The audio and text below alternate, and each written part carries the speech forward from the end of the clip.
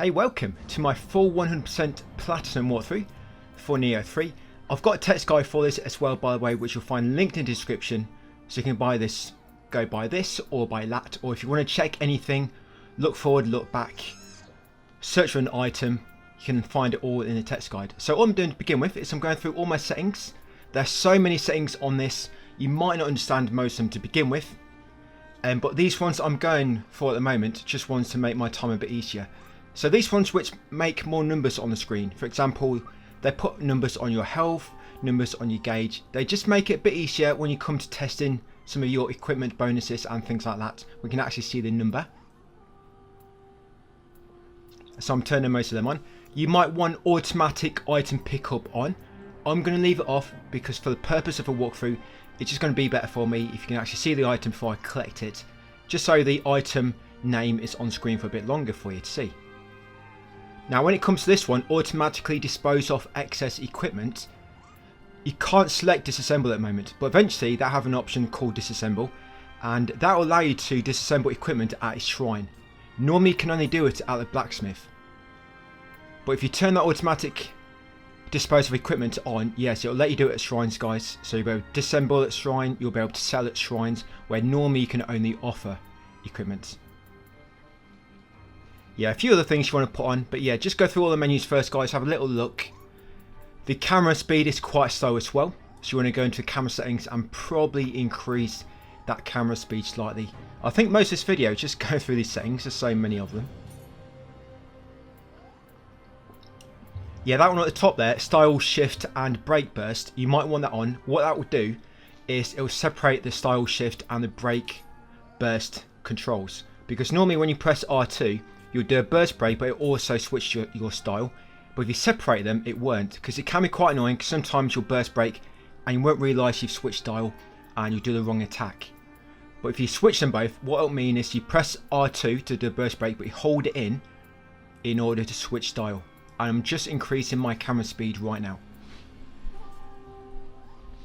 Right, that should be it. So new game, and let's get going. So I'm not going to lob too much at you to begin with. I mean, it's only the tutorial area in this, so you're not going to see much anyway, and I don't want to overwhelm you with all the systems, and you probably just forget about it until tomorrow's video. So when it comes to character creation, I always go for the default one pretty much, because it don't really do much for me. I'm all about the gameplay. This is a walkthrough, of course, so I'm going to be skipping cutscenes. It's not a let's play, I don't need to show you all that. If you want to watch all of them, you need to watch a gameplay let's play, or basically a walkthrough, what people call them nowadays. But yeah, this is a proper walkthrough if you want to go by the word. And I did forget to say, but thank you to the PR team. They did provide me with an early copy. I did get it quite late, I didn't get it until last week, so I've not really had much time to work on this, so fortunately I can't really get much ready for launch. It would have been nice to have got a review ready, but I've just not had time, because I've been playing Code Vein 2 as well, and to be honest I didn't really expect an early copy, so a big thank you for that. Yeah, I will try and do a review once I've got this walkthrough done. So in here, once you can select your weapon, I like to go for the dual blades first. If you go for that katana, if you press square and then triangle, you do that attack, which is quite good, where you spin in the air. But I go with the dual blades just because I like the speed of them. You will get more weapons later, so don't worry about being locked to one you won't be. So what you got to do in this tutorial is take out this punk. Yeah, you're going to come in here to prove you can fight like a man or woman, depending on what character you created. So first bow, that was the respectful thing to do. Yeah, first do a bow, try not to bump your heads. That's it, and you got to go through all the tutorials. If you've done the demo already, you probably don't have to do all this. But I just opened up my text guide. Yeah, thing with Nioh is a lot of the loot is random, so it might be quite tricky when it comes to working on builds. But because there's so many builds in this game, I think there's going to be so many overpowered builds. So of course I'll guide you through my builds, but if you want to do your own farming in your own time, of course you can do so. You don't have to follow me exactly. This walkthrough is just show you like an optimal route and what needs doing for platinum. I mean, what you do along the way, that's entirely up to you, and I guess every player will do what they want to do anyway. Don't think anybody's going to follow me, you know, frame for frame. Because we all get a bit curious. Especially when we're running around these open world maps. Right, so where are we? Nioh 3. Yeah, I've got so many documents now in my Google document guides. So many. So if you do want to pause the game, by the way, press options and then press L3. That's for PS5. I mean, I'm not quite sure what it'll be on other systems. But if you press options to bring up the inventory at the top, or your tabs, there'll be a prompt at the bottom of the screen and it'll say like pause L3 or pause Shift and P and S and R at the same time. Whatever it's going to be on PC, I don't know. But yeah, that's how you pause the games. Press options and then press a prompt at the bottom of the screen and that pauses. Because then if you need to watch video from one part to one part and it's in the middle of the battle, you can just pause the game and do so.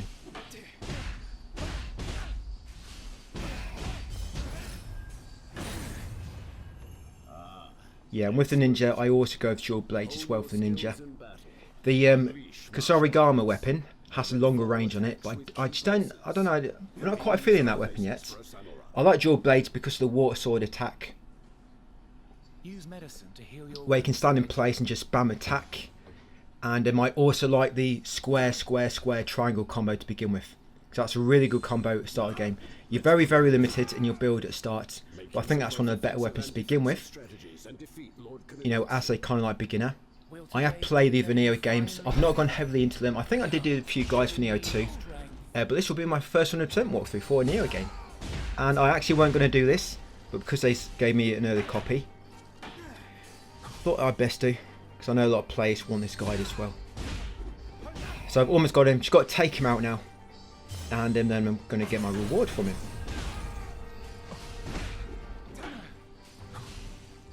Yeah, it's going to be so many builds later on when it comes to the exploration part. I'm not quite sure exactly how I'm going to work out the exploration part. You know, we'll know by tomorrow. Do I collect every single item? Do I collect every single enemy?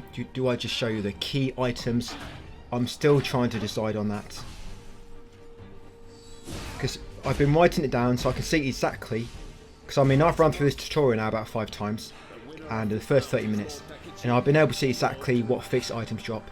And there you go, so give my reward. So if you want to get its reward, guys, just go and stand near there. You can see exactly what it's doing there. Well deserved reward. There you go.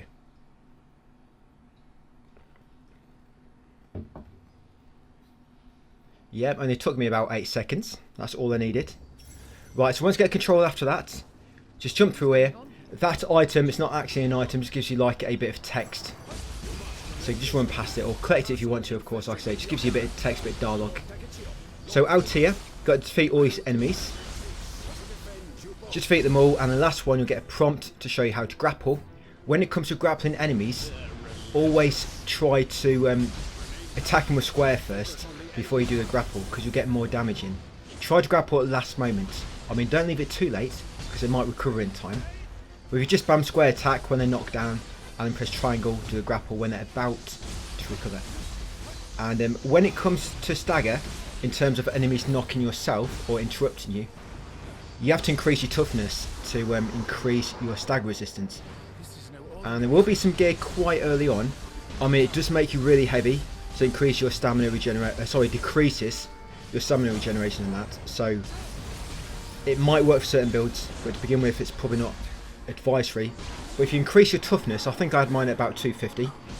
Once you get an attack going, enemies could not interrupt me, so I could kind of lock enemies in place with water swords, get them near a wall, and even if they get a few attacks off, it doesn't interrupt me because my toughness is so high.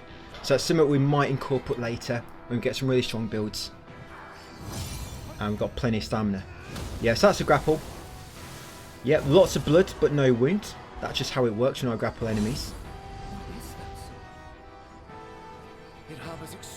So afterwards, talk to your master, bow to him before you talk to him. Don't look him in the eye, or he'll do to you what he's about to do to this wall. Yeah, do not look him in the eye. And he's about to knock this wall down. Yeah, builders can put it back up later. I'm sure they'll love that.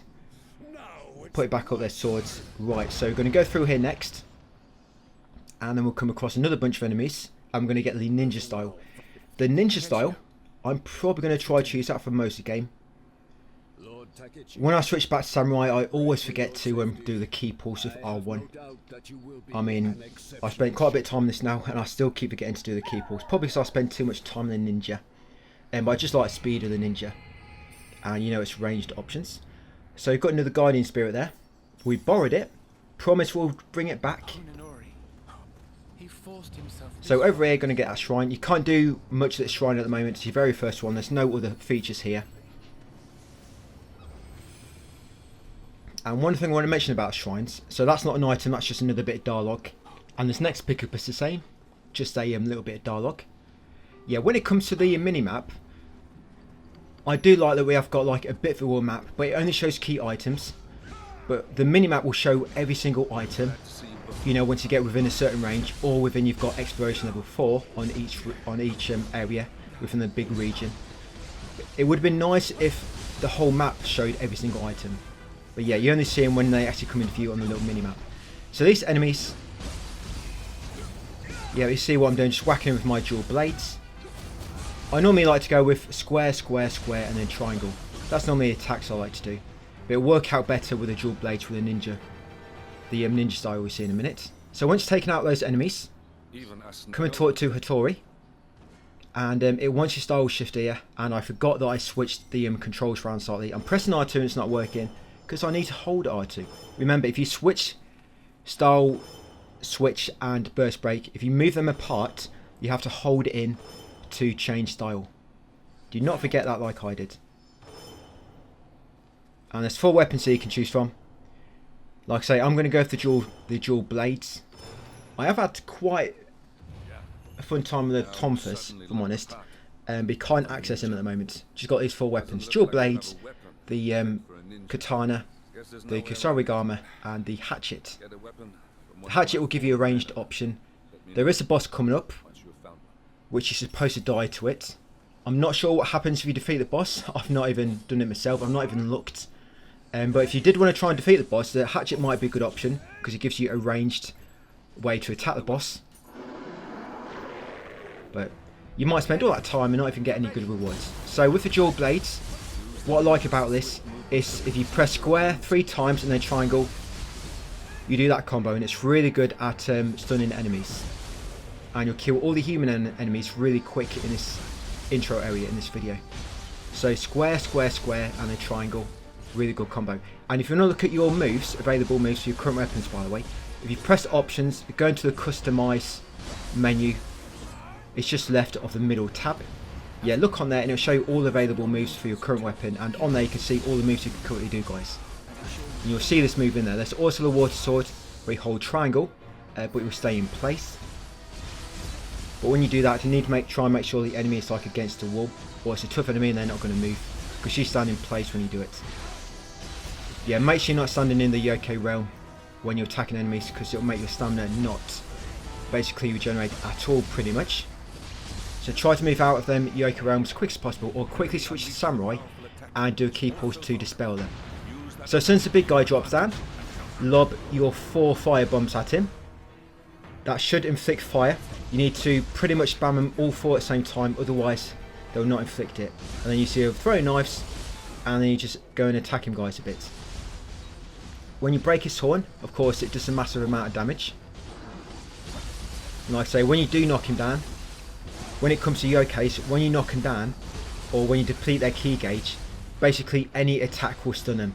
So whenever that ki gauge is depleted on a yokai, just spam attack on them, because everything will stun them. And then once they recover, of course, dash back. And also, when attacking with a ninja, when you're ready to evade, use mist first.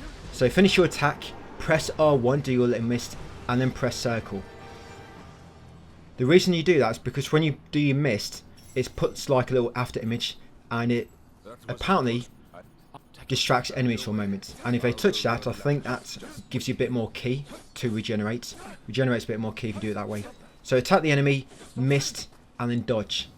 That's kind of how you want to do it. You'll find out when we get to the boss at the end of this area, so it works out really well on him. So once you killed him, up here, talk to Hattori again, and then drop down and get a shrine. There will be a few enemies down here, but you don't really need to kill them, so it's going to run past. I think I will run past some enemies on the world maps. Of course I'm going to kill all the main enemies, you know, the ones which drop anything. The problem is, if you keep running past enemies, you're not going to get a course. And basically the Nioh magic is tied to enemy course now. It's not like it's got its own separate skill tab. You have to defeat enemies, get their drops in order to basically unlock Nioh. So yeah, to run past these two, that's not an item. If you pick that up, it'll just give you a bit of dialogue. Drop down here and go through the fire door. So this fight, once you are defeated, the fight will be ended and there'll be a cutscene. Like I say, you can try to beat him. I'm not entirely sure what happens. I'm sure somebody will beat him. I mean, to do it, you'd have to back up your save and keep restoring it. So yeah, I'm just going to get killed straight away. There's no need making it take longer than what it needs to. And that'll take us to Hitakoto Slope. Now most of these items here are fixed. Yeah, as I mentioned with my text guide, so it's Eternal Rift first, which is going to pick a Guiding Spirit. And it'll take us to Hitakoto Slope. You'll get your first trophy in a moment as well. Yeah, a lot of the items are fixed. And the good thing about writing it down and replaying it multiple times, I can see exactly what items give you fixed loot and which one gives you random. Most enemies will just give you random loot, so just keep that in mind. The enemies which don't, I'll make sure I let you know about that. But when it comes to spirit stones as well, try to keep them. Do not use spirit stones, because with spirit stones you can refill your living weapon gauge. And so when it comes to difficult bosses, if you've got plenty of spirit stones, you can just basically spam them all. Well, not spam them all, just eat some or use some in order, yeah, try eating them. They're very hard. You can try and use some spirit stones, build up your living weapon gauge, use it. Once it runs out, use spirit stones again to build it back up, use living weapon again, and that will allow you to probably, hopefully, kill bosses a lot better. But we'll see how that goes going forward, because the first proper boss is actually really difficult. Not this guy coming up, I mean in the first open world area. Yeah, first proper boss there is quite difficult. So grab that spirit stone on the left, come up here, activate the shrine. Yeah, I'm going to let you know all these items are picking up, but if they're random, I'll make sure I let you know. So this always has a irregular troops hat. You can put that on, so it looks kind of cute. Yeah, that's for a samurai. There you go, keep your hair dry. So put the hat on, guys. Give you a bit more defense, I guess. Come around this corner, I'm going to jump up this rock. This is a small spirit stone, again. Grab that, then you want to jump off here and press triangle above that enemy to get an instant kill on him, a stealth kill. You can stealth kill from behind or from the top. Now crouch with L3, get behind this guy and press triangle to stealth kill him. And that item in front of him is a sacred water. Right, I'm going to stealth kill this guy next, but you see that guy walking to the left, you want to wait for him to walk by so I don't aggro him. Remember to crouch when you're behind enemies, otherwise they'll hear you. And then if you're quick enough, you can get this guy. I can normally get him, but I think I got a bit stuck then, so I kept standing up and crouching down again. But yeah, so square, square, square, triangle. Take him out really quick. Basically light, light, light, heavy attack. So that item always gives you the same thing. Spirit Stone, a dual Taki, and a mini Yujikatana weapon. Up here next, kill these two enemies. There's just one and there's one a bit further up. So I'm just doing that same combo, guys. Light, light, light, triangle. And then you do mist and circle to evade. Wait for your stamina to regenerate and then repeat. I know it's probably a simple way to defeat them. Probably a bit of a cheese because I just keep doing the same thing. But it's effective. I'm not one of them which likes to parry, because parrying takes a lot of time to master. And you know, most of my time goes in optimising all the exploration and stuff. And I guess cheesy builds, but we'll see how it goes. So take that enemy out next. That trap makes you jump over the log with double jump. Loot that. There you'll get a longbow. You'll get some arrows for it as well. So with a longbow, you're going to shoot that enemy in the watchtower. Get a headshot on him to kill him instantly. Climb up, get anything he drops. Right, then I'm going to take out all these enemies next. I just wanted to take out all these enemies because if you try and get all this loot, they'll just all be running out. You'll have like 6 enemies chasing you down. Fighting over who's going to attack you first and get a finishing blow. Yeah, can't make the mind up. Yeah, so again, just square, square, square, triangle. Light, light, light, strong. Simple, but effective. Yeah, of course that taller guy is a bit stronger. Yeah, just back off when you need to get your stamina back, guys. Remember, if you do knock him down, use light attacks until they're about to recover, and then use strong attack to do a grapple for maximum damage. Right, once we're all dead, going to come up here, going to grab that arrow ×2. Yes, that's fixed, that's always there. On a throwing stone as well. Did that come from an enemy? Loot that item next. I think that's always the same as well. Small spirit stone and irregular troops wrist guards. Loot that small chest. That's always the same items as well.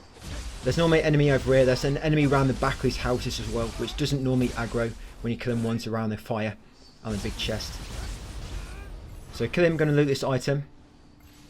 Sacred Water, Rogue's Helmet. Basically, all the items in this first area, guys, are all fixed, pretty much, other than what the enemies drop.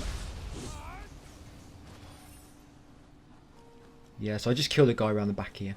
So you got his chest in the middle, the big chest in the middle, and another item. Remember, these are all fixed, so that's a incendiary arrow. And in the chest, you find, yes, that's what you get in there. So you're going to come to this house next, and you want to crouch through here. If you be quiet, yeah, they'll just break when you walk into them, like magical.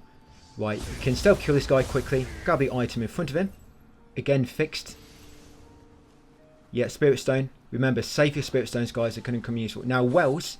When you come to a well, always attack the stone, and it normally makes an elixir drop out. Some wells will have like a Kodama inside them. But yeah, attack the well, get the elixir, get that last bit of loot, and then activate the shrine. Almost forgot then. And by the way, to slide, you need to run and hold crouch. Yeah, when you run in, hold the L3 button, and that'll make you do a slide. So I'm just going to level up. When it comes to leveling up, to begin with, you're going to just put a 10 into everything. It works out really well, because there'll be a lot of equipment. You'll get bonuses if you got like 6 in one stat or 7 in the other. So it just helps you have 10 in everything first, and that's where you get the most benefit as well for most levels, you know, up to level 10. And then from there, we'll just focus on whatever build we're going with. And you can reset your stats as much as you want. So don't worry about putting anything in something you didn't mean to. You can reset your stats on the level up screen free of charge. So that's quite good actually, that you don't need to worry about finding respect stones or spending lots of money to do so. Right, so just equip some better equipment. I'm still sticking to my dual swords as a ninja. So I've got that light, heavy attack. I'm going to kill this yokai down here. This is pretty much the last enemy before the boss. So again, light, triangle, move away, see what he's going to do. Yeah, until he gets stronger, you normally want to do your attacks, move away, wait for him to do his attacks, move and do yours, and basically just keep doing that. It'll be the same on the boss as well.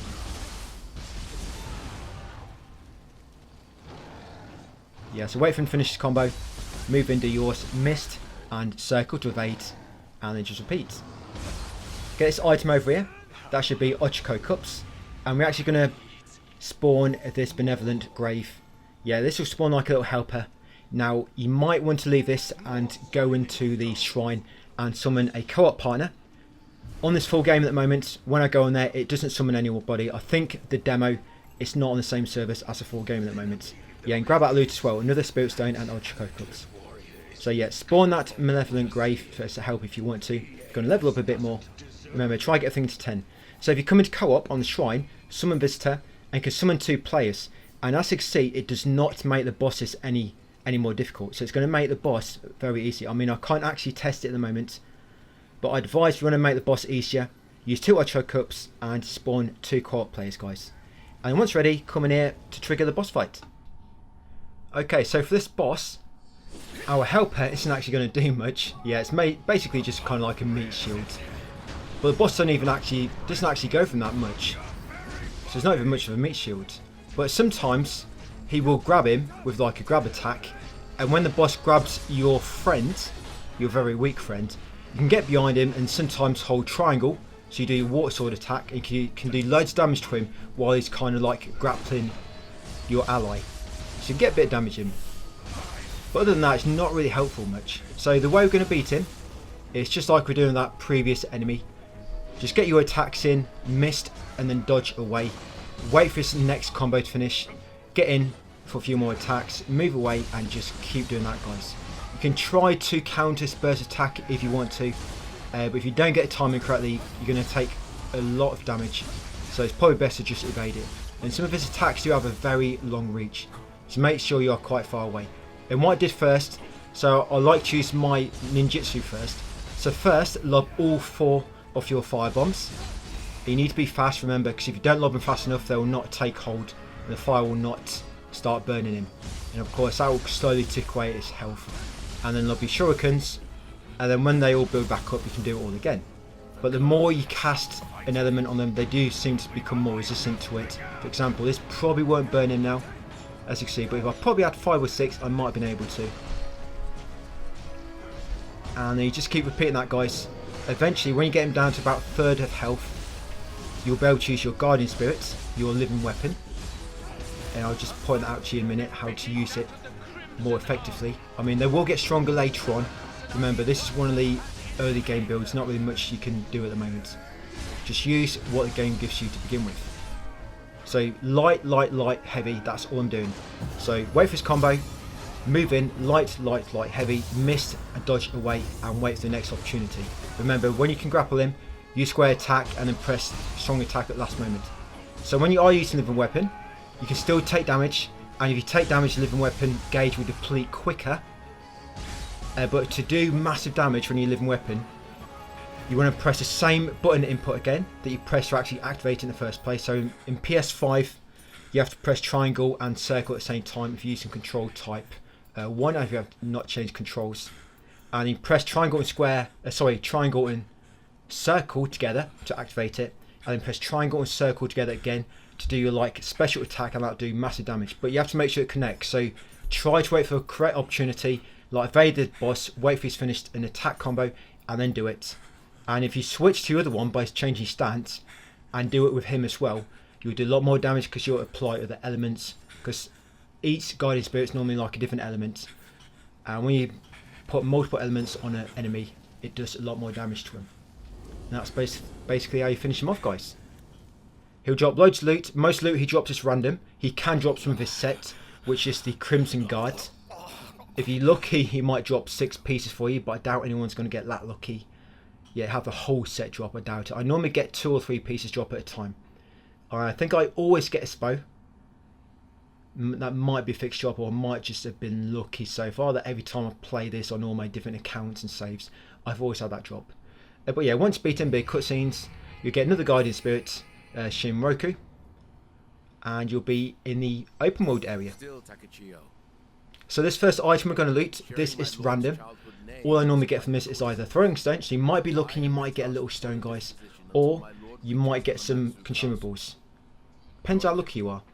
So what I've got from this so far is I get a throwing stone, or I get a righteous jasper, or a arrow proof amulet, which are all consumables. But of course, stone you can lob it at somebody's head.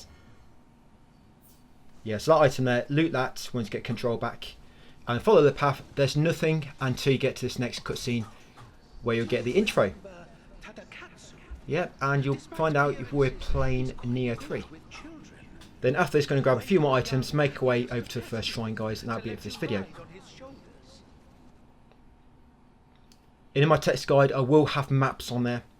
I'm not going to have time to number the maps, but I will put a fully explored map on my text guide, so you can have a look around, see where things are. Yeah, all be in my text guide. So yeah, will be a few maps in there, guys, where they come useful. It's just a shame, like I said, that the items on the minimap do not show on the overall world map, so that could have been nice. The world map normally shows key things, like when you get samurai locks, or there's like a crafting tome, things like that. It'll show all that. So grab the item. That's always a Uchiko powder. Grab the Uchiko powder, carry on down here, and grab a small spirit stone. Remember to keep these. Head on a bit further. Grab the samurai's locks. I'm just going to save that for time being. I'll go through all that in the next video.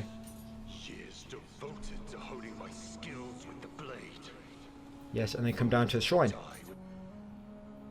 But I think you can respec all these as well. So even if you do put one of these in the wrong site, you can take it back afterwards and put it in something else. So it's quite nice that you've done that. I think some of the previous games you had to get something to respec it with. But yes, that'll be it for that video, guys. I'm just leveling up a bit more. That's it for part 1. So thanks for watching, and I'll see you on part 2 tomorrow.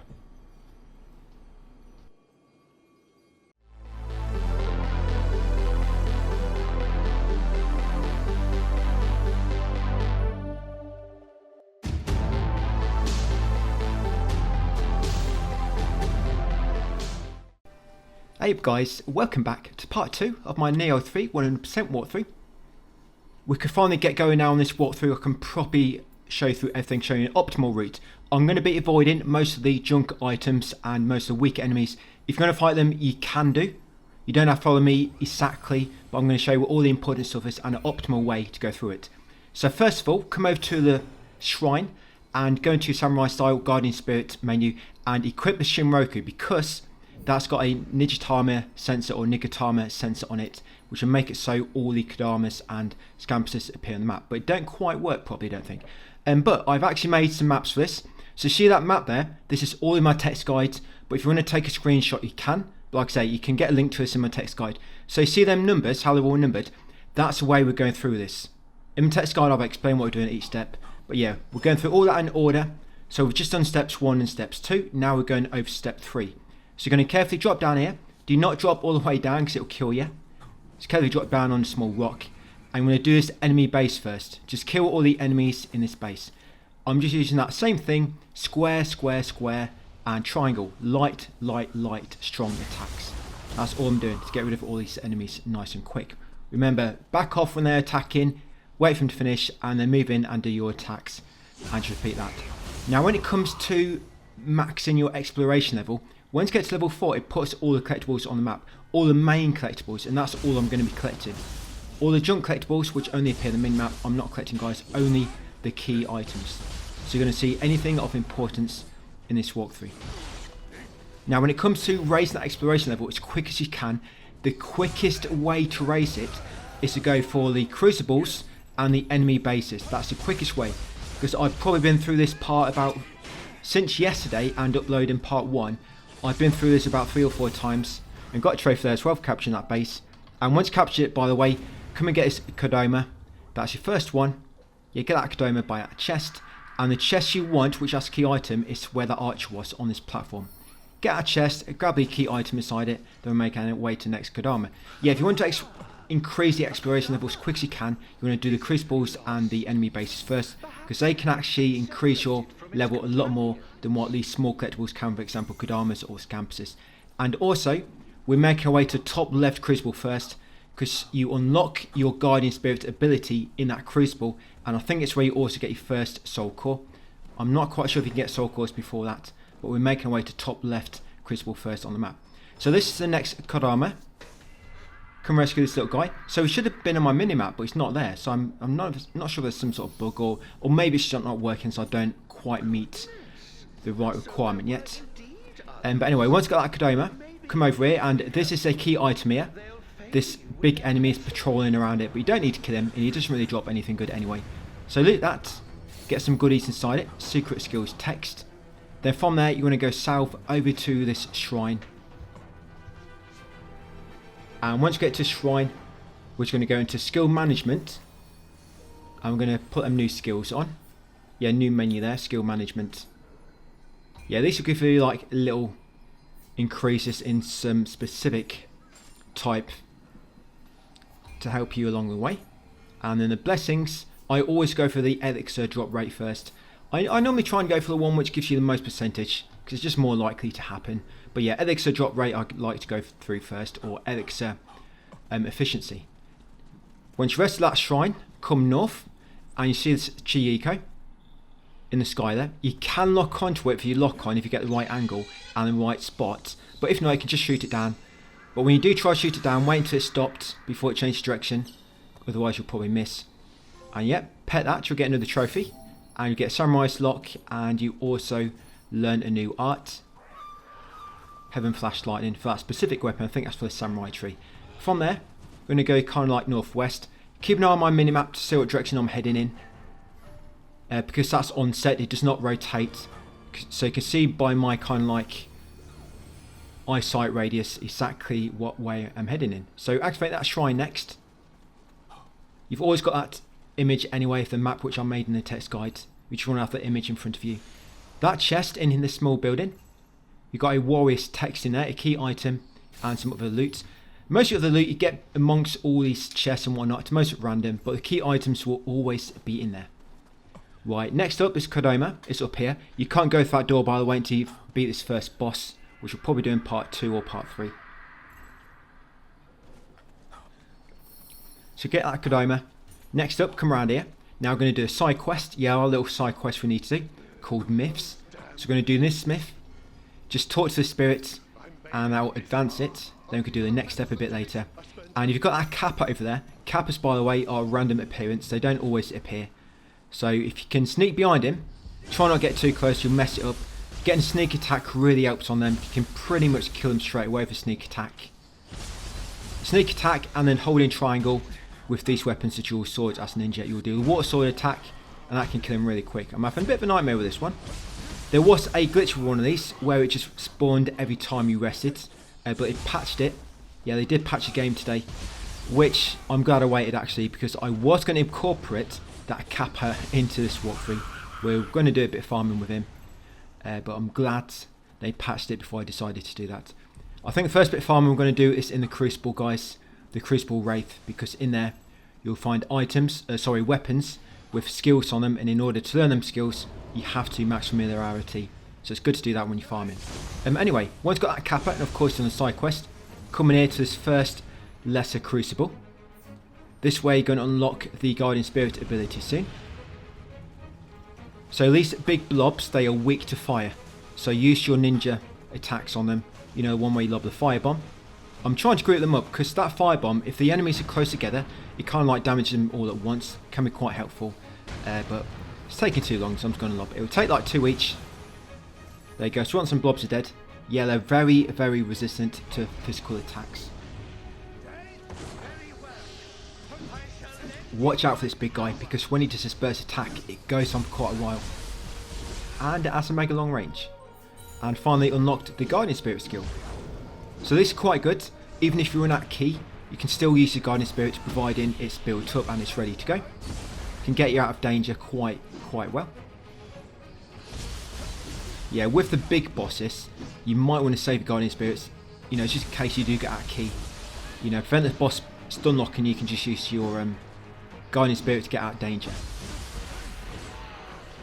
Right, got him. He should be the last enemy of that Crucible. And there you go, he always drops that core. Always drops that core. Right, then you want to break this spike. Get a trophy there. And because we just reached exploration level 3, we got a Samurai's Lock as well. Grab a large spirit stone, because when you break them you always get a large spirit stone drop. Come out here, drop this item on the far edge. And in here is another key item. That is a Ninja's Lock. Grab the Ninja's Lock, drop down, and you see this enemy campsite. So you know that side quest we did earlier. The item's down here now, and it's this item here near this lamp. The Physic. Yeah, grab that Physic, guys, that's medicine. That's all you need from that enemy camp. Kill them all if you want to, grab any loot. But once you're ready to move on, come over here to the southwest. Follow the western wall and you'll come to a statue. If any enemies are present, you have to kill them. Otherwise you'll not be able to interact with this. That's it, and to trigger that 6 Jizo statue. Once you've done so, we're going to fast travel back to that shrine in the middle of this sub-region. The Hoyo shrine. We're going to go and do a enemy base again.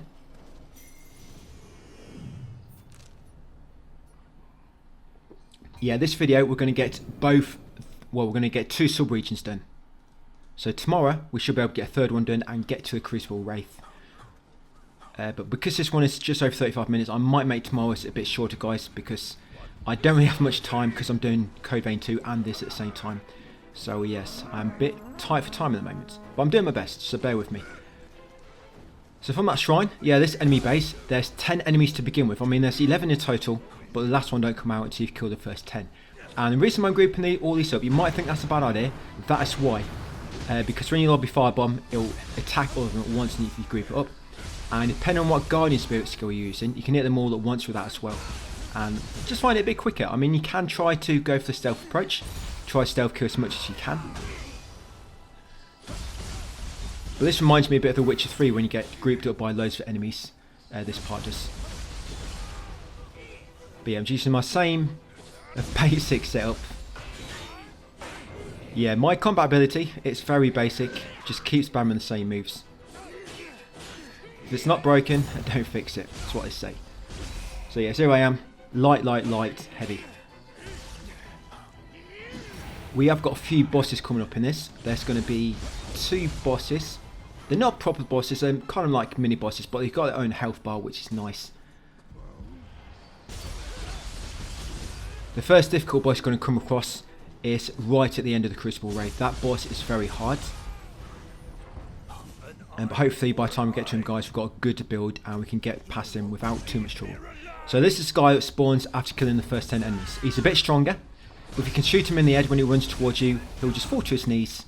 And you can get a grapple on him as well. And got him. He went down pretty easy.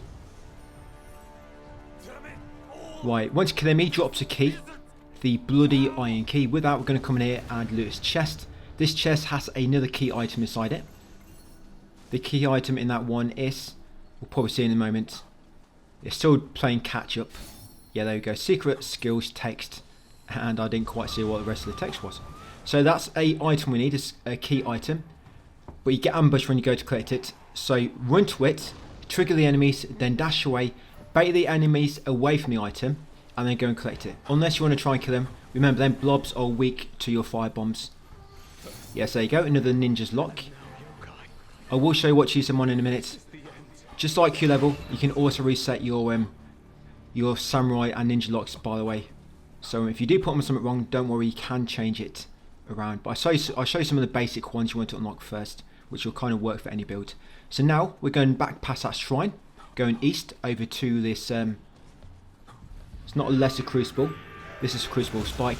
So when you come to these crucible spikes, you only have to destroy the spike. You don't have to bother fighting the enemies. You only have to fight the enemies if the area kind of locks down and you can't get out. And just got a trophy Explorer. That's reaching Explorer level 4. Once you get to level 4, it will show all the collectibles for that sub-region on the map. So if you open the map now, it will show you all the key ones, which is on my map.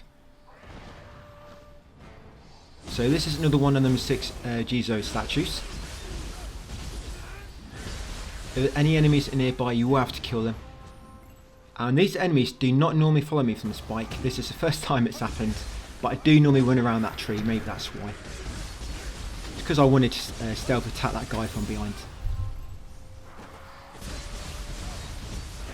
So yeah, just same as normal. Light, heavy.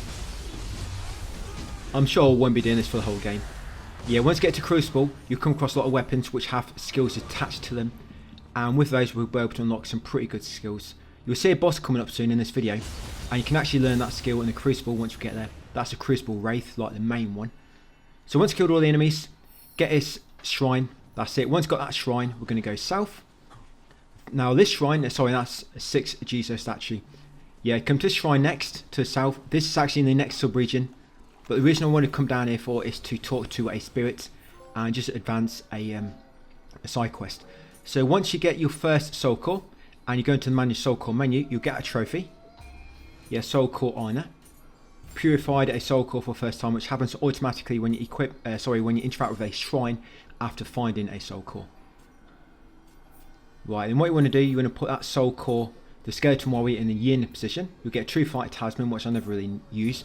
Always level up when you can, guys. Remember, try to go for level 10 in everything to begin with.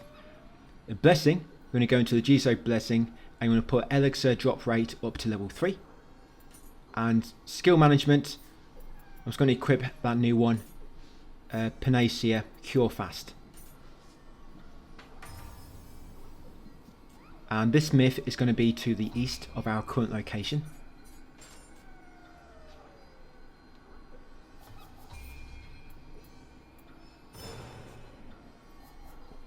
All I'm doing now, guys, I'm getting a bit annoyed by all them exclamation marks. I'm trying to get rid of them.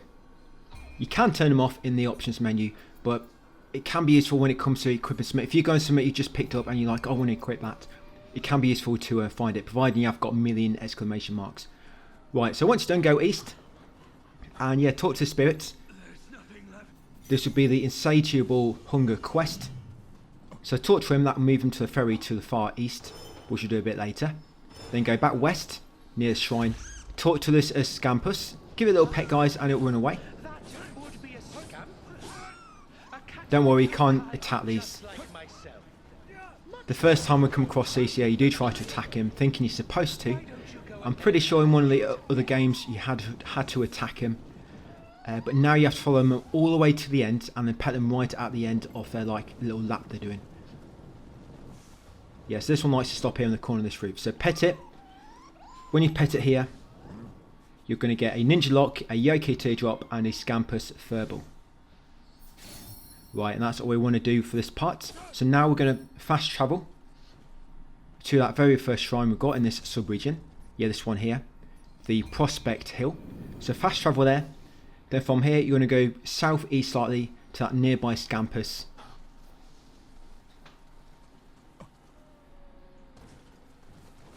There's loads and loads of loot if you want to pick it all up, guys. But most of it's junk. And it's all RNG anyway. So that's why I'm not too fussed. I am going to be collecting all the loot on some of my other accounts. So if I do come across anything which is mega useful or rare, you know, I might add it to the guide. But yeah, for this first few regions, there's not anything which is mega game changing, so just grabbing all the key items. So follow it all the way. Now, if you see the kappa by the beach, these kappas are random, by the way, they don't always spawn. So if you see that one by the beach, yeah, kill these flies nearby and then try stealth attack it. So see what I mean by if you can stealth attack it and then hold triangle, do your water sword, assuming you've got the same weapon as me and your ninja stance, you get rid of these really quick, like that, which is nice. So, and if you're really lucky, they might drop their Kappa core. With their Kappa core, it will allow you to get the item Omeo magic, which makes it so when you use that item, it makes it so enemies are more likely to drop, you know, more rare items. It increases your luck, so it can be good for farming. But it's all about luck if you're going to get that core or not. I think it's quite a rare drop. So yeah, pet that Scampus, get a Ninja Lock, and another Scampus Furball, and a Yokai Teardrop. And now I'm just going to walk back to that same shrine, Prospect Hill, just because it's a bit quicker. And now we're going to go south.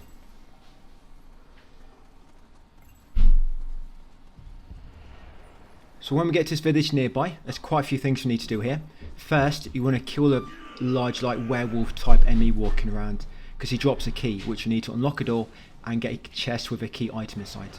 So yeah, this big werewolf dude, there will be a few enemies around, but they don't normally attack you, they just like to shoot from a distance. So I'm just going to get stealth attack first, a chunk of damage. That's it, and then take him out quickly. Just be careful, you can do a chunk of damage, so make sure you keep your health full. It's always a good idea to keep your health above half. But I mean, even then you can get killed quick, especially if you get caught in a burst attack. Right, got him. So there you go, he drops a dirty key.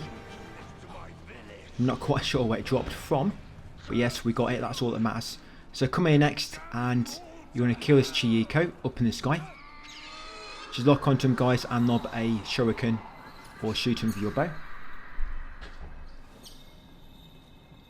Pet him when he comes down, you'll get a samurai lock and another art. Yep, Moonlight Snow Charge. Now open this house with that dirty key we got from the wolf. Open that chest, inside you'll get a key item. Yeah, skills, text, armor, piercer. Next up, come a small ramp, drop into this house via the hole in the roof. Kill a weak enemy inside who likes to ambush you if you don't know about him. But I do. Yeah, and inside here is a Kodama. Now this should be the last thing in this particular sub-region which we can currently acquire. That should be 29 of 35. And everything else you can't quite access it yet. On my map, it does show a few extra, but ignore that because I did a glitch. But yeah, all you can get at the moment is 29 out of 35 in the Tenryu River location. I'll talk about all the rest later on, guys. So I'm going to come over to the shrine next. Now we're in Taikido. Yep. Once at the shrine, we're just going to activate its new skills. Yeah, we're going to Kodama Blessing as well. Increase elixir drop rate to level 2, and we'll level up if we can. And now I'm just going to show you my inventory, and we're going to go into acquire martial arts. And quick thing about the map, so I can see, if you come onto this fourth tab, we're on 29 of 35. That's what you should be on. 29 of 35. You can't get any more than that at the moment, unfortunately. And I'm going to come into my acquire martial arts. I'm going to go into samurai. I'm going to buy high stance, low stance, deflect, flux 1, and flux 2. These are just basic things you want for any build, so just good to unlock to begin with. And the ninja, I'm going to go for evade, footstool jump allow you to jump off enemies when close by, and mid-air dodge allow you to dodge a very short distance though when you're airborne. Right, once done all that, come over to this enemy base to the east, and this is actually where that side quest Insatiable Hunger wants you to come. That's why I wanted to go and just update it so you can do everything here all at once. So yeah, take out the enemies. It's a yokai base. Yeah, some enemy bases will have humans, some will have yokai enemies. There's a stronger enemy near the shoreline, so do not go too close to the shoreline, guys, until you got rid of everybody else. So I'm just going to get rid of that strong enemy first. I did hope to backstab him, but I didn't manage to pull it off. I just keep taking all these out. Yeah, same same normal moves.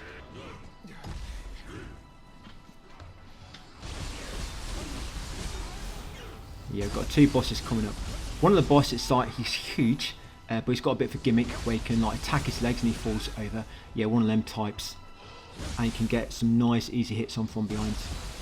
And the other boss is on kind of like human enemies. But it's not too bad if you just keep doing it with these attacks I'm doing. You know, get a few attacks in, back off, let him do his attacks. I think when you get greedy, that's when you get into trouble with these kind of like normal enemies in these first few regions.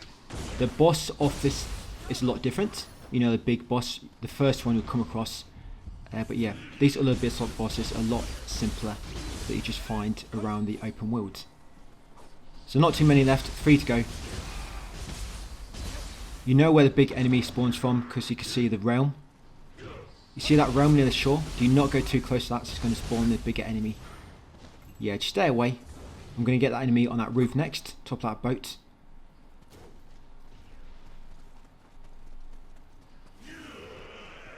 Right, take him out. I think because he's kind of like an archer, he's weaker. And you probably don't see me equipping my gear very often, so I'm just doing auto equip. Yeah, for now I'm just doing auto equip because you don't really have anything like mega overpowered. So I just want to have whatever's new we've collected and it's got more, you know, higher stats.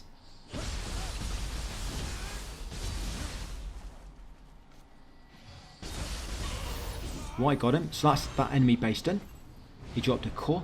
I think that core is random. In my text guide, by the way, I'm just writing down everything I had dropped when I was actually writing the text guide, but you'll find out a lot of it's random. But after, when we get to part 3, I might just put down all the key items. I don't want to keep writing down all the random stuff. The thing is, it can be good because, you know, you'll get random stuff from some drops where you won't particularly get from another drop, or it might be an enemy which will only give you certain items. You know, so I don't know. I might leave it in, we'll see. But it'll be quicker if I just write down the key items as opposed to just writing down every single thing all the time. But anyway, come to this Kodama. Yes, once you've defeated all the enemies, it'll be just over here in this corner behind that fence near that red chest. Once got a Kodama, now come for this little crawl space. And you want to search that body. All you're going to find is 1 arrow, unfortunately. But that's what you need to examine to update the side quest. So you get some dialogue from Taro. I'm sorry, I saw a house in the forest. And that's going to spawn this boss. You're going to see it spawn in a minute. So it's not quite spawned yet. Watch this big guy spawn. There he is. So it's just going to spawn there. If you can get behind her, you can get a stealth attack. The first time I did this, I couldn't stealth attack her, but for some reason now it did. Yeah, there you go. Get a chunk of damage to begin with. That's a Gaki Chief. And that did a lot of damage. I think it's because I broke the shell in its back. So yeah, if you attack the feet, you'll knock it down. And when you knock it down, if you get behind it with full stamina, you can do a lot of damage as Ninja, of course, because you do more damage. And if you've got the same guiding spirit as me, you'll dodge through it, and if you time it right, like I just short of getting a grapple then. Because to grapple this enemy, when you make it fall down, you have to grapple it from the front. So if you're quick enough, you attack it from behind, do guiding spirit to roll in front of it, and then quickly grapple. See if I can make it this time. No, I can tell you now I don't. I think I just like to attack him from behind. Yeah, slice up his scrotum there.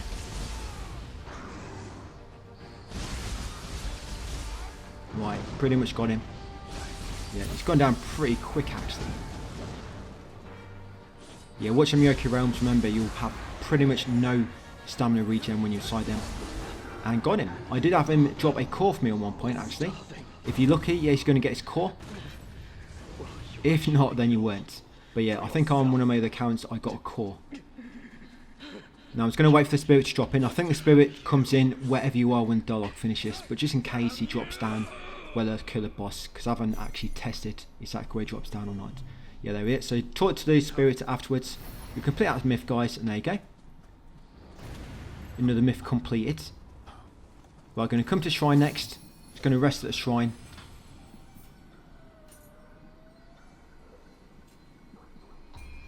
And where are we?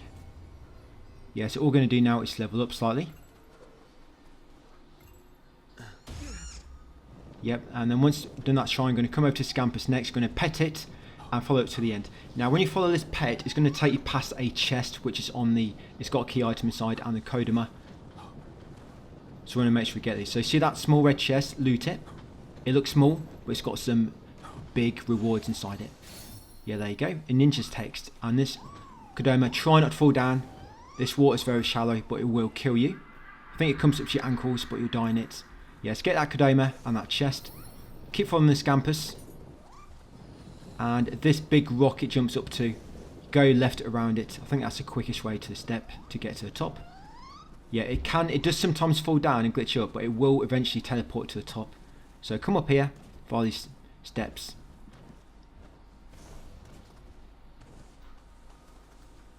Yeah, there you go. So you get Yoka Teardrop, Samurai's Locks, Scampus Furball, and you always get Scampus Soul Core from this little fella.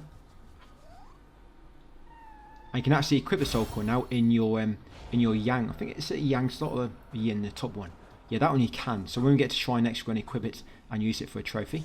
They're quite good anyway, because they can like damage bosses at the same time. So this is a boss down here. So you can get a stealth attack on him, get a bit of bonus damage to begin with. Yeah, he looks like a normal enemy, but he's a green Shadow's Blade. Yeah, stories have been told about this guy. You don't normally live to tell the tale, but we'll make sure we do. So all I'm going to do, light, heavy. That's it. And when it comes to this key, you'll see me doing it soon. I completely missed 2 of them fire bombs. But you know your ninja stars. So when you kind of like spam an attack on him, when he starts blocking, or when you want to back off to get your stamina back, you can actually throw your shurikens during that. You know, because when you're throwing shurikens, you can actually regain your stamina. I know it's called ki, but I'm just calling it stamina, so I'm just used to calling it out from other games. Maybe I will switch the ki a bit later as I play Nioh a bit more. But yeah, actually attacking him, when you need to back off to regain your stamina, lob his shuriken, then that keeps his ki at the same level. You know, while you're recovering your ki, it'll keep his ki low. Then you get your stamina back, attack him again, and it just stops his ki recovering while you recover yours, and it's quite good. You see me doing it in a bit actually. And I did use my Guiding Spirit there, and I think they have nerfed the Guiding Spirit as well. It's in patch notes so recently released, I think just today. So yeah, you see that, lobbing the shuriken. So it keeps his ki low, and then you get your stamina back, it's keeping his ki low, and you can stun lock him a lot easier, guys. Yeah, it works really well actually. And then after you're attacking him, you're getting shurikens back anyway. I'm not quite sure there's going to be a build around that later. You know, where you just attack, shurikens, attack, shurikens, attack, shurikens. You know, if you can get stamina regen really quick and your ninjutsu regain really quick. He's about to run away then, you see that? Don't blame him. But you see that attack he did where he does that AoE? When he's going to sheath his swords, get away, so he's going to do like a massive AoE attack. Yeah, and you can actually get that skill a bit later in his first Crucible. But I think they might nerf that one as well. But once you beat him, you'll get a transformed art, Swift Step, Heavy. Come in here, loot the chest. The key item you find is another skills text. So you kill him, and you loot that small chest. Right, from there, going to come southwest. Now it's a pool of water down here. A kappa can spawn, and this is where the kappa was glitched before. It spawned every time you rest. But yeah, come down to statue, and that's another 6 Jizo statue. So from there, carry on south to the shrine, and there'll be another Crucible over here. Yeah, at the shrine, we're going to level up. We're going to go into the Jizo Blessing again. Increase life, corrosion, recovery, because we should have the other one to max already. Yeah, I'm going to enable them new skills, and I'm going to manage soul core. So I'm going to put the Scamper's soul core in my Yang position. Then I should be able to use it. Yeah, I think I'll get a trophy as well now. Budding talent reached level 10. Yeah, originally I was going to farm that Kappa to level 15, but of course we can't now. So they patched it. So lucky is I was going to leave that. In part 1. You know, I was going to end part 1 by showing you a farm, so you can do something in the meantime. Good job I didn't. Yeah, so see that summoning seal Scampers. Yeah, love that in your Yang slot. Right, then once you're done, come over here into this lesser crucible. Yeah, so when you use your summoning seal for the first time, you get a trophy. There you go. Yokai Manipulator. Getting quite a nice few bunch of trophies in this one, eh? About 4 or 5, I think, in this video. And we got 1 in part 1. So yes, spawn the Scampers and they'll just help you out. Just stun the enemies a bit more. Quite nice.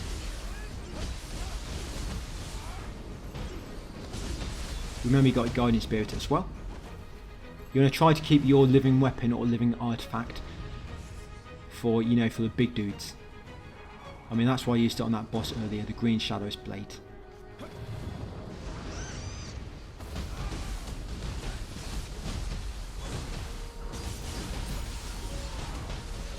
Right, yeah, they're really good.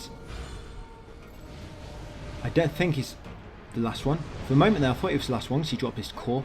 Because in these lesser crucibles, I'm pretty sure the last enemy always drops their core. Right, so this big guy is the last one. Try not to fight him in the realm, remember, because you'll get really bad ki regen. Hey, I called it ki for once. Yes, there you go. Yokai Soul Core. Grab that and then destroy the spike. It will drop a large spirit stone. Grab a large spirit stone, come outside here and loot this key item. In there, you're going to find a skills text, attack key arts. And once got there, we're going to go back to the shrine.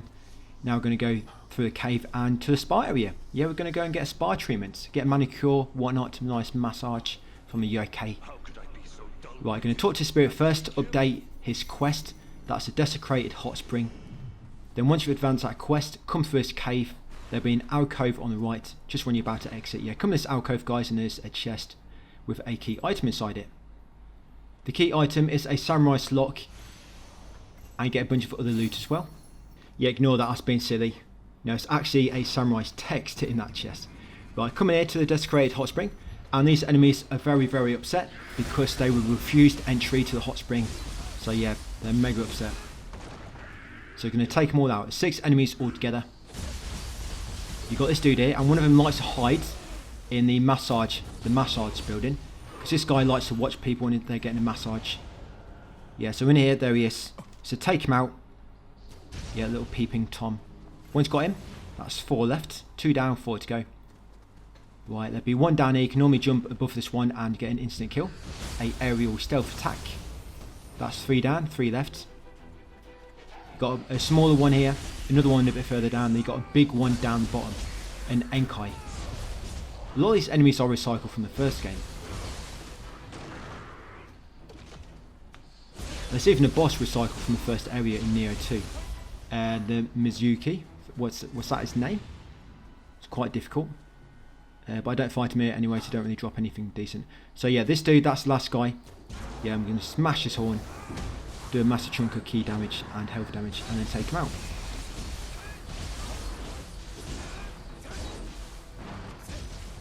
Remember to use your mist. Each time you've done a combo with your ninja style, use mist and then dodge. So that mist is free to use. It's a good habit to get into.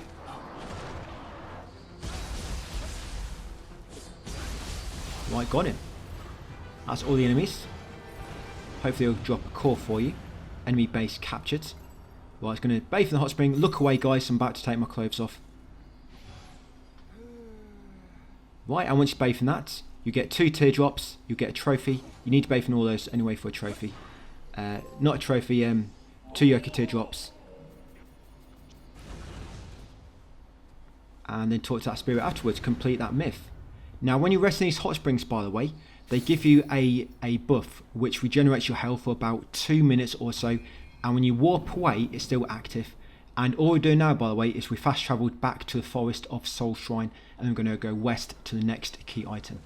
Yeah, them hot springs, you can see above my health bar, you see that I've got that buff active and it's regenerating my health 22. It's not a lot, but 22 at a time, it's not bad.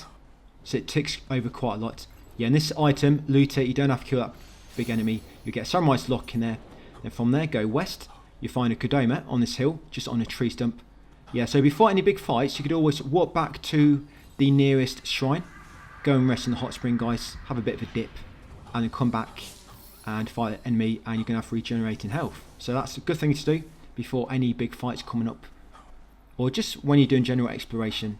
Because, like I say, it lasts for quite a while. So you just walk there every time you're near a shrine. So you just walk back to where you was before. Yes, that's the last item, Samurai's Locks. And that should be this area all fully complete. Yeah, we can't fully complete Tenryu River yet, but we can Tokaido. Yeah, Tokaido we can complete it. And it should be on 23 collectibles of 23. And all I'm going to do is when it's safe to do so, you can run back or just fast travel back to the shrine, guys. It's going to level up, going to slot them new skill arts in the skill management. Taki arts, this one will be called in the ninja tree. It's going to level up a bit more. And that'll be it for part 2. So yeah, like I say, part 3 might be a bit shorter.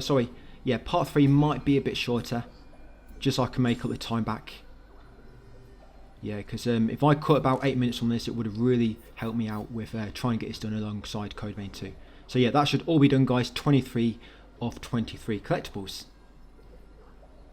Yeah, and that's what your map should look like at the moment. Remember, this is all the key stuff. Anything else, it's just kind of like junk or other items. Right, I'll give you a nice sending off gesture there. Yeah, I am out of service like always. Right, so call it a day for that one, guys. Part 2. Thank you for watching. And I'll see you in part 3 tomorrow.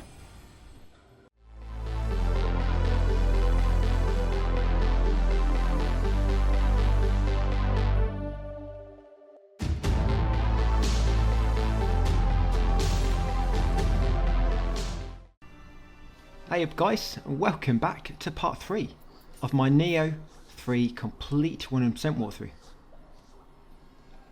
We're going to complete the Hamamatsu area and do the Crucible Wraith as well, part of the mission. So from that shrine back into Kaido, we're going to come west, and we're going to come around these buildings on the left because it's going to lead us to a Kodama.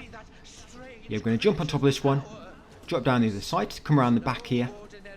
Remember, in my description, I've got a link to my text guide, and in there I've got maps with all the steps on the maps. If you just want to have like the image in front of you guys telling you what order to do things in the most optimal order. So get the Kodama, loot that chest. In that chest you find, of course, some ninjas locks and some other loot. There'll be a few things I'm going to mention to you as well in this one, guys. Some tips which are going to help you a bit later. But let's just get through all these collectibles first, and I'll wait till we're actually doing a bit of combat. So going to come back to the main path. Go in this house across the way, just before the shrine. Come upstairs and loot this chest.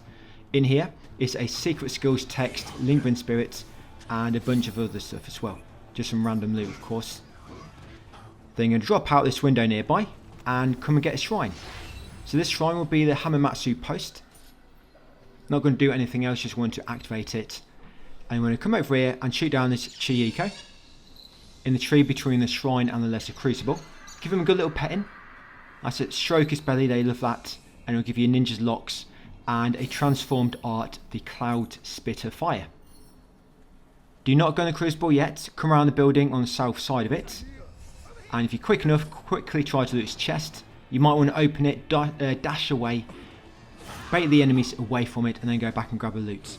But yeah, this chest, you find secret skills text, throwing blade counter inside, and a bunch of other items. Then once you've done that, come in here and do a Lesser Crucible.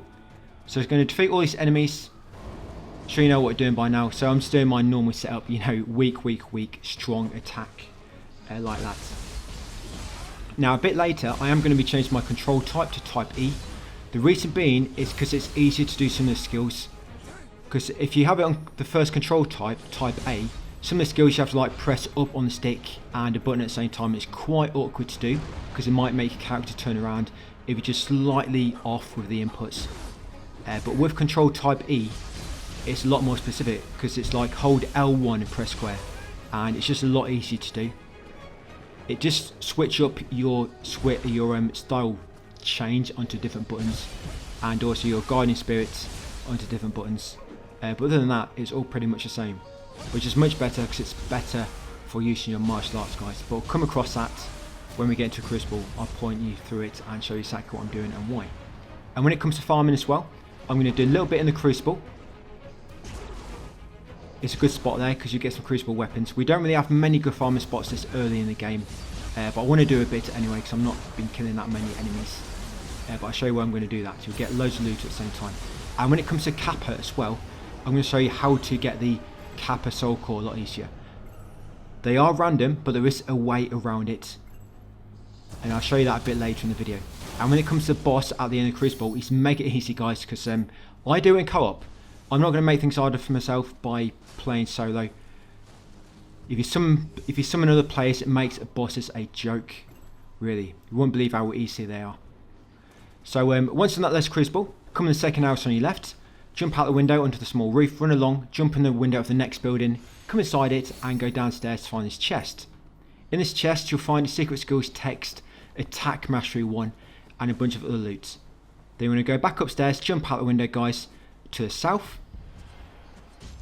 Once back on the ground, come over to this well to the south, take out the enemy nearby, and then knock down the stone, and there'll be a Kodama in this. Now this Kodama can glitch up sometimes. If it does, you might have to close the game and restart it to fix it. But yeah, but if you take him straight away, it normally works okay. But yeah, take that Kodama. Once got him, you're going to go north next. And over here will be an item. Grab the item near that bridge. You'll find a ninja's locks in there and a bunch of other loot. Then turn around and climb up this ladder on the side of this building. Up here, come down to a small roof, just a little bit lower, near that platform. Grab that Kodama, near the gutter. Yeah, once got a Kodama, near the edge of the roof, come back across here, and you see this chest, this got a key item inside it. Going to attack that enemy from up above in an aerial stealth attack. Finish him off, and in this chest you'll find a Samurai's Locks. Yeah, Samurai's Locks in that one. Now once got that, we're going to get back onto that same roof, because there's an item down in that ravine down below, in like a cave. So I'm just going to jump up these rocks, get back on the roof, and carefully jump down here. Just be careful, it's quite a long drop, and if you drop all the way down it could kill you. Yeah, some of us find out the hard way. Right, so once at the bottom, you're going to come in a small cave to the north. Is it north or is it west? Oh no, I think it's west actually. But yeah, there's a small cave here. Yeah, go inside here and loot the chest. In this chest, you're going to find a secret skills text, a recoup. So grab that one. And now we're going to make our way north up to where that myth is. Yeah, that myth is a drop of hope. And it'll only be there if you spoke to him near the northern shrine in the first part of the region. Forget the name of it now. Oh yeah, Tenryu River. If you spoke to him there and then got a physic for him from a small encampment, yeah, that will make him appear here. So there'll be a yokai mini boss outside it. You can't stealth kill him. I've tried from both sides. You can get right up to him. You can basically like lick him, and he won't be aggroed because I think he likes that. But yeah, you can get so close, but you can't stealth kill him. But you can sometimes throw a stone, get his attention to make him turn around and run away to de-aggro him, and you can sometimes get behind his back. I was going to try it here, but I didn't quite make it work. And it's just a bit messing about anyway when it's not necessary. Yeah, he goes down quite quick. So yeah, take him out. You need to get access to that house.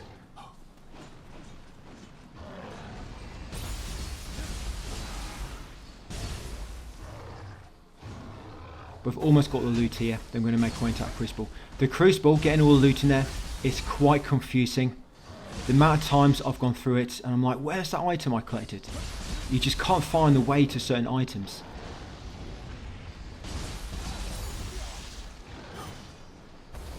So following this, you shouldn't have to go there again to get all the items, because you can do the Crucibles again, the main ones, but right now you can do its mission, main story mission, so you can kind of warp away from it. But when you do it later, it'll be like one of the side mission type things in the battle menu in the shrine. And if you do it that way, if you want to warp away, it kind of resets the mission. You'd have to start from scratch again. So once you beat him, come inside here and loot that body, wait for the dialogue, and then interact with the spirit guys to complete that myth. Another one thing I want to mention is if you get a demon mask, it's not a female one, there's another one. There'll be a demon mask. Sometimes they can have like a skill on them called treasure sensor, and it makes treasures appear on your minimap, which can be quite helpful. Loads of gear will have things like that, just like little skills which will like give you some kind of advantage, like putting treasures on the map, Kodama, things like that. So always keep an eye on your skills, guys, to get on different equipment. So once you complete that myth, come over to this shrine. Yeah, so once at the shrine, I'm just going to level up. I'm going to get a new blessing for my Kodama. I'm going to put my elixir drop rate up to level 3. And my skill management, I'm going to activate attack mastery. So that increases your attack slightly. But I'm going to disable thrown blade counter, because I'm probably not going to use that often. Right, then from there, we're going to make our way along this kind of field. Follow it to the top. There'll be 2 houses. We're going to go to the one on the left. It will lead you to a cave. Drop down it and there'll be a crucible enemy at the bottom. When you kill these crucible wraith enemies, they actually increase the power of some of your soul cores. Yeah, so see this guy here. I was going to try and stealth attack him, but he actually noticed me. Yeah, but he's not too bad. But yeah, you take him out, you get, like I say, you get an upgrade to some of your soul cores. And we'll come up the ladder at the end and it'll lead us to a chest with another key item inside, a warrior's text.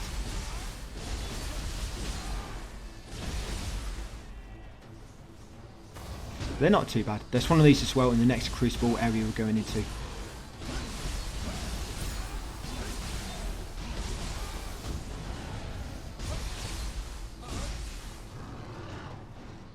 Yeah, some of your accessories as well. Some of them will have a skill on them called life recovery, and there'll be some way you actually gain life back by standing in the yokai realm. They can be quite helpful. Yeah, loads of useful skills on some of your weapons. Right, so once you kill that crucible wraith, that enemy, climb this ladder, loot its chest. There's a warrior's text and a bunch of other loot. And now I'm going to walk back to this shrine, Hamamatsu post. Then from here we're going to go west and carry on with the story. When you cross that large bridge, it's going to be a cutscene. I'm going to go west a bit more and get a shrine and a shop, Sudama shop. Now with the shop, if you exchange one item, I have tried this probably about 4 times and I always got a soul core first time. I don't think it's random. If it is, you have to let me know. But if you don't get it after the first exchange, you might want to back up your save if you've got the means to do so. Because it's quite helpful getting this Dharma core quite early, because it gives you like an infinite supply of Ochiko cups and small spirit stones. It does take a bit of time, but yeah, it gives you an infinite supply. So after that cutscene, continue west. Let's just activate a shrine.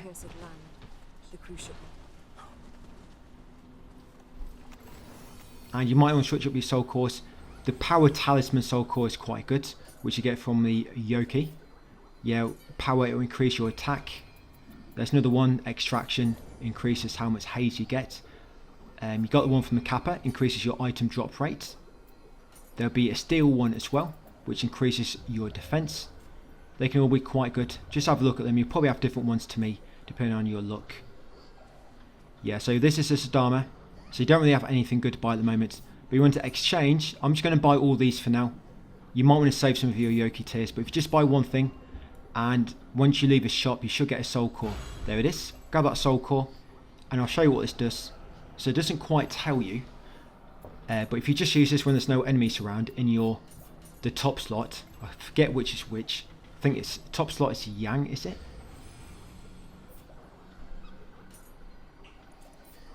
Yeah, so go into manage soul cores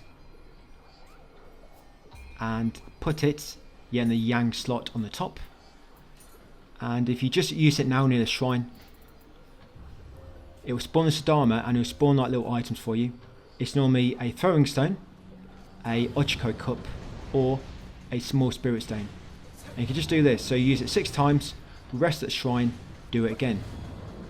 Yeah, it's slow, but it's basically an unlimited supply of Ochiko cups and small spirit stones if you need them. You can't really use small spirit stones for living artifact builds because each time you use one you only get 8% back. You'd have to use about 12, well 13 I guess, in order to get your full living weapon back after using it, so it's not really helpful at the moment. We need normal spirit stones. I think large give you 40 and normal ones give you 30, so even large ain't that great. The better ones are the normal. And then once you're done, so now we're going to come to the Crucible. So I've got a map for this as well. The map for this is a bit harder to go by because you can't really see the actual layout, but you can see what order I get all the items.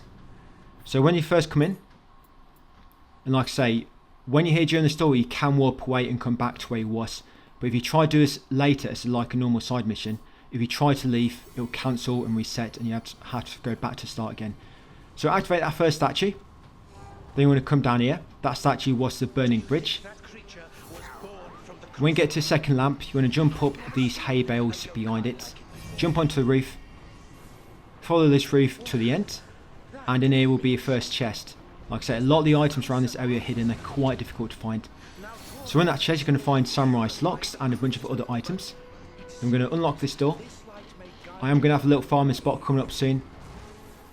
When we get there I'm going to show you about control type E. I'm going to show you how to get the Kappa Soul Core a lot easier. And I'm also going to show you how to defeat the boss a lot easier by playing on co-op. Yeah, I've probably played this on co-op about 10 times now on the same boss. I kept restoring my save. Sometimes he was dead in like 5 seconds, the boss, because some players join you, they're like massively overpowered. But when I tried defeating myself, I stuck for a good hour or so. I mean, you can learn him eventually, but it just depends how much time you want to spend, guys. Do you want to get a boss down straight away, or do you want to spend hours learning him yourself? So once you get up here onto this kind of like bone platform, go left, keep down that shortcut ladder, now go back in the opposite direction. Yeah, keep going along this bone platform, jump across there. I'm just running past all these enemies, of course, kill them if you want to.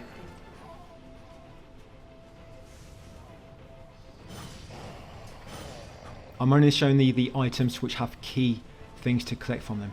So when you reach the second shortcut ladder, kick it down, and you see that chest down there, a strong enemy is going to spawn once you approach the front of it. So you want to quickly loot it, climb back up that ladder. Just make sure you kick down the shortcut ladder before you drop down, because it's a long way back. And they go in there, you're going to find secret skills text, running water. Well, once you climb back up, go left, jump in this window in a nearby building, and on the bottom floor you're going to find another hidden chest. In here you'll find a secret skills text, advantageous deflect. Climb back up, come down this roof which is angled and slightly buried, and on this item near the lava you're going to find a samurai's text, another key item. Back up on the roof and now continue following the normal path. So there it's like 3 important items all kind of like close together. So this shrine from here, you're going to go in this building to the west, jump in the window on the side, and then jump up to the top floor, and here is another hidden chest. In here you're going to find a secret skills text, sneak thief, which makes it so when you assassinate enemies they drop more items. Right, come out here next, you see this giant enemy, he doesn't really drop anything important. I mean, if you want to kill him you can do, but I'm going to run past him. So after the giant enemy in the next building, go to the back left and jump out onto this ledge near the far balcony. Now this is the ledge, it took me ages to find. But yes, from here jump up onto this roof, and up here you're going to find another item. So in there you're going to find the Ninjutsu handbook, Bora, that allows you to learn a new ninjutsu skill. So that's what I found so far. Then you're going to jump back down to that building. Now you're going to jump across the lava onto a small platform in the middle. I think an enemy died there by jumping on the lava. Yes, jump on that small platform, jump across it again, and this will lead you to another chest. It'll lead us to that large roof, drop in the hole, and in here, in this chest, will be the ninja's text.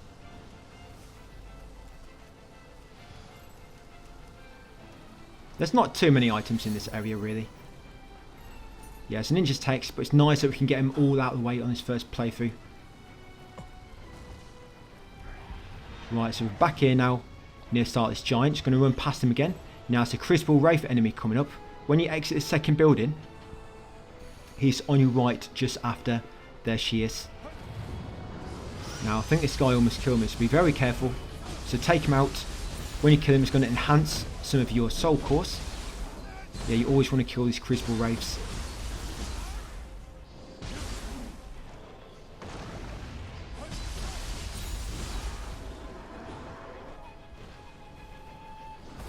Right, and that farming spot's coming up shortly. Right, grab all the loot he drops. Yes, this statue coming up, guys, is one I like to farm at.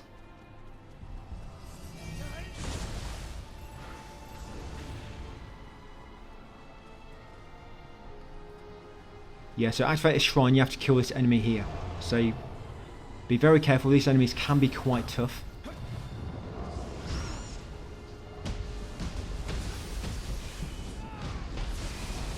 But yeah, you have to kill him.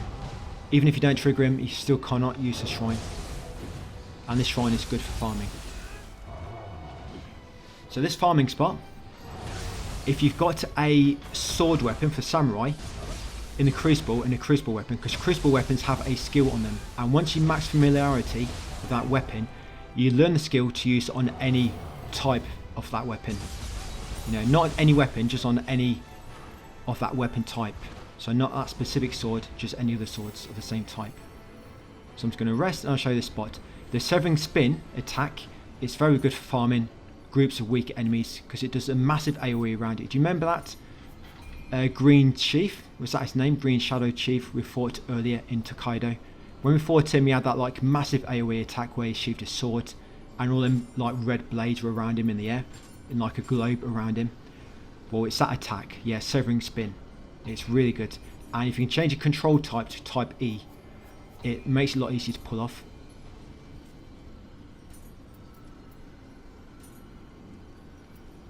And once you've upgraded your magic stat a bit, by the way, you'll unlock more slots for Yin, allow you to have more talismans active at once.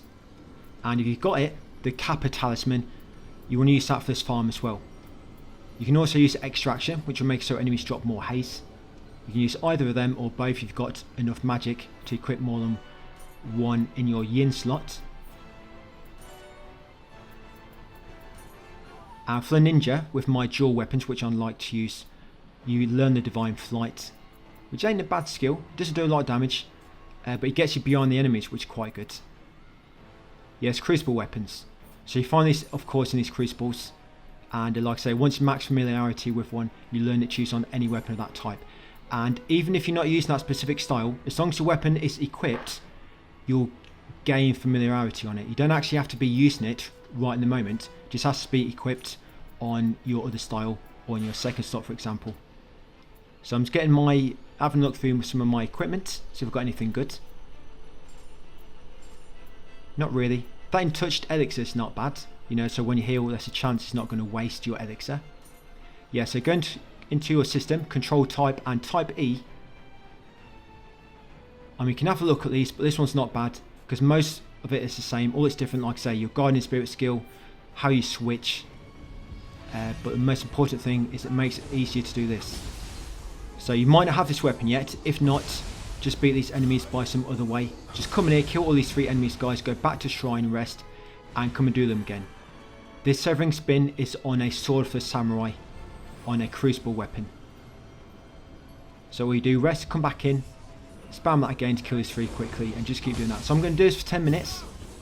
It's probably going to get me about 15,000 Amrita altogether and a lot of loot.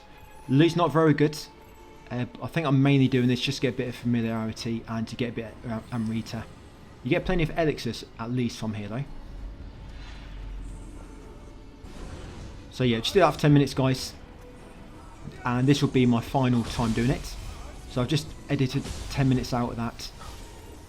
So there we go. Done it for 10 minutes, we're good to go. And I just want to show you this Kappa now. I'm going to show you a bit later. Yeah, I'll show you when we get to final shrine in this area. So I actually got 2 trophies doing that as well. I got this trophy. Yes, Crucible Arts Adopter. I think that's for maximum familiarity with Crucible Arts weapon. And then I got the other trophy as well. Arts Proficiency, that's for defeating 10 enemies with a strong attack or a martial arts enhanced attack via Arts Proficiency. Yes, I'm going to put my magic up first to 10. Just so I'll get some more slots, my Yin. Yes, I've got another slot now. So I'm going to put a power talisman on there, and also steel talisman. So I increase my defense and also increase my power. We've almost got all the loot. There's really not much more to collect in this area in terms of the key loot anyway. Right, and I have been collecting everything. There's not really anything of mega use other than those key items. I'm hoping we do get a good spot for spirit shards later. Well, not too much later, because I want to be able to use spirit shards to spam living artifact most of the time, which is how that works. But yeah, drop down here, guys, jump across that Horror Gate and grab that item, Ninja's Locks, on that roof. So after getting the Ninja's Locks, come past this like spectral enemy, run past him, just carry on, kill him if you want to. There is actually another hidden area to the right there if you go across that bone, but it's not really any key loot along there, so I've not gone in that direction. So continue through his buildings, go right through here, continue up onto this next like bone platform, and we're almost at the end of the area. So this final chest is not really hidden, it's just in a room on your left beyond like a tough enemy. So in here, guys, go left, and this chest, quite lucky there because I didn't aggro him. Yes, that chest, your final key item is a skills text Supreme Parry. Once got that, continue on, jump on the small platform, and let's trigger that final shrine. So I just want to show you about the Kappa. And before every boss fight, if you wanted to, you could warp to a hot spring, guys, get regeneration for like a few minutes, and then warp back and quickly do it. You just got to be quick though before it runs out. But I'm just going to show that to you. So you can only do this when you're doing this during the story, mid-mission. If you do this during the like side mission from the battle menu and the shrine, it will reset it. So you can't do this during actual like little side missions. You'll get a notification anyway telling you that if you warp away, it's going to reset. If you get that, then of course don't do it. So this shrine here, if you go south from it, so this way you normally want to farm the Kappa. And Kappas are random, they don't always spawn. I think the way they work is they spawn in a spot and they stay there until you've defeated them or a certain amount of time has passed, and then they'll spawn somewhere else. So if he spawns here, kill him. If he doesn't drop the core, because he's likely won't spawn here twice in a row, and I was quite lucky there, drop the core for me. But if you just drop the core, quit to the title screen, reload, he'll be in that same spot again, and you can kill him again. Of course you're going to lose the loot because you haven't saved it, but he'll still be there. But it can be good for getting his soul core quite quickly, guys. Because like I say, when you killed him, or a certain amount of time has passed, I think, he'll respawn somewhere else. But if he spawned there, you kill him and then you quit, he'll be in that same spot again. All that happens is you lose loot, but it can be a good way to get that soul core from him. And that soul core is good because his talisman increases your item drop rate. So if he doesn't appear for you guys, just every maybe 15 minutes, go back to that shrine, go and check, see if he's there. If not, crack on, carry on with what you're doing, and try it again later. Like I said, it's kind of random, but once he does appear there, you should be able to keep him there for a while. So the hot spring, I just rested. I've got regeneration for a few minutes, but I'm going to be wasting it now anyway because I'm waiting for co-op partners. But I just want to show you that you can do that before any tough fights. So if you come to shrine, yeah, you get luck bringing a talisman from that Kappa. Yeah, so the shrine, if you go into co-op, summon visitor, you can only do this on most story missions, by the way. Yeah, so you summon 2, and if you're lucky, guys, you get really overpowered party members, but this makes it very, very easy, so you might not want to do this, but it can save a good few hours if you don't want to, you know, get good on the boss and wait until you've just got a really strong build later. So what I like to do, if you do summon somebody, while you're waiting, I like to use the Sudama and just keep spamming it to get more items. You can use the shrine when you've got co-op players active, don't worry about that.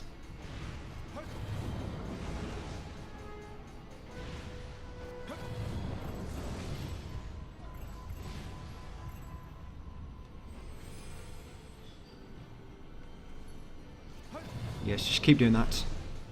Sometimes you might have to wait because you might get one before a second, but it's better when you've got 2 with you. And the way the bosses work when you've got co-op players with you, they kind of take it in turns on who they're going to focus on. They'll focus on, for example, you, they'll focus on player 2, and then on player 3, then they'll come back to you. when they're attacking you, because you probably don't know what you're doing with the boss if you do try to go this route, when the boss is attacking you, just try to evade and get as far away as you can evade. Only attack the boss when it's attacking somebody else, and try to of course attack it from behind, but just be very, very careful, guys. This boss can kill you very, very quickly. So I think they're about, well, one's here. Yeah, so let me know in the comments as well, guys, if you ended up joining me, tell me in a fight, so I'm not bad.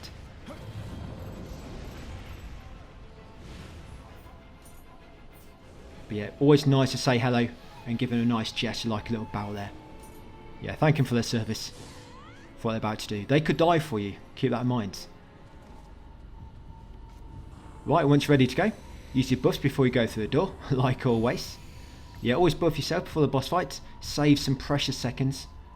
Right, and let's go in. Like I say, it will take it in turns. It will go for you, then player 2 probably, and then player 3, and then switch back to you. I don't think it depends on who's attacking him. I mean, what I've noticed so far is to just take it in turns. But I couldn't really do this before release because I couldn't find anybody in co-op. So we kill him quite quickly, and if I use my living artifact, if you do use living artifact in co-op, wait until the boss is not attacking you guys, and then just spam it on him. There you go, living artifact, because you've got enough stamina, you can just spam any skill. Yeah, but killing him really quick. Yeah, I've had one, I can't remember his name now, but I had one person join me, and he like nuked the boss, so I just seen like thousands of different numbers going up, you know, as they're doing damage, crazy damage.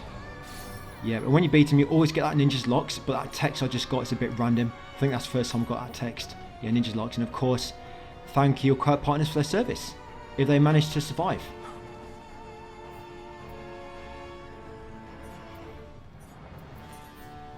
That's it, quick little backflip, and then once you're done, I mean, if you're good, you can all backflip at the same time in sync. Right, so come to the spike. There'll be a cutscene, guys, and that's that mission done. And I think that's all you had in the demo. I didn't play the demo, but apparently this is where it ended, I think. And we'll pick up from here tomorrow in part 4. You unlock 2 new weapons as well, the Switch Glaive and the Talon. Yeah, 2 new weapons will be unlocked. Right, so I'll leave it there, guys. Thank you for watching, and I'll see you on part 4 tomorrow.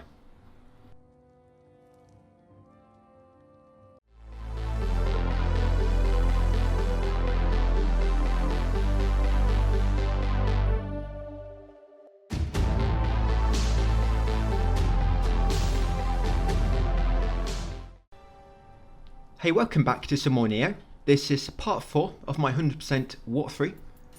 We're going through everything in like an optimal manner, skipping most of the junk, as you know already. Remember, the text guide is there if you want to check an image with all text, with all the steps on, sorry, and if you want to go through all the steps listed without having to follow the video. So you're going to follow your ally, it'll be steps first. We've got a few story steps to do, and then we're going to unlock the internal rift. We're going to come back and do a few side missions and just a bit more of the exploration. So up to the shrine, you have to wait for your ally's dialogue to finish. I'm going to activate it, I'm going to level up, I'm going to talk to my friend again, and that's going to give us the guiding mirror. It'll pop a trophy, but also warp us to the Eternal Rift, which is like that hub area from the start of the game. And you can freely just warp there whenever you want by just opening your map, guys, and selecting the Eternal Rift and warping across. You'll get a blacksmith there, some shops, a bunch of NPCs, so you'll probably be back and forth quite a lot throughout your platinum journey. And because I've just leveled up to 10, I've unlocked a new Omio slot, so I'm just going to put some else in there. I might put the Kappa Soul Core in there, I reckon. Just so I've got that luck bringer talisman available when I need it. Right, and let's go. We are going to do a submission later where I am going to be using co-op again, and I do not feel ashamed about that at all. And what I'm going to be doing now when I use co-op, I'm going to do it from the start of whatever mission we're on. So you know at Crucible we did, I should have done co-op from the start. Because what that means, if you do want to run to the end like I'm doing and just get all the key loot, the co-op partners you've summoned will be killing enemies for you along the way. So although you're not killing enemies yourself, you'll still be getting Amrita from what your co-op partners are doing. So it works quite well that way, from like, you know, a optimal perspective. But I'm sure you're going to be grabbing most of your junk anyway, and probably killing most of the enemies yourself. Just better for me, I guess, for walkthrough purposes, and to make it all a bit easier. So when you first get here, guys, to the internal rift, come and talk to Blacksmith on the right. If there's anything you need to do, you can do so, but you can't really craft anything really good at the moment. So I'm just going to leave it for the time being. You might want to sort some of your junk items. You know, all that loot you've got, you might want to disassemble some of it so you've got ingredients ready for later on. I'm just going to do it all later. I think can hold 2,000 pieces of equipment at once. So I've still got quite a bit of storage space left. So I'll probably do that later. So yeah, talk to Blacksmith, exhausted Blacksmith's dialogue. Here I just wanted to show you where the Sudama was. It's just here. And later on there'll be a Scampus in this hub area as well, which can exchange the furballs with. Got to wait for the dialogue to finish again, like I said. These story steps will take quite a while, so you have to wait for the dialogue to finish, and I can't skip it. All these NPCs around this hub area, they will give you like little training missions, and we are going to try to do those when they become available. So I showed you where to do. My wife's going to talk to this NPC next. Forgot his name, sorry buddy, but he'll give you the way of the ninja novice. Make sure you unlock that. And the reason I've come back in here to talk to Blacksmith is because you have to come back in here later to get a myth from him. I'm seeing if I can get it now. I can't. So yeah, we're going to be warping back later. So yeah, make sure you got the way of the ninja novice by talking to that guy on the, I think it's southeast. Talk to him next. He'll give you the way of the warrior novice. I think that's Sotaro. And come and talk to Seto up here. And you have to talk to her twice. The first time, she'll unlock the manage equipment set option, which you do from the shrine. And you have to talk to her again to get the way of the Omio mission from her. I didn't, so I'll just get that when I come back later. And once done all that, guys, yeah, make sure you activate the shrine. Come and talk to Kusanagi in the middle. And that's going to warp you back to the exploration map. You can't summon co-op partners during the exploration areas. It's quite nice to do that actually, because the whole game would be quite easy if you could just always summon co-op partners. But I guess it's nice to have restricted it to the linear levels, the missions. Right, so once you spawn back in, open this door. Going to make way further up the temple. Going to talk to the NPCs at the top, and I'll update the story objectives a bit more. And we can start exploring. We're going to do everything we can in this area. Hamamatsu. There'll be 4 collectible steps left. One will be a spirit vein, and the other 3 will be the items that lead you to. We'll do that later. I think they need the Kurama Tengu spirit, not spirit vein, sorry, spirit in order to access it. That'll come when we reach the next big region. Right, so yeah, talk to him when the game allows you. So titles, yes, you can actually go into your inventory now and select titles, and as you complete like little challenges, you can get like little increase of your attributes towards many different things. I'm not going to focus too much on it because the percentage increase is very small, but you can look into that if you want to, just in your inventory menu. So yeah, talk to him afterwards. You update the objective a bit more. You unlock Gale Sprint, then jump down here to the north, guys, on this outer wall, and you see that Chieko flying down below. Wait for it to stop, and then lob a shuriken at it.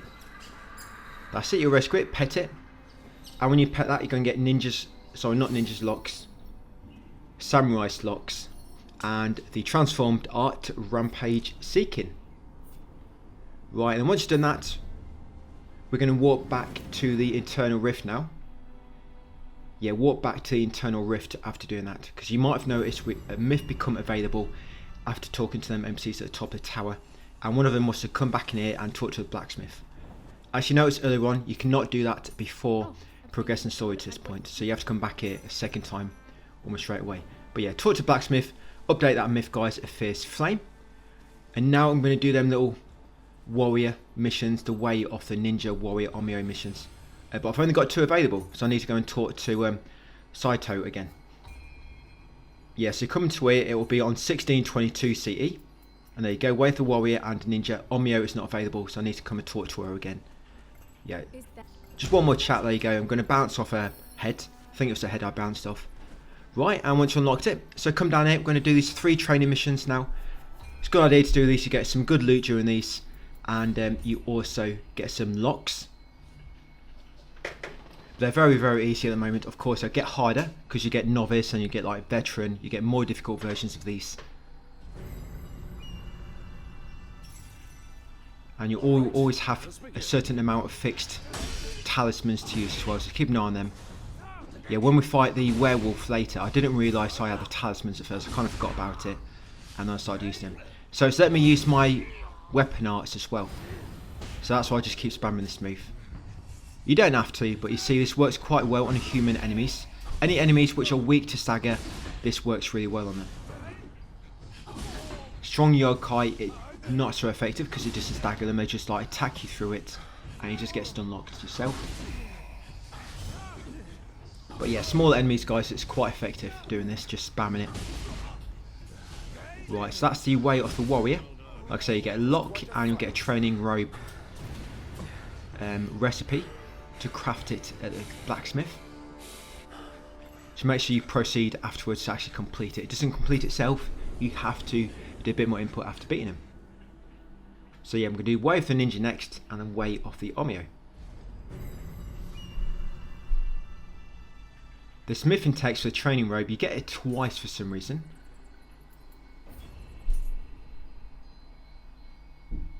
Right, Way of the Warrior. So we're going to do these, we're going to do another submission which would be the Princess, which one is it? Oh, Princess Abaki. We're going to do that one. But that's one where I'm going to summon co-op place right at the start, and I'm just going to run to the boss at the end. I did grab all the loot. There's not really anything of major use. Just all junk items where you just get random gear from it. But after beating that first boss, which we fought in the last video, you do seem to get the purple rarity drops more often now. Oh yeah, Ninjutsu. So that trophy will just come from killing 10 enemies with Ninjutsu. If you don't get it now, don't worry about it. I mean, I didn't actually expect to kill him. But I mean, you know when we kill him flying enemies, normally shurikens, you're going to get that trophy quite easily at some point. Right, so with these, yes, I'm just spamming my ninja moves and got him. So that's Way of the Ninja done. Again, interact with the yellow Amrita to proceed. Right, and we'll do one more, and we'll get back to Hamamatsu. Crack on with the exploration. We're not going to really unlock too many great things in this video. Yeah, so just a little bit, tiny bit of loot we can still get in Hamamatsu. And like I say, Masaka, it's not going to be much in there. Some of these submissions, by the way, you can use them for farming, because each time you load them up again, all the loot respawns. So I'm hoping we're going to come across a side mission at some point where it's going to be like a spirit stone or lodge right near the start, and so you can kind of like just keep restarting that to farm spirit stones. But I'll keep you updated on that. So it'd be good for spamming living artifact. So this Way of the Omio, yeah, get rid of these weak enemies first, and then once werewolf spawns, see you've got all your talismans on your left, use them on it. That talisman on the right, I think that's one for knocking the enemy's damage dealt down, or knocking his defense down, one of them. I think it decreases his attack. Yeah, the talisman on the right. Of course, still talisman is on the bottom, it will increase your defense. And I can't remember what one on the left is for. Oh yeah, it gives you fire to your weapon, I think. Yeah, so use all your talismans. Yeah, you got a fire weapon, like I say, decrease the attack damage of the enemy, and of course increase your defense. And just go to town on him. You got all your ninjutsu on the right, so use all those. Right, and that's it. Not enough of a challenge, perhaps. And once you've done that one, yeah, get some more rewards. Yeah, so you get samurai locks and you'll get secret skills text awakening. So we're going to open the map and we're going to fast travel to the Hamamatsu Castle Keep.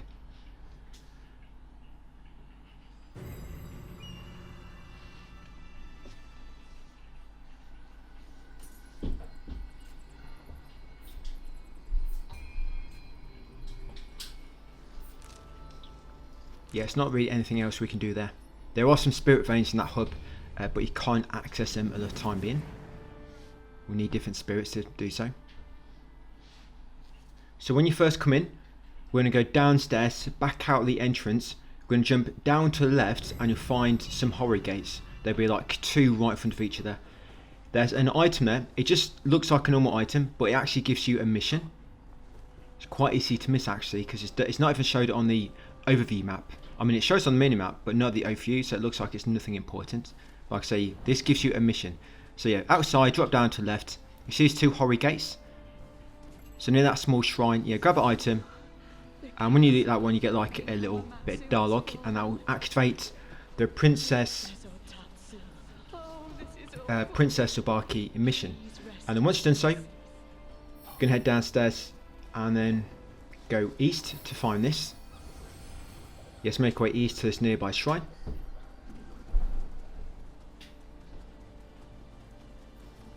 Then from that shrine, you head through the northeast gate. You head through the northeast gate. Then after opening it, drop down the ledge on the left. You'll find a spirit vein, which we can now use now. Yeah, using that new Enko spirit. So use it to run across the wall. And the item in front of the enemy is the one you want. Yeah, that one there, that's it. You get a secret skills text rebounding surge. Gonna run back across, climb back up guys. And I'm gonna unlock this shrine to the north. We're not going to do this area yet. I'm going to try to do all these like little areas in the level order, so we naturally level up as we go through them. But if you want to get some really strong gear, you could probably go and do the highest level one first if you're feeling brave. Yeah, so I'm just going to activate that shrine so we can walk back there later while close by. And now going to walk back to the east gate in Hamamatsu Castle Keep. Yeah, the east gate shrine. From here, spin around, come back through this doorway on the left, jump over here, and there'll be a Kodama on this hay. Yeah, go through this doorway. There'll be a stack of hay in the corner. You can actually see it on the map now, as I believe for exploration level 4. Yeah, that Kodama there. When I was first looking for that, for some reason I didn't see it there, and I tried to get around the other side of the wall. Probably spent a good like 20 minutes finding a way around. And I thought I'd best come back here, and there it was, just sitting there on that hay bale. Somehow I completely missed it. And once you've got a Kodama, you're going to come down here. We're making our way to this gate now, we're going to unlock it. So it's going to take us through the area now. As you can see, the crucible has been purified, it's been destroyed, and now you can actually access the main part of this little settlement. So there's the shrine. I just ran closer to unlock it. You don't normally have to rest at them, but I was a bit worried with this one because I did not see the shrine unlocked text on the screen, or maybe I just missed it and it popped a bit earlier. Yeah, so we're going to continue south. We're going to go straight past the Scampus. We'll come back and do it in a second. It's just there on my left. So avoid the Scampus for a moment. I just want to activate the shrine first, because this leads us right to the next sub-region. We may as well activate the shrine while close by. Remember to always make sure you come near the shrines, guys, to unlock them, because there's a trophy for unlocking every shrine.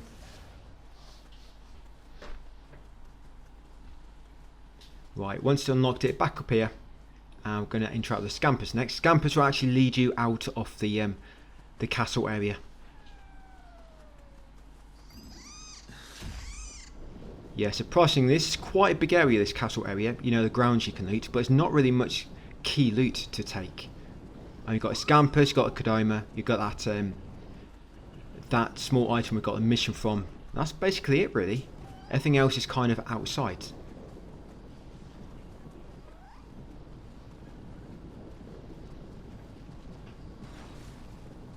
Yeah, we'll be back where that Sadama is and that shrine just outside the crucible before we actually went inside it.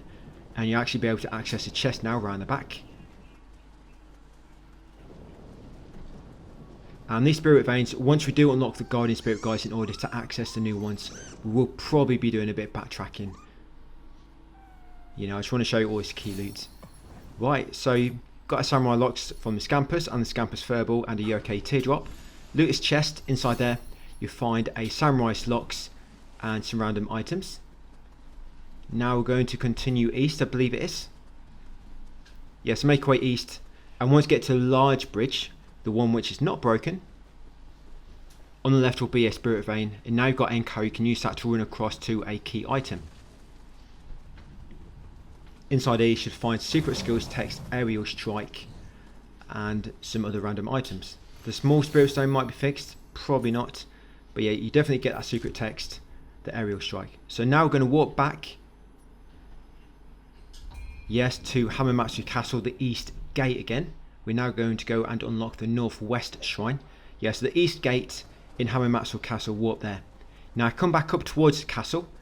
Once you get to the front entrance, we're going to ignore it and go right around the castle, around to the northwest side, and like I say, we're going to unlock a shrine. Because again, something we'll probably need to warp to later. But from here, I believe this is where I do the Princess Sabaki mission. Yeah, I almost died there. Try not to fall down too high. Of course, you can die from fall damage. I was going to say you can fall from die damage. Right, unlock that gate. Yeah, it's just over there, the shrine.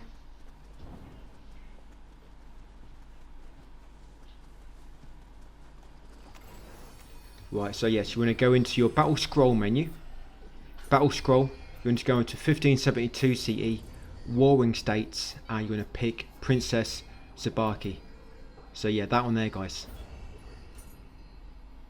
I think it's slightly higher level than me, because it had the 2 red blades, the 2 red swords, and it said level 16. I think I'm only level 14 or 15. I think I need to do a bit more farming at some point.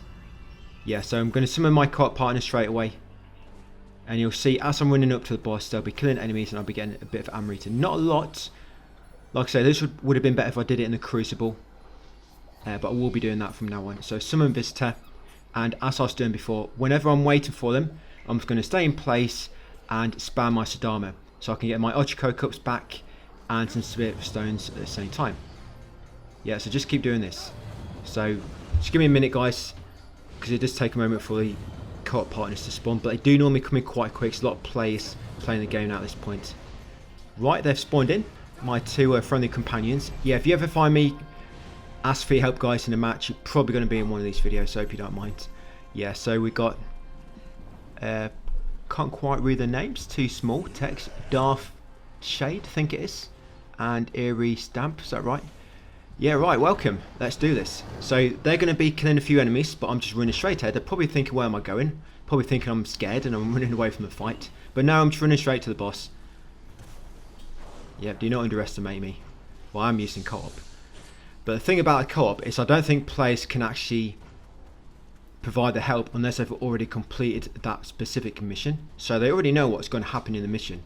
So you know they're going to be quite strong. It's not like you can join in a mission you've not done yet. Yeah, I think they have to have already cleared that mission. So they should be pretty good. So yeah, I'm just going to be straight up here, going to open this fire door. There's a shortcut door a bit further down, which takes back to that first shrine. But I don't need to do it. So straight up here. And if you want them to get to you quicker, all you have to do is use a shrine and they'll warp straight to you. So yeah, when I use this shrine, they're going to warp straight to me. Right, welcome back. Yeah, let's go and do this. So this boss can be very easy with these two helping me. Yeah, Darth Shade and Eerie Stamp. Right, let's put some shade on these 5. So you've got 3 enemies first, then 2 other enemies, and then you've got the boss. Because it's like a humanoid boss, I am pretty much just going to spam Severing Spin. But when you've got 2 co-op partners helping, you can pretty much just use anything really, and the boss will go down really quick. So be careful when the boss is going for you, because you can still die quite quick yourself. I used to hate them enemies in Nioh 2. Yeah, I remember them from Nioh 2. I had a lot of problems with them. Yeah, so here we are, the boss. I think her health is red because I think she's slightly higher level than me. I think that's why. But yeah, she's still going to go down, make it easy.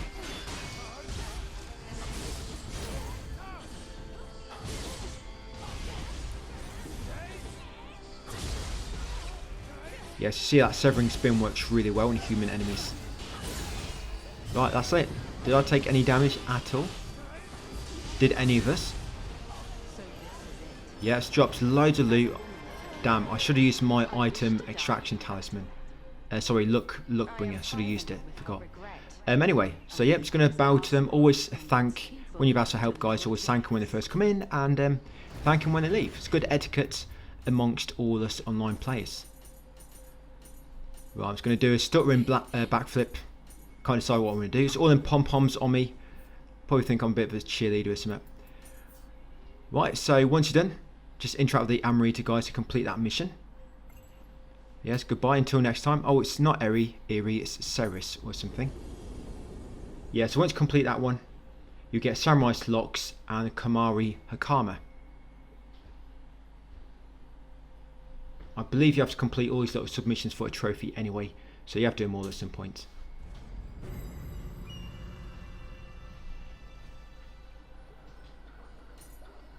Right, that's it. So what we're going to do now, we're going to walk to the southern gate, the Hamamatsu Castle Town South in Hamamatsu, that southern shrine. Yeah, so that's what you should have unlocked. So you see them 4 things there, that spirit vein and the 3 items. That's all that's left to grab in Hamamatsu. As you can see, I've done 40 off 44.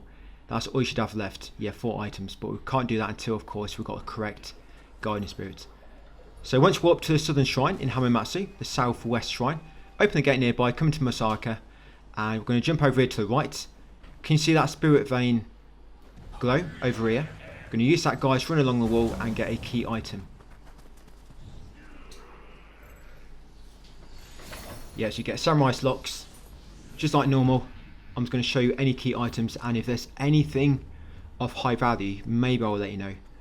I am collecting stuff, but I've not come across anything of high value so far. Going to continue back here to that bridge we just come across, but to the end of it, going to continue down the hill, and there'll be a lesser crucible. We'll do this, kill a few enemies, we'll get a soul core as well. There'll be 6 enemies for this one. And these flame enemies, I don't think I noticed this in the crucible, or maybe it just don't happen in the crucible, but when you attack him, it applies a fire element to your weapon, which is pretty cool. You get fire element just from attacking a flame, burning enemy, I guess. I'm not entirely sure that happens when you burn them from your, from your fire bombs as well. Something I'm going to have to keep an eye on. Yeah, if you can like set an enemy on fire by burning them with your fire bombs and then attack him, see if that applies fire element to your weapon. But yeah, take them 2 out. You now have got a stronger one, which would be a Yoki. The last enemy in these crucibles, as far as I know, they always drop a soul core. Yeah, they'll never let you down. The last enemy will always drop you one.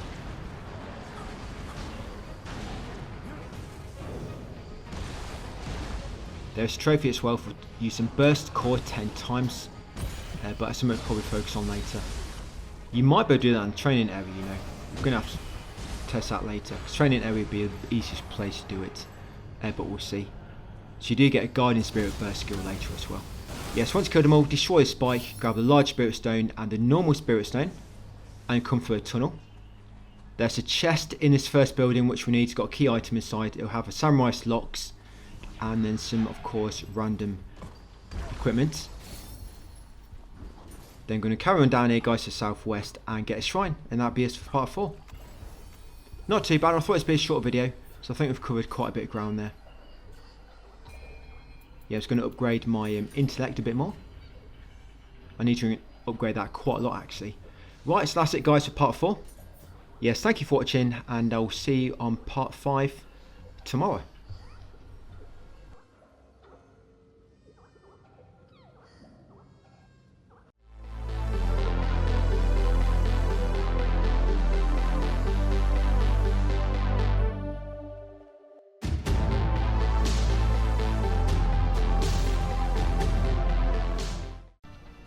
Hey up, guys, welcome back to part 5, almost said part 3 then, of my 100% walkthrough for Nioh 3. Yeah, I don't want to be going backwards. So from this shrine, yeah, this is the watermill shrine. I'm just checking how my familiarity is doing with those crucible weapons and their skills on them. So I'm just going to auto equip to agility B or above. You don't want agility too high, you know, C or higher, because it'll make it so you have less stamina regeneration. It'll just regenerate much quicker, and when you attack it will spend more stamina as well. Anyway, come to that lever first and lower it to drain the water nearby. Come across here, guys, and I'm just going to take out these nearby enemies, because what will happen if you don't, when you try to grab this head in a minute and carry it across, the enemies will keep attacking you and they'll make you drop a head, which has been dropped enough times you don't want to drop it anymore if you can help it. So I'm going to take care of this blob. I did plan to use my fire bombs on it, but I haven't actually got many. Yeah, it's bad preparation that on my part. So I'm going to kill that blob, come up here and kill this. You okay? It's lobbing rocks at you. Yeah, kill her next and then kill this other blob, and then we should be okay to pick up the head. Just 3 enemies, the 2 blobs, and I did find a Kappa. I didn't expect to find him here, but these can appear all over the place. Remember, if you have not got the Kappa Soul Core yet, whenever you see one of these, stop what you're doing and try to get rid of it quickly. I mean, even if you have got it, it's still a good idea to kill these because they drop so much loot.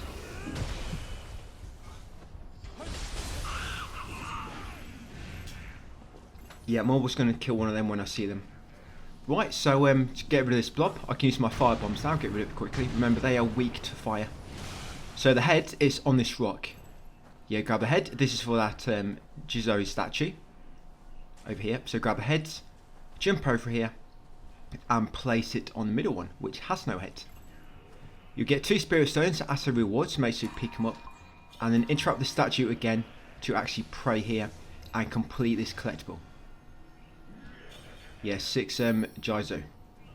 Right, once done, so come to this house next, but be careful, there's an enemy in the roof waiting to ambush you. Yeah, there she is, little sneaky devil. So it's going to shoot her in the head to knock her down, then quickly get a few attacks in, and then I can't remember the names, the execution attack, whatever they're called. Do one of them, a few more hits and she should be dead. Loot this chest afterwards. In there you'll find a samurai's text and a bunch of loot. Carry on south. There'll be another lever down here. Of course, I'm only collecting loot which has something very important inside, you know, like key items. Any just junk items, anything like that, guys, any random loot, I'm just going to leave it. All I'm collecting is the key loot and killing specific enemies along our way. Otherwise, going to be here all day. Probably more than twice as long as this would have took if I cleared every single thing and killed every single enemy. But of course, you can just do that yourself.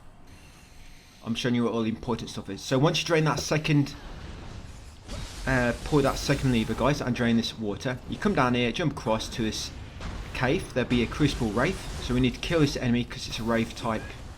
Yeah, one of the collectibles. And these wraiths pretty much always drop a core as well.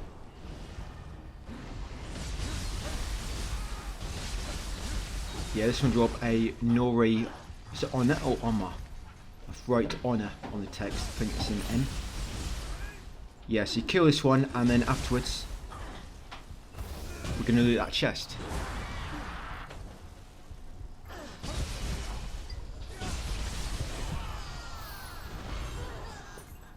Omna. O-N-O-M-N-A by the looks of it. So yeah, loot that chest afterwards. You'll get that secret skills text, backstab, live siphon. Then all I do then, I walk back to the close by shrines. It's quicker. You can climb back up the ladder if you want to, but it's quicker to just fast travel. And once back at the shrine, I'm going to come over here to the southwest. It's going to get rid of these human-like enemies. Yeah, I'm just going through my equipment there, going to level up if I can.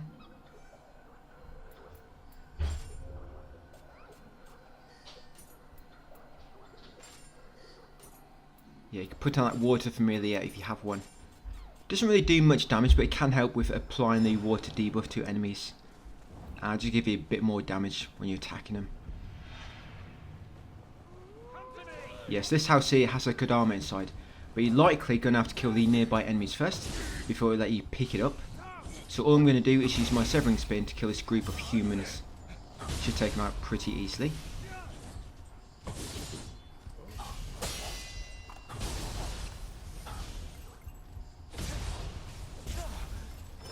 Yes, there we go. So grab the Kodama in the corner. And we're going to carry on, kind of like west, over to the next shrine. This shrine will be the Masaka Junction. There's a tough enemy near here, like a little mini boss. You don't have to fight him now if you don't want to. You can come back at any point. Just if you do opt to not fight him, if you find him a bit difficult, just remember, guys, you need to come back and fight him at some point. Because he drops a, I think it's a skills text. Oh no, he drops a transformed art, that's it. Yeah, and there's also a Zadama nearby. This dude will have a few more things for sale. Still not anything of major value, but there's a few things there if you want to have a look in his shop. So that large enemy patrolling around the middle of that forest. Yeah, we're going to take him out. Like I say, he can be a bit difficult. If you're having trouble, just come back to him later when you're higher level. You want to make sure you've always got that steel talisman equipped, because this guy can do a lot of damage all at once if you're not careful. Yeah, when he does his spinning attacks, it does a lot of damage. I think it attacks you multiple times. You have to be very precise with your dodging, or you can just hold block. That can work quite well. You know, if you don't know what attack's going to do, so you've not played him much, holding block and just attacking after his combo. But you've got to watch your stamina. Yeah, if you run too far away from his arena, he will kind of like reset and respawn back in the middle and be de-aggroed. His health will remain the same, but you can get like a stealth attack on him again. And if you do want to use your Guardian Spirits, it's a good idea to wait until they go into the Yoku Realm animation, because they'll kind of like be standing still for a few seconds, or wait until they've got no key left, because then you know you can just like stun lock them, or that you get a big window to deal the attacks. It's one of the most annoying things when you use your Guardian Spirit and it's, sorry, not Guardian Spirits, Living Artifact, getting them mixed up. Yeah, it's one of the worst things when you use your Living Artifact and you basically just waste it all, so you get attacked too many times and it's pretty much over in a few seconds, and it takes ages to build it back up again, until we find a good Spirit Stone farm anyway.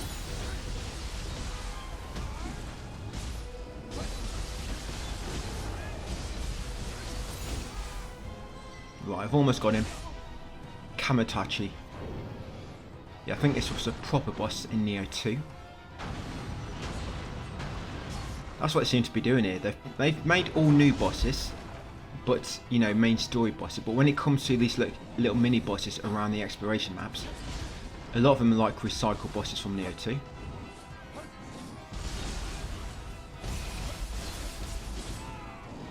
Right, yeah, so he'll drop, of course, loads of loot, but the main thing is he transformed the art, the polar art combo. You should also get a Yokai teardrop from him. Yeah, so he's come back into center, and if you can crouch behind him, get a stealth attack and finish him off. Yeah, he should drop his core as well, hopefully. Right, so now once you've got him, there's that transformed art you learn. So we're going to make our way south. We're heading into the cave next.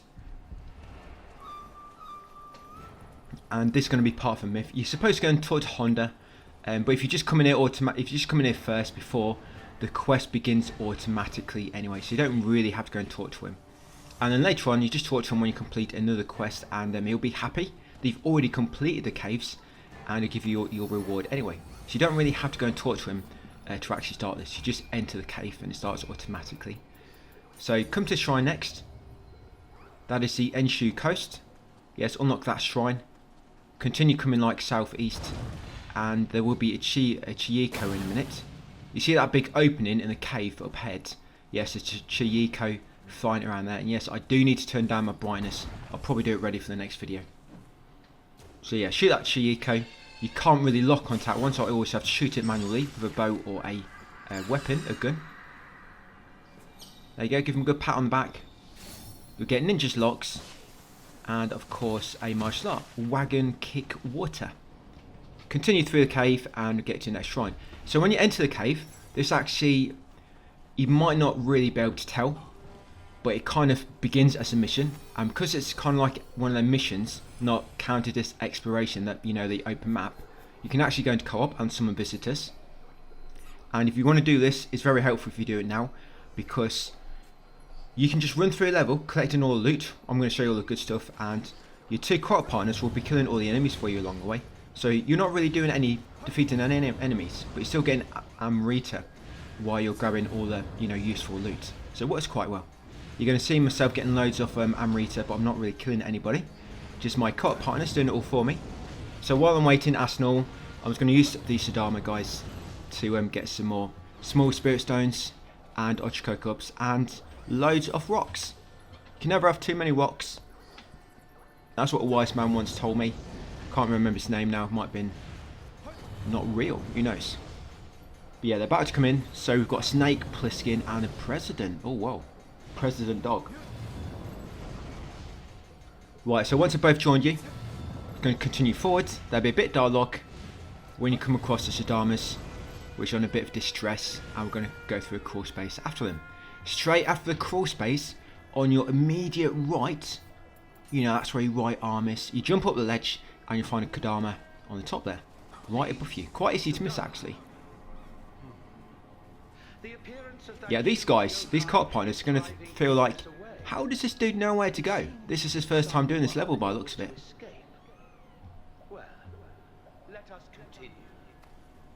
So yeah, straight after crawl space, jump up to the right, and here we go, Kodama. Because thing is, they'll be like, why is he summoning people when he knows where everything is? Just so I can get me some Amrita along the way, and of course they're going to make me kill a boss a lot easier. So the next key item, you go past that first group of enemies. When you reach the second group, the big minus, this first enemy near that first miner, you'll find the item. That item, you get secret skills text, 3 war stance. Continue on until you get into this open area.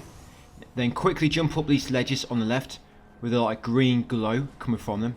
Be quick, so like a big ghost enemy comes from the water and he can deal a lot of damage to you. So quickly come up here to the top half. Once at the top, take the right turn first. Continue to the end here. It's going to take out that bee or wasp, hornet, mosquito. Yeah, take it out first. Then around the corner we're going to kill this guy. The reason I'm doing this is because the chests in this area have a random chance to spawn a mimic. It's not fixed. I did think they were at one point, because this chest I'm about to loot, the first 2 times on some of my other accounts it was a mimic. And then when I was recording this, it wasn't a mimic. So it's kind of random. Yes, you might get mimic in it. If you did get mimic, guys, it'll do a gesture. Try to do the exactly same one, and then you'll pacify it, and you get the overjoyed gesture at the same time, and you won't have to fight it. If you do the wrong one, you just have to kill it afterwards. But yeah, loot that chest. Inside there, you find secret skills text, blade, breaking, deflect.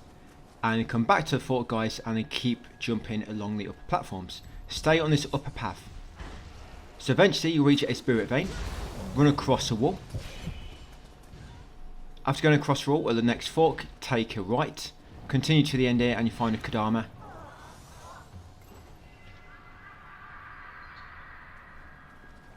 We will be almost completing this whole area in this video. All that's going to be left is a chest and a spirit vein. We can't get spirit vein next, and we'll get a chest on the way past it in the next video. We'll make our way to Lake Sonara. Right, so you've got a Kodama, continue on along this top path. When it starts leading you back down again, stick to the left wall, guys, and you'll come across this passage. Just through here is another shrine. Just run close to it enough to unlock it. Use it if you need to recover anything. If you need to reset, you know, all your talismans and whatnot. And you want to drop down into this big cave behind it. Keep to the right wall. Continue this to the end and you'll find a small ledge near the water with a Kodama. Of course, try not to fall in the water. Once got a Kodama, make way north, but again, stick to the right wall. And eventually you're going to come across a hidden crawl space. Just be careful, because there's a small hole up here which you can fall down and die. You see that hole just there? Try to avoid that hole. It's actually just before this crawl space. Yes, come to this crawl space. This will lead us to another key item. And we're actually going to drop down here and get a few others which you might think I missed because they're on a lower platform from earlier. But no, I like to do it this way, it's a bit more optimal. So yes, grab the item there, guys, jump across, get a ninja's locks. Then you want to drop down, go left, take the next right. And it's going to take us back into the bottom area of the earlier part of the cave. So now we're going to go through the lower part. So when you get to fork, go right. When you get to this part of the 4 blobs, grab the item in the middle. That would be a secret skills text, physical art strike. Once got that, continue on. Now see this item here? Loot it. You don't have to grab the items, just loot the actual item. Loot the the Amrita from it. Yep, and you'll get its dialogue. Yes, with that dialogue, you need that dialogue and you also need to defeat the boss to unlock a submission. If you only do one, you will not unlock it until you do the other. And then you go left and then right and you reach this Crucible Wraith. Just going to get rid of this weaker enemy first, then we're going to take care of the Wraith. And looks like somebody just died. I think he fell down in water. The water, yeah, probably. Got knocked off the edge of something. But yeah, that object I just looted, guys. And I said it's needed to unlock a submission called Origins of the Haunting Cave. Yeah, if you defeat the boss but do not grab the Amrita from the item, so it's actually like a little book near it. The mission will not unlock when you defeat the boss, and if you come and collect it afterwards, then it would unlock the mission. But if you grab that object, the Amrita from it, trigger that dialogue, and then defeat the boss, the mission will unlock when you defeat the boss. So you need both of them. You need both of them to unlock it. But once you beat Crucible Wraith, come and unlock this chest. As you can see, this one had a mimic inside it. And again, just complete or copy the gesture that they do. You got to be quick, because if you take too long, they'll just automatically become hostile and start attacking you, and you have to kill him. But yes, grab all the loot from that chest. You get... what one is it we're going to get? Oh yeah, secret skills, text, dodging. And then what we're going to do then, we're going to open the fast travel menu, and we're going to warp. We're going to warp back to the... yeah, that recent shrine. Oh yeah, the Rimstone Pool Shrine. Just trying to remember the name. Yeah, so you fast travel back to Rimstone Pool Shrine. And because one of my cart partners died, I'm just going to summon another one. So I'm going to use my Sidama as normal while I'm waiting. The President is still there low at least.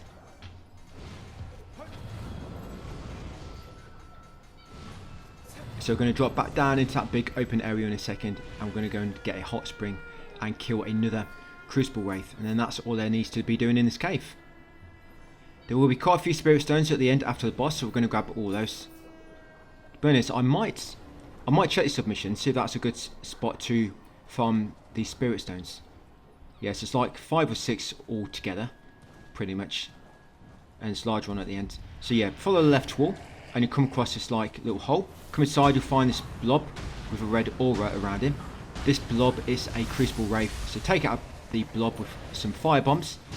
Loot anything he drops, of course, because he's a Wraith, he probably dropped his core. Then once you kill that Wraith, come through this crawl space, and you'll find a hot spring. Just come and rest quickly before them partners come in, guys, and they try to watch you getting changed. There you go. Hopefully I can put my clothes back on in time. Yeah, sorted. So that hot spring, of course, you get 2 Yoki teardrops, and you'll get the health regeneration buff. Now we're going to come back through, we're going to make way to the boss. Now a Kappa can spawn in this area. He normally spawns to the far right, just below this path we're going to be taking to reach the boss.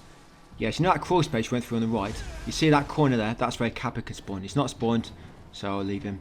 Yeah, then once you're ready, come up to the very top. Go right, you reach a shrine, guys, and this is the last shrine before the boss. So make sure you're ready.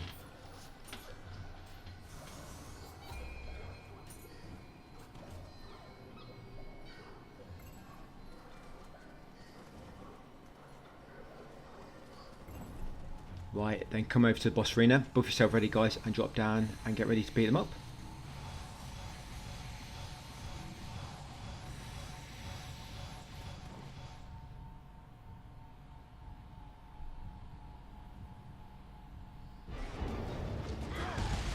So it can be quite a difficult boss if you try to kill him solo, but of course I'm doing it co-op, so it's going to be a lot easier.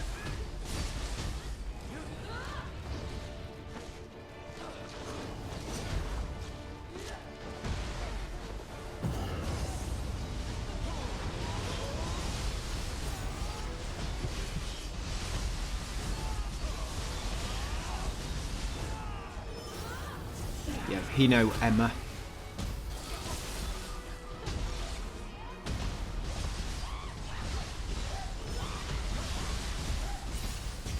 Yeah, it's like one of them big snake ladies. Kind of. Right, got him. Quite easy.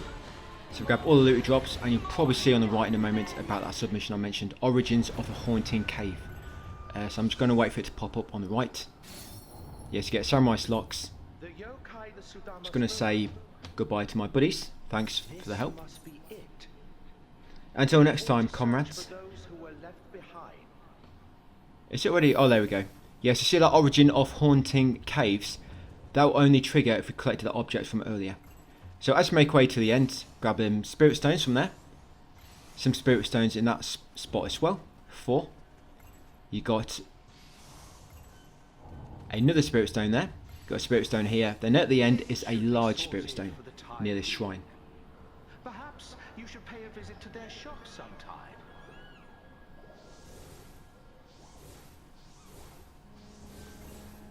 So grab the large Spirit Stone, guys, activate the shrine, and that's the cave's done. So that's how your cave should look like in terms of collectibles. We've got them all. So now we're going to warp back to the Masaka Junction shrine, back in the middle of the area.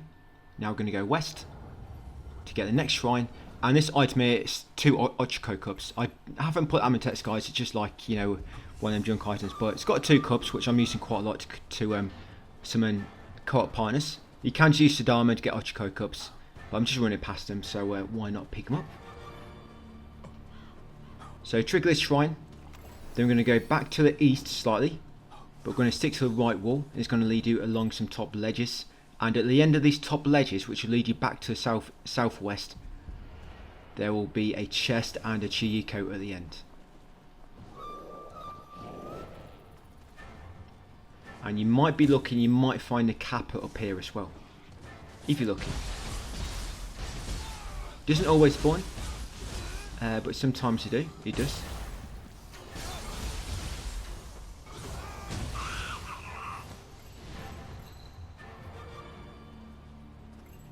Yes, that chest. Inside there you find the Samurai's Locks, and this Chiyiko will drop a Ninja's Locks and the Art Leaping Strike Fire. Now we've just got an enemy base to do, a bit more loot, and we're pretty much done for this area.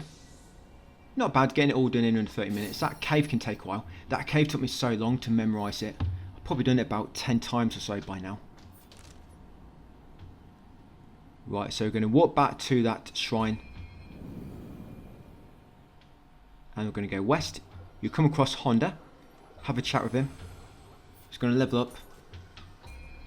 Yeah, most of my Amorita I think is coming from co-op partners.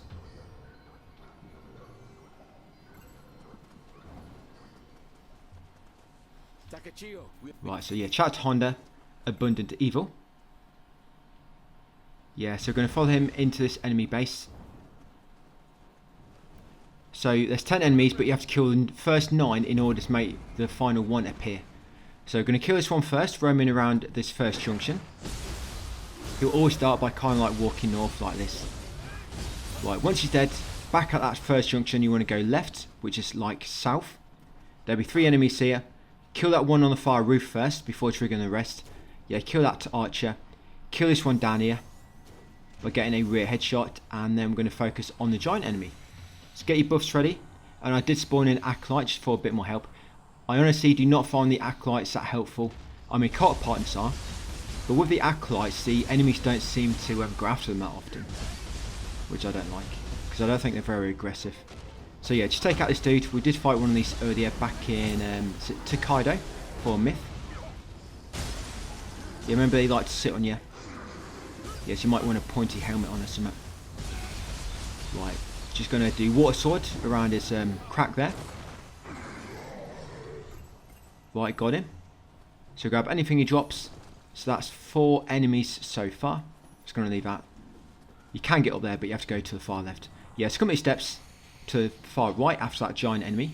There'll be 2 more enemies up here. Just be very careful. One of these is like a slug. You might not have encountered this enemy type before, but it can do a lot of damage quite quick. Which you see it almost kill me. I think at one point it leaves me with about 1% HP left. But I kill the weaker enemy first and then focus on this big slug. Yeah, watch my health in a second. Look at that. So close. Yeah, they like to roll around, so be careful.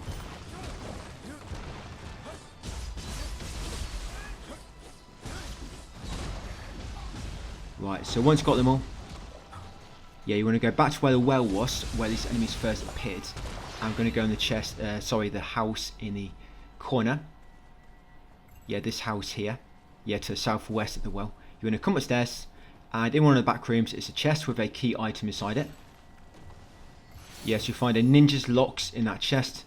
Next up, jump out the window near the steps, drop down to the ledge below, and then jump across to the window on the next house, because you have to enter this house by the top window. Then jump out the window near the stairs, and you get to back garden, guys, where there's hot spring. It's going to rest there.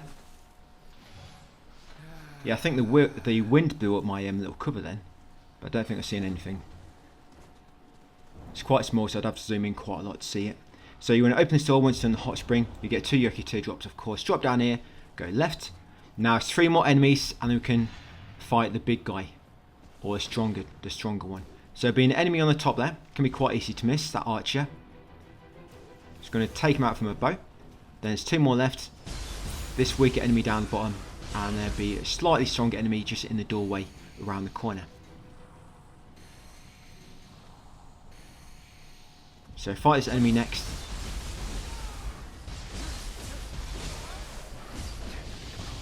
That's it. And now you've killed him with all 9 enemies defeated. This guy will spawn. He will not spawn unless you defeated the 9 enemies before him. That's it. And I got rid of him quite quick, surprisingly. He needs to want to kill me quite a few times before. So once you killed him, grab anything he drops. Yeah, he should drop some goodies. And you can loot his chest nearby. Yeah, he was a Crucible Wraith. In that chest, you find a Secret Skills text, Defense Mastery 1. And once you're done, talk to Honda. And you'll complete that myth, Abundant Evil. Yeah, you get Ninja Locks. He did mention the Haunting Cave, by the way, but he said he was happy that I've already completed it. Then we're going to come back to the first junction after talking to Honda and advancing the quest. Come in this house to Far North and unlock this final chest. In there you'll find a Ninja Locks. You have to come in here after cleaning the enemy base, because there'll be like a seal on the door. You can't access this house until you clear the base. Right, so that's how your map should look. You should have 38 of 41. And the only 3 left is that chest, that spirit vein and the item. So 38 of 41. Walk back to the shrine, guys. Then this should be where we're going to begin the next video tomorrow.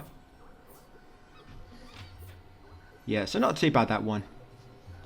I mean, it can get quite confusing in that cave, but that's what this walkthrough is here for. So thank you for watching, guys, and I'll see you on part 6 tomorrow.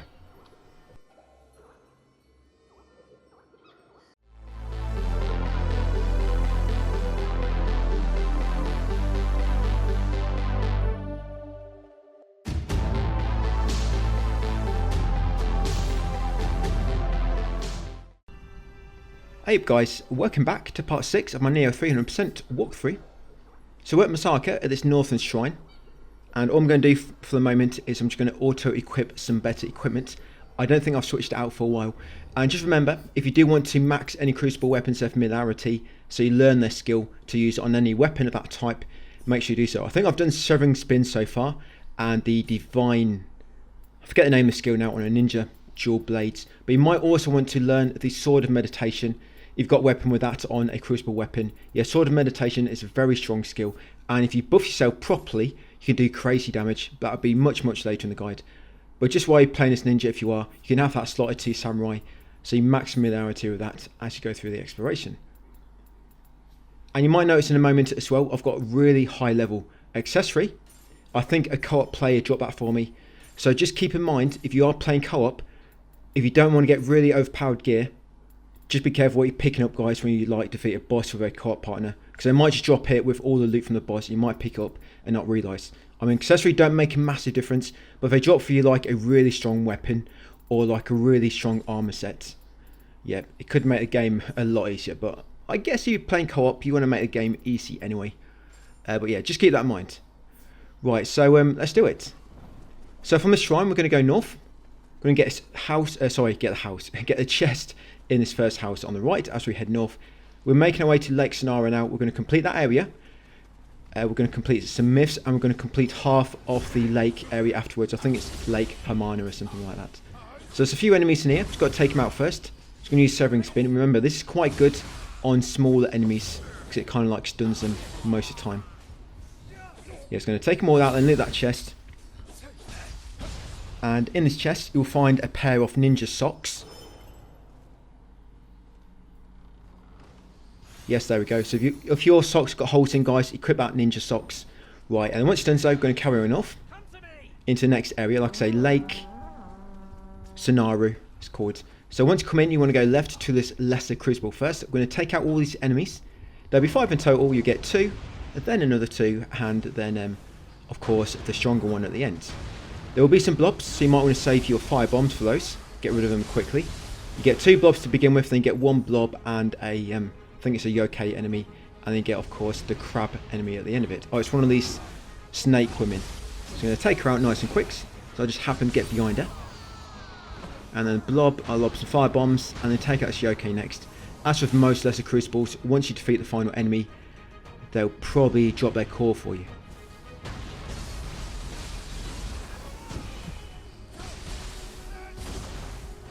Yeah, we're going to go over to the Eternal Rift as well in a bit. Once in the Eternal Rift, we're going to unlock some new features. Just going to get a few trophies out of the way, guys. Just why not while we're over there.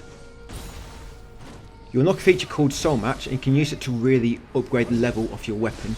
So you can make it so your weapon does a lot of damage, but it's very expensive to do so. So if you wanted to farm, you could go and farm what you need. You know, you'll need a lot of gold, you'll need some materials. You go farm it all, come back and get a really high level weapon, guys, if you wanted. Of course, I'm not going to do it. I don't want to be farming off screen. It's quite difficult to follow a walkthrough when between each video I might jumping up 20 levels. And of course you don't keep up because I'm not showing it during the walkthrough. Anyway, once you take out Lesser Crucible, break the spike at the end, grab a large bit of stone that drops, grab the Ochiko Cup ×2 on that bridge. Yeah, that's just like a junk item. Well, not really junk, so I use some Ochiko Cups quite a lot. So I just wanted to pick that one up when we were running past it. Continue along the bridge, pet this Scampus, and then follow him. There'll be 3 spirit veins you need to run across, and then at the end, when you can pet the Scampus and finish, there'll be Kodama nearby, and you climb to the top of this like small mountain, and you'll find a key item you need for the myth, and also another chest.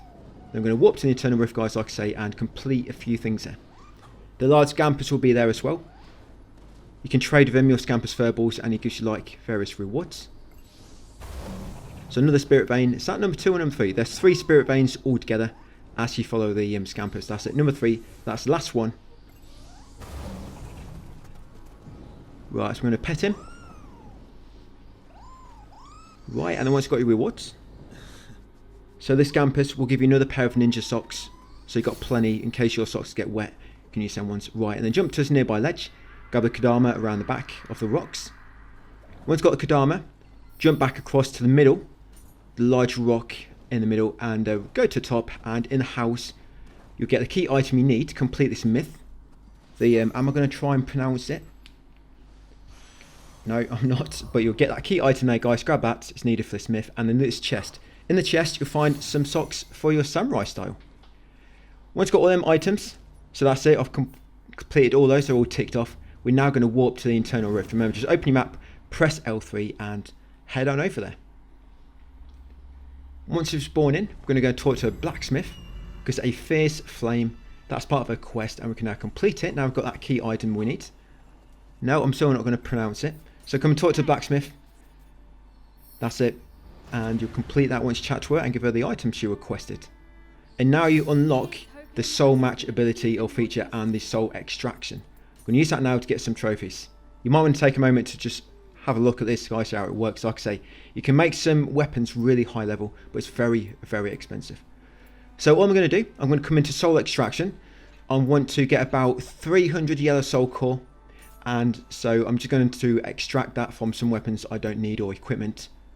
So yeah, try to do 3 or 4 pieces, guys. Like I say, get about 200 or 300 yellow soul ore, not core, sorry. Yeah, of course, make sure they're items you don't want to check their skills on them. By the way, if you get the Amrita skill, yeah, it's called Amrita Sensor. If you get Amrita Sensor, it will show like all the item pickups on the minimap, which is really good. Yeah, Amrita Sensor. So if you get any equipment with a Amrita Sensor on, you want to keep it. Kodama Sensor as well. So come into Soul Match and just raise any weak weapon up to 1 level or so, and you'll get that trophy, guys. Match made in heaven. And once I've done that, I'm just going to disassemble all my gear. I speeded this up slightly, so it took me quite a while just sorting through it all. But what you want to do is keep hold of your crucible weapons, of course. So only disassemble anything which you don't want. And like I say, your crucible weapons if you have not learned that art yet. I might learn that art later, so I just want to keep hold of them for now. Yeah, so I'm just going to select all, then go down and deselect the crucible weapons and anything I want to keep. That's it. And once you've done so, disassemble it all. You don't have to do this. Of course, I just want to get his trophies out of the way. I'm not too bothered about builds at the moment. Still quite early in the game. So once you disassemble them, you should get loads of materials. We're going to come into remodel. Now, if you don't have a piece of gear you can remodel, just leave this until later, guys. Because I've only got 1 piece. I think it has to be a specific type of item. But yeah, I'm just going to remodel in any way and you get a trophy remodeler. Like I say, if you can't do it now, just check back later. And then I'm going to come into Forge. If you press square, you'll change the rarity of the item. And the common ones are cheaper to do. So press square, you can see at the top in that small bar, it says rarity common. Press square to change that and then it'll be cheaper. And I'm just going to forge 1 item. You can see it don't cost too much. That's it, get a trophy as well. Latest masterpiece. And that's all we want to do now for the blacksmith.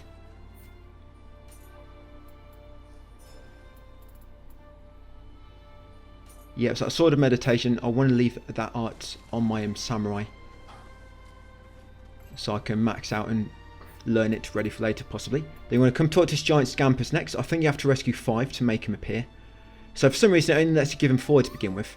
But you get a trophy as Scampus' best friend, and he also gives you a Scampus Soul Core. Yeah, so Scampus Soul Core level 20. So I'm just going to chat to him again. And now I can give him 1 more. I don't know why that happens. Right, and once you've done so, that's all you need to do. Now we're going to walk back to the normal area and do a few myths, guys. We're going to activate a new myth. Just go and talk to, I forgot his name now. What's the guy we talked to at the top of the shrine? The Hamamatsu shrine area. Oh, it's Tokugara. We're going to go and talk to him. Yeah, so warp to that shrine, guys. Hamamatsu Castle Keep.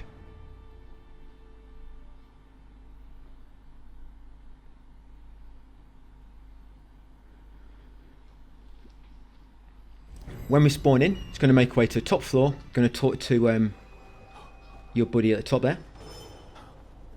Where are we? Just looking at my steps. Of course, got maps for this, like always, linked in the description. Yeah, so I'm just checking out if I've got that Amrita sensor, because I'm seeing items appear on my map when I'm not near them. I think it's in my samurai style.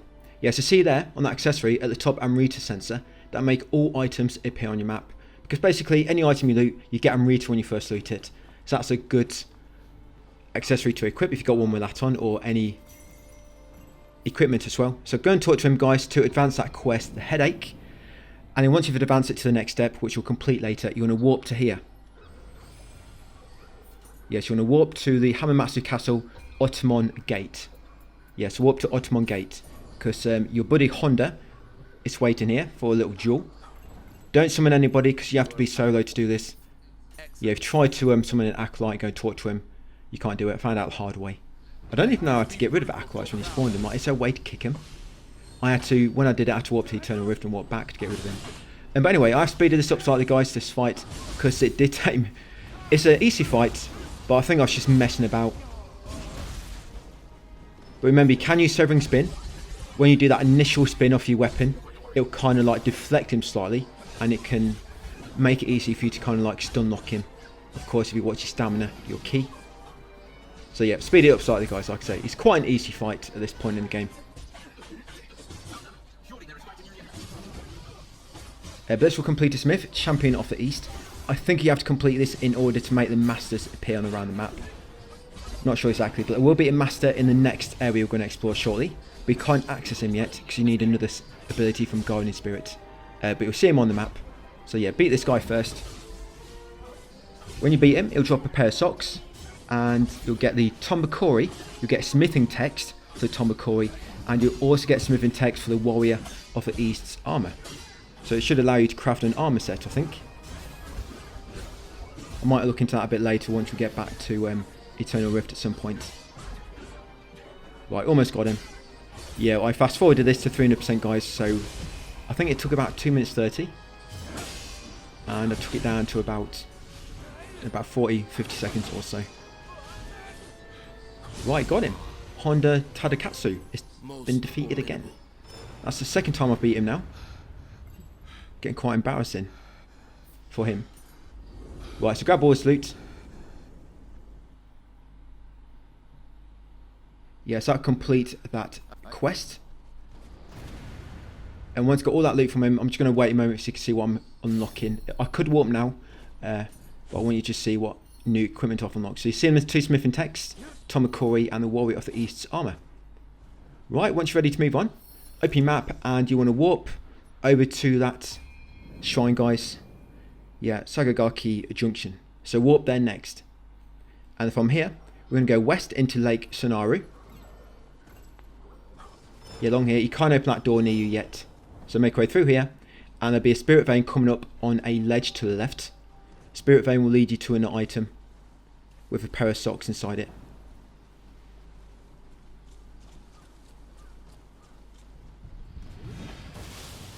Yeah, you need to jump onto this kind of like secluded rock in the middle with a branch coming off it, the large tree. Yeah, use that spirit vein and here's the item. So you get a pair of samurai sturdy socks. Yes, there you go. So from there, go south and you'll get to that shrine nearby. This will be the Usaguri Marshland Shrine. Yeah, this area we're going back and forth quite a lot. Oh, and I found a kappa. Remember, if you find any kappas, take them out. These guys love to drop loads of loot. The little thieves.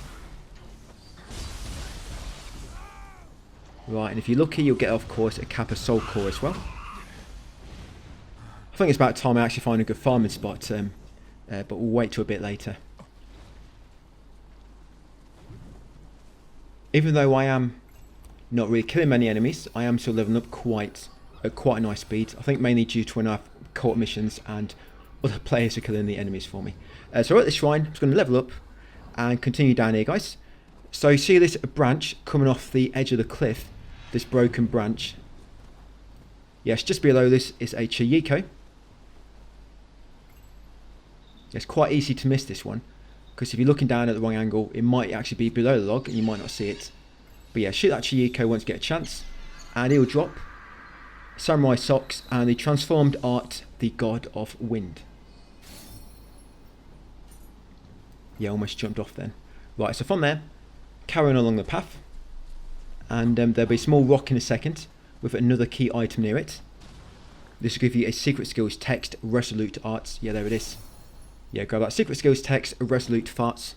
Once you've got that, you want to continue west to this waterside shrine just up these steps. We're going to walk back here a bit later, so make sure you unlock it. Although we are going south right now, we just want to unlock this first, like I said, so we can fast travel back here later and save a bit of time.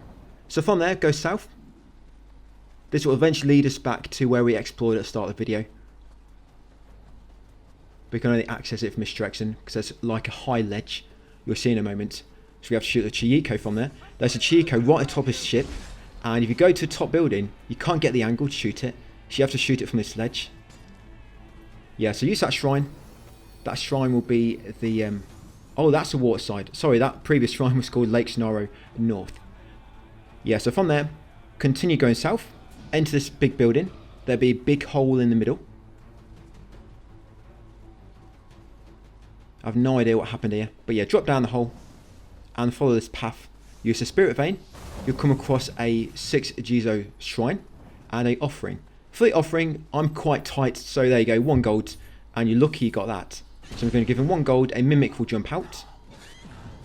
And remember, try to copy his gesture and do not take too long. If you do, just defeat him afterwards, guys. That's a nice easy one to whistle. Sometimes it can be quite hard to figure out, you know, which gesture they're doing, because you've got like 3 different windows, haven't you? Right, so grab the loot he drops and interact with that shrine. There you go, another one of those. Jump up here to get back outside, drop down, and there'll be a strong enemy in a moment, but if you do not go near the realm, you'll not trigger him. Yeah, so keep left. You see that realm over there? I mean, kill him if you want to, but all you want to do is get a spike. Yeah, destroy that spike. That's it, then come to the ledge at the end. Do not drop off yet. We need to shoot down the Chiyiko. You see up there, top of that mast? You can shoot it. Just my luck, he just moved out of the way. So yeah, get that Chiyiko, guys. Like I say, this is the best spot to shoot him from. You can't get the angle on the ship, even on the highest point. Right, so this enemy's upset me, so I'm going to take him out. I'm going to slice him and dice him. Right, so I'm going to grab the items from that Chiyiko. Of course, going to run around me and just poop everywhere. Thank you for that. Yes, I'm going to grab the samurai socks and the transformed art. The lightning lightning blade. So you drop down afterwards and you see that ship, you can't access it from the front, you have to come around the back. And when you come around here, you're going to enter the enemy base. Now there's, I think it's 7, is it 7? I've wrote it down. Yeah, 7 enemies outside the boat, and the remaining 6 are kind of on the boat, on the top deck. So yes, as you make way to the boat, you should have 7 enemies defeated. So I'm just going to take them all out with quite a few archers trying to shoot you from afar. So we're going to play them at their own game and we're going to shoot them back in the head.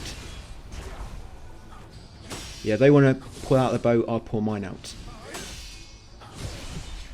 Right, so I've got the big guy. Right, let's get rid of these archers. So like I say, you should have about 7 enemies killed once you've killed all these enemies outside the boat. The big boat, the ship, not the little smaller ones. Right, I think that's 7. Yeah, that's it. 7 enemies. Right, let's go and get this Kodama. So you get 2 paths going along these small boats. You want to follow the path on the left, which will lead you to a dead end, but you find a Kodama on the end here. So it's not a waste of time. Yeah, so rescue that stranded Kodama, guys, and then make our way back to the fork, and then go across the other set of boats, and you'll be able to get into the back of the ship. Be very careful you don't fall down. I was very nervous going across here. I don't know why. I think I'll make it worse myself. You get nervous and you're just going to the more likely fall because you're nervous and you just make silly mistakes. So be careful there. Yeah, I thought I was going to fall off then. So once you reach the back of the ship, jump up to the deck and take out these 6 enemies. So it's 1 enemy on the top of the hut. So you might want to take him out, guys. So don't keep shooting you in the rear. You don't want to get one of them fire arrows stuck between your cheeks. It'll singe all your hair off and then you just get cold in the winter regions. Right, so take out these enemies. 5 left. I like to group them all up first so I can use my severing spin. And just like take them all out at once. Quite effective.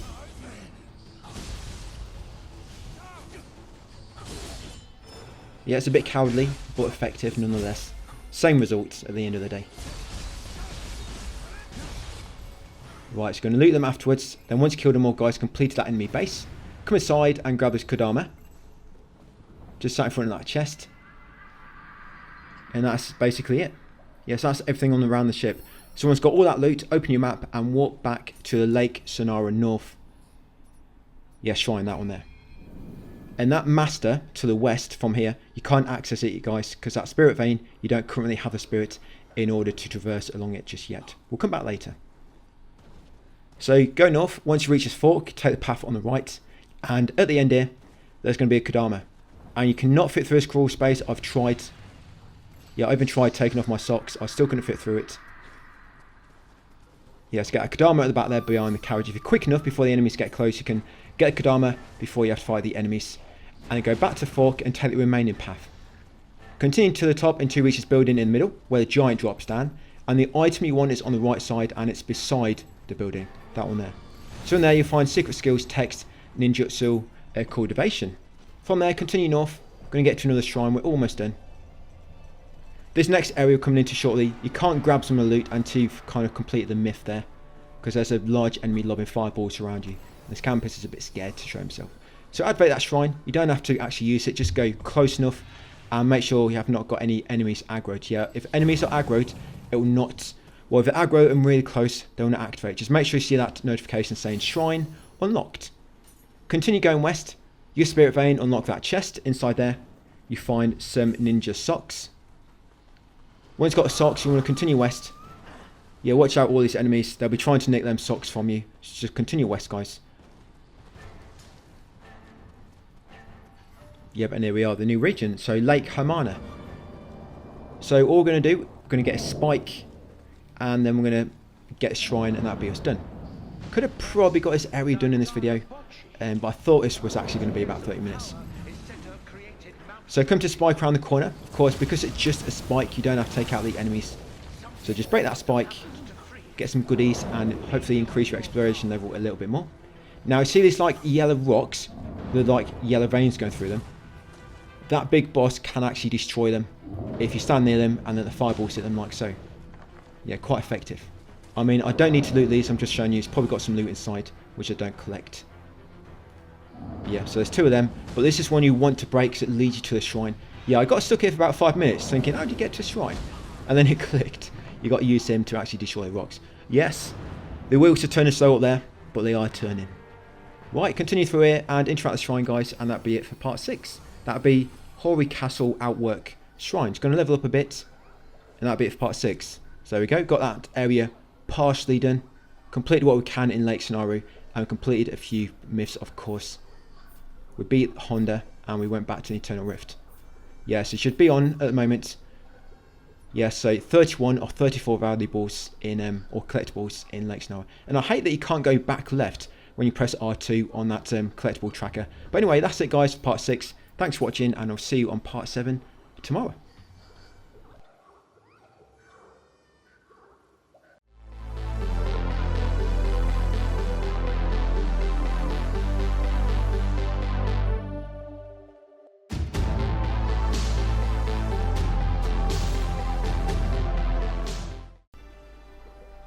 Hey, welcome guys to part 7.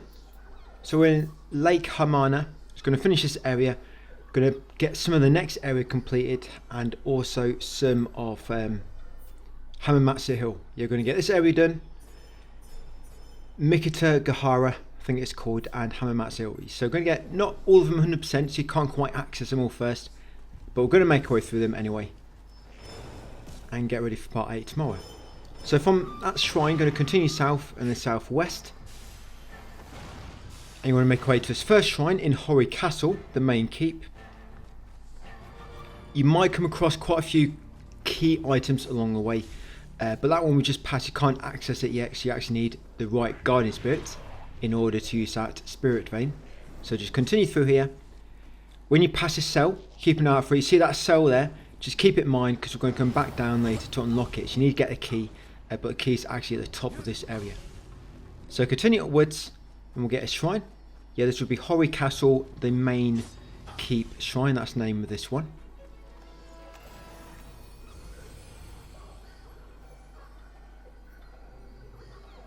Right, then from there, you're going to go through this doorway behind it. Take the left path. And then when you enter this next building, you can open the door on your left because it will lead to a hot spring. Yeah, so use this hot spring once. You get 2 Yoki teardrops, of course.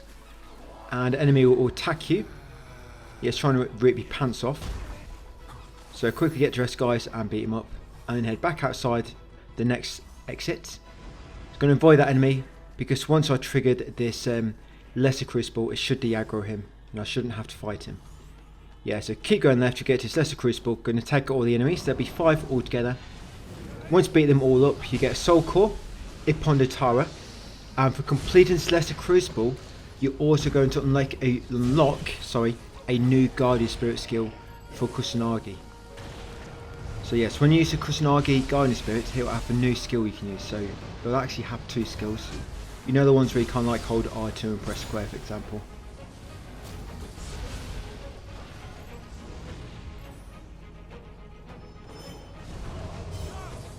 Be very careful. I did die once here.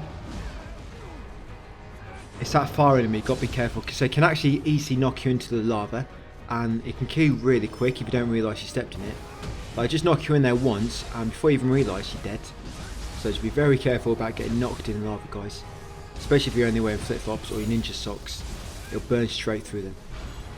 Right, so yeah, so drop that soul core, Ipondatara. Yeah, see how quick that almost killed me? Should have just left that item really. So I'm going to break the spike. You're going to grab the large bird stone and the lumicite fragment, which drops from it. And a couple of steps behind it and grab this head.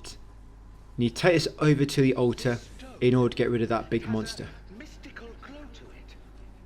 Perhaps it will help us find a way to calm Daidara Bocchi. Yeah, and when you put this on the altar, it'll complete that myth and it'll also get a few more unlockables. So you'll get a new soul core, Daidara Buchi.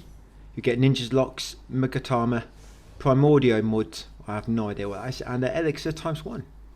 Yes, it's placed on that altar where the candles are. Disaster at Lake Hamana has now been, it's now been avoided.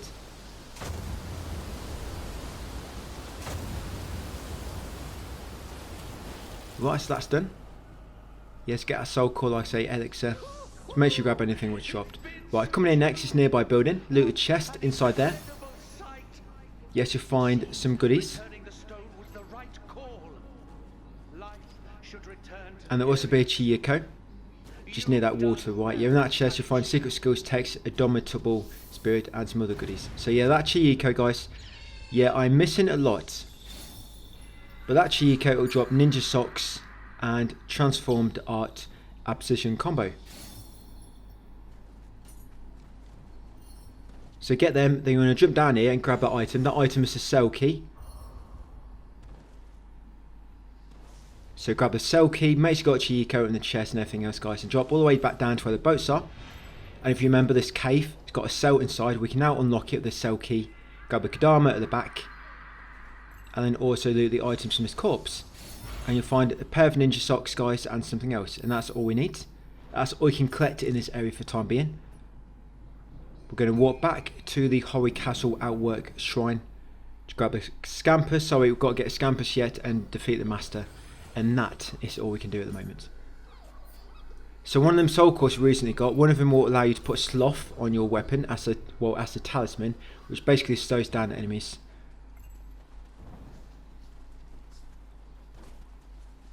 Can be quite useful. But I find a lot of these buffs, they just end so quick. Oh, got a Kappa. Yeah, whenever you see one of these guys, make sure you attack him. I just maxed out my Crucible, I think, so I've just learned a sort of meditation skill.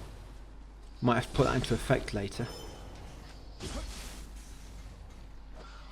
So this Master coming up, it can be quite difficult, and I'm not quite sure what it was, but on my other accounts, I had no problems at all with this Master, even when I hadn't fought him before. I think the first time I beat him first time, my other account I beat him second time, and then when I played on this account, I just spent ages on him. I don't know why, I just kept making silly mistakes.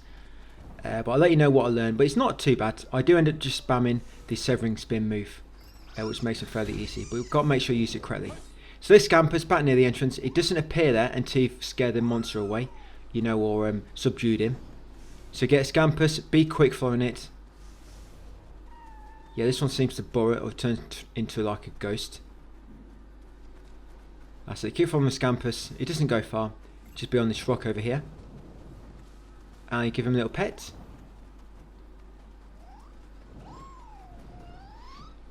You give a Yoki Teardrop, Ninja Socks, a Soul Core Scampus, and a Scampus Furball.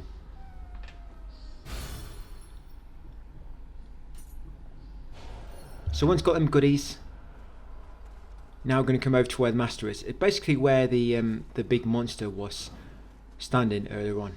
So yes, over here this Master, it's actually a Revenant Grave, but when you come over to it, it kind of tells you it's going to spawn a different enemy. Yeah, we can go to trigger it. Yeah, so do this duel, guys. So yeah, this is the Tiger Sase. We've got to do all these Master fights for a trophy. But you get a trophy for this first one. So be very careful. He can pretty much almost kill you straight away with some of his attacks. He does have like a long charging attack. And if you try to do the Severing Spin too much when you're too close to him, he can kind of like deflect it. And he can attack you while you're doing the spin.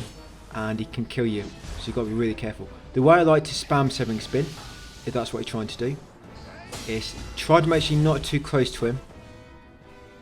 And just keep spamming it. And that normally works a lot better, as opposed to trying to do it close. So yeah, just do it about this distance from him is about good. Yeah, like I say, not too close. Right, and when it comes to getting your stamina back, so if you look at my stamina bar, you might notice that sometimes I'm getting like a big boost of it back. And that's due to that Flux 1 and Flux 2 from the Samurai skill tree. And the way that works is you know where you normally press R1 to get your key back, yeah? Your stamina. And depending on how you time it, depends on how much you get back. But if you use the Flux, the timing don't really matter, which is quite good. You can do it quicker as well. Whereas when it comes to that timing, you normally have to wait like a second or so for the bar to get to the end and then press the key pulse button in order to get all the stamina back. The way to get as much back as you can is to trigger Flux 1 and then Flux 2 straight after. And what I mean by that is, say for example you're in the top stance. If you look at my bottom right screen with all my stances, you see the HUD in the bottom right. You've got the martial arts bar which is building up. Of course when it gets to the top you do more damage. You've got high stance at the top, low stance at the bottom, and I guess, is it middle stance? One in the middle or neutral? Can't remember what it's called. And on the right that's sheathing, so you forget about the right stance, that's just putting your sword away, ignore that. But yeah, grab all looty drops guys, then we're gonna get a trophy. Yeah, grab all looty drops, then we're gonna leave the fight, you have to interact with the small Amrita afterwards, and we're gonna warp to another shrine. Yeah, sorry, back to Flux for a moment. So as soon as you finish your attack, and your stamina starts, as soon as it starts to refill, you quickly change stance twice, but to the other two stances. So for example, say you're in high stance, as soon as your stamina starts to refill, go into medium stance and then low stance. And you'll get loads of stamina back. And if you can do that guys, it's really useful, because you kind of get infinite stamina in a way. Yeah, and then we want to warp there guys, to that Otsuri bridge, back in the previous region. because it gives you extra stamina. You don't just recover what you just used, you'll gain extra as well. And so back here we're going to shoot that Chiyuki under that bridge. Yeah, this is in your skill menu, guys. So like I say, it's Flux 1 and Flux 2. But all you need to do, you don't have to wait. When you do Flux, you don't have to wait for the stamina to get to the end. You know when you want to do like a perfect key pulse, you don't have to worry about perfect. What I normally do, I do my attack, then I hold R1. Then as soon as I see my stamina about to start refilling, then I change stance twice. That's all I do. Then I get one burst stamina back and then another burst back. That's all I do. Timing doesn't matter. The only timing is you got to make sure your stamina is refilling. So you can't do it straight away because it will do nothing. You have to wait until your stamina starts to refill. That's the key. So you attack, wait a moment. Once stamina starts to refill, switch to the other two stances. You'll get a massive boost back. What I like to do is either be in low stance or a high stance, because then you just go like left up, you know, or left bottom. You know what I mean when it comes to stances. But anyway, once you've warped to Otsuri Bridge, of course, we shot down the Chiyuko, got loot he dropped. He dropped a Ninja Socks and the Dragonfly Reversal Pierce Art. Then you want to continue north into this next area, get a Scampus, just near the top of the steps. Going to follow the Scampus over to where he leads us to. He actually leads us to some statues, which is nice as well. Yeah, and I think he glitched then around that tree. They can get glitched up sometimes. They'll just keep spinning around in the same area, like they just can't lock onto where they need to go. But they normally do fix themselves eventually, like she did. So once he jumps up onto that rock, you have to come down a bit further down into the area, jump up on the logs and then make way over to him. Follow them across here. There'll be 3 enemies, so take the 3 enemies out quickly. Try not to die like I almost did.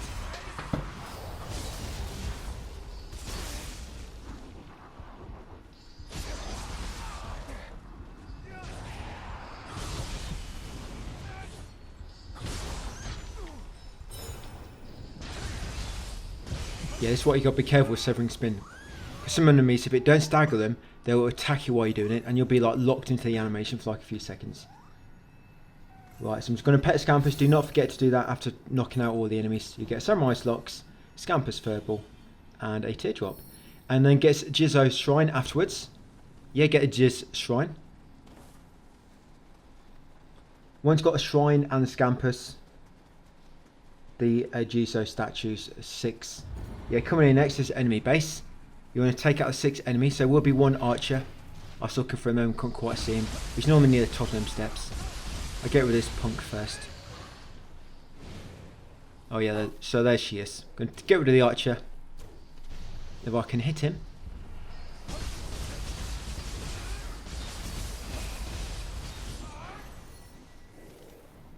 And the final area will not spawn until you defeated the first 5. Yeah, because this is actually a Yokai realm.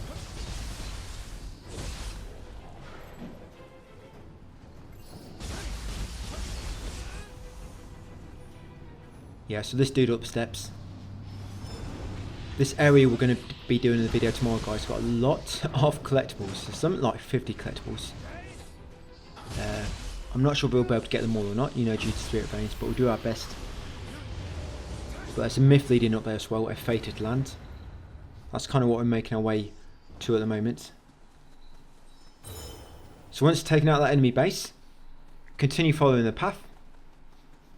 This area we're in, you can't access it all at the moment. You can only like access the middle bypass. You can't access the top or the bottom. For example, you see that closed door behind us, that barricaded door, you can't open it yet. So just get that shrine so you can walk back here later. Yeah, get that shrine, continue on, past this strong enemy. And when you go down these steps, there'll be an item on your left, and this has a pair of socks inside it. I forget if it's socks for a ninja or, oh, it's samurai. So yeah, grab the samurai socks, then continue on. When you come across this ledge on the left, you want to jump up it, because this is going to lead you to a Kodama. Kodama on this little shelter here. He's just sitting in the corner. Yeah, so rescue out Kodama. Sorry I didn't rotate the camera enough so you couldn't actually see him. He's a bit shy, that one. Yeah, so one's got Akadama. Continue along here into the next area. And when you see a ledge below on the right, you want to drop down to it, because we want to loot this chest and also shoot the Chiyuko flying around nearby.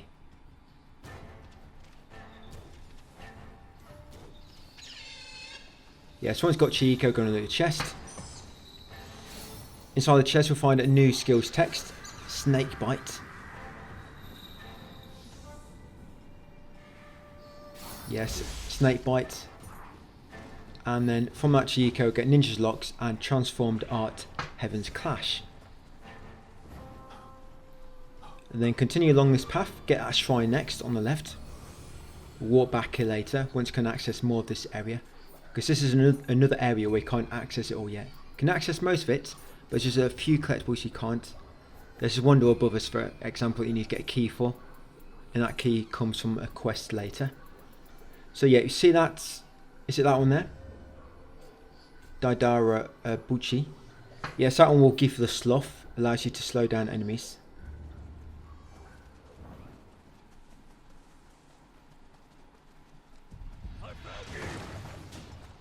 Yes, I'm going to continue along here. I'm not really going to be killing anything.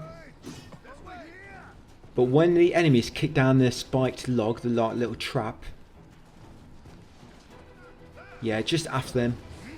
Yeah, watch you don't get hit by it. I didn't get hit then, just crazy collisions, like massive.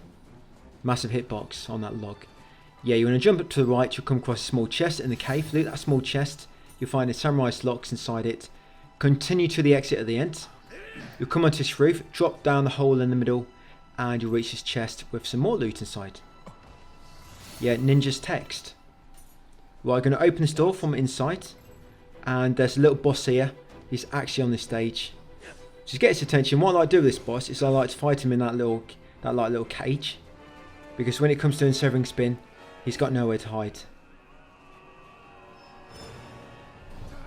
Yeah, because this works really well in this room. Like I say, when it comes to doing this, it's a good idea to try and do it not too close, because I find they don't deflect you as much then. And remember, when you change your stance, or when you use an action and want to regain your stamina, change stance twice quickly. You get more back than what you do if you wait for the key pulse, and it's probably a little bit quicker. So watch my stamina. I mean, I'm not always doing it successfully, because sometimes I just mess up. Or sometimes I just give up doing it. But yeah, you'll see me get a boost back. You'll see me recover what I've just used, but also get a bit extra. Like then, you see that? Just got a bit extra then. And look at my stance on the right. It keeps swapping quickly as well. But got him. That's the blood spurring Ogin. Yeah, grab all the loot she drops. And come and grab this Kodama on the stage where the boss was originally. Right, and once you got a Kodama, carry on north and get its next shrine, and that'd be it for part 7, guys. I know it's a bit of a short one. I thought it'd be longer. But good thing is, hopefully we should be able to get this whole area sorted in the next video. There's a lot of collectibles, but of course, because we're just skipping all junk and optional enemies, we're going through things a lot quicker. Yeah, I'm just showing you my map at the moment. So this is how I'm looking at the moment in these areas we've just been through. So I've been through that area, that first one I showed you, and this one over here. Any other collectibles we miss, we'll access them later, guys, and get them then. So thank you for watching, and I'll see you on part 8 tomorrow.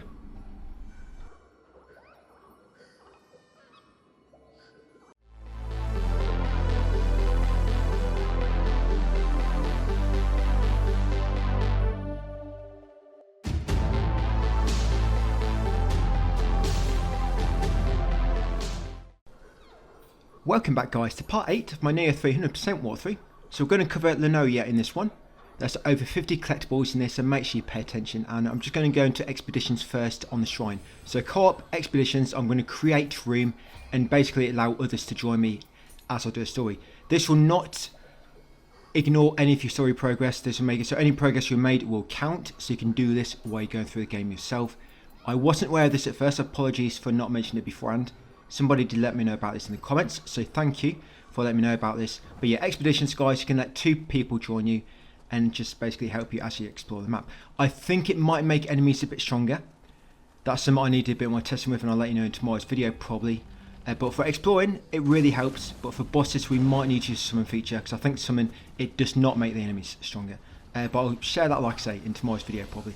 But anyway, when you first come into here, so the first building on your left has that chest inside. In that chest, you'll find a samurai's lock. Grab a samurai's locks and then come around here and enter this building with the lesser crucible inside it. Now you can probably see that black circle in my top left corner and that blue bar. The black circle basically means you're trying to find 2 matches at the moment when you're playing expeditions. And when that turns yellow, that means it's found somebody and they're trying to join. I don't know why it takes a long time sometimes. I don't know if you get put in some sort of queue, or maybe not many players are just playing this, or maybe I'm just unlucky. I don't quite know. But every time I've tried to summon help via expeditions, story and create room, it's always taken a while for players to actually join me. But when I summon on the co-op menu, just go straight to the summon tab when I get into mission, that always summons them straight away pretty much. But yeah, expeditions always takes a bit longer, so just keep that in mind. I normally turn it on and then just start going through the exploration, guys, and if anybody joins me, great. If not, then it's not a big problem. But while I'm doing this, I just come back to that boss for a moment. So yeah, the boss at the end of this area, when I summon for it, so you can't summon anybody yet via the summon tab. You can't do that until you get into the temple. The temple you can, but you can't in this area before the temple. You have to use expeditions. But when I got to the temple on another account and summoned, the boss went down. I mean, it could have been down to one of my co-op players' overpowered gear, and they just killed the boss really easily. And the ones I had when I was playing expeditions, maybe you were just as weak as what I was, and maybe that explains it. I don't quite know. Like I said, I need to do a bit more experimental with it, but I will try to let you know, guys, as soon as I can. Hopefully I will know by tomorrow's video, because if you do want to make the game easier, playing co-op is the way to do it. And of course, getting strong gear, but playing co-op you can do right from the start of the game. But this lesser crucible, there's a lot of enemies in this one. There's 13 enemies in total, and every time a new wave spawns, it's always a wave of 3 enemies. So you might always want to go for the weaker enemies first and then focus on the stronger one. So of course weaker enemies will go down quicker. And you got the wolf at the end. So remember, you might have the sloth, well you do have the sloth talisman. I was going to say you might have it slotted. So remember, you can use that to slow down enemies, and the more you use it, the enemy will become resistant to it. And when you've done that lesser crucible, just break a spike, grab the spirit stones which drop afterwards. And then behind it is 2 items we need. So this first item has a key, the pagoda key. Make sure you grab that key from that loot. And this loot on the left side, you got samurai's socks in that one. So grab the pagoda key and the samurai socks. Then you got Sadama on the left here. I'm just going to show you what he sells. So his inventory, all his inventory is listed in my text guide. So if you ever need to look back, you know, where can I get that item? You can just look back in the text guide and see exactly where you can buy it from. I mean, the shop in the hub area might sell everything eventually, but you know if you want to get it before that happens. So open that door to the north of the crucible, unlock that shrine on the right. I'm just going to level up a bit more. The good thing about always playing co-op is even if you're not killing enemies, your co-op players likely will be, so you'll be getting Amrita for not even doing anything. Right, I'm going to go through the door to the north. Do not go through the west door yet. You need to trigger a quest first, otherwise you'll be going back to that same building a bit later on. Right, so when you come to that door, go right, and there'll be that Kodama in the grass on the right. Grab that Kodama. Come up here and see this enemy sitting down chanting. And take him out. He'll go down really easily. He's a Crucible Wraith. Take him out, grab any soul cores that drop, and then make your way east over here. This will eventually take us to a dead end, but it's a few more items we want down here. And this is where them 2 items are which you cannot obtain at the moment. Well, 2 collectibles. Spirit Vein is a collectible, of course. Even though you don't really collect anything, you just use some kind of action and whatever it leads you to. So cross the bridge, drop down here or follow the path and activate the shrine. Now there is a Chiyiko. It's actually hidden in the tree here. You can just see it moving about, and look for your cursor when it changes colour, because then you know that you're actually aiming onto it, and then shoot it down. Yeah, when you are playing expeditions, if you do play it for a bit, guys, if you rest at a shrine, your teammates will teleport to you. I mean, it does give you tutorials on it. But if you try to teleport your teammates, just remember that it might respawn all the enemies. And I think it can upset some players. You know, when you've killed, they've just spent all that time killing all the enemies. And then you're the opposite side of the map. And you rest to, like, pull them all over to you. And they can get a bit annoyed, I think. Yeah, so you don't want anybody, like, rage quitting. So just play nice. Sometimes you have to because you're low in health, or that blue bar is slow. Because that blue bar, if you die, you can actually revive yourself. That's another good thing about expeditions, guys. Yeah, if you die, you can just revive, providing that blue bar has some gauge left in it. So yeah, defeat this Crucible Wraith. Yeah, that was a Crucible Wraith enemy. That's why I came down here to defeat him. And then once defeated him, I am going to warp here because it's a long way back. So I'm going to warp back to the shrine. Temple Ruins Cemetery. I mean, luckily nobody's joined me yet anyway. Like I say, it takes a while to join. That's been, what, about 6 minutes so far? I don't know why it happens. Maybe it's some sort of queue system. So I'm sure there's lots of players wanting to play, you know, co-op and assist with this. So when you come back through that north door, after warping back to shrine, go right again. But then take the next left. You'll go across this upper path and it'll lead you to a building on the far left. This one here. Inside will be a chest. Loot this chest. Inside it, yes, you'll find Ninja's socks. Grab the socks and then you want to drop down and then make your way over here to the west. Oh, and somebody's about to join me. It's about time, Sunny Dog. So I'm making my way over here now to this next shrine, which is to the northwest along this path. And when you enter this area near the shrine, it triggers a myth dialogue. You know, a little side quest, triggers some dialogue. And you see this item here? You have to collect that item. It's that Amrita when you loot it. It's actually part of this quest. So you loot the item I just collected, the Amrita. That's it. And it advances that myth. Those who live in the shadows. And make sure, of course, that you also trigger or unlock that shrine. So unlock that shrine, grab an item to advance that quest, those who live in the shadows. And once it's updated to investigate the abandoned temple, you can walk back to this shrine. The cemetery one, yeah, Temple Ruins. So once back here, you're just going to bow to my partner. Now we're going to go through the west gate. Yeah, so now we can get everything we need from this temple. Because if you come down here into this building before you advance that quest, the enemy will not be here. And then once you have advanced the quest, you have to come back, you climb to top again, and this enemy up here will now be here. So that's what you do. So you can kill this enemy and loot a chest at the same time. That's why you want to trigger the quest first. So you're not making 2 trips up here.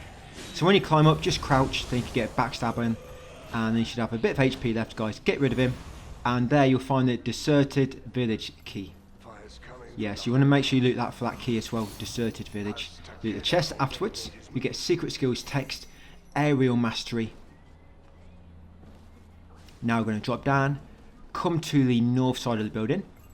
There'll be a large tree bending around to the roof.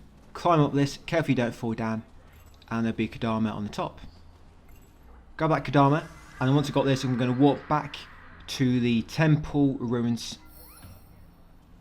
I wrote that down wrong actually, wrote down the, it's this one here, what's it called? Oh, Amamiju Junction. I've wrote that down wrong in my text guide, let me fix it. So from here, we're going to head west. I'm going to get a spike. Yeah, Crucible spike over here.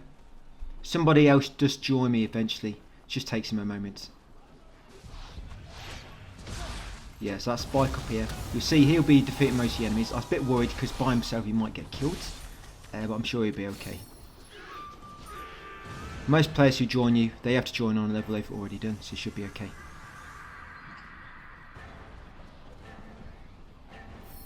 So once got a Crucible spike, jump onto the rock in the middle. There'll be that Kadama on the top.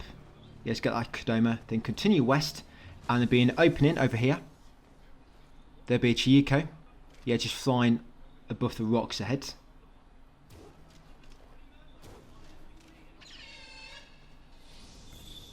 Yeah, so grab him next. Grab the items he drops.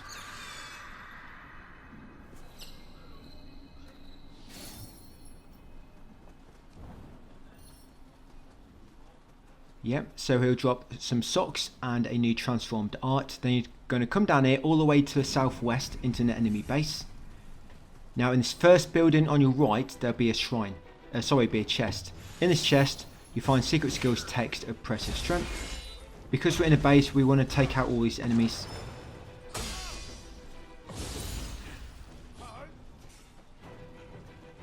I found it now, that junction name. That shrine name, sorry.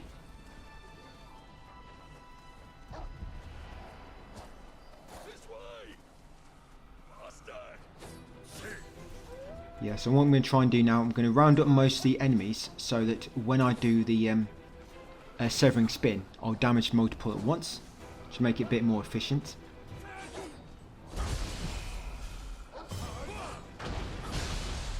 And then there'll be a house here for chests inside, and there'll also be a Chieko which we can shoot. So 11 enemies, but you don't really get any stronger ones.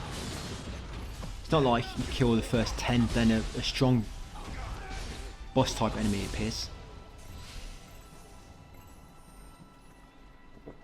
I think I expect this to take 40 minutes on this. When I was recording it, I was thinking, wow, this is taking me a long time. But I guess last video, yesterday's, was a bit short, so it makes up for it. Yesterday's video was about 20 minutes, weren't it? So this kind of makes up for that one being short.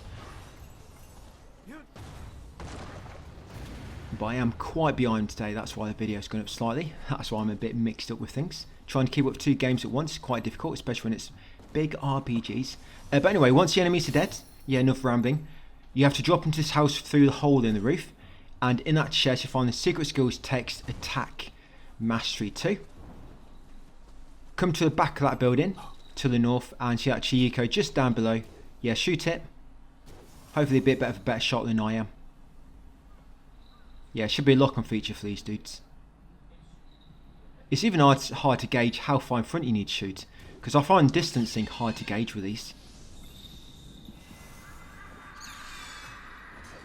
Right, so with that one rescued. Yeah, so we'll get ninja socks. And the crazed lightning transformed art. I'm going to come out of this gate to the east and unlock that shrine. Yeah, Great Gink Go approach, apparently that one's called. Then we're going to continue south. Southeast. Yes, it's the direction we're heading to now. There will be a path going south shortly. We're going to ignore that one and continue like southeast. See that path there? Ignore that. We're going to do that in a moment. We'll be coming back down here soon. So yeah, continue southeast up this mountain path. It's going to run past all these enemies. Now, a shrine up here. Remember, if you do rest, you're going to respawn all the enemies. So you may not want to, especially when you've got players with you. So I think they might not be very happy if you do. You don't seem to be making any progress when you join somebody, and they just keep respawning all the enemies. Right, so up this hill. I mean, they might like it, you never know. So once you reach this bridge, this is actually going back into Hamamatsu Hill area. There'll be a Chieko. It's flying below this bridge. It will normally stop at that side of it, the south side or on the north side. There he is. But my co-op partner's not doing very well, because somehow they allowed this enemy to just come and bully me from behind. Yeah, but all I want to do is shoot that thing flying in the sky. And my co-op players couldn't even watch my back for literally like 10 seconds. So, got one of them. Almost. Anyway, there he is. So yeah, like I said, he'll go beneath the bridge and come up on either side of him. Just shoot him when he stops. There you go. Once taken that one out, yes, you find another pair of ninja socks, and samurai socks from that one, and a transformed art, the windmill. So once got windmill, we're now going to go back past the shrine. And you know that southern path, I said ignore it. We're going to be coming back here later. We're going to take it now. It's going to lead us to a Scampus and also to a Jizo shrine. Yes, you can jizz into your samurai's socks when you reach the shrine. Yeah, if the mimic is jizzing into the socks, you're going to have to do the same.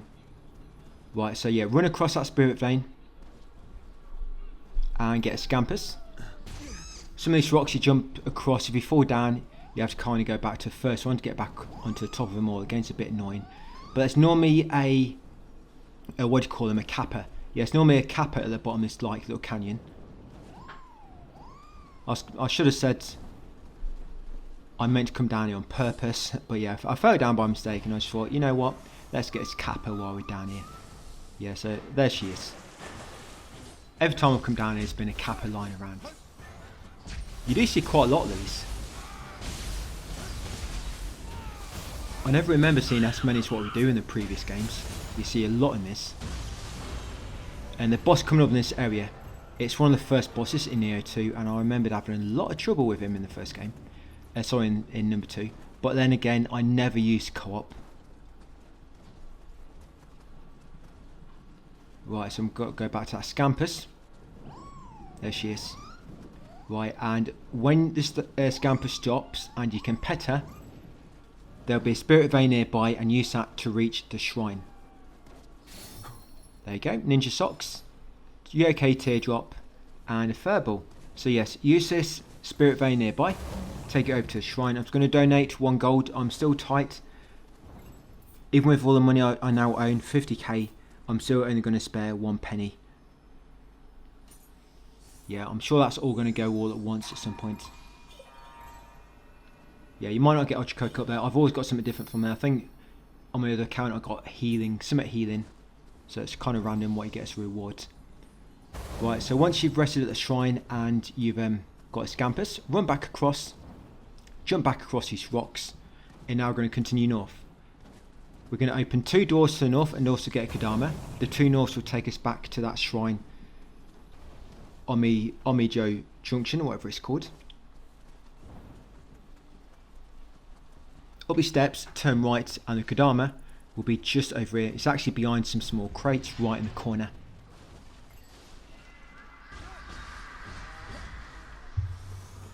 Yes, there she is. So once got a Kodama, continue north, open these 2 gates. When you go to open the second one, just be very careful because there'll be about 5 enemies swarming you and they'll all try to penetrate you from behind. So you might want to take them all out first. When it comes to opening gates from behind, you know, first you have to lift off the plank, which is kind of the bar which is locking in place the doors, and you have to push it open. If you manage to take off the bar of wood, that's it. Every time I mention it, I'm giving it a different name. Yeah, each time you take off the long slat of wood. If you do die, you can actually open it from the other side if that happens. You just have to take it off and it'll unlock from both sides. But when it's on there, of course, it'll only unlock from the side where it is. So you have to lift it off first. Right, so we're back through there. We're back here. So now I've got 1 more detour to take. Yeah, it's a lot of back and forth in this area. Just how it's kind of laid out. So back from that shrine, you want to go west. You need to go northwest in order to reach the temple where Story wants you to go. But first, or sort of more so second, because it's our second time coming down here. Yeah, we're going to go left again, but now we're going to turn left at the next junction. Yeah, come to this house, go through the back door at the back, just smash it open, no need to open it. Yeah, and in that item on the right in the back garden, you'll find a ninja's text. Once you've got ninja's text, come through here, turn left, there'll be a gate down here. You can unlock this with the deserted village key. And down here will be an NPC to help. This is Fulmar, what's his full name again? I forgot his full name, buddy, sorry. He calls himself the Mysterious Ninja. So you might want to call him that. It makes him feel good about himself, I think, when people don't know much about him. But yeah, help him take out the enemies. And if you've got good co-op partners, they'll be right in your back helping you.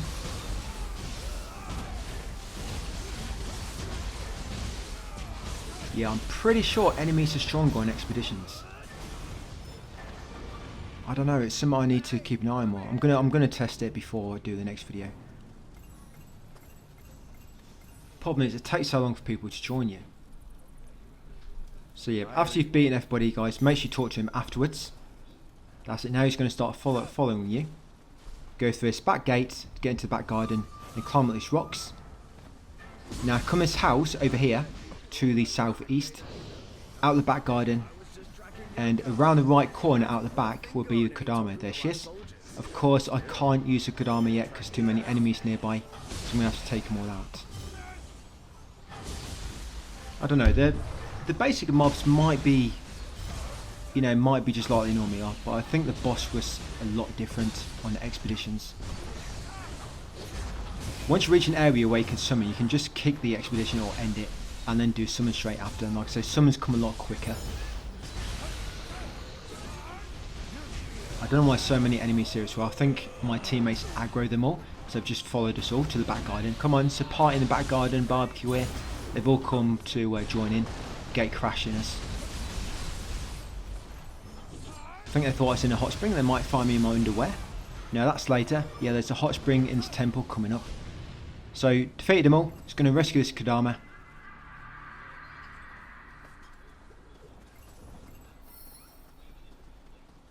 And I'm going to go back through the house and up here, guys. And this building at the end of the hill, around the right side, will be a chest with some key loot inside it.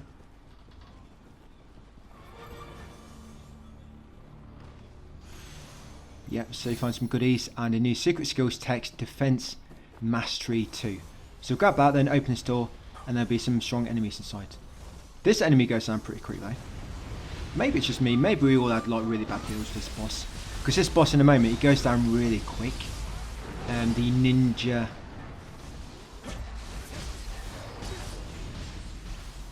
The Ninjutsu. Yeah, he goes down really quick. But yeah, the boss at the end. It just... The thing is, I went into living artifact form as well. And I must have got about 8 attacks in on him. You know, the triangle and circle attacks. Because I'd used sloth, it was really slow. And I hadn't looked at his health bar because I was too busy, you know, focusing on what I was doing. But when I stopped and looked at his health bar, it hadn't even got it down to half. And that's me spamming the special attack and living artifact about 6 times. And switching stance each time as well to build up different elements. So I'm not quite sure. I mean, I'll see a bit more now when I'm watching this recording. But yeah, once beat the Ninjutsu, you see he went down pretty quick. He has to grab all the loot he drops and then talk to the mysterious ninja. Now, if you're on yourself, by yourself, you can actually fight him now in a duel as a master. So you can do that now, but if not, you can just come back later like I'm going to. Yes, I'm going to come back and beat him at the end of the video, guys. Yeah, you can't beat him now if you're playing co-op or have an acolyte. You have to be solo. But once you're done there, we're going to come to the left side behind that same building. Unlock that shortcut gate, takes us back to that spike from earlier. Then we're going to go west and then north. And then up into the northwest temple. Now this northwest temple, when you reach the first shrine, that's where you can summon help as a summon from that tab. So you can actually kick the expedition if you want to and just summon help from that way. But yeah, if you are fighting that master now, the way I fight him at the end of this video is I just keep spamming Severing Spin. And it works really well on him actually. He can do a lot of damage. When I try fighting normally, I die really quick. Yep, and that's what my map's looking like at the moment. Yeah, but Severing Spin, I got rid of him really quick and kind of easy as well, without incident. By just spamming that same move. Remember, each time you spam it, when your stamina starts refilling, change stance twice. Severing Spin, change stance twice, Severing Spin, and it works like that. Okay, so that's shrine. I've just leveled up a bit. Don't need to worry about respawning these enemies because we've not been up here yet. So there's a lot of collectibles here, and if you look on the map, it's actually hard to tell where they are. And you should hopefully have exploration level 4 now as well. So your first chest, come this room, just keep going right, breaking through his panels, and here it is in the corner. So now you'll get the hand cannon weapon. Yes, and you also get skills text, unarmored death. Yes, hand cannon, a new weapon, and that skills text. Then you want to continue right, through this door at the end into the garden, briefly. Back into this part of the house, and here's your Kodama. This is actually just before the shrine, so it's a shrine around the corner. But because of all these enemies, I'm going to have to take them out first. Could have probably rested at the shrine to reset them all actually, and then come and got the Kodama. But I just do it this way. My co-op partners are busy killing other enemies by the looks of it. I mean, if you want to stay with your co-op partners, they'll be getting loads of loot for you. And there is normally a kappa as well, around the side. You know where that last garden was? You go around the back and there can be a kappa that spawns at the back there. Now I just want to rest at this shrine, or unlock it at least. But it don't seem to be working. Well, it's because of these enemies. You remember, when you go near shrine, make sure it has unlocked. If any enemies are near you, it will not unlock. Yeah, I don't even mean use it, you just have to unlock it. Because there's actually a trophy for unlocking every single shrine in the game. So yeah, make sure you do this. Yeah, them enemies should have gone down a lot quicker. Maybe the missions are harder on expeditions, but the exploration is the same. Maybe that's it. Yeah, maybe missions are harder, but exploration is the same. We'll see. Yeah, so you've got a strong enemy type to take out. I mean, does this guy seem more difficult? Maybe. I can't remember if this guy went down early easier when I was playing on the summon mode. I don't know, he went down quite easily actually. Right, so once you defeated him, there'll be a chest in the corner. Seems my expectations were not misplaced. To be honest, I might have been able to leave him. I know he can't, so I think there's a seal on the exit door. So that's not always a mimic. And my cart partner, I think he got a bit impatient. So I actually get the right gesture, the sumo stomp. And just while he's cheering, my cart partner attacks him from behind. Just as you do. Yeah, when you least expect it, you've got to watch out for some of these co-op players. But luckily there's no friendly damage. And yes, I almost died there, at about 3 HP left. But I have to take him out, so he's going to have all the loot now from the chest, that mimic will. Yeah, there you go, so ninja socks. So we'll be in that chest, and of course, if a mimic spawns from a chest, you have to, of course, beat the mimic by defeating him or using the right gesture, and then the mimic drops all the loot. Right, let's come out the back door once you're ready, into the garden. Gonna come straight out the back fence. Yes, around the right side here, and you want to jump up these rocks on the left hand side. Yeah, jump up the rocks on the left hand side. There will be a smaller step you can jump on right near the start of them. That's it. Follow this to the far southwest corner and you'll find a good armor. So once you've got a Kodama, before you go into this building here, where you have to climb to the top, you want to come around the back of it and you want to crouch beneath the underpass. Yeah, so this is the underpass. Crouch beneath it, guys, and there's your Kodama. I've had that Kodama drop a soul core for me before. I'm not quite sure if it's random when Kodamas drop soul cores for you or not, same with Scampuses, or if it's fixed. But I didn't stop to find out with this account. But yeah, I have had that Kodama drop soul cores before. Right, climb this ladder inside the house. Climb the next ladder. There'll be a chest right at the top of the building, which is going to have some nice loot inside it. We've not got a fight to do now, we're almost at the end of the temple. Yeah, the last few minutes of this video is me going back to that master to defeat him. So in there you find, yes, a new key item. Where are we on the text guide?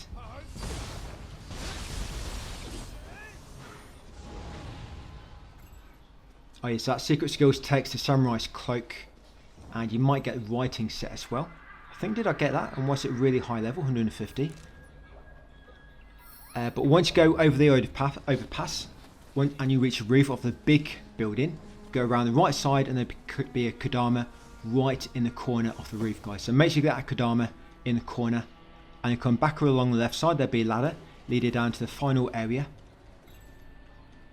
Yeah, that enemy on top of that like a little gazebo, he's actually a wraith, and I was hoping I was going to do increased damage because I was in stealth, but he didn't. Yeah, and beneath here is a Kodama. So beneath this like little gazebo is a Kodama. And once I've got that, I'm going to climb up to the top of that gazebo, take out that wraith, while my cart partner's taking out all the other enemies. You need to jump on this rock and then jump over to it, guys. You can take out that enemy there. Didn't realise my health was so low. Yes, I just did not realise. I remembered seeing it now, but when I was playing, I didn't notice until I dropped down from that rooftop. I didn't realise it when I went up there, I was low in health. So I'm just going to finish off the wraith. There we go. I may as well help my buddies take out these enemies. Yeah, so all these blobs. I've not actually seen this blob spawn here before. So I've no idea where my cart partner is going to spawn all these different enemies. But yeah, I'm getting plenty of soul cores drop. And the reason I've got this enemy is because they're triggering revenants. And I actually realise now why I'm having the Blood Edge Demon appear more often. Because all these cart partners I'm spawning, they're calling revenants. Yeah, see that top left notification there, the direction of yeah, the demon has been put on your map. Just grabbing all this loot. Now this door over here, the Nurakabi door, you have to complete a gesture. You can sometimes check by looking at the nearby graves. A grave will give you one clue, and so then you know which two it's going to be, either one of those, so you can't really get it wrong if there's a grave. And see that grave on the right, the one on the left just said he got killed, but the one on the right said he was killed because he used a hostile gesture. That means the red one was not the correct one. So I mean, I messed up anyway, but I should have used a blue or yellow, and one of them would have been correct, but the red one wasn't, so I knew that. So basically, blues are supposed to be friendly, the blue gestures, the yellows are neutral, and the red ones are hostile. So whenever you see the mention of a friendly, neutral or hostile, hostile is red, neutral is yellow, and friendly is blue. And so keep that in mind. So if you see a revenant, it said he was killed for friendly behaviour and it's blue, that means you need to try and use a yellow or red one, for example. But anyway, once you've got past Nioh Wakabi, if you do fail it, you can just kill him like I just did, of course. Yeah, grab a loot behind him in that chest, there'll be a key item in it, you'll get Warrior's Text, and then use Hot Spring at the back here. You'll see all your bodies with a kit off. Yeah, your MC partner doesn't quite join you yet.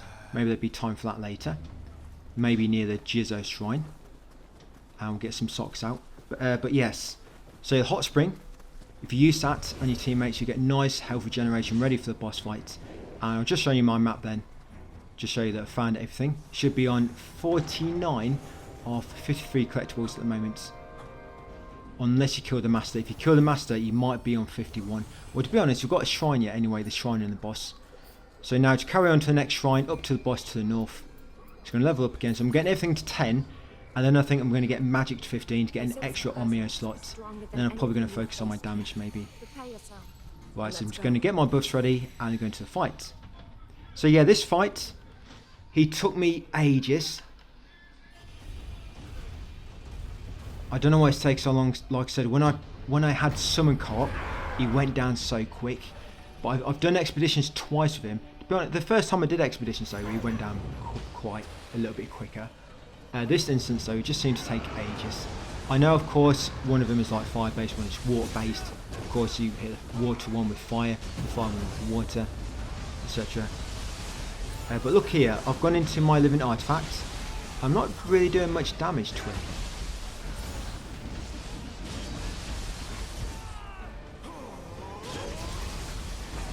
Yeah, so I'm not quite sure what's occurring. It's normally after that, you know, a good few hits in the living artifact and they normally toast. But yeah, this boss gave me so much trouble on Nioh 2. Can't even remember how I beat him now.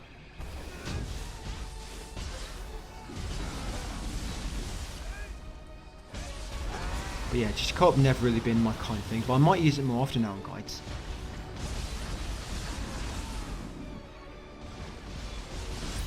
You know, put in the game for it to be used. But I know guides are more easy to follow when you're playing solo. You know, so it's more consistent then, and if anything happens to the service, your guide can always be used. But we're here for collectibles anyway, and your builds are not going to be massively strong this early in the game. I mean, Severing Spin still works pretty well. We're going to see for the master at the end of the video. Yeah, I still managed to stun lock him by just spamming that same move. And when I try to fight normally, sometimes you do like 2,000 damage to me all at once, and I'll be like instantly just squashed on the floor. And of course in Masters you can't fight with other people, you have to be solo. So you have to get good a little bit, unless you're just spamming moves like I am. But I don't know how that's going to be for the remainder of the game. You know, it's something you can just spam on every Master throughout the game, we'll have to see. Yeah, he's only at half HP, it's taking ages.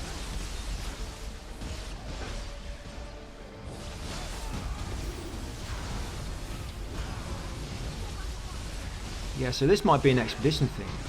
Maybe it's making him like really high defense. Maybe expeditions really affects, you know, main bosses. I don't know.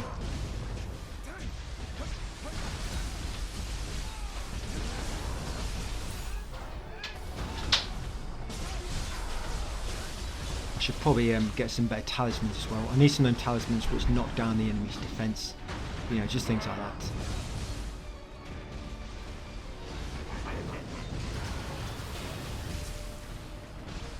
I am starting to go up a few more levels now that I'm summoning co-op partners. They're getting loads of Amrita for me, where I'd normally just run past the enemies. But after this, we're going to walk to Hamamatsu Castle Keep, so that's where we need to go and talk to Lee to get another myth from her. Then we'll, of course, we've got to explore them other regions. We're going to go back to a few previous regions to get some loot which we can get now, or just finish some of them off. Like that other region, I can't remember the name now, what's it? Hamamatsu Hill, or the one just before that. I didn't explore the bottom part of that, so I might go and do that next, and then make our way a bit more to the east to Futamata. Right, got him. Yeah, took him out for shuriken. So I'm going to grab all the loot drops, of course. Whenever any of my teammates drop me anything.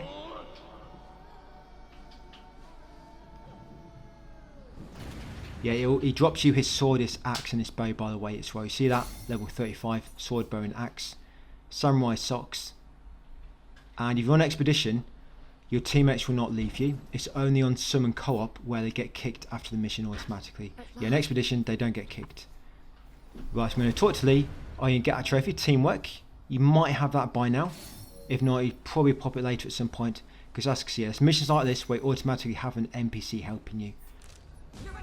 Right, so now I'm going to walk back over here to Omamiji Junction. And now I'm just going to go and do that master. So if you've already done this, don't worry about it. You can see how I beat him, I guess. So I'm going to go into co-op, expeditions, and I'm going to end it in order to just kick them to... Yeah, sorry about that, but I'm going to have to kick you out. Yeah, so manage expeditions and end. Right, that'll kick him out. Okay, so let's go back up here. There's a shortcut up here which I unlocked earlier, near that crucible spike to the west. Right, I was going to auto-equip some better gear.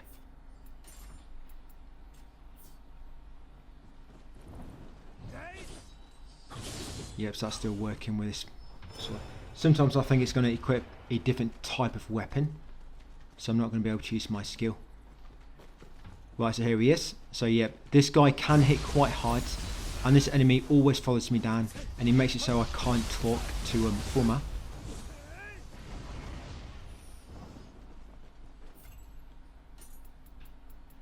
I'm just going to check my accessories as well, see if I've been dropped any like really high level. I don't know where that level 150 came from. I know where one of them came from. I think it came from some co-op partner, but I think I've got a writing set which is a really high level. Oh no, I think that's on my other account actually. Yeah, here I've just got that fan. Right, so I'm just going to equip my highest level one of the accessories, and they should be good to go. Yes, once you're ready guys, talk to the mysterious ninja, Fuma. So I'm just going to spam it. Try not to move too much, because he can stun lock you in a way and take your health down really quick. This guy can hit really hard, but good thing about this, it keeps the enemy away, and it kind of interrupts a lot of their actions like this. And it actually doesn't do bad damage to him. Yeah, damage is quite nice. Yeah, it does like a nice chunk of damage each time. It deals about 5% of his health, doesn't it, each time. It's quite nice. There we go, almost halfway already. Yeah, if I stop this and try to attack him, or even to buff myself, I can get killed very quick. So don't even buff yourself, guys. Once you get going with this, just keep doing it like I am. So all I'm doing, like I mentioned in the previous video. So I do the attack, severing spin, then I change stance twice to the other two. Remember, do not go to right stance, that sheaths your sword, it doesn't count. Yeah, so you just go left up, severing spin, left down, severing spin, left up, severing spin. That's the best way to do it. The reason I like to do it that because it's easy to go from like left to up or left to down. You can do up to down, but of course it takes a slight bit longer. I just find it easy to remember when I'm just going, you know, left up, left down. Right, pretty much got him. That's it. I know it's a cheesy way to do it, but it works, gets the job done. Right, let's grab all the loot drops, and that'll be another master complete. We have to complete all of those for a trophy. Yep, he'll drop you samurai socks and also... sorry, not samurai socks, where is he? Oh, he drops you the handbook, the flying book. Right, and then once you've done, chat to him to return. And now I'm going to walk to Hamamatsu Castle Keep, ready for tomorrow's video. We'll talk to Lee, because she gives you a key in order to access some other collectibles. So yeah, that's how we're looking guys at the moment. So walk to Hamamatsu Castle Keep. And that's where I'll end it.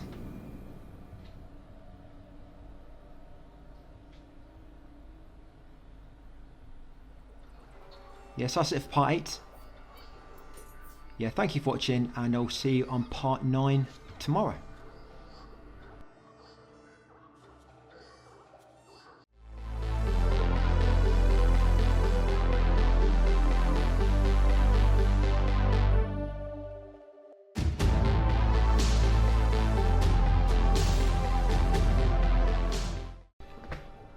Hey, welcome back to Nioh 3. This is part 9 of my 100% walkthrough. We're at Hamamatsu at the moment. We're in that like big main building in the middle where most of the NPCs hang out from time to time. It's going to level up at the shrine because I've got a bit of Amri to spend. Then I'm going to talk to Lee nearby to advance her quest, her myth, Lee's memento. She'll give the mountain temple key. Now once you get that temple key, we're going to warp to Mikata-Gahara Junction. Wow. It's like one of them Welsh towns, which are really hard to pronounce. But anyway, once you land here, guys, now I've got that key, you can access a few more collectibles. So I'm going to spin around, I'm going to come up here. And the reason I'm not doing expeditions at the moment is because expeditions does make enemies more difficult. Yeah, but I did mean to show the tutorial for it here, but I kind of forgot. But if you look through tutorials, you find one for expeditions, and it actually says that when you summon a visitor, the enemies are weaker than when you go on expeditions.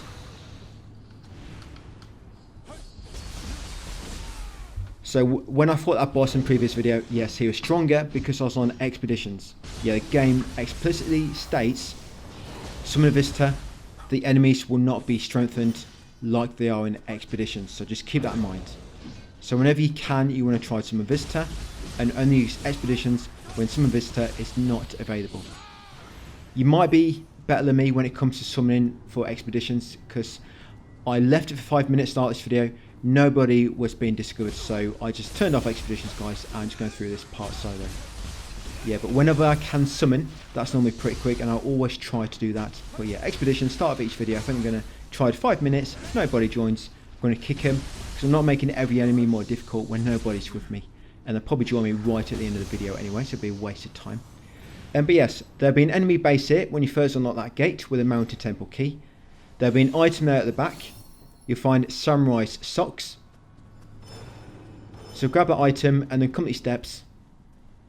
I probably shouldn't be saying socks actually, so I don't know how that's going to translate on the auto dubbing.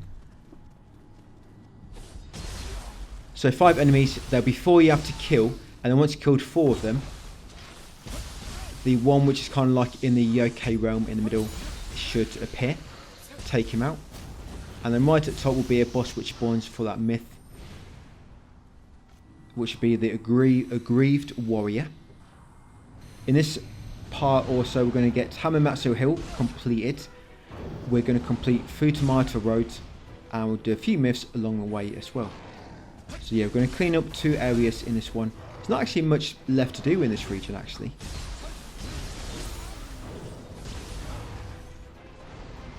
Yeah, not much to do at all. I mean, we've got one more area which we have not been into yet at all. But we have got to go back to, I forget the name of the place now. It's the top left. We can't access it all yet, so we just made a quick pass through it earlier on. But we'll be going back there later. Now we'll be able to unlock all of it, you know, due to story progress. So once cleaned out the enemy base, yeah, come to top here, guys, and get the aggrieved warrior. So I'm going to just do my normal spam.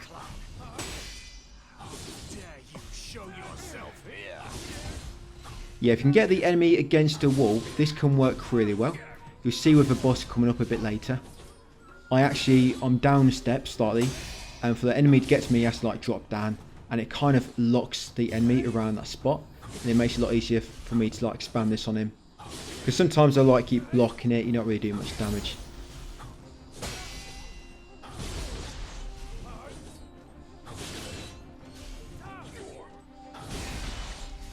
But it does do a lot of key damage. If only I could keep that going, stop him from recovering so fast. Maybe if I incorporate something else into it later. But for now it's working okay, doing the trick. Yeah, so once you beat him, we're going to get a Kodama. And we're going to warp over to the Hackman Shrine Walk. Is that the name of it, or is it Hackman Walk? I don't know, we'll see in a second. But yeah, we're going to go into Hamamatsu Hill from there and start getting the remaining collectibles in this area. We're actually in Hamamatsu Hill now. We're going to come in from the southern entrance. Yeah, let me know if anybody's been using expeditions and if you find it easier to make people join you. Yeah, every time I use expeditions, it takes literally about probably 15 minutes for somebody to join me. I've actually just stood still once for an hour and nobody joined. So I don't even know if you're supposed to do a bit of exploration yourself. Maybe as the Amrita builds up when expeditions is on, maybe the more Amrita you get during that expedition, the more chance somebody will join you. I don't really know. I just want to know why it's taking players so long to join me when I do expeditions. So yeah, let me know guys if you have luck with people joining you first time, you know, within a few minutes, or if it takes a long time like it does for me. So once got Akadama, yes, warp over here, or it is called Shrine Walk. Yes, warp to Hackerman Shrine Walk to the south. Once you spawn in, you want to go west. And just above this water, just below this edge, will be a Chieko floating about. My accuracy is really bad. I think I need to change my sensitivity on my camera when aiming. So that's why I'm so bad at it. Yeah, I think I've got the sensitivity on too fast when aiming. So yeah, pet his belly, guys. And from him, you'll get a pair of socks. And you also get a transformed art sign of the cross. That's a pierce attack. Right, so go back to Shrine. You're going to go along the path on the right side of it. And continue following this north. The next collectible will be another Chieko. Yeah, it's going to run past these enemies. Just continue onwards up the hill. And once you reach this clearing, down here, near the Hori Gate. I don't want to aggro that worm, I'm going to leave it for a moment. Yeah, come to this far left ledge, this rock. Try to stealth kill that enemy if you want to. Yes, and then the Chieko is behind that leafless tree in the back. That one with no leaves on it. Looks like it's dead. So yeah, it normally flies from left to right. It will come into view in a moment, just give it time. There she is. Yeah, look how bad my accuracy is. So this Chieko will drop Ninja's socks and transformed art called Sky Piercer. And then once got that, come around here, try to avoid the worm again and grab this 6 Jizo shrine. You have to make an offering, which is going to give him 1 coin again. I don't know what happens if you give him loads of gold. I dare you to give him all your gold. No, I have no idea what happens. Maybe get a better reward. Don't quite know. But just make sure you get that shrine. That's 6 Jizo. And then come the steps afterwards.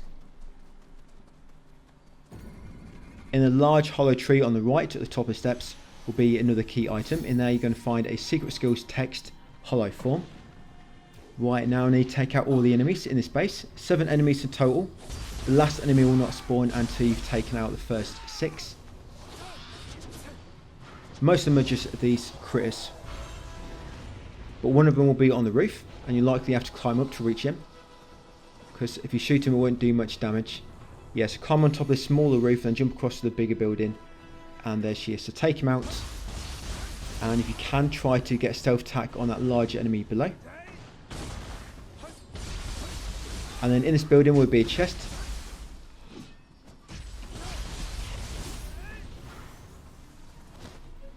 Yeah, so in this chest you'll find Ninja's socks. Yeah, so once you've got them socks, come back outside and take out the remaining enemies. Now once you've got 5 of them, number 6 should be walking up the steps at the end. So if you're running around looking for 6, don't worry, he's probably at the end walking up the steps towards the 7th enemy. Yeah, so he'll be in this corner walking up and down these steps. There she is. So take out this one. And then the wolf will spawn in that Yokai realm over there.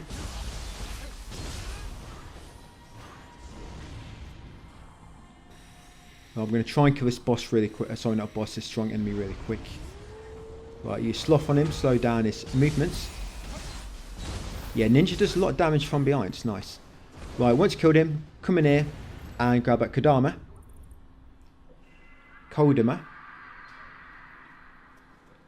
And then that's pretty much everything done in Hamamatsu Hill. Carry on east and unlock this gate. Then from here you want to take a path on the left. We just want to unlock this shrine. And then we'll go down that other path I just ignored. Yeah, talk to Spirit on the left here first. In Futamata. Yeah, talk to that Spirit. You advance that myth depicting the Tiger of Kai. Unlock this shrine next. Level up if you've got some Amrita to spend. Then go back up the hill and take the remaining path near that gate we just unlocked. Yeah, so that area should be done now. 27 of 27. Going to do Futamata Road next. So back up here, past that gate, and there'll be a lesser crucible. This crucible will have 6 enemies. Of course, going to take them all out. That shrine we just unlocked was called the Silver Grass Meadow Shrine, by the way. We'll be warping back there later. You could do this, what I'm doing now, I guess you could do it in reverse. But I guess I'm just doing it this way. Yeah, it won't really make a difference. Because either way, you're going to have to warp to a shrine to get back to where he was.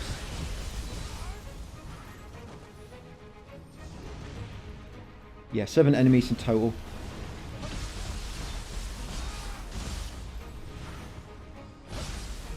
Yeah, this boss is actually not far from here. This one where I said I managed to unlock him by dropping down this gap in the bridge where it's a step. And he kind of got locked in place quite well. There'll be a Sadama coming up. I'm just scanning through a text guide while I'm doing this crucible. There's quite a lot of crucible type areas in this part of the map actually. Yeah, there's quite a few crucibles, quite a few spikes.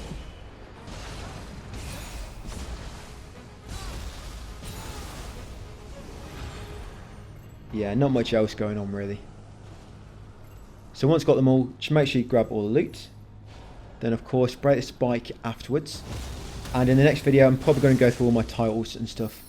Yeah, so when it comes to your titles on your menu, and by the way, once you got through that crucible, come through it and make sure you grab the spirit stones which drop from it. The next building on your right, there'll be a Kodama behind it. Grab that Kodama.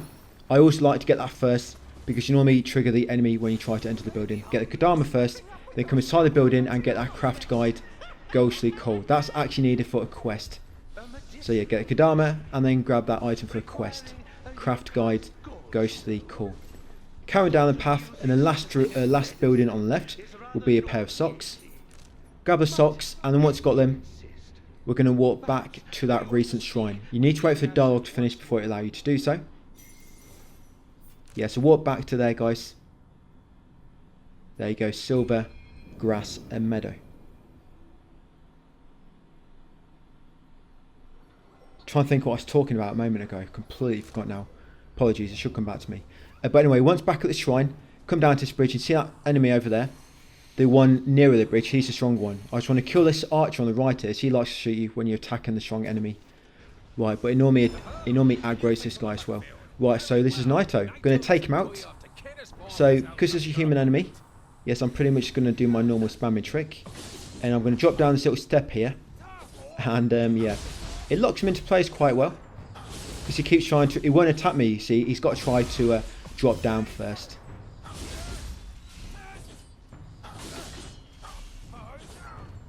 So it's keeping him in range pretty good. He's not blocking as much like they normally do. Oh, I didn't even realise that I'd staggered him then. Too busy just spamming the buttons. Oh yeah, that's it. Titles. So with your titles, if you press options, you've got a new option at the top. It's been there for quite a while actually. I've just not really used it much. If you go through there, there's titles you can put on various different like attributes for different parts. And what I normally do, I normally just pick the one which gives me the most benefit or the biggest increase. Like if something like 2%, I don't really worry too much. But if it's something which will give me 10%, I like to go for that. Or something which will like increase the actual letter of its the way it works. Yeah, grab that Kodama there as well. Yeah, because some you'll get like a letter like it give you like an A rating or a B rating for example. Sometimes I like to get the ones which will give you like the highest rating in terms of the letter when it comes to that, and in terms of damage, how it will scale. But just have a look through it guys, pick which will work best for you, what you think. But I'll show you mine in the next video when I do mess about with it a little bit. Right, so this chest, so you've got a Kodama on that rock. After getting that Kodama, just after that boss, come up here to this chest guys for a mimic. Of course, repeat the gesture which he does. He'll drop a pair of socks for you. Yeah, he'll drop a pair of his dirty socks. And then from there, we're going to go northeast. See, about there, there'll be a shrine. It's not exactly there where I put the marker. But there's a lot of different paths in this meadow area. So I like to just put a marker there, so I'm going to go directly to the correct one. But when you reach it, you'll see that notification at the top left saying a shrine is nearby, and then you know you're going in the right direction. So continue forward, unlock this shrine. That's all I wanted to do, so I'm going to walk back here soon. Well, I'm going to level up if I can. Yeah, what I'm trying to do first, by the way, is get my magic to 15, because that'll unlock another Omio slot. And then I'm going to start working on the damage on the skill, which is going to increase the damage of my weapon. So yeah, Omio 15 is a good place to get Omio. Like I say, so it allows you to equip another talisman. And then of course I'm going to work on damage for whatever weapon I'm using. If you're not using the same weapon as me, then just focus on the stat which increases your weapon. Or you might want to increase your health or something like that as well. It's up to you. But that's where the star mate is, if you're going to buy anything. He's got a few texts there for sale. Probably should have bought them. But I'm not going to worry too much about buying text from Sadamas until later. Just in case them Yoki teardrops might come useful for something else. And then you're going to continue past there into this house which you come to on the right. In here will be a samurai's text. Then you want to make your way onto the roof of this house, and you'll see a Chiyiko in the distance. Going to shoot that Chiyiko. We'll just come across this direction now to grab a few collectibles, unlock a shrine, guys. Then we're going to walk back to that one we unlocked recently. So there's the Chiyiko. He normally goes around the side of that mountain, and then he comes back towards you as he just was then.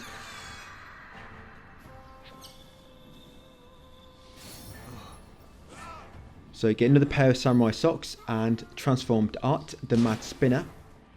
Carrying up this path, there'll be a shrine at the top. This is actually, I think, the top far right region or area, which will unlock or complete in the next video. So when you come in, you'll reach that NPC.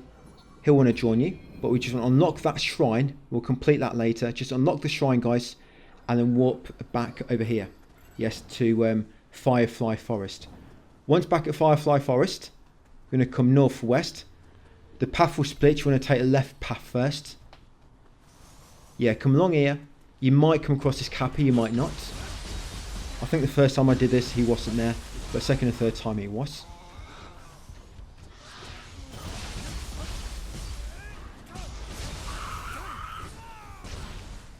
And all I'm going to do is, yeah, I'm not going to bother with that enemy. Just cap it's all I wanted. So continue onwards, and where that spike is, you need to drop down from a ledge above. So it's just up here. Yes, you need to drop down here. You can't reach it otherwise. I tried, I did fall to my death. Yeah, but I still can't swim. So yeah, destroy the spike. No need to destroy the enemies. Just destroy spike, jump down here, and make way back around to where you drop down, guys. But now, you want to jump up on the left. And you reach another Chiyiko near the top.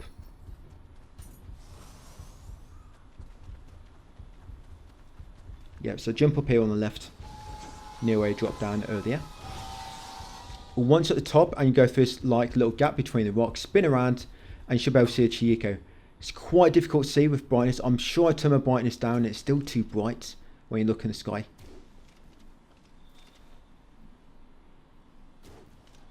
Yeah, but it's probably a bit darker when you guys are watching this. Well, I got him. How many times did I miss? Gonna have to remember to slow down my aiming sensitivity for the next video. So he'll drop a pair of ninja socks and another transformed art, the Crimson Lotus. Then in the next fork, go left. You'll come into this enemy base. Very weak enemies here. The only one you want to get rid of first is that archer. Then the rest of them you can take care of with Severing Spin because they're all horde around you. That's it. Nice, easy enemy base. If only they were all like this. Because a lot of them, you spend a few minutes running around looking for the enemy, so you don't know where the last enemy is. So once you've got all the enemies, we want to come in this small building. Inside will be a chest. Yes, in there you'll find a warrior's text. Then unlock this shrine if you haven't done so already. There we go. Right, now we're going to go back north to the fork. And we're going to continue north. Yeah, so that's where we shot that Chiyiko earlier. So you're going to go by a locked door on your left. There'll be a cave just above it over here. You can drop inside and bathe in this hot spring. Yeah, take off your samurai socks and yeah, bathe in it while you can. Get some health regeneration. unlock the shortcut gate, then we're going to continue left. Yes, and at the top here will be another lesser crucible. Like I say, there's quite a lot of lesser crucibles in this area, and there's still another one to come after this yet. So for this one, there's going to be 6 enemies. Sorry, not 6. 5 enemies. Yes, 5 enemies here. I think the final enemy is a giant on this one. Is it this one or the next one? Yeah, it's a giant. The annoying thing about a giant on some of these crucibles is there'll be lava on the sides, and sometimes it'll fall in the lava when you knock it down, and you won't be able to damage it as well because you're scared of falling into the lava, you know, as your attacks follow through. So you've got to be careful when you're attacking a giant.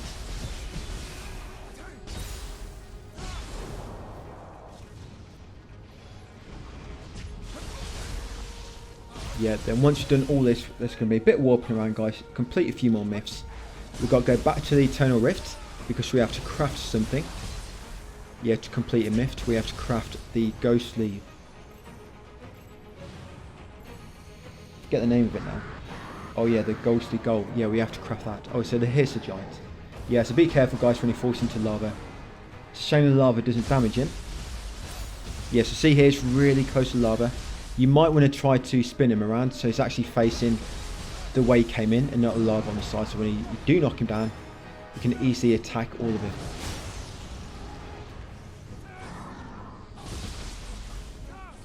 Yeah, Soaring Spin don't really do much damage to him, but it's good for breaking his crystals and knocking him down. Yeah, it's good for that.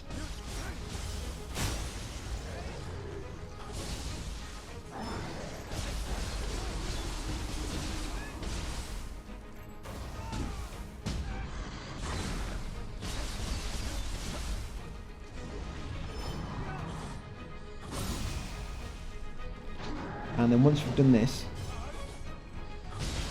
yeah, we're going to get a chest, then we're going to walk back to Firefly Forest, then we're going to go back to the nearby fork and then go right. And that'll take us into the next region and get us the final few collectibles in this area, through Tomato Road. So yeah, make sure you loot them afterwards. Remember, the last enemy in these crucibles pretty much always drop a soul core. Be very careful if you want to grab any loot in the lava. So destroy a spike. And the chest after this, inside it will have a secret skills text, spiritualism.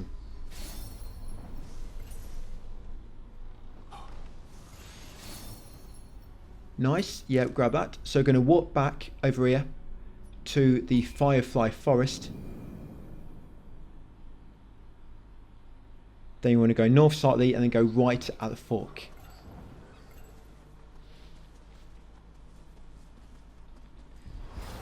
Now, as you go along this path, you'll pass below 3 large roots. There's one large root, and after passing below the 3rd root, there'll be a Kadama on top of it, so you have to make way onto the top.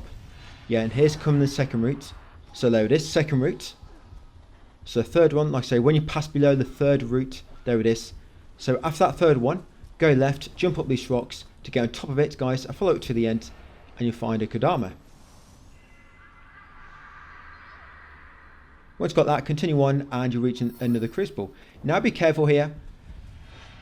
The first time I avoided this enemy, but I mean, the 2nd time he caught me in that grab attack, and this time as well, I knew what was coming, but I still managed to get grabbed. It appears, or it's apparent, that I'm not very good at evading grabs, which I know are going to happen. So this crucible, there is 6 enemies.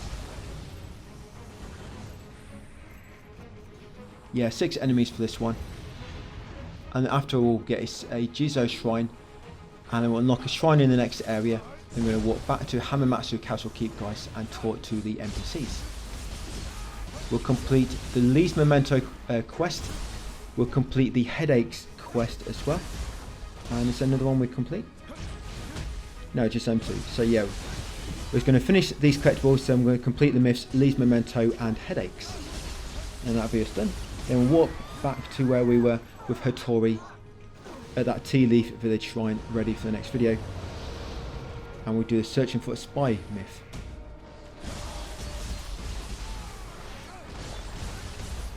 Yes, that worms, I think that's the final enemy in this one. These guys don't look hard, but they do pack a punch. Or more like a slap. Yeah, they like to sit on you. They do like a sitting combo. And they can slap down quite a lot of times. So just be very careful. It's similar to like them big like school samurais, which spin around 4 times. They really annoy me when they swing around. The amount of times they catch me when I'm trying to dodge away. So once you've got them all, destroy a spike.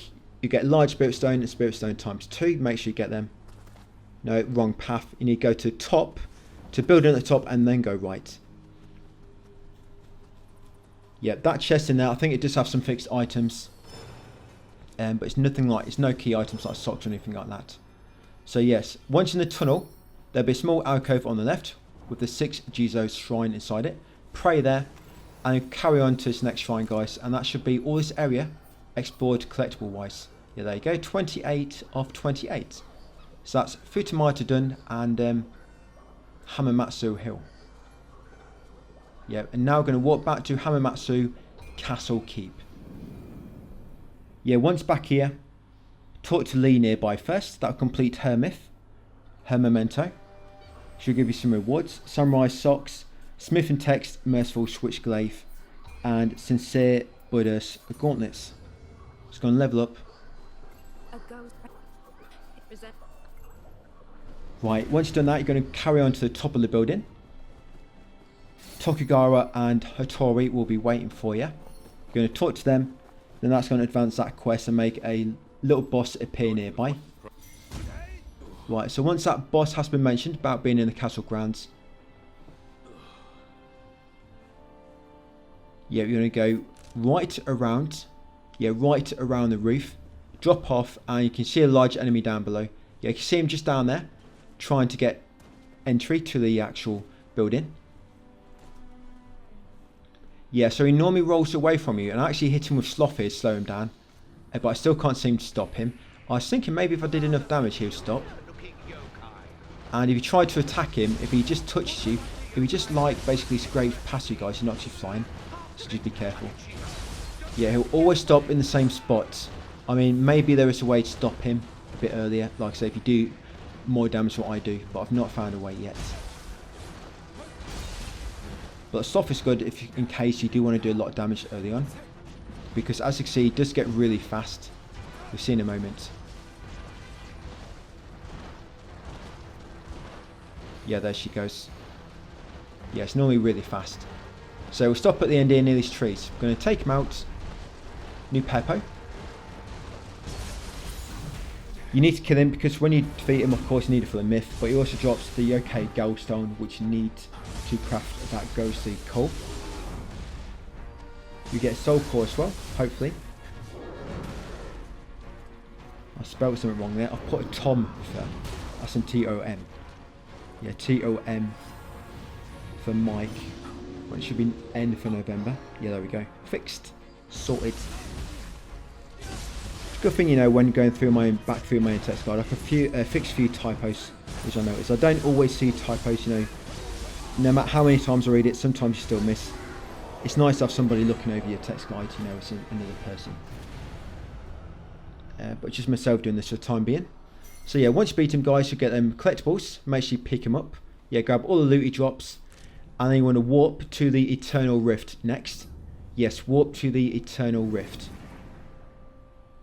Once you spawn in, go and talk to a blacksmith. Open the Forge Tools menu. Go into All Tools. And you want to craft the ghostly goal.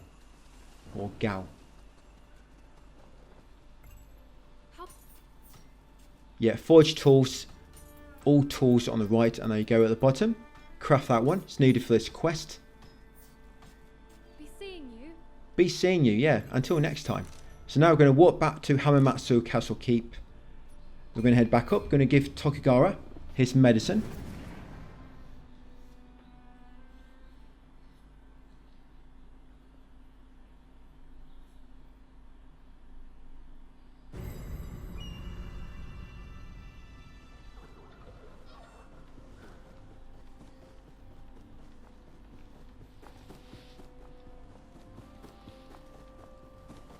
Yep, here we go. Give him his vaccine. What's that? I'm sure it's required. Yeah, there you go, mate. Yeah, some cowpole for you. Get that down, yeah. I'll give you 2 spoons because you're quite a big guy. Yes, and then we're going to fast travel to Tea Leaf Village once complete so you get some nice reward. I'm just going to wait a minute for you to see the notifications on my screen. So you'll get Samurai Locks, Smith and Tex, Sahaya, Sarugi. You get Smith and Tex for the Righteous Armour, and you'll also get a piece of each as well. Right, that's it. All my rewards. So I'm going to fast travel to Tea Leaf Village, guys. And that'll be us for part 9. Yes, hopefully we're going to get this whole region done in maybe part 11. Yeah, possibly. See how it goes. So that'll be it for part 9, guys. Yes, thank you for watching, and I'll see you on the next one tomorrow.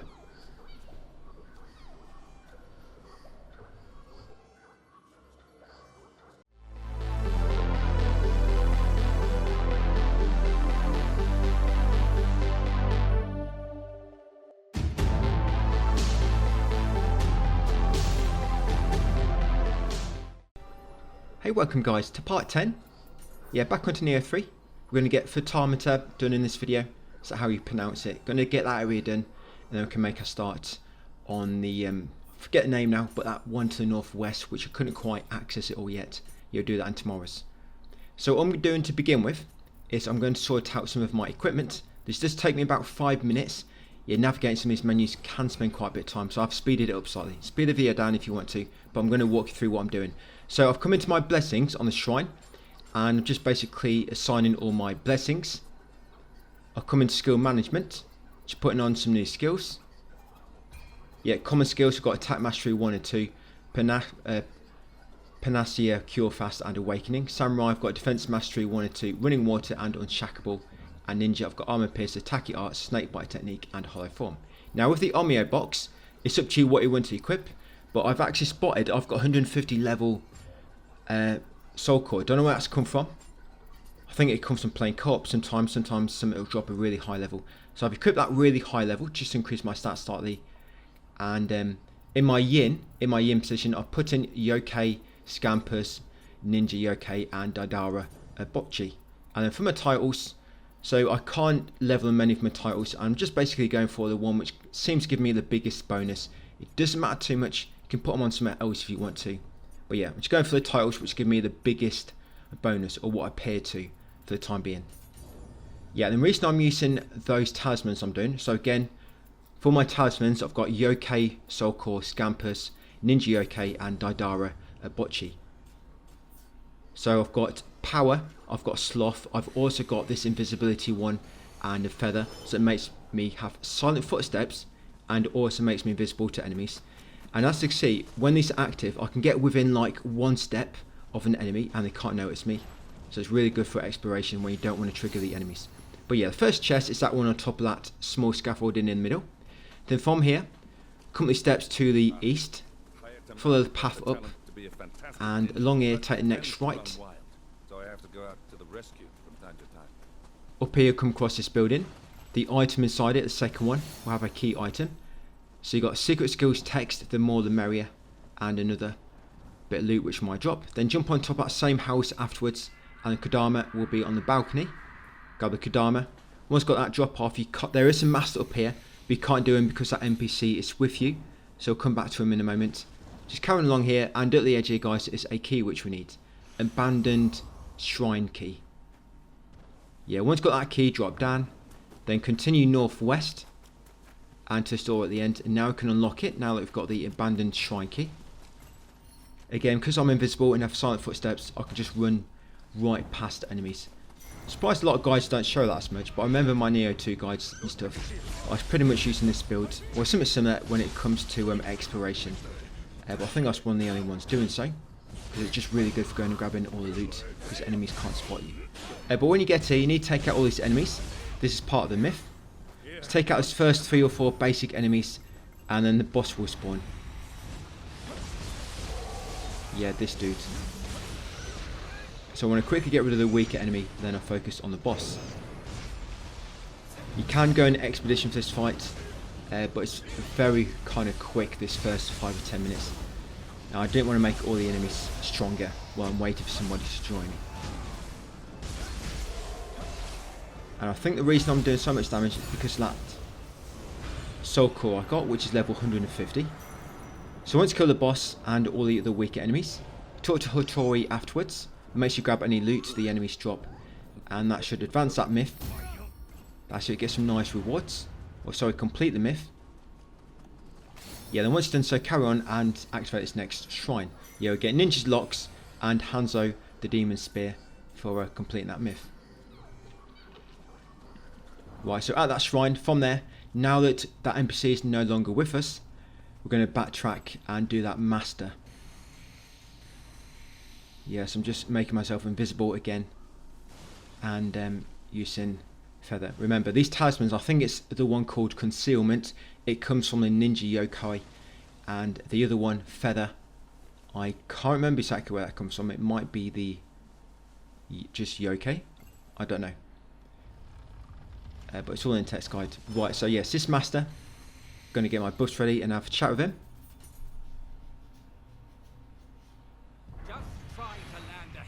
Yes, I'm just going to keep spamming my severing spin like always. Get rid of him nice and quick. Yeah, I don't know what that soul core is supposed to do as means of damaging enemies. It doesn't seem to be doing much. I'm not sure if it's supposed to like distract them or something. I don't know.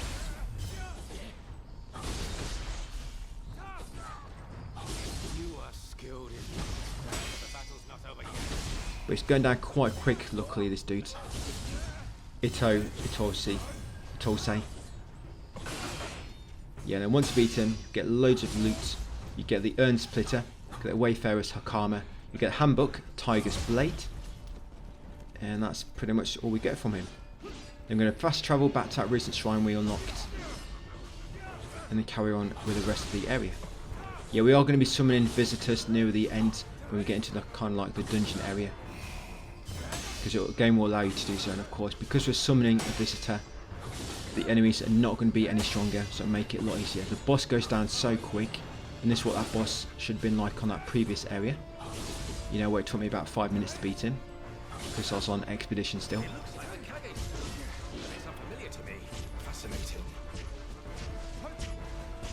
Right, got him.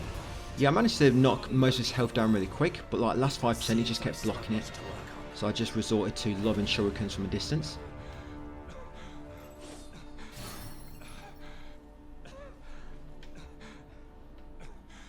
Yes, once got all them goodies, yeah, just talk to him guys to conclude the duel. Then we'll fast travel back to that shrine.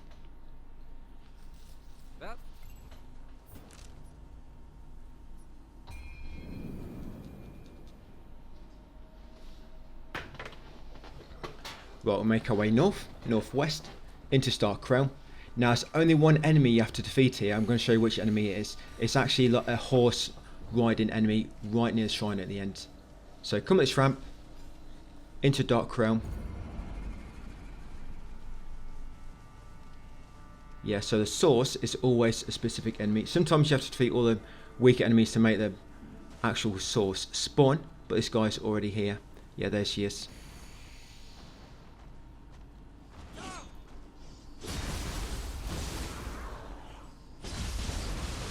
So because I was concealed, I managed to get a knife stealth attack on him. Right, once you defeated him, we're going to go back and loot a chest in a minute. This chest, you can't loot it yet because it's got like a seal on it until you dispel the Dark Realm. And over there, guys, is a Chieko, by the way. So kind of above that banner. Yeah, shoot that Chieko from the shrine. And it'll give you samurai socks and a transformed art Cyclone Wind.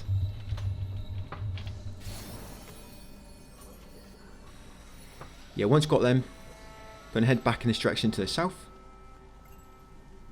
And then in this building just down here will be a chest. We can access a chest now. This will be a handbook for the paralytic ground fire. Yes, and of course some other loot. I'm just going to walk back to that same shrine, or you can just run back to it. I'm just going to walk back. Yes, that's Futama Castle, Castle Town. Once back here, get at Chieko if you have not done so already. And then continue along this path. Jump up here, and the Kodama will be in the grass to the left near a small fence. Yeah, get that Kodama. Then make your way to the next shrine.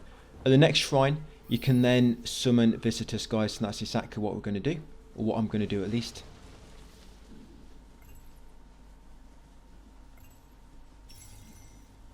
I must have people joining me which are like level 150 or something. So I just don't understand why I'm getting gear drop which is level 150. I don't think they're dropping it for me. I think they're getting loot. And they're just not picking up, letting me collect it. Or maybe they are dropping it, I don't quite know. Right, so I'm going to go into co-op, summon visitor. And there we go. Use my Ochako cups. Like I say, when you do it this way, the enemies will not be stronger, but on expeditions they will be stronger. Well, I've got magic to 15, so now I'm just going to increase them, which is going to increase the damage of the main weapon I'm using. You know, like as I'm playing as a ninja. So I'm going to go for intellect. You can see in yellow, you know, when it says affected weapon types, it'll let you know what it's going to increase the damage on. So I think normally intellect or skill. I think skill will increase your ninjutsu slightly. But intellect should increase the damage of both my samurai and ninja weapons, I think. But remember, you can easily respec any of these later. Yeah, you can hold them, is it R3 or L3 to reset? So don't worry about putting something in something you don't want, so you can just change it back. Right, so just going to give it a moment, guys, for some players to join me. Oh, didn't take long at all, they're here already. Yeah, it's what I like about some of this, the enemies, sorry, not enemies, the online players, they join you so quick. Expeditions, it takes ages. Right, Umbral Slayer. He's come over from Lords of the Fallen, by the looks of it, and Dark Demon.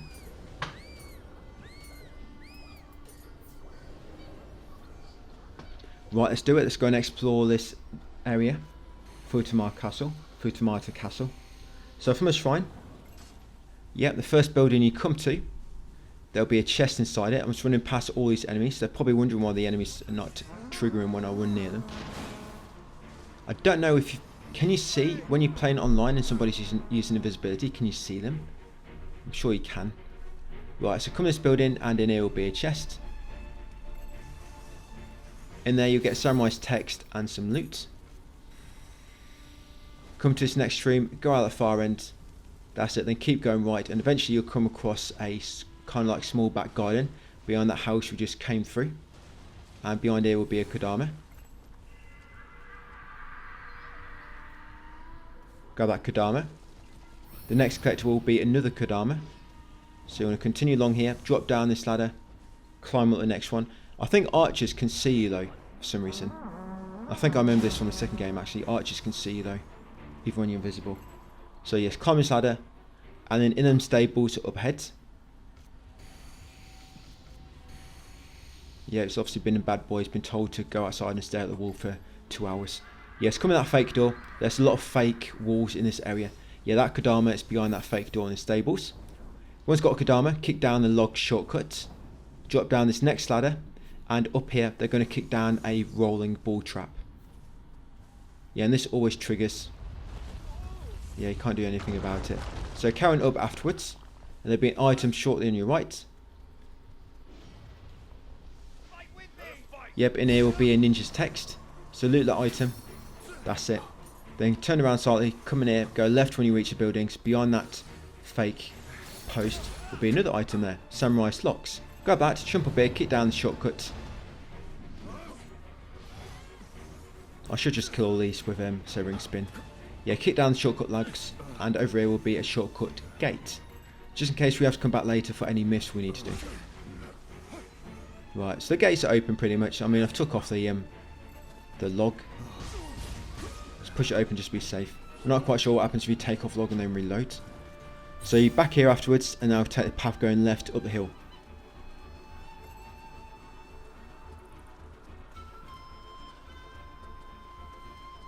And next time we come across should be a shrine.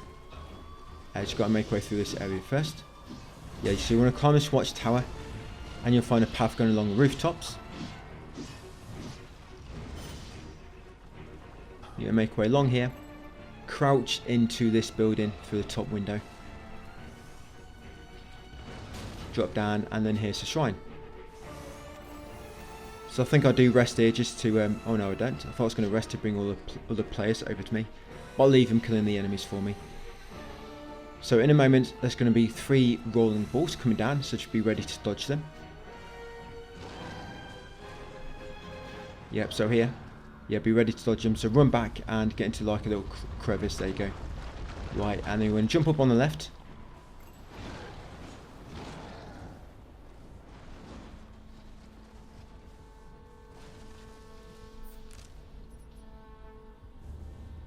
And then in a moment, when you come out to the outer ledge, go right and unlock the shortcut door.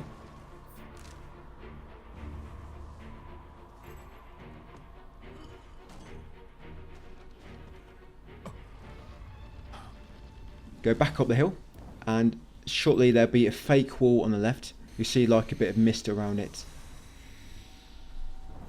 Yes, here it is, a fake wall. Yeah, so run through that or dodge through it. That item on the edge there, it's a key item, so you get ninja socks. Carrying up the path, and eventually we're going to come across a boss. Yeah, the boss is actually waiting in that building up ahead, so if you can try to get rid of these enemies first without triggering him, great.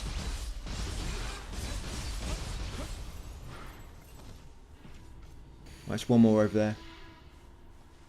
As well, cry near the well. Right, and the boss, yes, he is in the middle of that doorway. So I'm going to start the fight with Sloth, and then we'll make a start on him.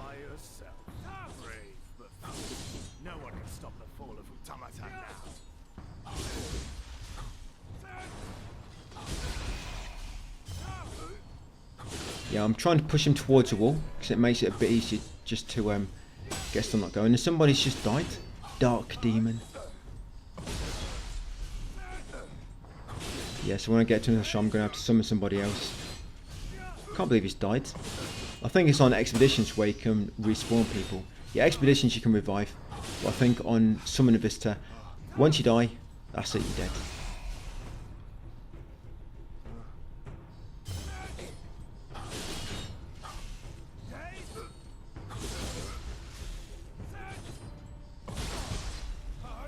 I mean, I should have called them all back to me at the shrine earlier. Would have been made this fight go a bit faster.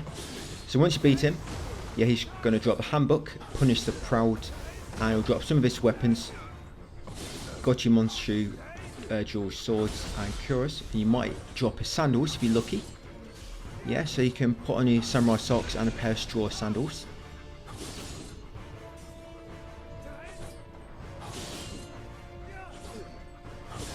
Right, got him. Okay, so you want to go right around this building, and at the back will be a Kodama. And then inside will be a chest we want to loot. In this chest you'll find a secret skills text, the Quelling Requiem.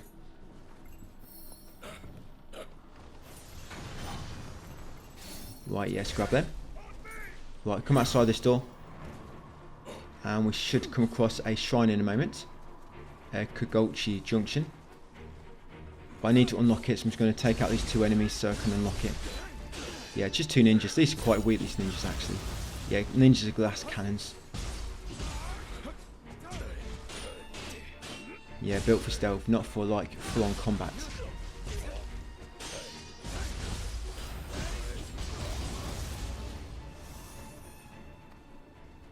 Right, unlock this shrine. I'm just going to rest, that's it. Let's bring my buddy over to me. Oh yeah, and I need to summon somebody else. I think that's the main reason why I'm resting here. So yeah, I'm just going to summon somebody else.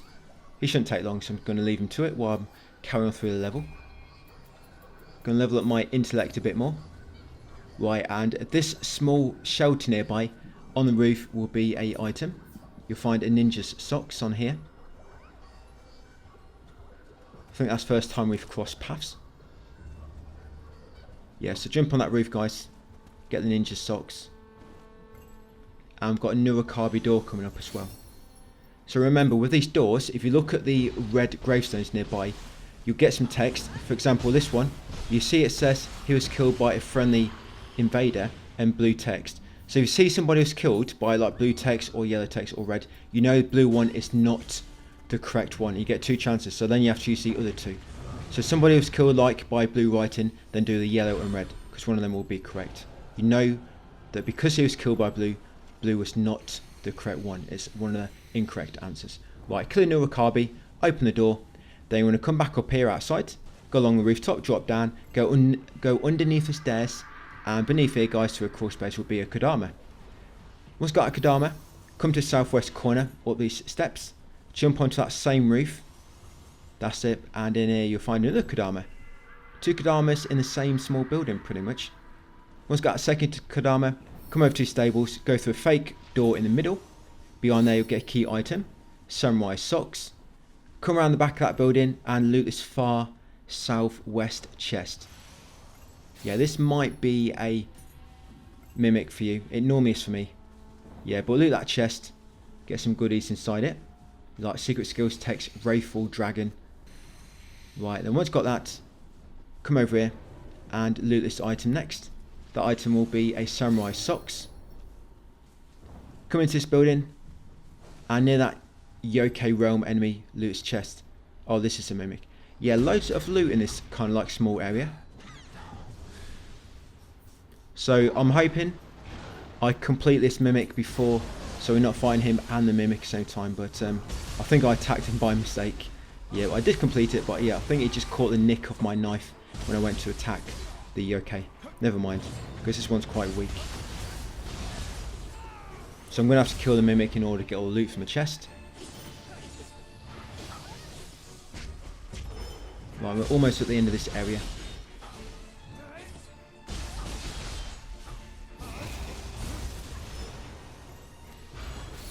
Yeah, secret skills text, purify yokai realm spirit. Yeah, so carrying up here outside that building, turn right. At the end here, near where you come in, the ledge just above it will be another item. That'll be a samurai socks.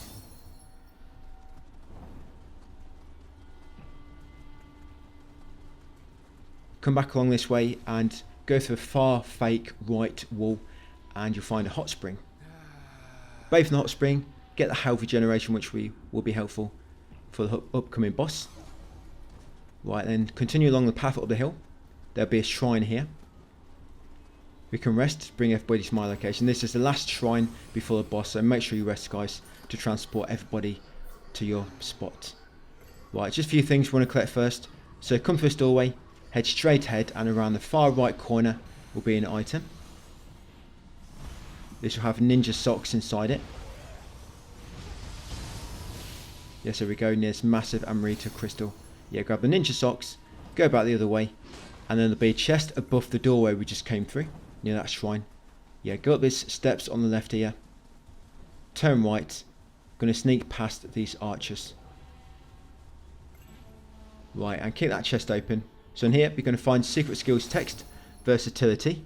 Grab that one. One more thing to do, and that's a Crucible Wraith enemy hidden around the back of this building. So come right around the back. Yeah, so here she is. Be careful, because he always starts off that burst attack hidden behind it. You can just see the red glow. So yeah, take him out. That'd be Crucible Wraith. Of course, this will enhance some of your soul cores, hopefully.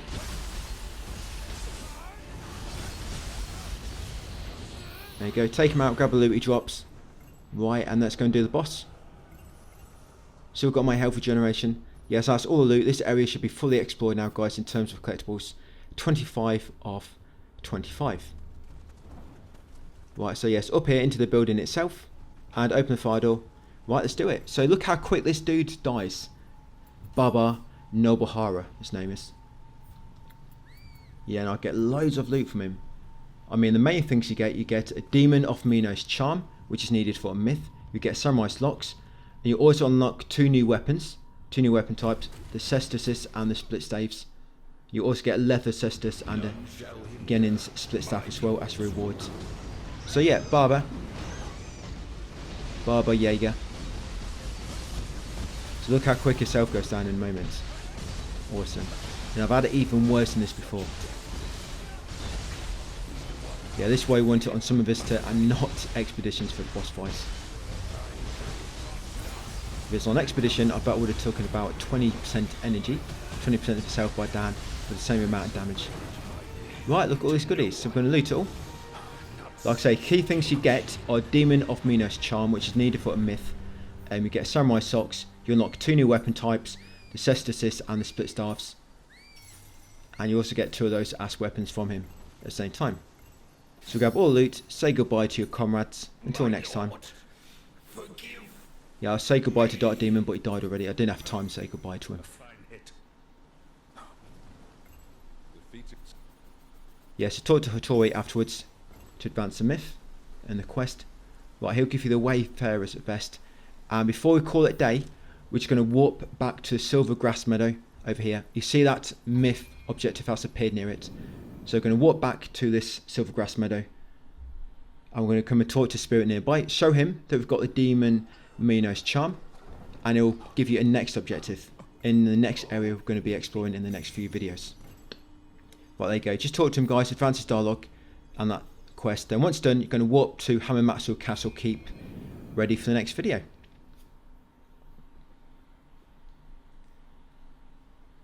And then once you spawn in, yes, that'll be us for part 10. I'm just going to level up a bit. I've got plenty of Amrita, 72k. So that's probably just going to intellect again. Starting to take quite a lot more now to level up. And there's a trophy getting to level 100 actually. So do need to make sure we're leveling along the way and get plenty of Amrita. So thank you for watching, guys, and I'll see you on part 11 tomorrow.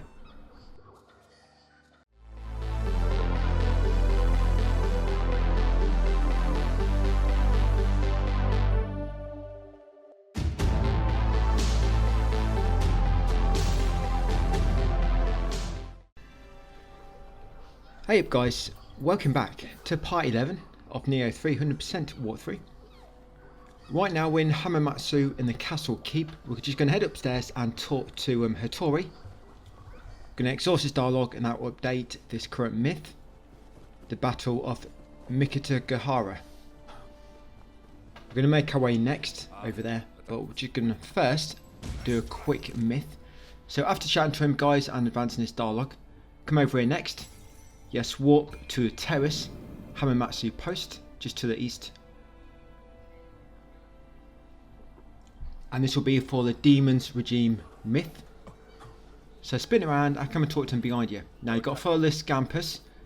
It's going to lead you on a little hunt. You defeat a few ninjas along the way and then you have a little boss fight at the end of it. It's quite an easy fight though. Because it's a human enemy, you can just spam Severing Spin if you're using that move. The first enemies which will drop down will be these 2 ninjas. You have to defeat these because until you defeat them, the Scampus will just sit there watching. I think the Scampus wants to evaluate your performance in battle, so make sure you give him something to be amazed by. So when them 2 are dead, keep following him, and the next set will be 3 ninjas.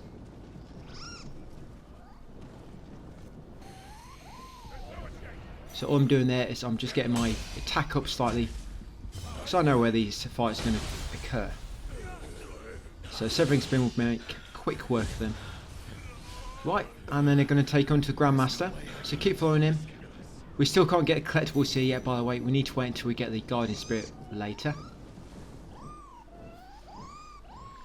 Alright. So, hold nothing back. Right, let's take him out. So what I like to do here is if you come up here on the top of this cliff, he doesn't really have much space to evade you, so he's always going to get hit by a Severing Spin. And if you can manage to get this spam going before he manages to jump up to your ledge, you'll just keep knocking him down. And when you're knocking him down, he'll not be able to block, so he'll basically always be doing damage to him, and that'll be sometimes hitting his guard. That's if you can stop him from jumping up to your level. But I mean, even if he does, it's still a good spot, as you can see, because he can't get away from you, so he's always in the area of that attack. And that's it, finish him off with an execution. Grab all the loot he drops. Anything of interest he'll drop a Ninja's Locks ×1, a smithing text for Hanzo the Demon's Spear, and a smithing text for Iga Yohin Apparel. And then once done then, you're going to warp to the Stone Buddha Path up in Mikitagahara. Yes, to the northwest. Warp to the Stone Buddha Path. Now this door was blocked when we passed it earlier, but because we've advanced story objectives, we can now unlock it. This is why we went to spoke to Hattori back in the castle keep, because when you advance that quest it allows you to get through that door. So come through, but you want to keep left, because we're going to drop down onto the sledge below in a moment. We can use the spirit vein to run across to the sledge on the other side, and here is a Sadama. So here I'm just going to exchange for his 3 craftable items. I'm going to exchange for all 3 of those, and he should drop a core for you as well. It'll be a higher level now. When these cores from a Sadama at high level, they have more chance to drop higher stones. So he will sometimes drop normal spirit stones now instead of the small spirit. It's a bit rare, but there is still a chance. And once done what you need to do at Sadama, climb back up, carry on across the top of this cliff and shoot down that Chiiko. Yeah, this Chiiko will drop samurai socks, and a transformed art retrograde flow. Once you've done them, you want to carry on up the hill along the path. Right, I'm going to come to the next shrine. This will be the Tokugawa camp. Yeah, get a cutscene when you first come in. Little battlefield we need to make our way through now. Greetings. A fiery invasion.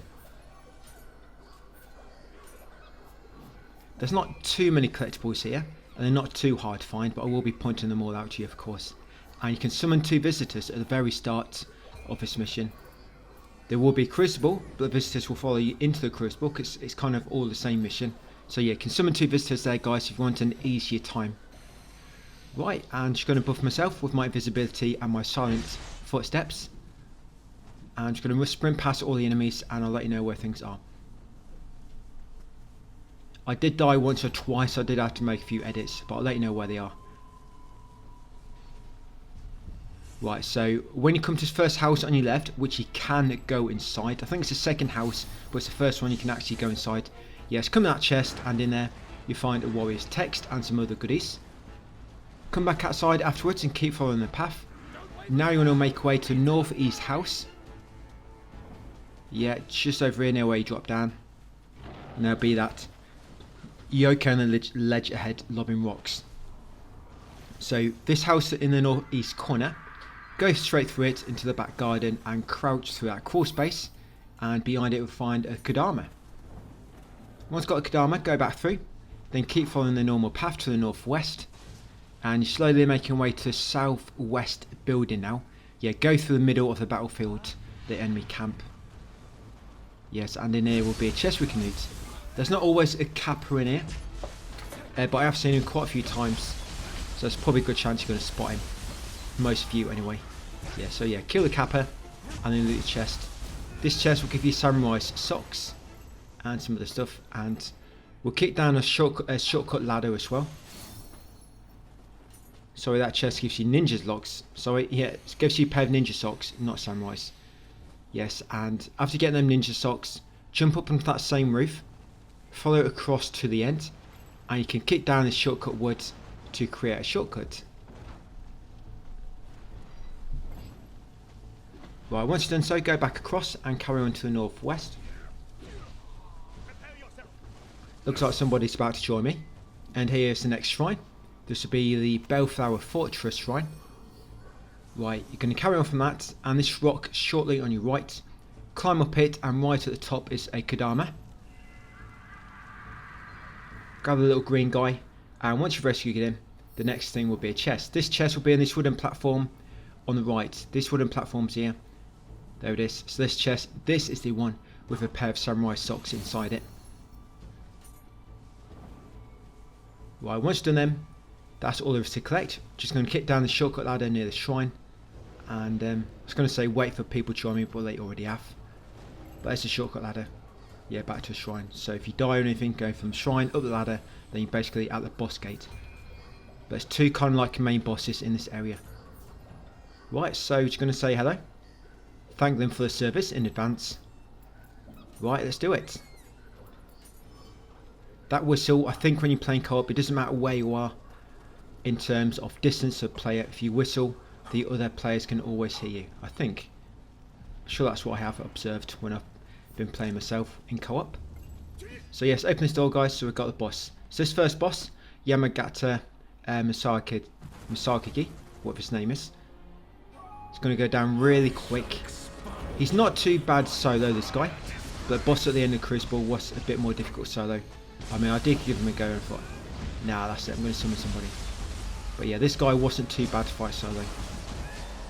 But of course, he'll go down much quicker if you can defeat him in co-op on Summon Visitor. Remember, Expedition, enemies will scale, so they're going to be much harder. So you want to make the game easier, summon visitors. I think Expedition is good when you're just exploring, but when it comes to bosses, Expedition makes them a lot harder.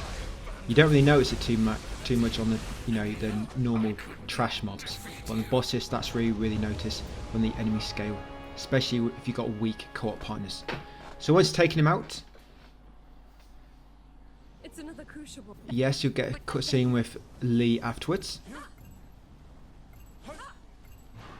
Right, going to grab all the loot which you dropped, and then enter the Crucible at the end. Is this the doing of that Quite a small man Crucible compared to the himself? other one, In any case, it seems we must and it's not as easy to get lost. Yeah, this one's a little bit easy to navigate. have a heavy burden to bear. That first Crucible was such a maze when you first go through it, and you're trying to memorise it. Right, so statue. Remember, we need to get all these statues and shrines for a trophy, so just make sure you always go close enough to a shrine or a statue to unlock it. Yes, that would be the Takeda camp statue. So from there, you see these big red things. If you see any of them, then like big red chariots, they'll try to rush you. I believe you can parry them or break them. But if you shoot them from a distance and you're somewhere safe, you can trigger them, wait for them to blow up, and then run past. Right, so I'm invisible, and I've got silent footsteps on. Running past all the enemies so I can show you all the loot. I think my co-op partners are busy fighting them. So you're going to go past that strong enemy there in that narrow passage. And here you can either go through the building or jump on the top like I do. If you go through the building, there's two of those chariots inside it, and it can be quite tricky to avoid them. So if you just go over the top, it makes it a lot easier because you just avoid them altogether then. And when you pass up by that first ladder in that corner where them enemies are fighting, shortly on the left afterwards will be this item. In there you'll find secret skills text, resilient arts. So grab that one. So from that secret skills text there'll be another item coming up, and somebody's just died, Toadface. Yeah, so if I jump over here and there's another item. Yes, that'd be Ninja's Locks, and be very careful there. Yes, I did die, I got knocked off, so it's a brief edit where I just got back to that point, guys. But yeah, be very careful because when you grab that, a chariot comes charging at you, and this is the next save point. He actually knocked me into lava and I just stuck, I couldn't get out. So yeah, that's no way could I avoid that death. Get knocked off that ledge, you're pretty much dead. But yeah, after looting them two items, you'll get to shrine next. This shrine will be the Hoda Slope. From the Hoda Slope, carry on to the next fork. At the next fork, you want to follow it right, and you want to follow that path and eventually lead you to a hot spring. Now there is a gold chest icon on the map and it's already got a tick. I think that's because at some point, maybe much earlier in the game, maybe sometime during the intro, you defeat a formidable enemy and you get the rewards already. So that's why there's already a gold chest complete when you first come in here. That or it's a bug, but hopefully it's just something you've done much earlier, during the story. Yeah, so this hot spring, take out two enemies first. Don't be put off by the red colour. It's actually really nice to sit in. So yeah, sit in the hot spring, guys, and get a health regeneration and two Yokai teardrops. Once in the hot spring, go back down to that fork where we went right. Now we're going to take the remaining path. I'm going to use my invisibility and silent footsteps to show these next collectibles. So this one I almost forgot it, and by the way, stay away from the black flames because they can kill you really quick. Yeah, so as you make your way along here, you have to jump down a ledge on the right, and there's your next key item. Yeah, like I said, almost forgot this, so I've put in a brief edit there. So secret skills text, Fatal Fist. Jump back up to the main path. Right, and then when you can jump down to the left, yeah, jump down here. Another edit there because this guy killed me twice. He didn't kill me, it's because I actually stood in the black fire. So be very careful for those black flames. And this enemy in the Yokai realm, you want to kill it. If you come across any enemies like black flames around them, you kill them and it dispels the black flames in the vicinity around them. Yeah, so those black flames, you can get rid of them, you just have to kill the enemy nearby, which is covered in black flames himself. So kill him, that'll get rid of those black flames. You have to do so in order to reach the 2 Crucible Wraiths in this area. So once killed him, make way kind of like southeast. Jump on this rooftop. And you're going to grab this item here. When you grab this first item, it'll make a Wraith appear from that second item. There you go. I don't like to run up to him. So normally when I kill this guy, I fall off that roof, so I just want to kill him from a distance or wait for him to move away from the edge. Yes, that's actually a Wraith enemy. So yeah, when you kill him, you enhance your Crucible Wraith course. And then grab the loot drops, of course a soul core. And then you're going to make way back to where we fought that horse riding enemy.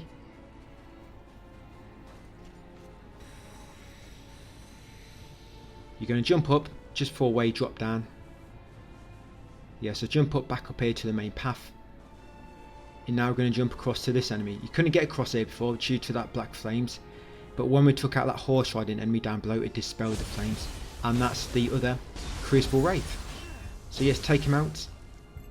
Yeah, they're quite weak enemies, the Wraiths in this Crucible. And if this happens, not really much you can do. But he kind of got stuck right on the edge and he was glitched. And I just couldn't pull him away. I mean, it's bugged out there, but I'm trying to pull him away from it, so I know what's going to happen when I kill him, or the loot's going to drop down below. So yes, nothing much. Oh look, my buddy knocked him down. He didn't see. I mean, I could foresee what's going to happen, but he couldn't. But I don't think there's any way around that anyway. But yes, when you kill him, of course, you enhance your Crucible course a bit more, because here's the other Crucible Wraith. I don't know what he dropped, because I couldn't check. It wasn't anything good anyway, going by... Well, I lost his core, I guess. I lost his soul core, but never mind. Right, and they carry on. And eventually you'll come across this shrine next. Yeah, so when I reach the shrine, you can get all the collectibles from here quite easy. So do not go across that bridge yet. If you go across that bridge, you're going to trigger the boss. So drop down beneath the shrine, come through this tunnel, and you'll be behind the Nioh door. And if you get to these doors from behind, you kill them instantly by ripping off a talisman. That's it, defeat that Nioh door. Get all the good EC drops. Right, come back through. Now go beneath the bridge, but to the end, beneath the bridge. And here is another key item. This will be Secret Skills Text, Weight Bearer. And you get Elixir ×2, of course. Right, and then make way over here, and this is going to be a formidable enemy. Yes, take out all these. Yeah, and that boss, Kasaka Masanobu, I think he keeps moving out my range, that's why his boss bar keeps disappearing. Yeah, and this will be the last collectible in this area. There's still quite a few we have to collect, because after advancing the story a little bit more after defeating this next boss, we have to come back into this region, but do the kind of bit near the southeast of this region, this area. So beat him way down pretty fast. You'll drop a handbook, reverse impact. And you can sometimes drop a smithing text, but I think it's a bit random. Retreat Master's Armor. So I'm just going to summon 2 visitors again, because I think 1 or 2 of them died. I don't think they like it when I run away from enemies, because they stopped fighting them all, whereas I'm running past them all. Right, so brief edit, because I was waiting for the co-op players to join me. Here we go. Yeah, they leave me hanging here. Had my hand up there for about 5 minutes. Hope somebody's going to come and give me 5. Right, so once you head across that bridge, the fight will start automatically once you get to the end. Yeah, this boss will be... Yeah, Takeda Shingen. So when you defeat him, you're going to get Samurai's Locks. You get new Guardian Spirit after cutscenes, Narukama Tanuki. You get Shingen's Fan, which is needed for that... can't remember the name of the quest now. The Tiger of Kai quest or something. Yeah, it would be an item needed for that. So you're going to take him out. Takeda Shingen, like I say, this guy can be quite difficult by himself, but it's quite easy when you're playing co-op. He can sometimes parry any attack you do. When you see the kind of like all talismans in a ring floating above him, around him, sorry, any attack at that point, he'll just deflect all of it. So if you see like a ring of talismans around him, just wait. You see that there? Yeah, stay away from him when he's doing that, because he'll deflect your attacks.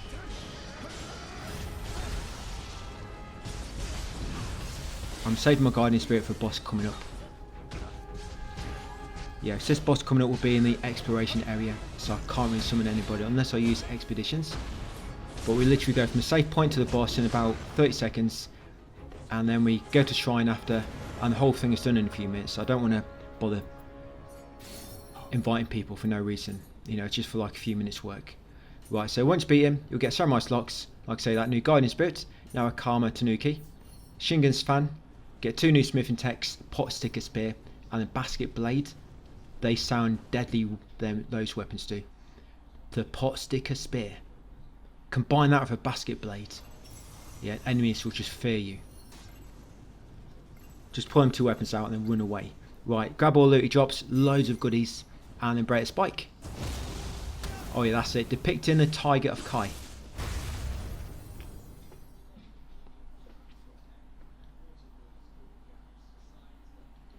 So afterwards, we're going to talk to Lee, and I'm going to fast travel to Hamamatsu Castle Keep.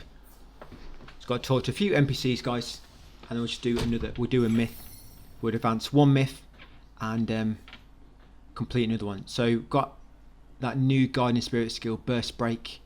So you can now do your spirit skill to do a burst break, which I might try and do a bit more. There is a trophy for doing burst break 10 times, I think. I don't think I've even done 1 yet.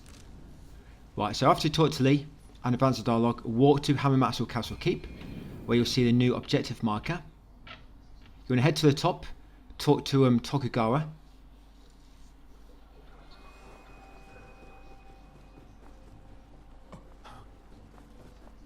Yes, head up here, and he'll just tell you that he needs you to go into Sagagake area now. Yeah, so talk to him, and then once you chatted to him, guys, you want to walk to Silver Grass Meadow next, in Futamata Road. Back over here, going to go and talk to that spirit. Going to show him the Shingen's, forget what it was called, Shingen's something. That's it, and that'll advance that quest a bit more as well. And that'll be in the next story area, which we're going to do in tomorrow's video.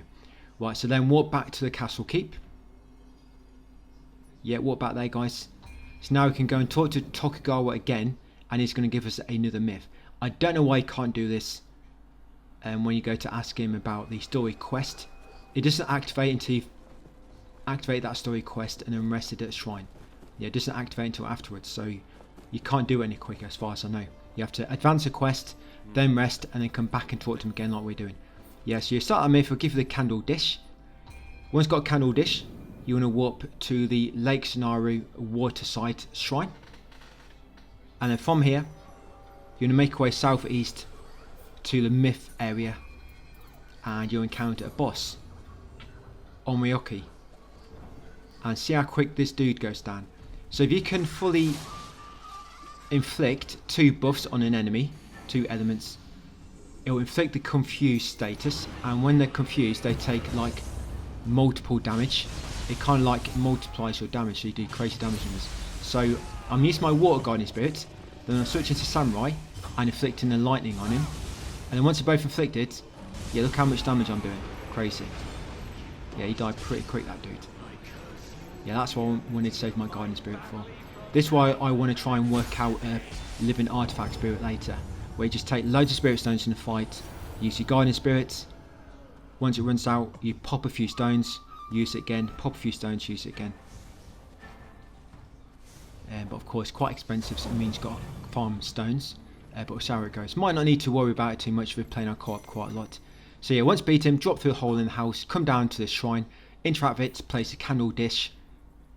And then all you need to do now is go back to Castle Keep, report back to Tokugawa, and that'll complete that myth. You'll get ninja socks, and you'll also get the Mikazuki Monichuka. Get that new weapon. And then we're going to warp to the junction, ready to do the story. Yeah, there you go. The Great Shogun of the Heian Era.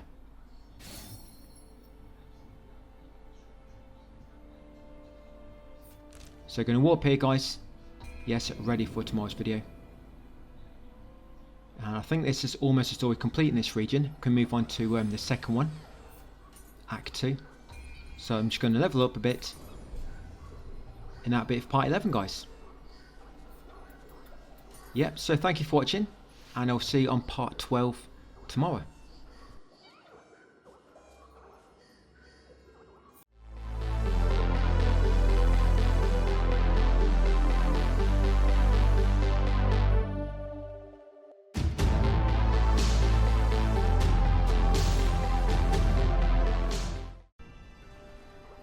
Hey up guys, welcome back to Nioh 3. This is part 12 of my 100% walkthrough. We're going to do the final region, not final region, sorry, the final area in the first region. And we're going to get the first area done in the second region in this video. I guess I could have squeezed in another one, but of course he just went a bit faster than what I thought it would. So torch the lead to begin with, near the door, and then come through the doorway guys, and we'll make our way to the next shrine. At this shrine I'm going to summon visitors, because you can for these 2 missions.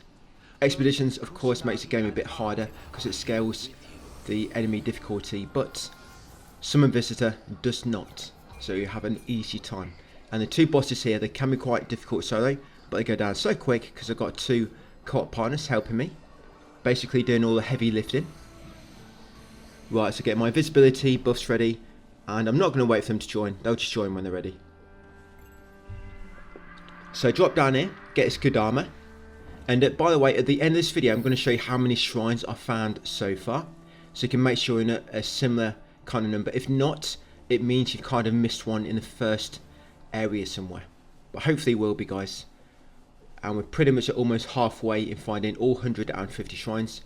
So yeah, make way along here, around the side of the cliff, all the way to a ladder at the end. We've already passed one ladder, I ran straight past it, you probably didn't see it. Yeah, but the second ladder, one at the far end, basically where the path ends. Yeah, you want to climb this one. So climb up this ladder, go forward a bit more, and then turn left. There'll be a small ledge you drop down, there's a small area here with a Crucible Wraith enemy patrolling around it. And this item here is a collectible.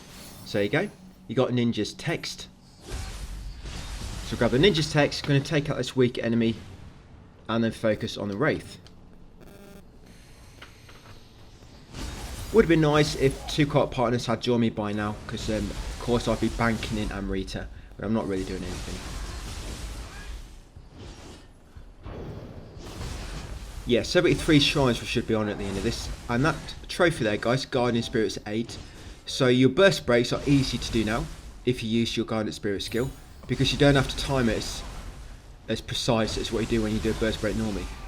As long as you see that kind of, you know, the red burst break aura around the enemy, just do a spirit skill, you'll interrupt it always, and that'll count, and you have to do 10 of those for a trophy. I just got a trophy for doing burst break for the first time, and I'm just going to keep trying to do my spirit skill now when I see an enemy doing a burst break, and eventually I'll get another trophy for doing it, like I say, 10 times. So just keep doing that, and if you've not got it already, you'll pop that at some point. So you've beat the Crucible Wraith, you've got the item down there, the Ninja's text. Now we want to make our way up these wooden platforms. Obviously careful you don't fall down. Yeah, and at the top of these will be a shrine and another good armor. And I think I figured out now why I'm getting some soul cores, which is level 150. So it seems to happen, it might be a glitch, it seems to happen when you're playing co-op with 2 people, maybe on some visitor, and you defeat a mimic, you know, from a chest, and they drop a soul core. It seems to be from them when you're playing on co-op. Yes, get that Kodama there guys, and then come over to the shrine. That's it, just make sure you've unlocked it. Remember, you need to make sure you go close enough to all these shrines, just to unlock them. Yes, I did get a bit doubtful there, so I came back and rested.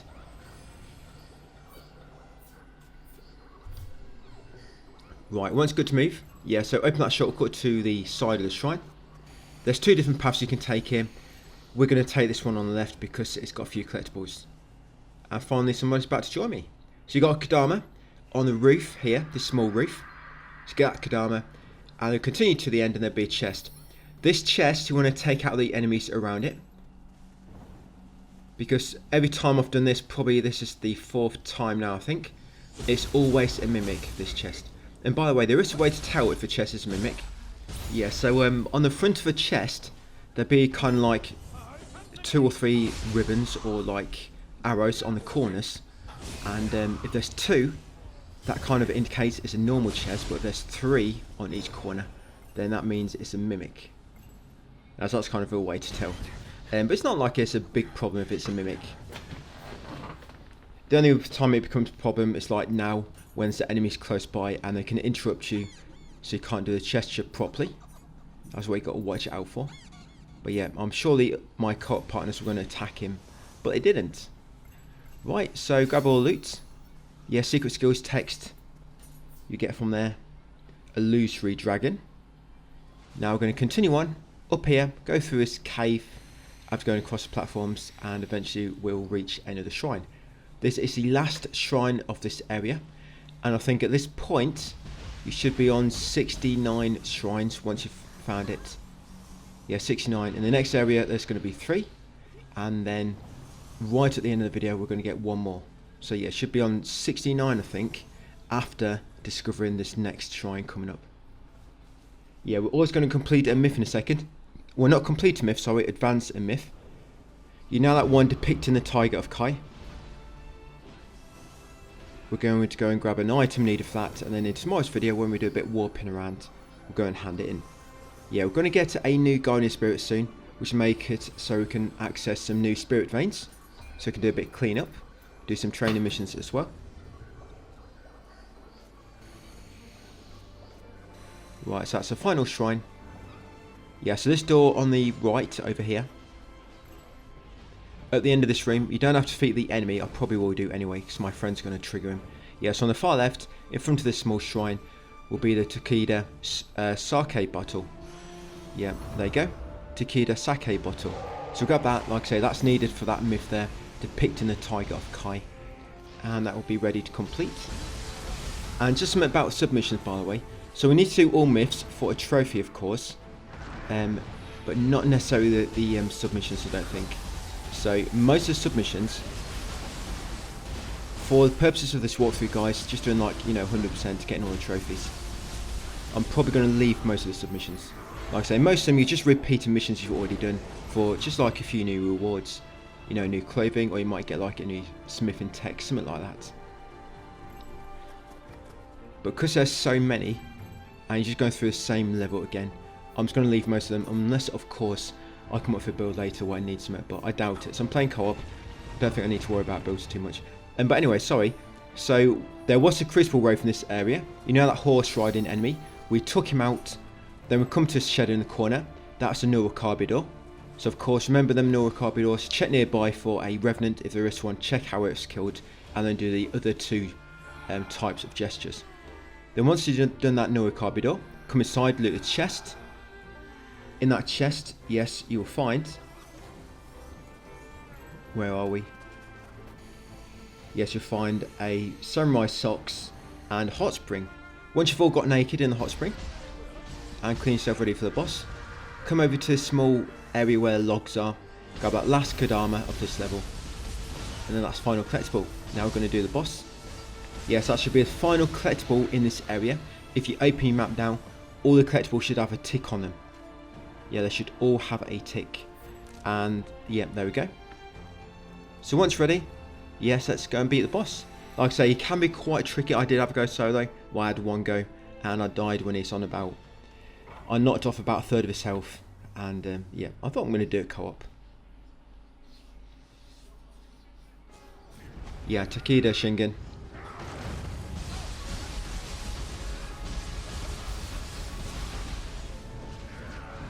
Yeah, sorry, back to submissions for a moment. Yeah, problem with the submissions is some of them do not unlock unless you loot a specific item. I've mentioned this previously already. But I know when I completed this, on the first time I ran through this on one of my other accounts where I basically collected everything, I popped a submission at the end called Groans of the Valley or something. It unlocked. But then on the other accounts where I optimised it a bit more and only collected the key items, I didn't get that submission. So of course there's a specific item in this level you have to loot. in order to get that submission, Groans of the Valley. So the problem is, if I want to unlock every submission, I have to loot everything in the game, or try to figure out exactly which items are needed to unlock that submission after beating the boss of the area, for example. And it's not really needed for trophies and doesn't lead to anything of great importance. So yeah, we're not going to do all the submissions, I don't think. Otherwise it's going to be all day. But anyway, yeah, so beat him. We did unlock 2 new side missions, Tiger's Course and Takeda's for Heavenly the Kings. Like I say, you would have unlocked Groan of a Valley if you grabbed all the loot in that area, but I didn't. But once you're done, grab all the loot and then talk to your friend afterwards, and then tell him you're ready to proceed. You should unlock a new trophy as well. The old Tiger departs, destroyed the cruise knight harboured within Takeda Shingen's guardian spirit. Yes, the new guardian spirit we unlocked then was Kongomushi. Right, so once you're done, come out here, and this is the first area in the new region. For some reason, by the way, the map on this, it doesn't actually track all collectibles, so I don't know why. Maybe it's something they're going to patch in or intended for some reason. But yeah. So I'm going to come to first shrine and I'm going to summon visitors because you can for this, which is nice. So yeah, summon visitors.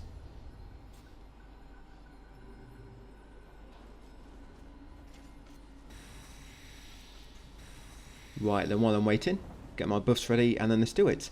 So come down the hill, but keep right. Go beneath this fallen tree. Climb the ladder behind it. And then at top here will be a spirit vein. I'm going to break all the spirit veins because completing more spirit veins as well gives you like an extra tick. Then come to the end of this tunnel. Jump out onto the overgrown branches.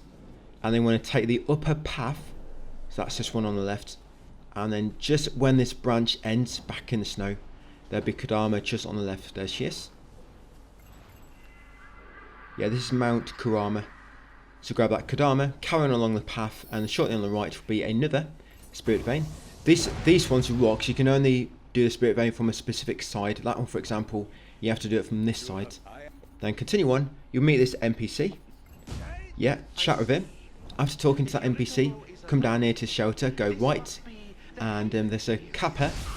Get a stealth attack from the sky, and then finish him off. And we're going to grab this loot. Yes, on this loot you'll find a pair of ninja socks. Right, so grab them, jump back up to shelter, and beneath it you'll find a chest. In this chest there'll be secret skills, text, powerful shift. Once got that one, jump down here and get this next shrine. Yeah, this shrine will be the Chokoshi Gate.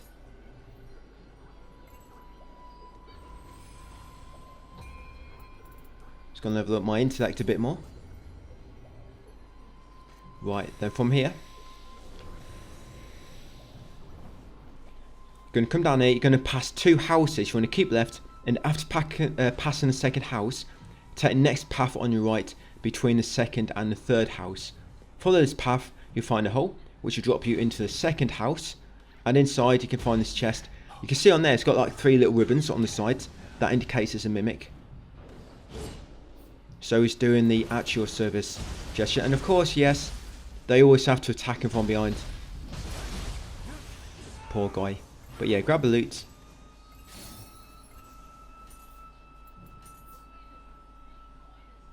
And then we'll open the door. It's quite a small area, this one. But the boss at the end can be quite tricky. Right, so once back outside, yes, that's the second building we passed. Yeah, it went the wrong way. You actually want to go right, back past that path we went along earlier. Yeah, so on the second building, go right over to the third building. And we're going to go inside that one next. Yeah, so inside the third building, inside there will be a chest. Yes, you've got 2 little ribbons on the side there, so it's not a mimic. In there you'll find a ninja socks, and then on the side here it's a Nioh Kabi door. So there's no revenant here, so I'm not quite sure which is the correct one. And you only get 2 chances, luckily I was right. So grab a loot, that Nioh Kabi drops. Then you want to climb a ladder behind, and jump onto the roof of that same building, and on the corner will be a Kodama. Right, one more to go. Right, so from that Kodama, I'm just going to drop down now and make my way over here. Now this shortcut gate, you can unlock it. You can get behind that Yoker realm without triggering him if you're using invisibility and silent footsteps. And that guy's probably wondering, how am I doing that without triggering him? Yeah, then you want to continue over here, guys, to the east, and in this small corner in the fence will be your final Kodama.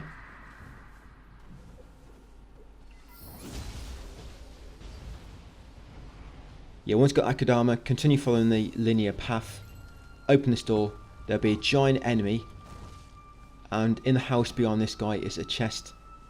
He's actually quite weak considering that guy.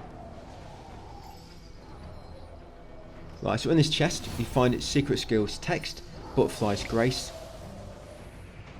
and I'm just going to take him out, why not.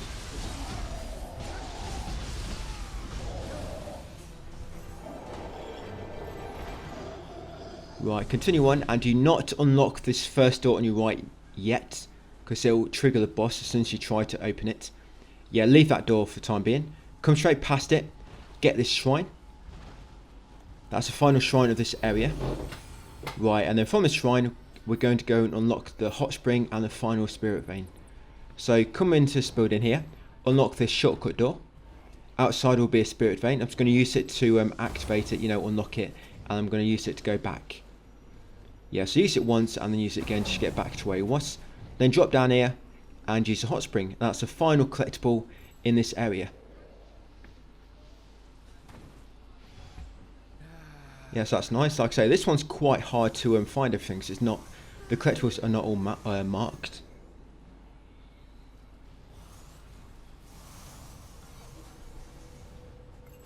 Right, so once ready to go, yes, up the ladder, and let's go and do the boss. Yes, this will be the Great Tengu, and when you beat him, you get another Guardian Spirit, Kurama Tengu. I think this unlocks, I'm not sure if it's that one which unlocks the Spirit Veins, or if it's that one and that one we got earlier. I mean, we can smash the rocks now with Spirit Veins. Yeah, so just going to go down mega quick. I also inflict sloth, then buff my weapon and then go to town on him.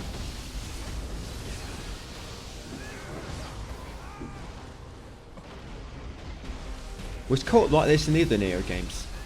I always thought the enemies always scale. It's just the first one where the enemies don't scale if you do summon visitor. You have to let me know, because I'm a bit curious about that. The reason I don't normally do co-ops because it makes the game harder. Of course here it doesn't. If you do it the right way. Right, so we beat him. Yes, you got a new Guardian Spirit. Grab all the loot drops. Yes, a new mission there as well. Sacred Mountain Defiled. You got Samurai Socks. Right, we're going to get his final shrine in this next area, guys, and we can check. I'll actually show you all my trackers in the trophies. You can compare your own if you want to, just see if you're on track with me. Yes, that area's all done. There it is. That's how it should look. And that's how that region should look as well.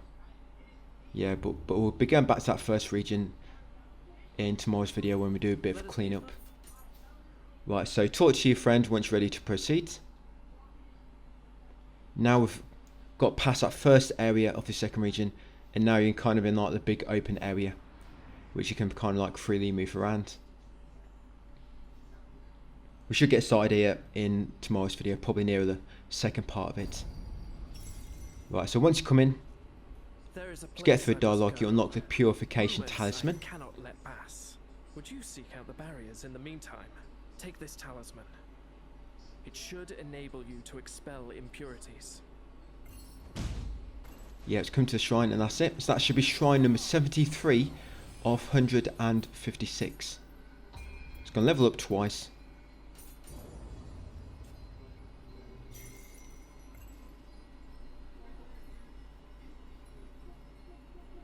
Right, so let's show you what trackers, what they're looking like at the moment.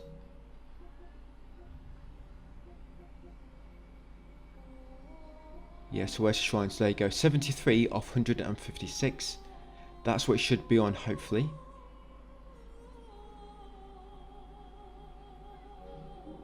And these are just how my other ones are doing. I mean, these ones don't matter too much.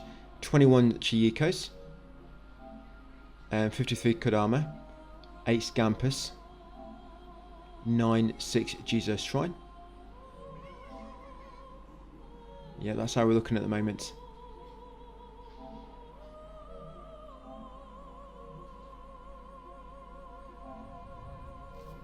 Right, and that'll be it, guys. Yes, so thank you for watching. Part 12 done, and I'll see you on part 13 tomorrow.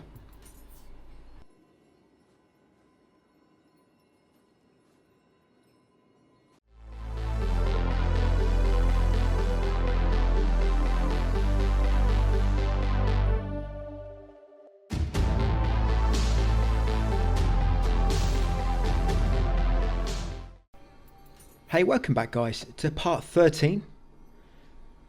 From this new area, we're not going to do anything here just yet. We're going to first walk back to the Eternal Rift. We're going to do some training missions, do some cleanup back in the first region, and then come back here near the end of the video and just complete the next area. So once back here, we're going to talk to the Great Scampus first, hand in those 3 furballs we found so far since last time we paid a visit. Yeah, I meant to give it all 3 at once. Yeah, don't give it 1 and 2 like I did. Just give it all 3 at once. Saves a bit of time. And you should get a handbook, Puffer Puss Form, and Soul Core Scampus. Yep, and of course Ninja Socks. Once got them, come and talk to Hattori next. Now he should give you a quest. He didn't give it to me then for some reason. I'm going to have to go back and talk to him more in a second. I don't know if it's because I've not rested at a shrine for quite a while or not. You know, since the previous story objectives. And then we're going to come talk to this new guy next. So this is the T guy. Yep, Matsunaga. So come and talk to him. That'll unlock clan battles. And it's up to you what you want to pick. I just picked that Asakura one. Increases my drop rate. I mean, you can pick something else. You know, it's not like any of them are going to make a massive difference. They just increase your stats very slightly. So it's completely up to you. I just went for the drop rate. And then after leaving this dialogue window, talk to him again to update that myth which becomes available. And then you unlock the value of perfection myth ready for later. So yeah, you talk to him, pick a clan, talk to him again afterwards. And then come and talk to Blacksmith next. When you talk to Blacksmith, that will unlock a new quest. Then break this vein in the back. I'm just going to increase my brightness here because for some reason this area is mega dark and there's no light switch to turn on the lights. So you want to jump across these branches, that's it, and if you fall on this ledge in the corner there'll be a chest. There it is. So in this chest you'll find a black fox mask. Yes, and secret skills text deflection expert. Once you've done that, I walk back to the shrines because it's a bit quicker. And once you rest at the shrine, you have to go and talk to the blacksmith again. I'm not sure if there's some sort of bug. It's just the same thing. It just repeats the action. But yeah, just come and talk to him again. That's it, just to advance that quest a bit more apparently. Memories in the blade. Then once done so, I'm going to talk to the other 2 NPCs to unlock their training missions. But like I said, it didn't quite work properly. Talk to him outside.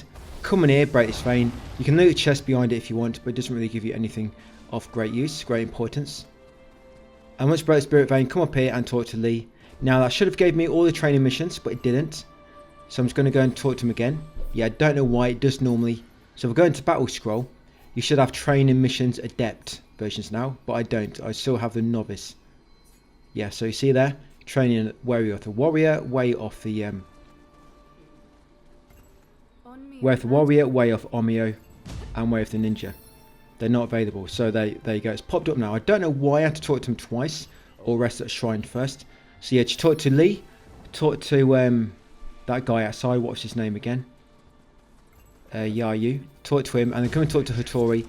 Now I should unlock all their new training quests. Then back to shrine, battle scroll. Going to do them all in order now. The hardest one is probably the way of Omio, because in that one you got yokai enemies, and they're some of the bigger sort, most of them are, so you can't really unlock them. But the human enemies, I mean the first one anyway, he's quite easy because you can still knock him with Severing Spin. Yeah, this dude.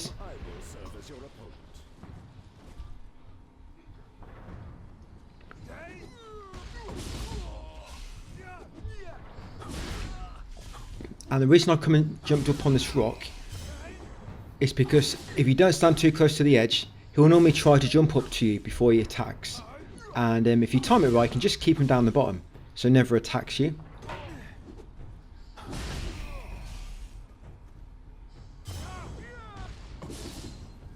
Yeah, I mean, you could even wait until he jumps in the air and just try to knock him back. Then he'll land on his back and you get a quick, like, strong attack move when he's laid down. Do quite a bit of damage. Yeah, it's a narrow spot as well, so it keeps them all in place when you're doing your Severing Spin attack. So yeah, once you beat him, you will unlock... Yes, this one is the Way of the Warrior. You'll unlock the Samurai Socks, the Great Tengu Blade, and the Sword Master's Robe.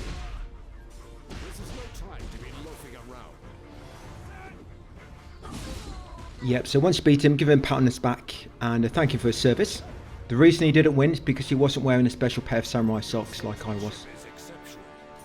Do not let him know your secret. Right, so next one will be the Way of the Ninja. This one's a little bit more tricky because I don't really have a cheese strategy for this one. But what you want to try and do is each time you try to recover your stamina, just try to lob a few shurikens to keep him stunned. You know, as your stamina recharges, and then go back to attacking him. He will block quite a lot, so if he ever blocks, just move out of the way. I probably should be using some skills which can get past that, or just get behind him. But I'm still sticking to my basic square, square, square, triangle. Light, light, light, heavy.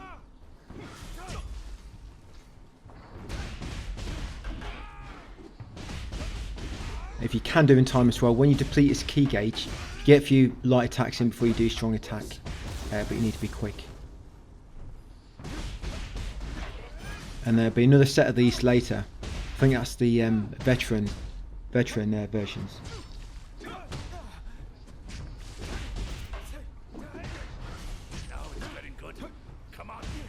But when you do all these, you don't just get the rewards which are shown in the actual battle scroll menu. You also unlock the ability to enhance your soul core and your guardian spirits, which is quite good. So yeah, you also unlock a new feature for doing all these.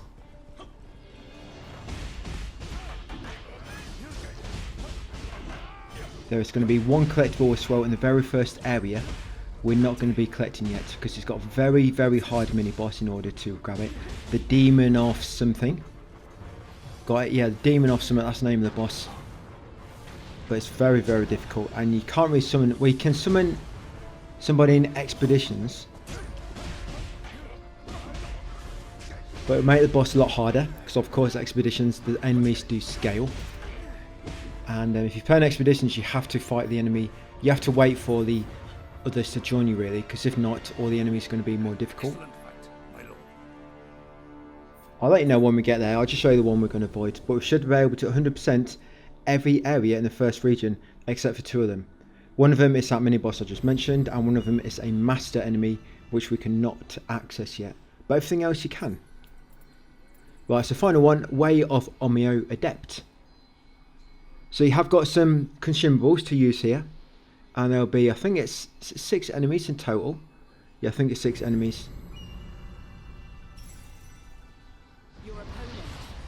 So with your talismans on the bottom left, because you might not know what they are.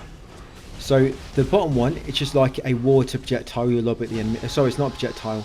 Like water pillars that rise from the floor. It's not really massively great. You only get 3. Or is it 2? Oh, 2. Yeah, but they're like water pillars. You might want to save them for the final enemy. The one on the right, that inflicts overload on an enemy. And what that means is if you kill an enemy when they're burning, it makes them do like a big explosion. And the one on the left is to imbue your weapons with the fire element. So you're going to try to save most of these for the boss at the end. Not the boss, but the strongest enemy. But the game seems to purposefully put a blob with you, with the last enemy. And of course, blobs are really weak to fire. So I don't know if they want you to use that right talisman on the blob. and then defeat him with your fire bombs, because he's weak to it, and then make start on the strongest enemy. I'm not sure if that's supposed to make him explode and do massive damage, you know, blob, so you might want to do that.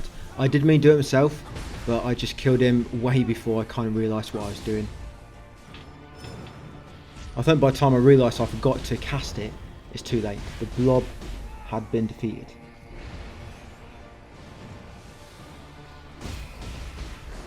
So whenever you attack an enemy and they're like burning with blue or red or yellow, for example, your weapon will take that characteristic. So the red you'll get fire element, if the blue you get water, and of course if yellow you probably get lightning. But yeah, that blob I just killed, if I hit him with that white talisman, he would have done a massive explosion when I killed him with fire. You know, so I did lob fireballs at him, but never mind. So yeah, this is the final one, the guy with the pot on his back. There's always a pot enemy now in Souls-like games.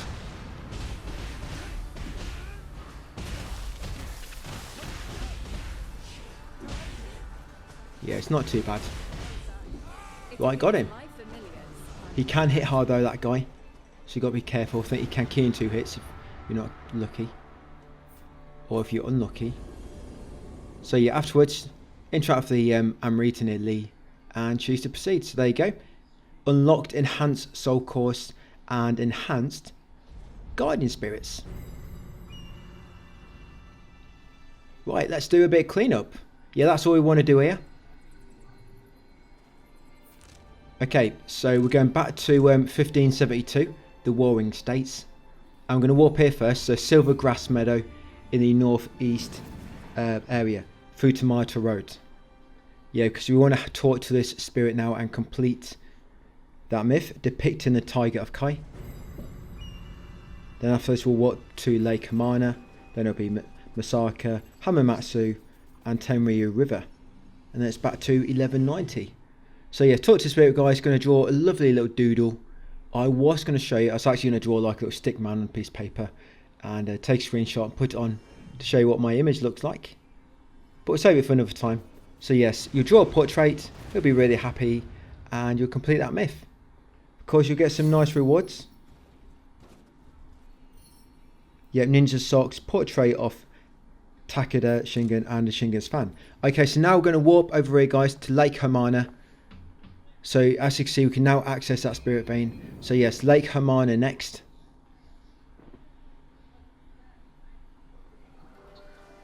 Now when you spawn in, you want to go south. Go along this bridge. You know, I think my defense is just like really bad. Yeah, it's shockingly bad, my defense. I think ninjas are like glass cannons. So come south and then break that spirit vein on your left. And then through here you find a hidden passage and I'm going to take out this crab. Yeah, this crab is a Crucible Wraith. That's why we want to kill him. It's quite a narrow ledge though, so be careful you do not run off. He can also knock you off, so you want to try not to stay too close to the edge, just in case. Sometimes you can't help it. But you know, if you can, try to move back closer to the wall. Like Lenos, right on the edge. Because what can also happen as well, if you're on the edge and you run out of key, you kind of go into like a falling animation and you just die. It's either when you run out of key or when you're immobilised, one of them. But I just remember on one of my accounts falling off the edge and I couldn't do anything to recover. Maybe I could use a Guardian Spirit.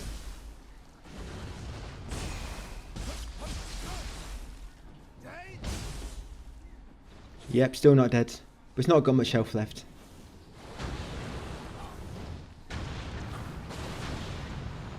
Right, got him.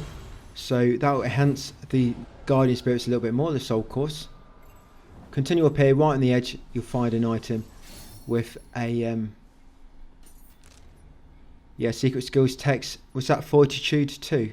Yeah, inside it. Yeah, Secret Skills text, Fortitude 2. And next up, we're going to walk to the shrine to the south in Masaka. Yeah, going to walk to Masaka Post. From this shrine, we're going to make our way north. And the next thing we want is on our left up here. There will be a spirit vein you need to climb up. And then at the top, yes, will be the item.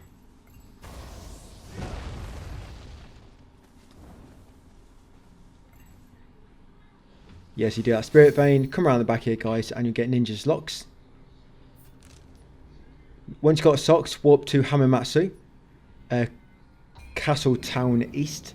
Yes, Hamamatsu Castle Town East. The one just outside where the Crucible start was earlier. Right, once you come in, you're going to come along this broken bridge to the east. I'm actually going to show you a collectible I missed earlier. Well, I wouldn't say I missed it, I just forgot about it. I have thought about it since, you know, but I just thought we'll just get it when we come back at this point. So yeah, break them crates, you'll find a little tunnel. And behind here, right at the end, you're going to find it, Secret Skills text. Is it text or is it handbook? Oh, handbook, and that's the Fire Shuriken. One's got a Fire Shuriken, oh, and of course, a woman's face mask and the arrow. Use invisibility, of course. Turn right, come over here, and use this Spirit Vein. Up here on this item, you're going to find Secret Skills text, Polish form, some other goodies, and then come to this item down here as well, just down this ledge, and this will be another key item. So this is Secret Skills text, polished, Fortitude 1. Yeah, polished form was on that previous item. Yeah, Fortitude 1. Right, so now we're going to warp to Prospect Hill, back in the very first area of this region. Yeah, warp back into Prospect Hill in Tenryu River. In here, you want to head kind of like north slightly. Drop down this ledge on the left. Just be careful, because if you drop down too far, you can die from full damage. And we're making our way back towards the enemy base to the north. There'll be no enemies here now, providing you've already cleared it. Break the Spirit Vein at the end. And at the top here, you're going to find another chest. Yes, you get Secret Skills text, Deadly Eye. Get some other goodies. And of course, then, once you've done that, we're going to fast travel to the Aikida Ferry. Once at the Aikida Ferry, just going to head north back into this area. Go around this wall, and then on the left will be a Spirit Vein. Use this to climb up. Now this is where everybody was glitching up to back in the demo. So yeah, this enemy, be careful, he does hit very hard. So I can sometimes stealth attack him. Just got to get right in the correct spot, because if not, you're just going to aggro him. Yeah, be very careful, like I say, he can hit very hard. So what he can do is you can actually cheese him on that rock over there, because he'll keep trying to jump up or jump down, you know, like most enemies do. As long as you're not too close to the edge, because then he will try to attack you. You know, if you're a few steps away, you can normally get them to keep jumping up.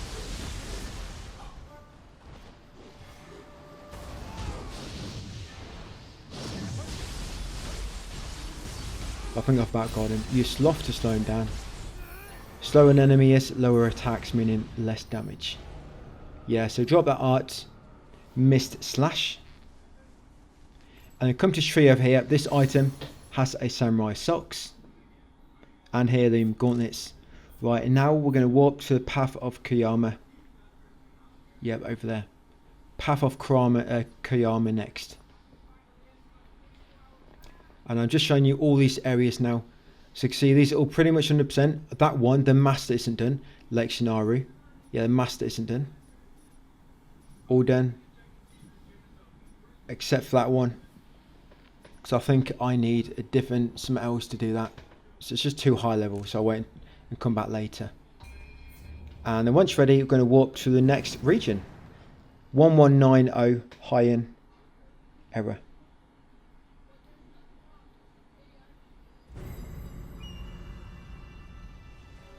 Right, so once you spawn in, yeah, just going to come down the steps. The palace is supposed to house Or slide more like. Carry along this path, go down the next slope. This area is quite small really. I was going to get started on the next area a bit, but it's not a bad time really, 25 minutes. So in this Lesser Crucible, there'll be 6 enemies. 2 will spawn at a time, so you get 3 waves of 2. We might want to go for not projectiles, the archers first, the ranged enemies. Some of them will be standing on ledges nearby, shooting, but if you go around the back you can get to them.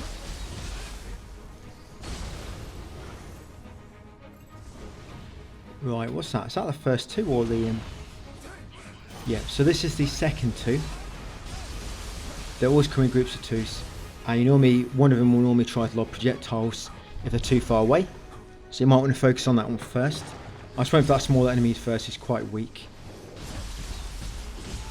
Then after this we'll grab an item, a Kodama, a Chieko, and then we'll be at the next shrine.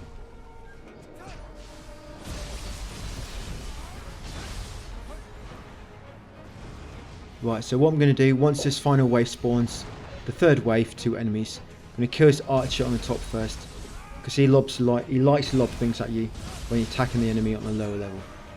Right, so here he is, the big guy. Yeah, so I've hit him with sloth to slow him down. Yeah, turn him into an old man.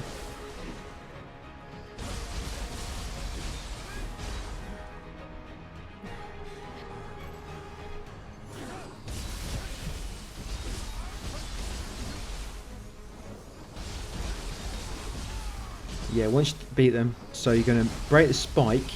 When you break the spike, it's going to drop a Lumicite fragment or shard, so make sure you pick that one up. Yeah, I've just got his soul core there as well.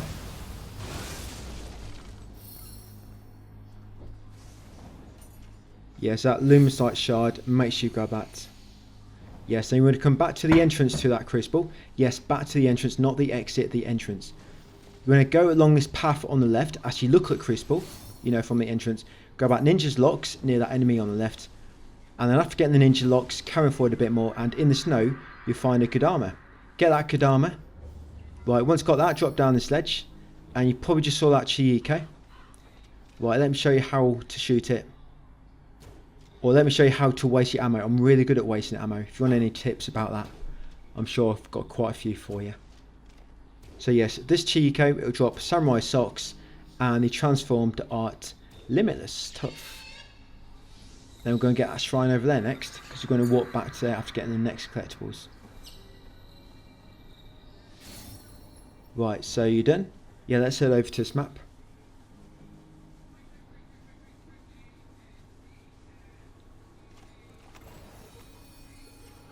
Yeah, once you've done so, you're going to come back up the hill.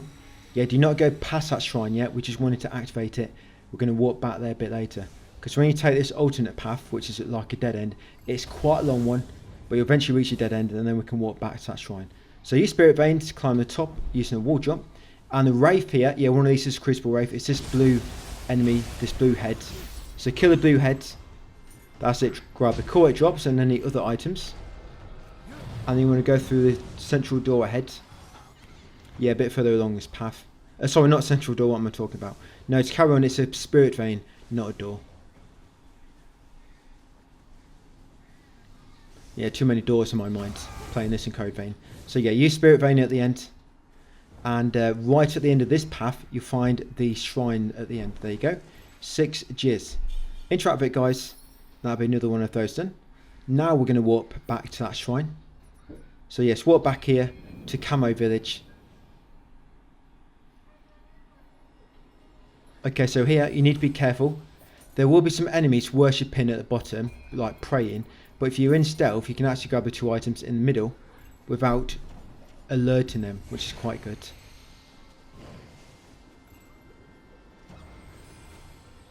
Yeah, I just messed up a bit then because I'd aggro the enemy and I didn't want to. So I just reset, use my invisibility and silent footsteps. Right, come through that building, turn right, and see this like people doing a ritual at the bottom. These 2 items are what you want. So that first one, you got secret skills text. And what's it? Secret skills text.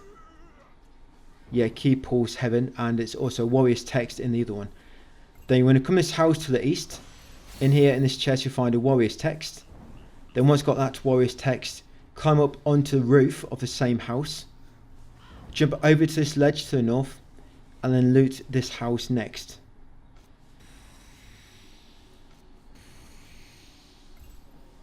There is some good loot in here. Yeah, so loot this chest at the end. And in there, yeah, let's get some more good items. So you get Smith and Text Female Demon Mask, Handbook, Rakkusen Coin, Sacred Water, and Archer's Hat.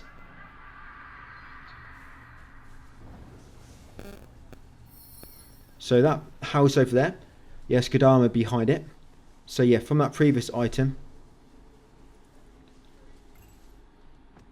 Just make way over to the house to the southeast, and there'll be Kodama behind it. Make way over here next to the east, or is it west?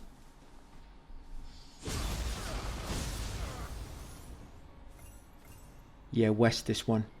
Yeah, so when you come to this house to the west, you can't loot that chest without triggering that enemy. That's why I took out that one. So yeah, I took out the enemy. I looted the chest, which inside it you had secret skills, tech, supreme shift, and some other goodies. I unlocked that shortcut gate, and the final house we're going to loot is this one over here, to the south. So there's 3 enemies in here. One of them is like a mini boss, all-seeing mage. The guy in white. Yeah, the guy in white is the boss. And all I'm going to take out these guys with is with my severing spin, like always. Yes, you know it already.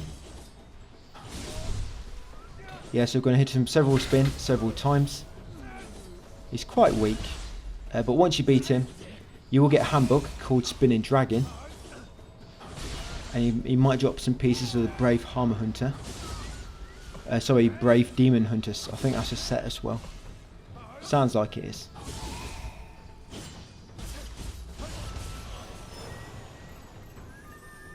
Yep, so we got him.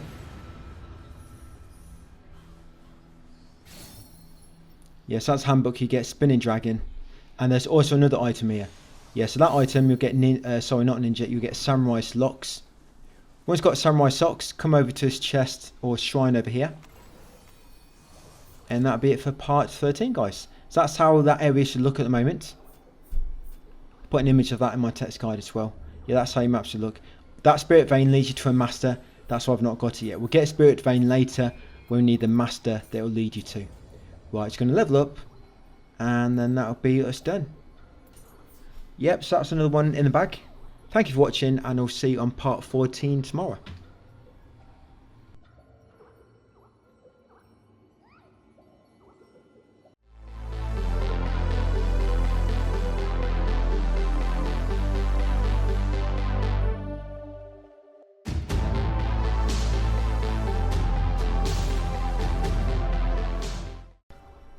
Hey, welcome back to part 14, guys. Back onto Nioh 3.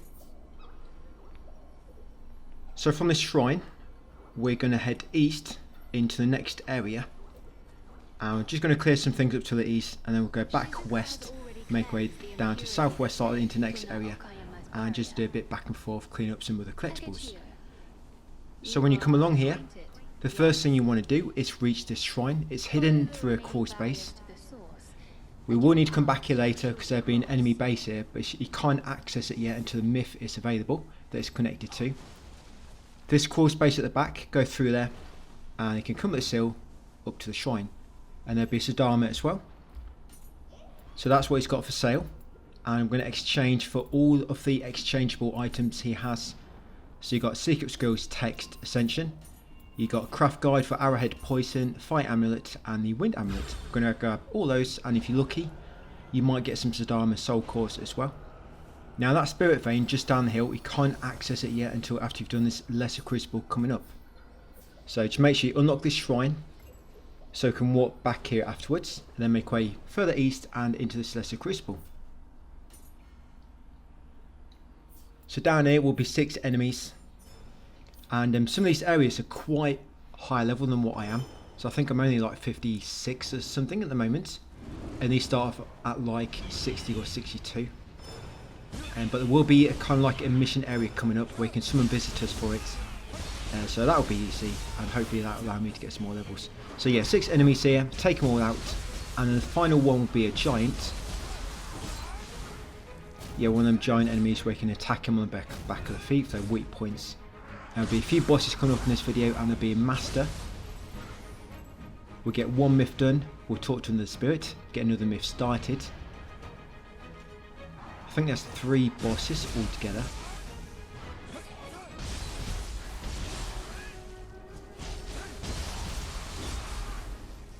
Yeah, we've got Yasha later on in the enemy base. You've got the master we'll be fighting. You have the other boss on Ryoki, and then there'll be another one, the final one near the shrine near the end. Yeah, that'll be a Crucible Wraith.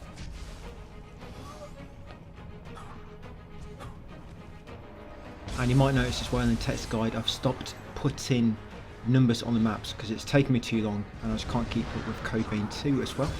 So I'm just kind of taking images of my map at the end of it, just so you can see at least what we're collecting and in what order.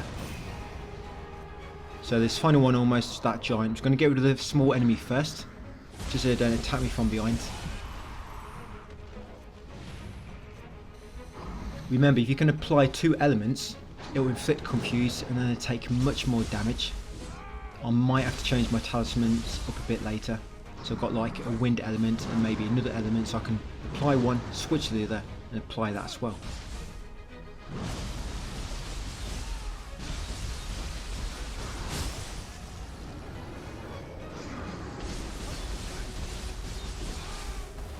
That's it, yeah, this one seems to have loads of HP. I think it's because I'm a lower level.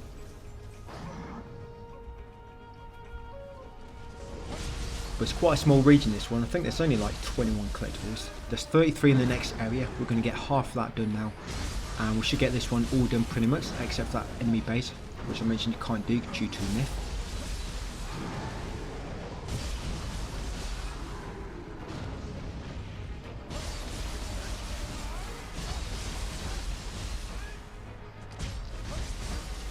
Right, about got him. So I'm going to break the spike. He'll drop a Lumicite shard as well when you break it, and we'll carry on a bit further on and unlock the shrine in the next area ready for later, and that'll be the Taki Gate Shrine.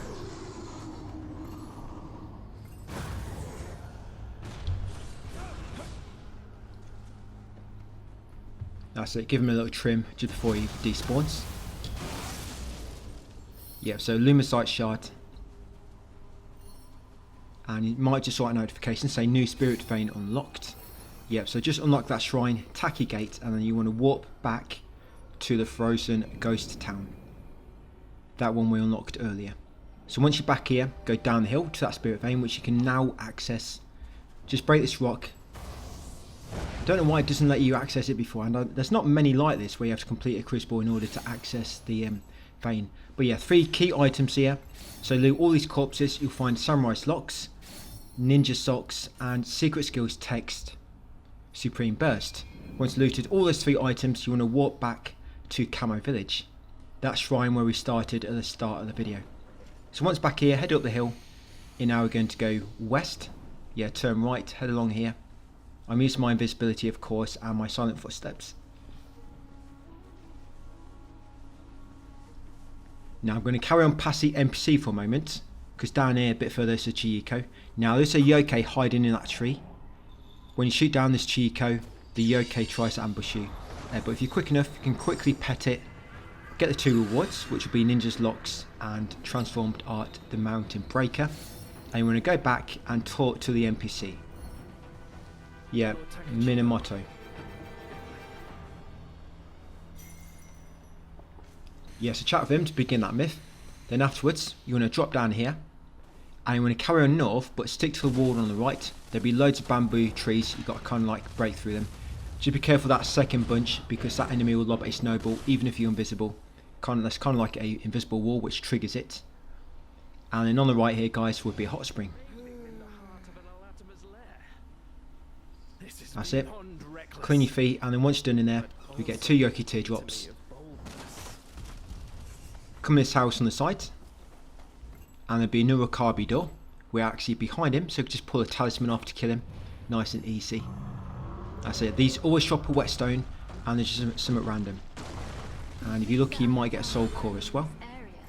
Okay, so in an enemy base now, 6 enemies to defeat. There'll be 2 on the roofs. Then you've got kind of like 4 other enemies down below. But it's not really a strong enemy. But when you do kill them all, you'll get a key, and then you can access the house, and inside there will be a boss.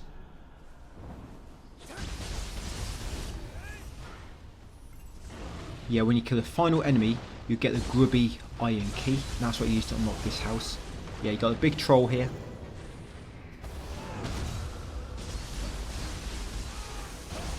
So take him out. Yeah, the Cyclops troll. The 2 on the roof go down pretty easily. That's why I went for them first.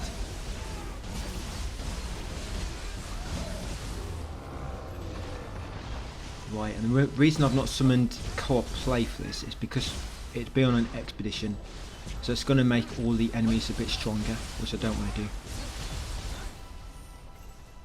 Right, so just one more, and I think this is one round the back. I know this guy over here still got a bit of HP. He's hanging on there. Right, yep, get this guy around the back. We'll get a grubby iron key, and we'll go and unlock the door at the front to trigger a boss. There is a boss coming up probably about 2 areas from now, where you have to fight like 2 bosses together, and it can be quite difficult. I was going to do that when we complete this second area, but I thought we'll go and do the mission first, just because it'll allow you to get some more levels, and then hopefully when we get to them 2 bosses a bit later, they'll be a bit easier.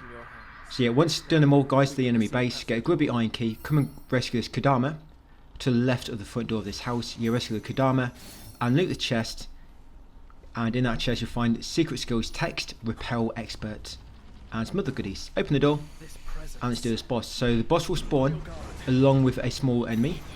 Try to take out a small enemy first, of course, and then we'll focus on Yashar.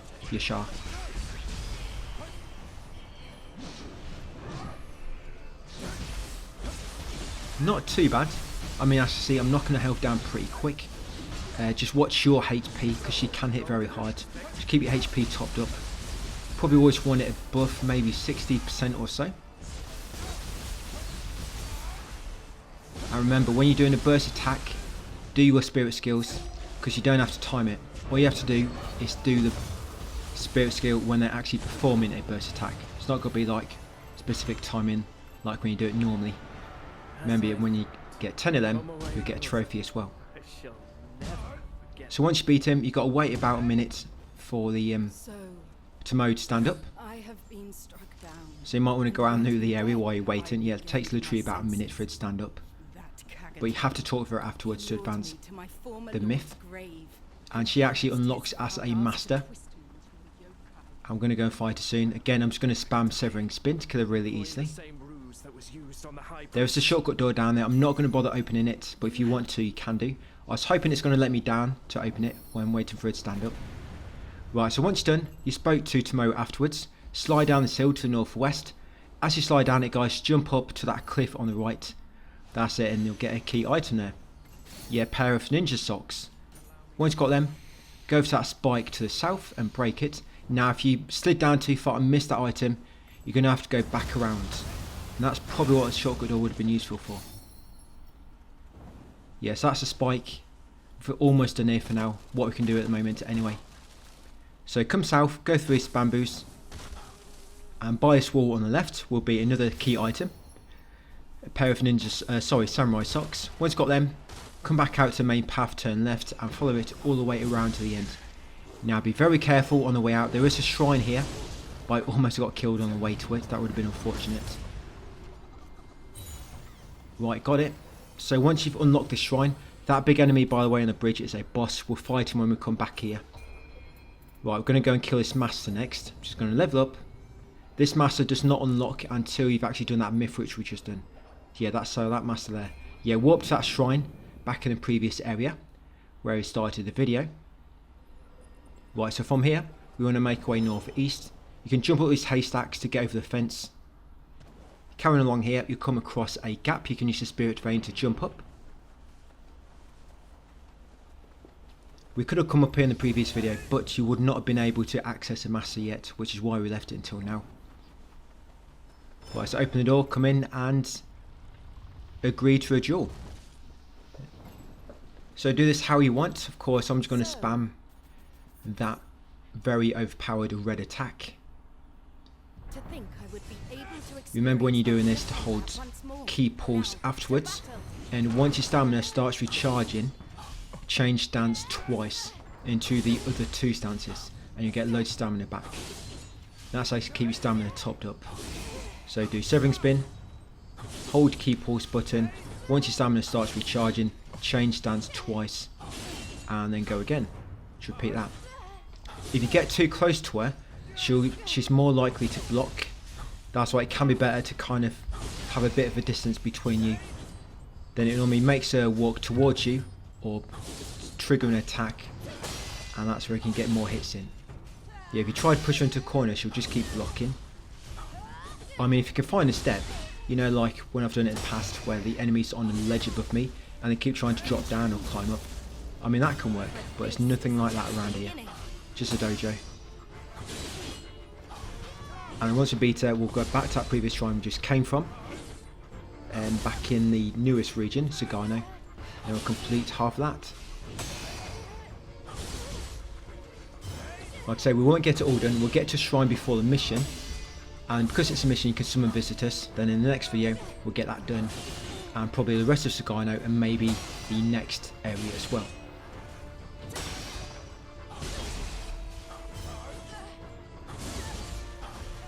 Right, back got a Tomoe.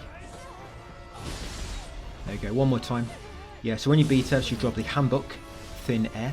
You get Lilac, Switchglaive, and Lilac Eboshi, and of course some other random loot.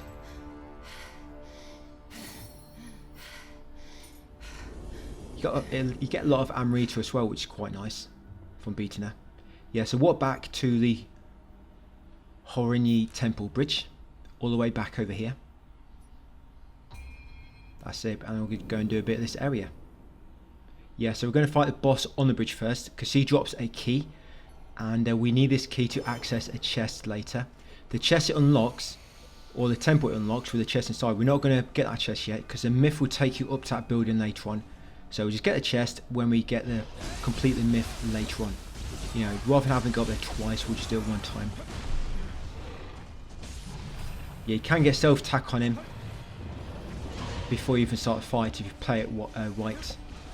But the thing is, there's actually 2 enemies laying down on the bridge as well. So you might want to get rid of those first. So yeah, burst break. I'm going to do my spirit skill, burst break. That's it to interrupt it. I'm trying to inflict water and fire on him. Yeah, look how much more damage it does when he's confused. And I actually fell off the bridge here, but luckily his health was not reset. Yes, be careful you don't go back too far. There is a big hole in the bridge. You see that big gap on my right? Yeah, I'm going to show you the gap in a minute. Yes, here we go. Right, if you do fall down like that, you can climb back up this ladder over here. It'll take you back up near the shrine, but to the west of it slightly. Yeah, just break through them bamboos. Right, let's try again. Yeah, luckily his health is not reset. I was clutching my cheeks when I was approaching him, so I think he's going to be back at full health again.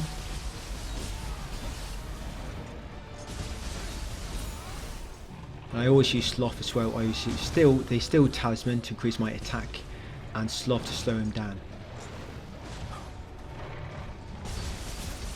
To be honest, Sloth might be better when he's out of key. I might save it for that in the future. Yeah, wait till the enemy is out of key, and then lob Sloth, because of course then they're going to be out of key for a lot longer, giving you loads of easy damage. Yeah, I think that could be a good idea actually. Save Sloth the first time, so of course the first time you use Sloth it lasts for longer, and the more you use it the more resistant they become. So I'm going to give that a go later on. But yeah, once you beat him you get the tarnished iron key, plus some more goodies, and the transformed art of Bear's Bane. So we're going to drop down beneath the bridge afterwards and loot this chest. This chest just has a key item inside it, the smithing text Dreadbringer, and there'll be another one, Ichi no Tani helmet. Now carry on under the bridge, there'll be Kodama coming up. Now this strong enemy, I have managed to avoid him before, maybe because I was really far out against the wall, but even if you're invisible, there is like a barrier, an invisible barrier which will trigger him. I think he, like I say, if you're close to that wall when you walk around, it doesn't trigger him. I think you bypass the trigger barrier. Yeah, if you do trigger him, you're going to have to take him out because Kodama will go into hiding.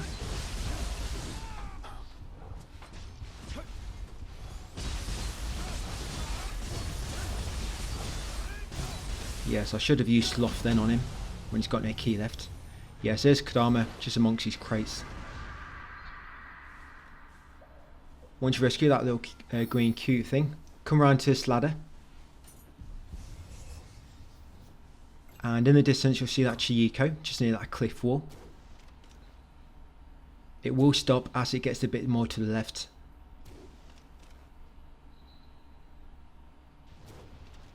Right, there we go. This Chiyiko. will give you a samurai socks and transformed art, the morning moon. So next thing we're going to get is 6 Jizo shrine. Like I say, if you go right at this fort coming up, it will lead you to a temple, the chest, which you can unlock with that tarnished iron key. But I'm going to leave it because the myth will take us up to that same temple later on. Go up there if you want the chest now. But we will be making a trip up there later. So I'm going to go left. Beyond the glacier. And this shrine, you can't do it yet, so you need the head. And when you go to grab this head, guys, it's going to spawn a mimic. So get ready to repeat the gesture, which is just to copy it. I think it's normally a gesture on the front of the actual hotkey. You know, there's 3 pages, isn't there? I think it's always 1 on the front page, which makes it a lot easier. Right, yep, so copy him, he did a backflip, so I did a backflip. And grab anything he drops, and then grab a head. Now this bit's a bit annoying because you have to do a little jump. And your mobility is quite limited when you're carrying a really heavy head. Yeah, you have to jump on this carriage and then jump across that roof. There you go. You have to be right on the end to make it. And then carry your head up here, guys, and place it. Now when you do this, you get 2 Lumicite fragments times 2. Just do not forget to pray afterwards. Yep, I almost did.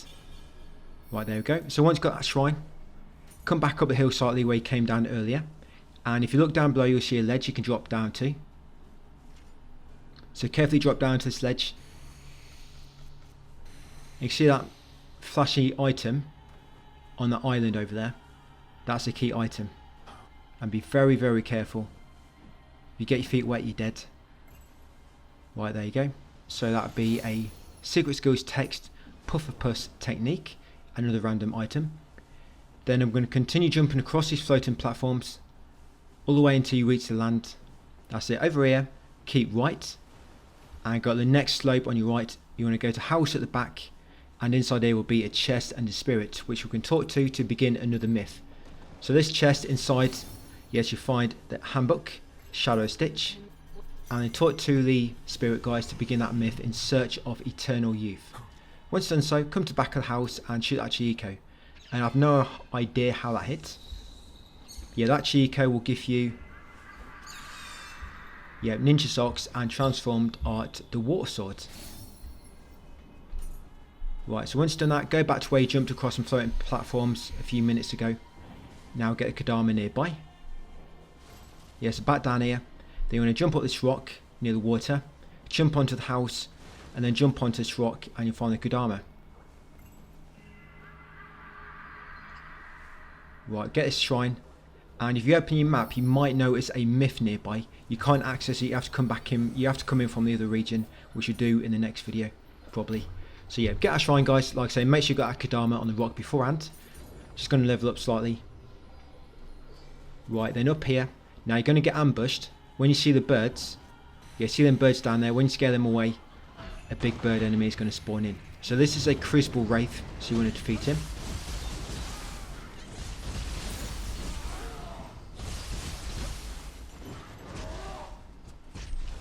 And then when we beat him, there'll be 2 key items we can get. And that's all we need. Then we're going to make our way to the shrine to the west, just before the mission area. Well, I got him. Went down quite easy then. So yeah, grab anything he drops. And this item here, there's quite a few items up here. But this is the one with a key item inside it. Yes, this will be Secret Skills Text Key Pulls Man. Yes, so grab that. And then this key item down here amongst these wolves, this will be another one. So in this one you'll find Samurai's Text. There you go, and that's all there is, guys. So now head west to the shrine. Yes, the shrine to the far west, just past that giant enemy. Yeah, so all the other loot, we're going to get that once we've done this mission, guys, and we make our way to the next region, to the southeast.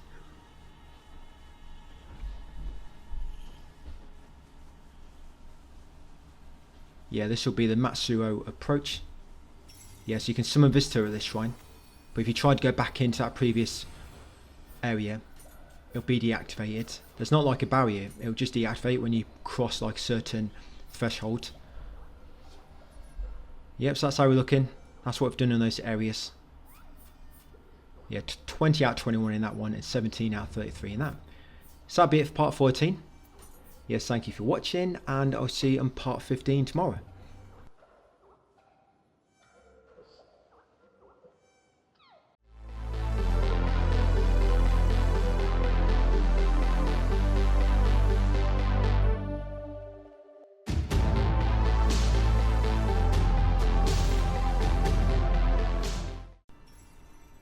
Hey, welcome back to part 15, back onto Nioh 3, 100% Water 3. We're about to go into Sagano and complete its main mission. I'm just going to summon 2 visitors because you can summon help for this one, and it took about 5 minutes for them to join me, so it's going to be a brief edit, guys, where I just waited. We're going to get this mission done, we're going to get this area explored as well, and also the next area in this video. Then we'll end up in, I think, the northeast area, ready for tomorrow's video. Right, so once you're ready to go, make your way up. There is a bit of a gimmick in this area where there'll be a crow which will spawn ahead of you, a large crow, and it will lob projectiles at you. And if you get hit, they'll knock you back quite far. So you either want to block, just so you don't get knocked back. You can easily get knocked off a ledge, or hide behind these like little ice barricades. These ones here. Yeah, see that huge crow in the distance? So it'll probably be like 3-4 second intervals between each projectile barrage, so you can quickly move on. So down here will be your first collectible, that Kodama. So grab that one just to the right of this ledge. Remember, you can block and then you will not get knocked back. And I think somebody failed for his death, so I'm just going to go and summon somebody else. I'm not going to wait any longer though. I'm just going to donate my cup and then make our way through a level. Yeah, I waited long enough. Yeah, it's one thing about summon visitors, you can't revive players. You can on expeditions, but not on summon. Bit funny really, because the enemies are stronger on expeditions. So you think you should be able to, but the thing is, it's so easy to get killed, and once they're dead, that's it. You have to go back to shrine and summon somebody else. So I thought it would have been possible on both ways to do it. But the crow has already flown away, so I think that player that died got too close to it. And this is the next shrine.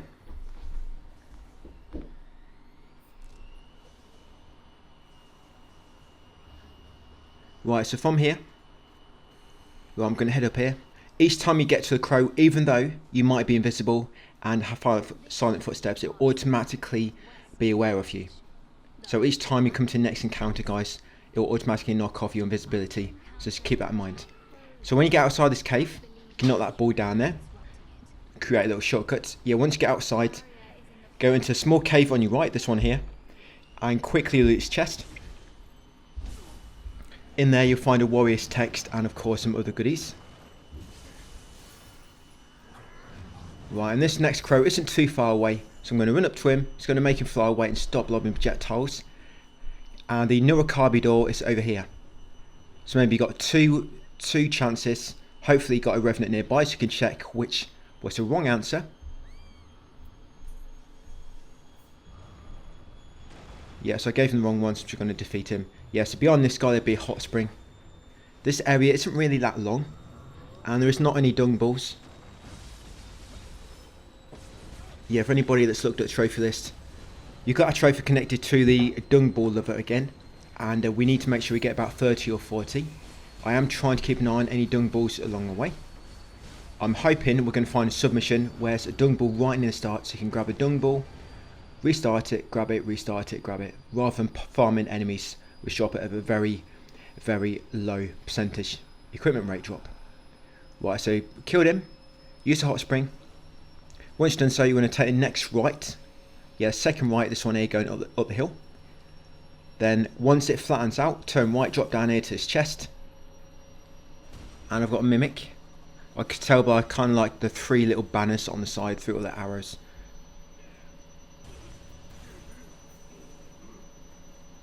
Yes, and in that chest you'll find secret skills text, enduring arts.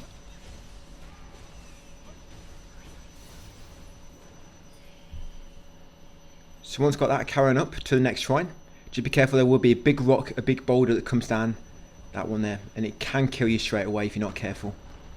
And you've got low HP. So let's move back to avoid the boulder, carrying upwards guys, and unlock this next shrine. Yeah, if somebody joins you and then leaves, you have to get to a shrine again to summon them. So I think somebody joined and he parted ways almost straight away, or he just died pretty much instantly. Right, so from this shrine, we're going to come into like an open courtyard and there'll be another crow. On the right will be an item on a corpse beside a tree just near the well. And this item will give you a samurai's locks. Yes, that one there. Once got that, you want to continue around here. I can't use visibility, it's that massive crow. But I'm going to try to do my best to avoid the enemies. So when I get close enough, the crow will fly away. There we go, he sits on that horror gate normally. And there's a secret passage here. Now, there's a Crucible Wraith enemy. He's quite strong. He does a lot of ice attacks and kill you really quick if you're not careful. So before you engage him, just make sure nobody's chasing you. That's it. And once it's good to go, I like to start off with a stealth attack. Then quickly kill the smaller guy. And then go back onto the stronger enemy. But because of this ice attack, it can kill you really quick. So try to play defensively. And if you see that burst attack, make sure you do your Guardian burst skill to knock him out of it.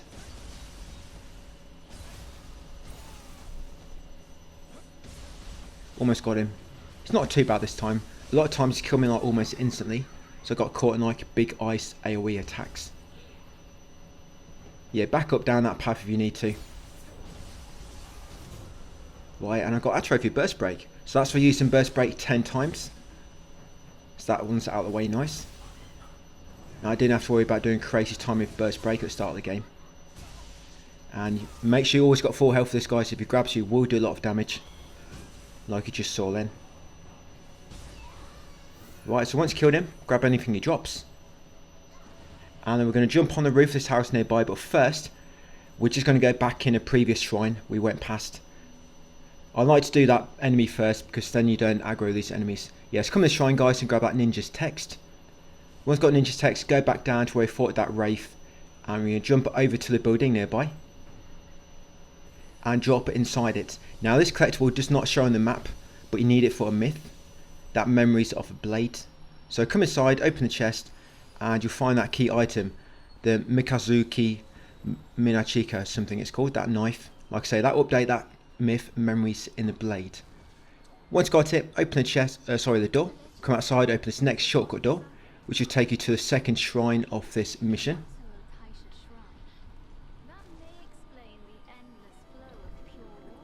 And then we'll carry on along the linear path and up to the boss. So in here, in the first room on the right, you'll find a chest. Yeah, with a ninja's locks inside it. So you want to grab that one. Carry on outside, back into another building. You can unlock that shortcut door. It will take you back to where that courtyard was earlier. And my buddy's going to come through here. And the next item is on this corpse beside this door. Can't miss it. So yeah, there you go. Secret skills, text, vigorous spirit. Continue outside into this water area. And shortly on the right in this little crevice will be a Kodama. Grab him. And there's one more item to collect before the boss. And that'll be at the end here. When the slope starts taking you upwards, go behind it and there'll be a chest. And that'll be your last item. So in there you're going to find Samurai's Socks ×1. And some other loot. Yeah, this boss can be quite difficult if you try to do him solo. That's why I waited for co-op partners. I did try, I didn't even get him near half HP. I only tried once.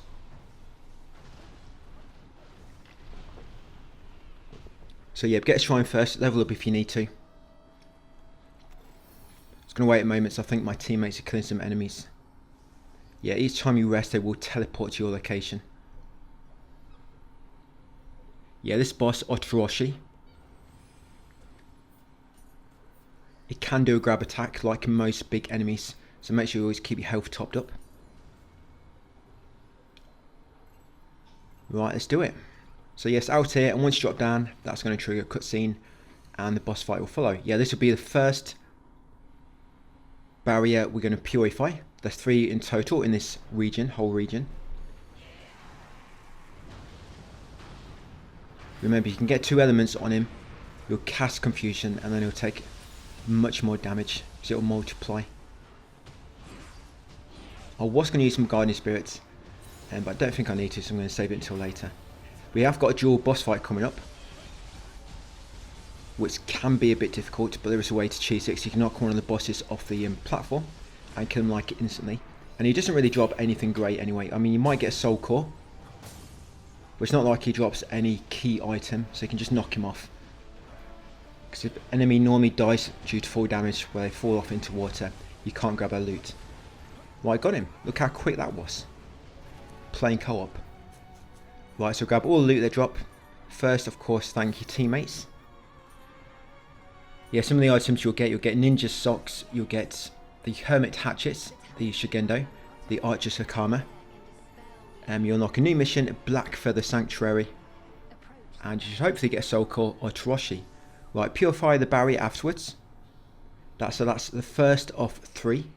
You can see where these are if you open the map. You can see that kind of like barrier symbol, so you know where you have to go. But we are going to try to do all these areas in level order, you know, so not going into an area which is too high level for us. So once you can do, we're going to fast travel back to a shrine, still in the same area, but the shrine near the middle.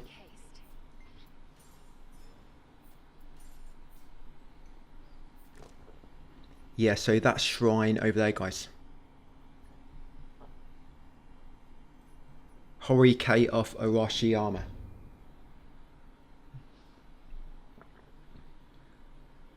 Right, so once you spawn in, we're first going to do this nearby enemy base and grab the item in it. This enemy base is slightly to the south. Just going to use my invisibility so I don't trigger any enemies along the way.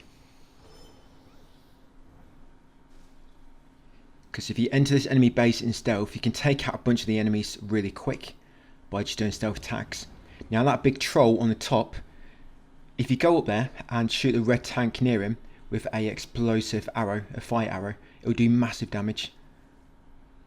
And this is a key item here, guys. So in the item, you're going to find ninja socks, a dung ball ×1, and another item. Yeah, I always get a dung ball with that samurai socks, so make sure you loot it. Yeah, samurai socks and a dung ball. So yeah, that red barrel, shoot it with a fire arrow, do massive damage. Then normally stealth attack will finish him off.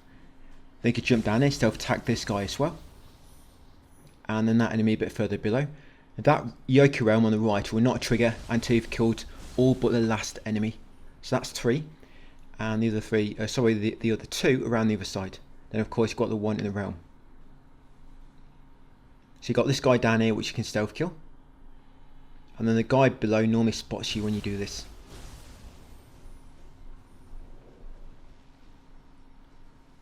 Yeah, there she is, kind of disappeared for a moment.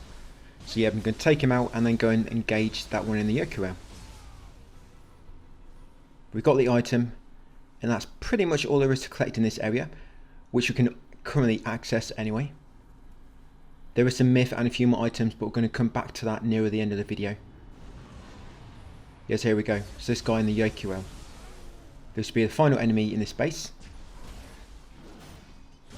So this next area, Nishiji, or something it's called. That's where there's going to be 2 bosses you'll fight together, but the first boss does not spawn until you've knocked the first boss down to half HP. So if you time it right, you're going to try to kill him as soon as he gets to about half HP, or knock him off before that happens. So once you clear the base, you've got the item, samurai socks, and the dung ball. You're going to come over here. Now this item near this small camp, this one here where the yokai is kneeling, loot this item because it updates the myth. It's just like a junk item, but you get dialogue, and they'll update the myth, guys, in search of the eternal youth. So make sure you loot that item in front of that small camp. Once done so, come over here to this roof and loot this item. This mermaid will always ambush you, but that'll be a key item there. Secret skills, text, counter, offensive, evade. Then we're going to come over here next towards this shrine. Now when you approach it, there will be an enemy base. They're just weaker enemies, just human enemies, and there'll be 8. Most of them you can take out with an arrow. Yeah, there's quite a lot of archers here which are quite weak.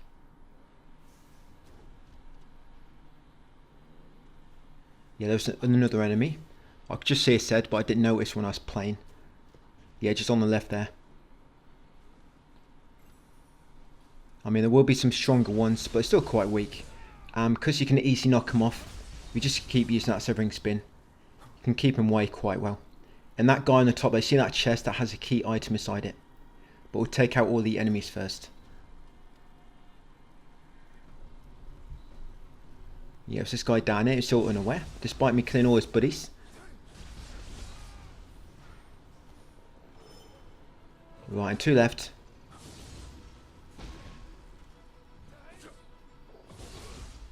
For some reason the other guy's kind of like de-aggroed. Yeah, so get that shrine.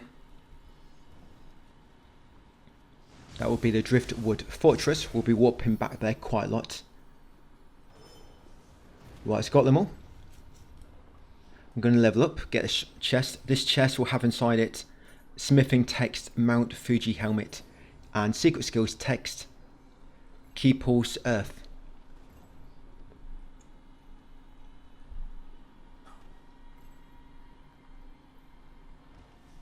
And now we're going to rescue a Scampus and a chest. Right, it's going to go back to the northwest slightly now. I want to make our way to that myth for the 2 bosses. Yeah, so northwest, and just near where we first came into this area. We want to go inside the house on the right. Yes, you can go either way to it. You can go around to the left or to the right. But yeah, this house here, this red one. So come inside, and inside you'll find a chest. So in there you find Ninja's text. Then climb up to the roof by jumping on these nearby rocks. And the Scampus. So pet Scampus is going to lead you to a few items on the way to where it stops. So here will be a key item. You'll find a Ninja socks in there. And I'm going to drop down and keep following this Scampus. Something spotted me, I'm not quite sure what it is, but it's not letting me cast invisibility. Yeah, we'll lead you past a spike. We're going to get a spike as we go past it.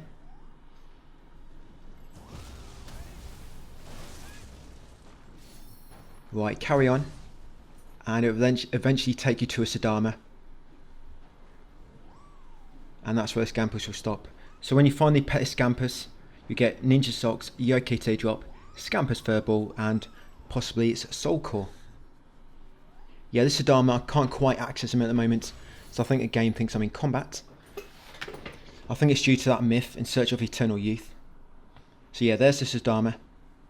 I'll come back to him in a second. Right, let me show you this myth. So it's nearby, see that big like Cyclops fighting? So when you knock him down to half HP, it will spawn another enemy.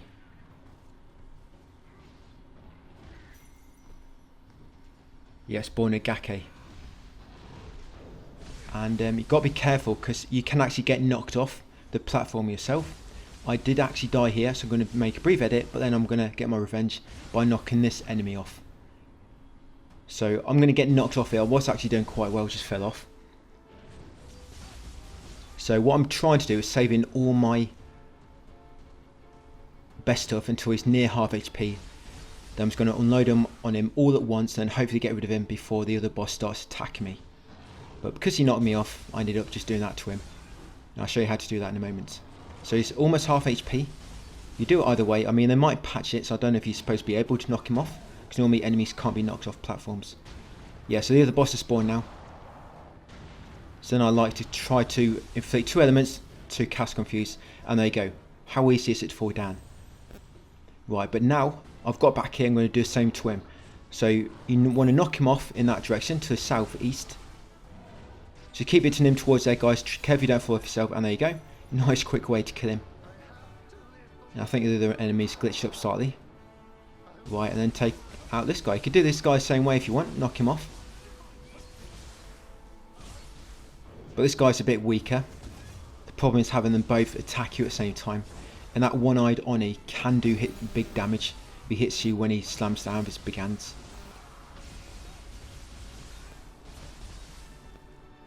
And then when you beat these, you'll complete that myth after you talk to the spirit. And your reward is Ninja Socks and a Brother's Omamori.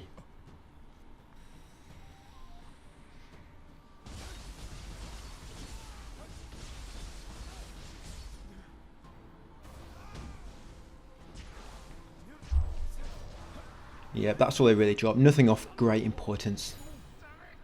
All you're trying to do really is complete the myth. So spirits should appear here somewhere. Come and talk with their mother. That's it, that'll complete that one. So I'm just going to head back to Sadama quickly, because of course I couldn't interact with him before. It's Bobby because them enemies were fighting. Yeah, so I'm going to exchange all the items. So you have, yeah, secret skills text, mysteries of summoning, craft guide for waterproof amulet, lightning proof amulet, and the Hyotoriko mask. Going to make my way back and then get Kodama. Now to get to Kodama you need to go clockwise around this kind of like a middle roof. That's it, and the Kodama will be on the corner. There we go. Then once got that, we're going to head over to this lesser crucible. I did die during this as well. Again, I fell down a hole. So be very careful in this arena. Yes, loads of pits you can fall down. So take out his 2 crabs. There'll be 5 enemies altogether. The last enemy, got to be careful, because it can grab you quite easily and does a lot of damage when that boss grabs you, or the strong enemy at the end. So you've got 2 crabs, then you've got 2 other enemies, which will be a mermaid and a yokai, and then you've got the big enemy at the end of it.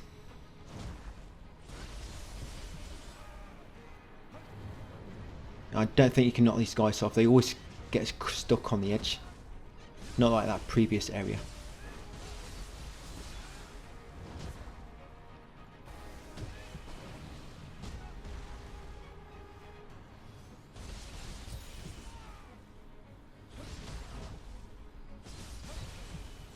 Right, that's a crab done. And we have got another crucible coming up as well.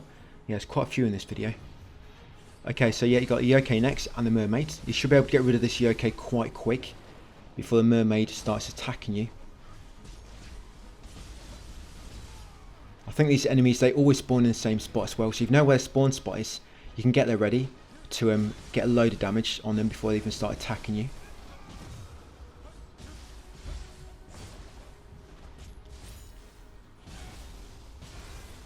Right, now we've got a strong enemy. He'll spawn in a spike. There he is. Yeah, trigger Yokai Realm as well. Yeah, this guy can do massive damage if he grabs you. So if you see that kind of like black haze around his hands, indicating it's about to grab you, make sure you're healed up, guys, and get out of the way. Burst Break, of course, you can always just do your Guardian Spirit Burst Break to interrupt it and do big damage. There you go, it's about to grab me. Yes, this does a lot of damage to you. The thing is, you've got to be careful, because by the time you recover, it can do another attack and kill you before you even get a chance to heal. But he actually died quicker than the crab. I think the crab was the worst enemy during that. Well, once you killed them all, so you break a spike, you'll get a Lumicite shard, crystal afterwards.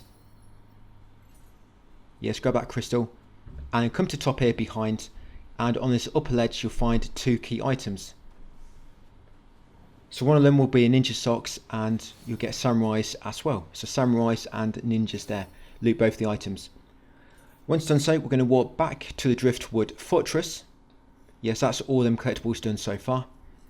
I'm going to take off my death marker so you can't see what I've died. Yeah, like what I've done with the map at least. They let you like deactivate or activate so many icons where normally you can't adjust them. Not in games anyway. Yeah, so once back here, guys, Driftwood Fortress. It's going to level up. Now we're going to make our way back into the previous area, but in the part we couldn't access before. There'll be a myth there, a few more items, and a crucible. Yeah, Crucible Fortress we're going to do. Not a fortress, sorry, a lesser crucible. Yeah, not quite yet. So yeah, make our way along here to this cliff. Ignore the vein for a moment, and if you carry on straight on, you come across a hot spring.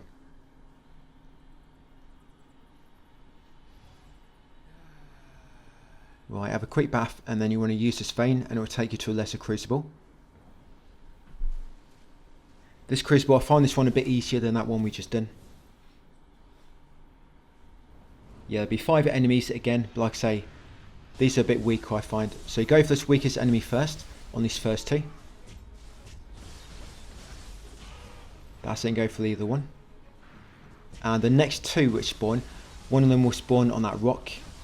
So you get rid of him first, so he'll be like a ranged enemy, and he's quite weak.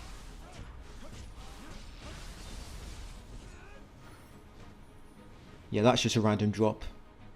Yeah, so get this enemy on the rock first, on the second wave. Take him out. And focus on the big yokai enemy, or Enki.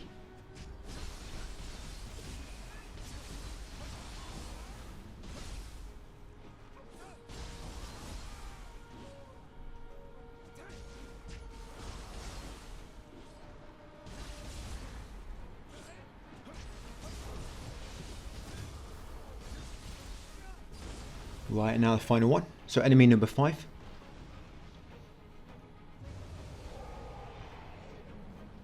You can use that rock in the middle to hide behind if you need to.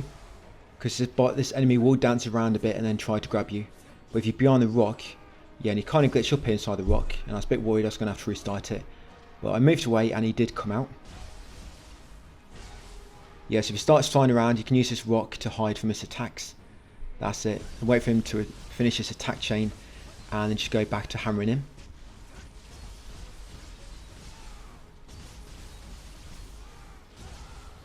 Yeah, but it went down quite easy. Right, once you've hammered all the enemies, come and break spike. And before you drop down, grab these 2 items. So this one on this edge. Yeah, there'll be a smith and text moon charm helmet. And then on this item to the left, you find a pair of socks. Yeah, for the ninja. Then you want to drop down on this ledge. Do not drop down again, so you won't be able to get back up. You'd have to take a long way around. Yeah, and talk to the spirit. Talking to the spirit will trigger the unwavering hope myth. And kick down this shortcut. That's it. Right, once you trigger that myth, you need to go and search for clues. So we're going to come back over here to this shrine from earlier. Just to get all my talismans back and whatnot and heal up. Right, so the item you need to interact with first, come over here where that wolf is walking up and down between these houses, and loot this item in front of that house. That's it. Grab the item, then you'll advance your objective. You then have to go up to this village. And here you have to examine 2 items. What's a brief editor here as well? So I forgot about the second one. So you got this first item where the wolves are feeding near the well. Loot that item for some dialogue. And the other item is just around the right corner. Same wolves near the same well. Yeah, this item on that corpse in the grass. Loot that one. So loot those 2 items. We've got first item where that wolf was, and these 2 items in this ghost village. And then the update, the objective should update to go to that temple at the top of the area, which I avoided earlier if you remember. So now we're going to come up here to this temple, and now it's going to be a boss to fight.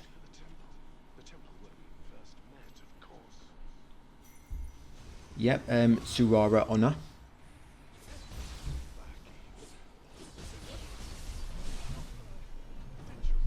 Yeah, play it safe. See, I almost died there. I probably should be using that talisman, which increases my defense. What is it? Steel talisman. I think I need to use that for boss fights.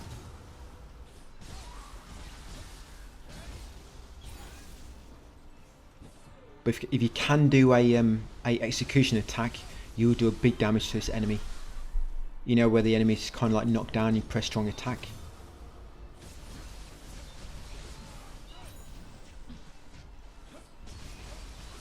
And when you have finished her off, you can either let her live or attack her when she tries to run away. I'm going to kill her because you get loads of loot when you kill her. But if you let her run away, you don't. So I'm going to open that door. That door, we need to use a key. You remember that boss on the bridge back in the previous video? And it gave us a key. It unlocks that temple. So I'm just going to come back here. I'm going to kill the enemy when she tries to run away. Yep, stop her from killing even more people on a killing spree. Yeah, and then talk to myth to complete that. Talk to spirit to complete that myth.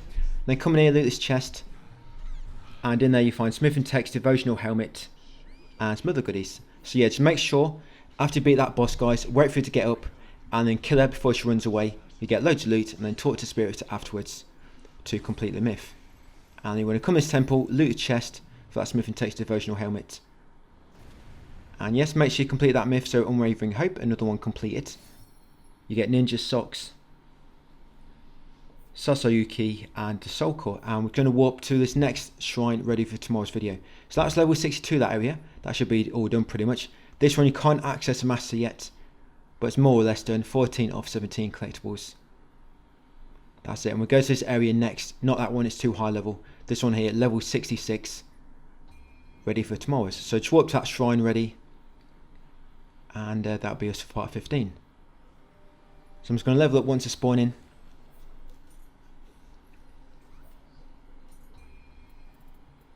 Yeah, it's going into intellect again. I might switch up to something else once I get to 40. But yeah, that'll be it for 15. Thank you for watching, and I'll catch you on 16 tomorrow.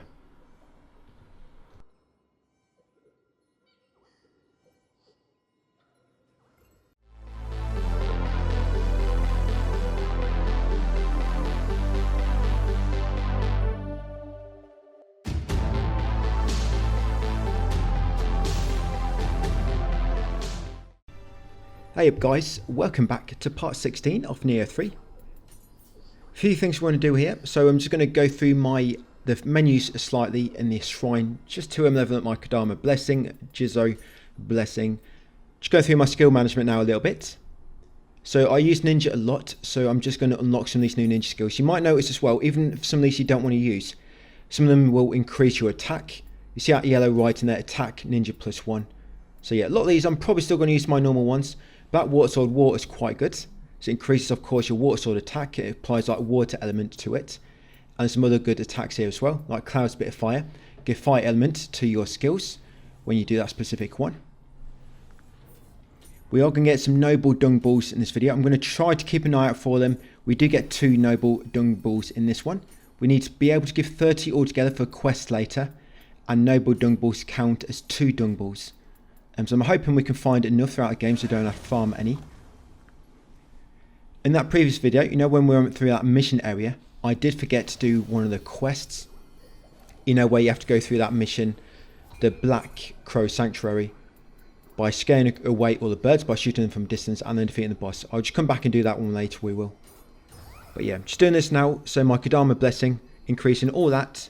This is all in text guides. And we're also going to be getting a new skill.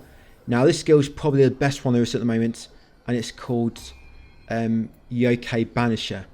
What that means is part of the ninja tree. It's no like when you use Samurai, if you do key pulse, you can repel or dispel a Yokai realm, but now you can do it with a ninja when you do Mist. So yeah, if you come into ninja, it's called Yokai Banisher, and pretty much all builds will need this. So ninja Yokai Banisher. There you go, that yellow one. So performing Mist within the Yokai realm will cleanse the realm. So you definitely want that, guys. And that's so much better.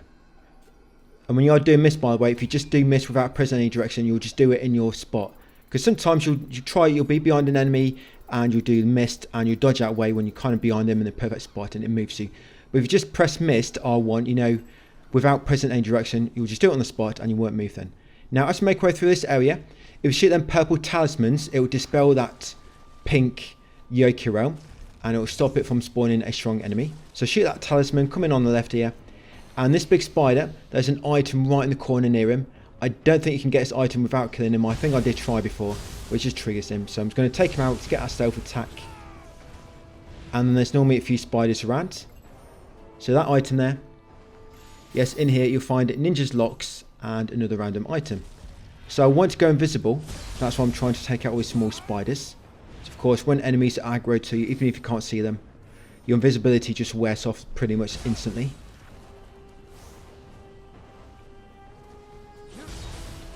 And we are going to move around and do a few myths as well. We're going to finish up this video just before a mission, which I want to start in tomorrow's.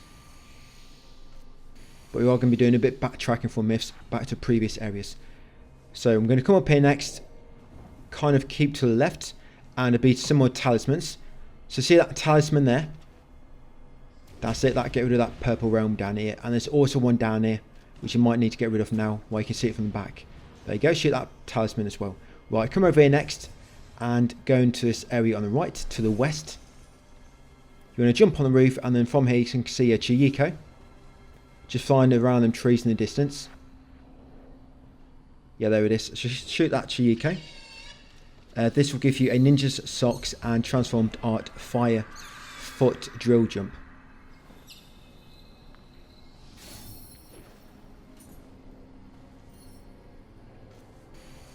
We're also going to grab a few myth items which are not on your map.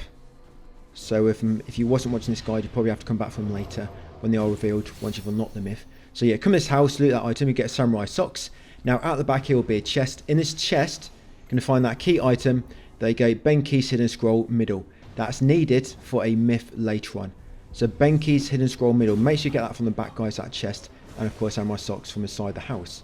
Come back down here afterwards, go right. Go past the shrine. You can't access it yet because you're in an enemy base. Now we're going to take out all these enemies. Now in here, there'll be 2 spiders on the ceiling. Take these out, then there'll be 1 big spider at the back. Try not to take them outside like I'm doing, because you want to try to, of course, trigger the big spider when there's no other enemies to worry about. And this will be enemy number 3, of course. Should be very careful because they can hit you with a web and it slows you down. And you'd be surprised just how slow you are when you get hit with sloth yourself.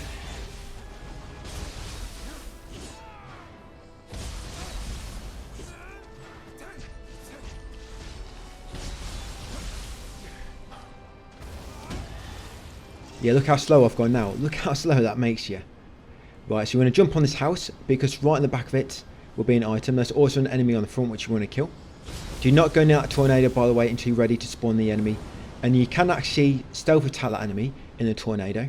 I didn't realise until right at the last minute and it's too late. But yeah, loot that item on the back of the roof. On there you find secret skills text favourable wind. And you want to come in this house, there'll be an enemy. This should be enemy number 5. Like I say, do not go too close to that tornado, guys, until you're ready. And there'll be another enemy inside this other house. That's it, we can loot that chest as well for a key item. So yeah, check out this enemy next.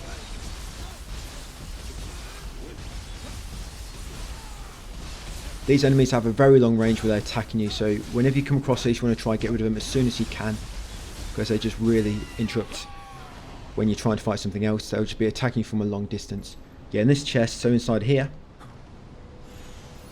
yes, find quite a few goodies. So you find Smith and Tex, Wild Boar Crest, and some other stuff. Yeah, that 7th sword taunt, I think that's always there. So I saw right to the last moment, the crosshair went red, so I think I could have got a stealth attack there. But yeah, take out this guy, so this will be the final enemy for this enemy base. The pot dude. And when they do start flying around in the sky, hit them with ninjutsu, guys, it will knock them down. That's it, like so. Got him. He went down quite easy. So once you clear that enemy base, we're going to go back up to the shrine. And then from here, we're going to go east. And there'll be Kodama behind this next building. Yeah, just make sure that shrine has been unlocked. Now, before you drop down, shoot this talisman behind that tree just there. That's it, so you don't trigger that enemy in that purple realm. Yeah, round the back of this building, we actually shot a talisman around the back here earlier. Yeah, so there's a Kodama. Next up will be a spirit we're going to chat to trigger a myth. So come around the back here. And to get rid of that purple realm, there it is, that's a talisman.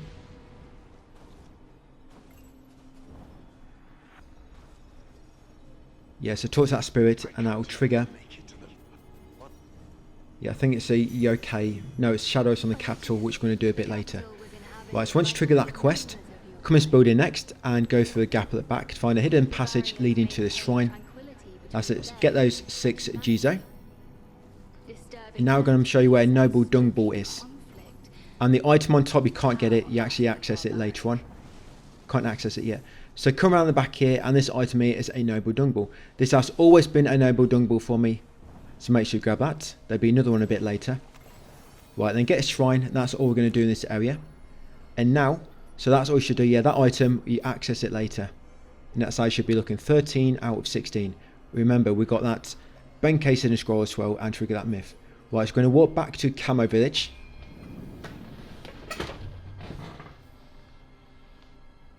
Once back here, we're going to go west up the hill, and we're going to use the Spirit Vein. This is just to trigger another myth.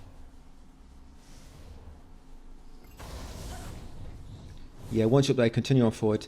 Now, when you interact with this shrine in a moment, you'll read a scroll and it will trigger a few enemies. This is actually quite easy because there's a much more difficult one later, which will spawn about 4 or 5 enemies. And they're quite annoying. Yeah, so interact with the shrine, just read the picture scroll, guys. There you go, defeat the 2 enemies. Yes, only these 2, like I say, there'll be one later, it's much harder.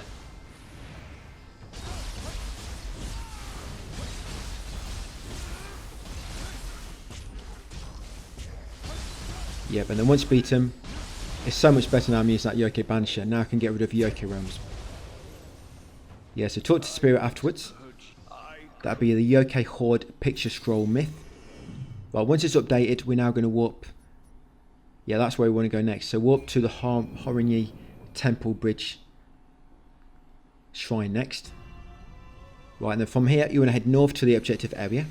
You have to run through some bamboos. So you might miss the small passage. Yeah, just continue following the left wall. And go through these bamboos here and these ones as well. There you go. This is where that crystal spike was earlier. So read the scroll. Yeah, so I actually died here literally about 5 times. I don't know how, so I found this quite easy when I was practicing it. Yeah, so if you've got a cloud bit of fire, you can actually use it to damage this guy, but it doesn't really interrupt him much. So you're probably best off using your fire bombs. But yeah, take out a blob, take out this enemy next. Now this second wave is one you want to watch out for. You're going to have that kind of like flying woman with a really long range attacks because she attacks you with like a ribbon. And you're going to have one of them fire wheels. Be very, very careful with them fire wheels. I think you're supposed to use some kind of like fire defense. Yes, you might want to focus on the woman first. Yeah, and just stay away from that fire wheel. It can kill you really quick. And do not attack it when it's on fire. Yeah, so I should have attacked it then. And I actually killed it then. I don't quite know how. But yeah, it just died.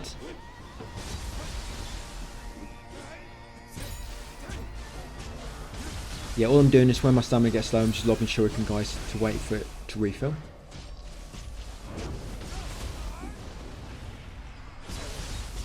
Right, and there'll be one more wave. So this wave has 3 enemies. You've kind of got like 2 medium-sized yokai, and then there'll be 1 larger one. Just be careful, the large one can do a lot of damage. Yeah, I mean, you might want to focus on getting rid of him first. You know, just try to work the pack the best you can.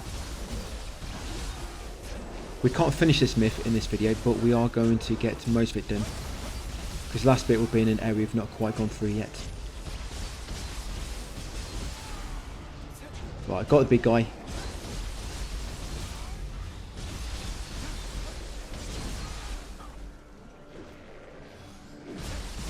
Yeah, the shadows on the capital. It's going to bring us back into the same area, but we can actually do that enemy base now to the east.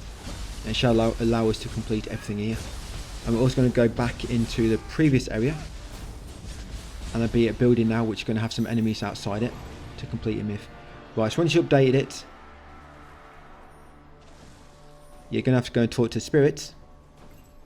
It looks to me. Yeah, that will update that myth, that's it. There'll be a bit of dialogue which you have to listen to before it will let you warp away. So we're going to warp to the Taki Gate Shrine next. That's one where we started the video at.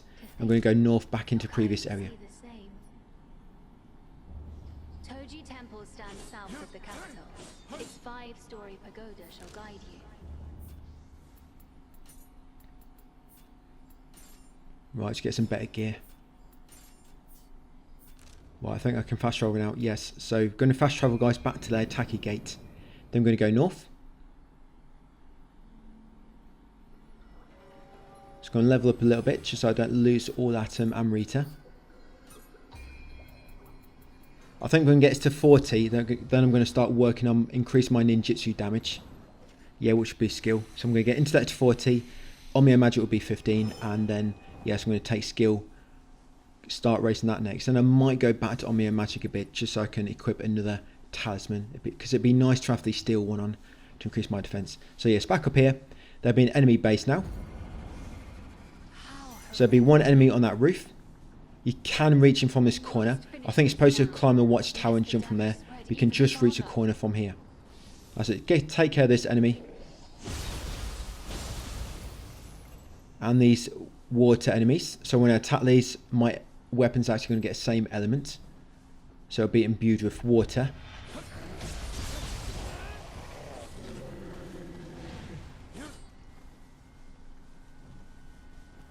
Yeah, take this one out next. And there'll be a large enemy which will come from that realm. I'm going to take him out with water damage.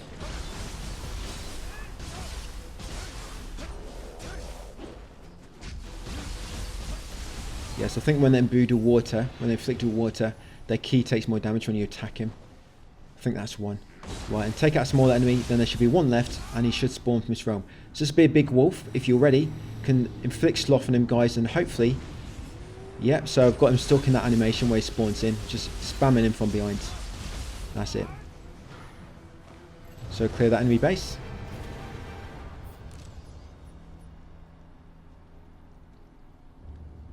Just going to wait for the dialogue to finish. Yeah, because it's going to want us to go north back into the northern area.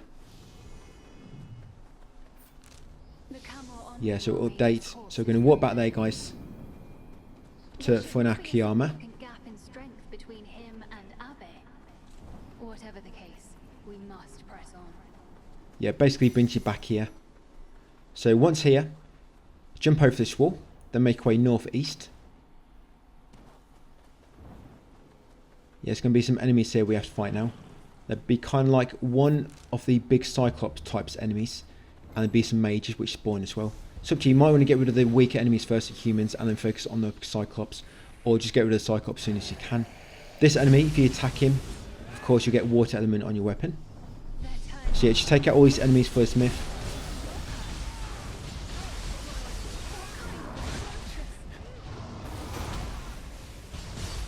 Yeah, got him already. So I thought I'd just get rid of the big guy first. Yeah, another Yoko will spawn eventually. Just a smaller dude. Right, got them all.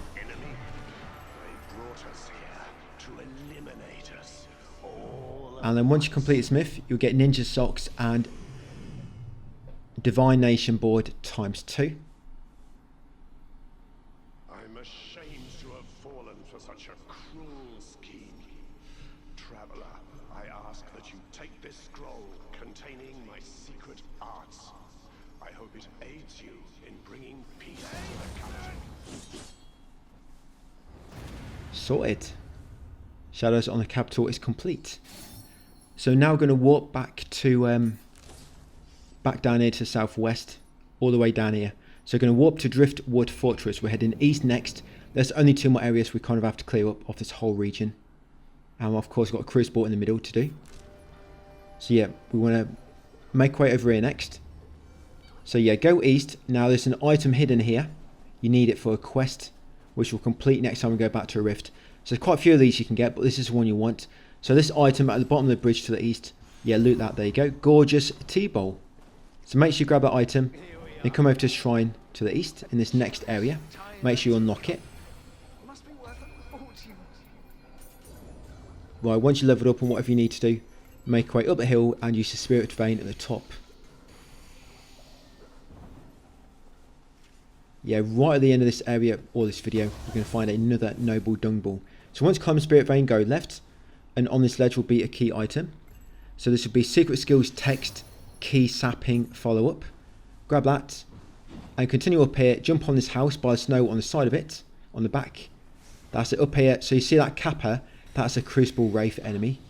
So you take him out, and yeah, unfortunately, I think that's because I was up and he was down on the roof. That's why my attack didn't quite connect. So you want to make sure you definitely kill his kappa. Like I say, he's a Crucible Wraith enemy. So take him out, then also once he's been defeated, loot this item on the top. Because inside here, yes, sorry, that's the one with secret skills text. That's got secret skills text, key sap and follow up. And that early item on that ledge had ninja's text. So once you've got them items, continue up here. That org will always lob a massive snowball. No way you can avoid it, even if you're invisible. Continue left and kick down this shortcut ladder. Right, go back up to recent fork, go left, smash this crate, and there'll be a spirit vein behind it. We'll be back at this house later on to defeat a master, but for now, just going to grab a loot around it. So yes, come around the back, and this will be a key item we need for a quest later. So I'm going to take out this kappa, which sometimes spawns for me.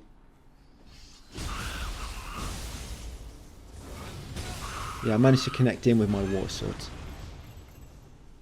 Yeah, so on this grave at the back, you're going to get the sword we need, the Dojikiri Yatsusana. Yes, grab that weapon, guys. Like I say, that's needed for a myth. There you go. And then shoot down this Chieko. Just down this hill to the west, down the cliff.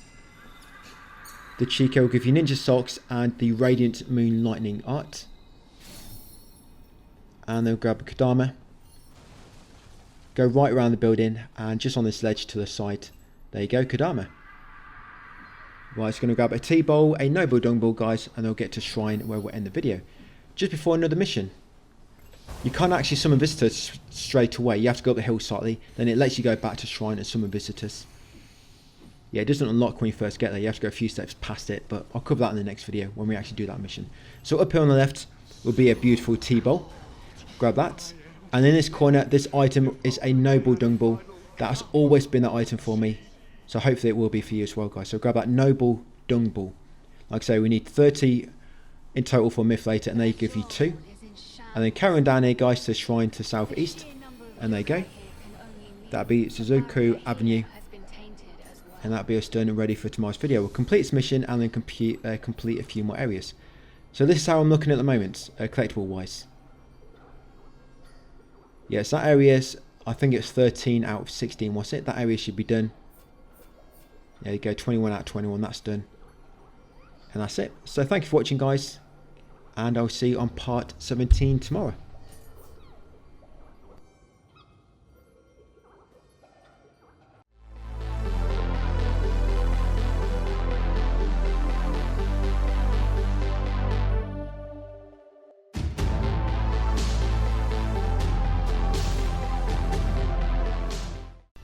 Hey, welcome back to some more Nioh 3. This is part 17. And we're about to go and do this mission. Then after the mission, we're going to come back out and just explore this area a bit more. Try and get finished what we can actually access at the moment. So I've summoned some co-op partners. I'm doing summon visitors because of course when you do that, there's no enemy scaling. And just going to be a brief edit. We'll cut out about 5 minutes while I was waiting. Yeah, very patiently I was waiting, but here they are. These two. Now during this mission there is a myth you can do halfway through it, providing you've advanced a myth enough along the myth's quest line. And if you do the myth when you got co-op partners with you, it will automatically kick them out and you will not get no warning. You get warning if you want to actually read the scroll and go into the myth, but when it warps you away you don't get told that doing so is going to kick them out. So when I first did it I thought they're going to come with me, make it a bit easier, but they don't, they get kicked out. So you want to come back to myth after the boss if you've got co-op partners with you. If not, then you can do it when you first come across it. I'll let you know where it is when we pass it. But anyway, first collectible. So come through this first building. And just before the far exit, there'll be a small panel. Dash through there, guys, find a secret room. And on your left, beyond the crates, is your first Kodama of this mission. Once you've got a Kodama, come out this exit. Go clockwise around this path. And you'll eventually come across a Nioh door on your left. Yeah, see the big eyes on the wall. I'm just checking these revenants, just see if which one might be incorrect gesture. But it didn't actually kill him, so I'm not quite sure. Yes, this guy here. So I'm going to try and look, do a blue one first, and I guess I was quite lucky. Got it right first time for once. And behind here will be a hot spring. So if you're feeling a bit sweaty, take a quick dip, guys. Make sure you keep your pants on. That's it. Take off your samurais and ninja socks as well. You don't want to get them wet. Right, once you've done so, climb back out. That's another hot spring. Get 2 Yoki teardrops. You need to rest them all anyway for a trophy. And your next Kodama is actually in this well. So come around here, guys, attack the well, and Kodama will pop out. These are always a bit finicky when they're in the small buckets. I don't quite sure why, but yeah, just one of them things. Hopefully it gets fixed in a future patch. Right, in this room, so this enemy doesn't actually drop anything. You might think he does, he doesn't. So what I'm going to do, I'm just going to come to the Spirit Vein, let my co-op partners kill him, give him something to do. And I'm going to drop back down on this display stage and grab this item here, which is a key item. So in there, yes, you'll find a ninja's text. So grab that, and I'm just going to give my friends a hand. Oh, they've done it already. Yeah, I'm actually a bit worried about some of them getting killed. Right, so once you've got that item, remember that ninja's text on that stand where the statues are. Come to Spirit Vein and go along the roof. Now I'm just going to follow the roof along here. And down in this gap where there's loads of grass will be a Crucible Wraith. The Wraith is currently sleeping, so I don't want to wake him up yet. Just want to kill his enemy first. Try not to go too close to the Wraith, so you don't have them both attacking you at once. Right, once got rid of that enemy, there it is. So just approach it. He'll immediately die for you. So once you approach it and trigger him, guys, move out of the way to evade this opening attack, and then take him out.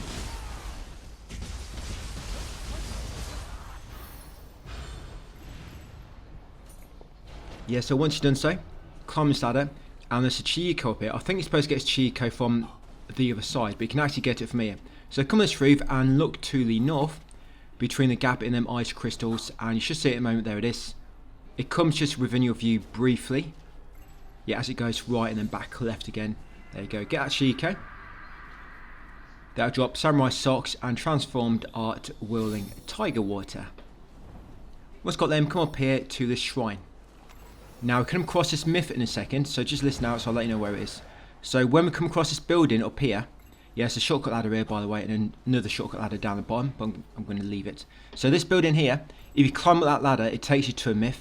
But like I say, I'm going to come back and do it later, so I do not want to kick out my co-op partners just yet. But if you want to do it now because you're solo, climb the ladder, do the myth at the top.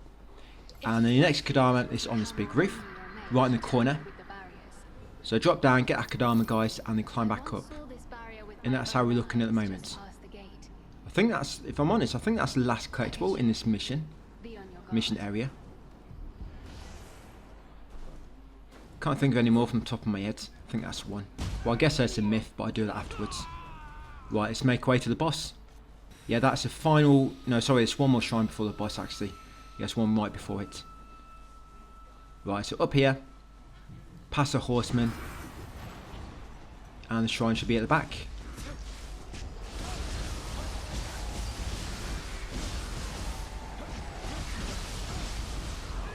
Yeah, I thought I'd take these guys out for change.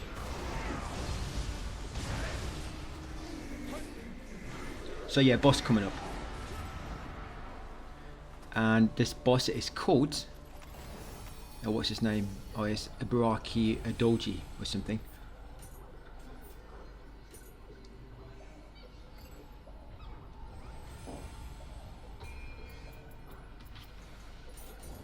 Yeah, I'm just going to level up, so I'm going to start leveling the skill guys to increase my ninjutsu now. I'm not going to bother doing intellect no more.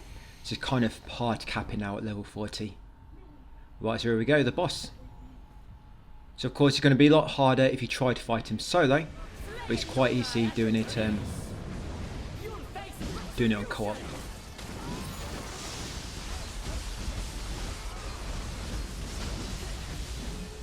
Yeah, look at this. I think because a lot of my co-op partners, they all do like different elements, and so they all just build up. That's the problem. When it's just one player, you can only really apply one or two elements without too much trouble. But you can all, when there's three of you, you can like apply 3 times as much if you're doing different ones. But yeah, got him.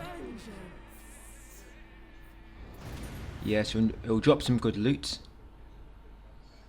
Maybe you'll get a soul core. And get a new mission guys as well, the Oni of Rajamon.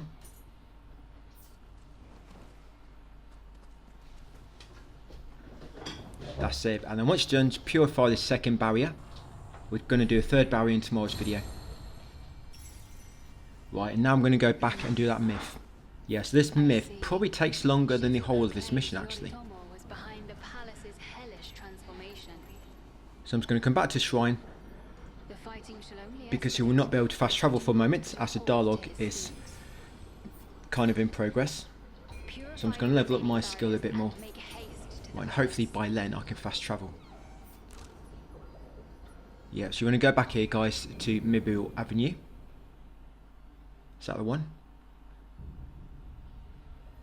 Right, so I'm going to come up here, I'm going to climb this ladder and let's do this myth. So this myth, it's like a gauntlet, but at the end of it you got like a boss fight.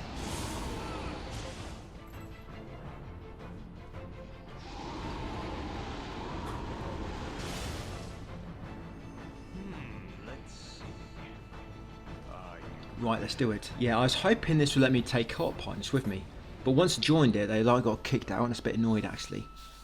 Because the thing is, once you come in, you're kind of locked into the fight kind of. So each time you die, you're going to respawn within this gauntlet, and you just head forward to trigger a gauntlet again.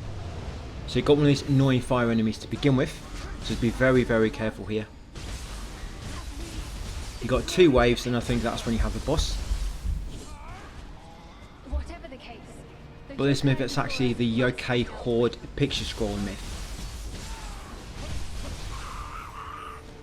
And once you've actually finished this part, that'll finish the myth.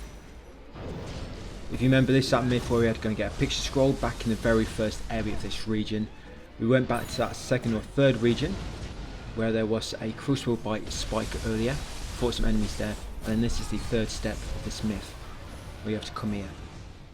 But you get ninja socks, you get old sage mask, you get smithing text, old sage mask as well for doing this, and you get a yokai scroll, Toji temple, and hopefully you'll get a soul core for the boss coming up. Yeah, so take out the pot enemy next. Remember, the pot's flying, a little bit of ninjutsu, shuriken at it, guys, to knock it down.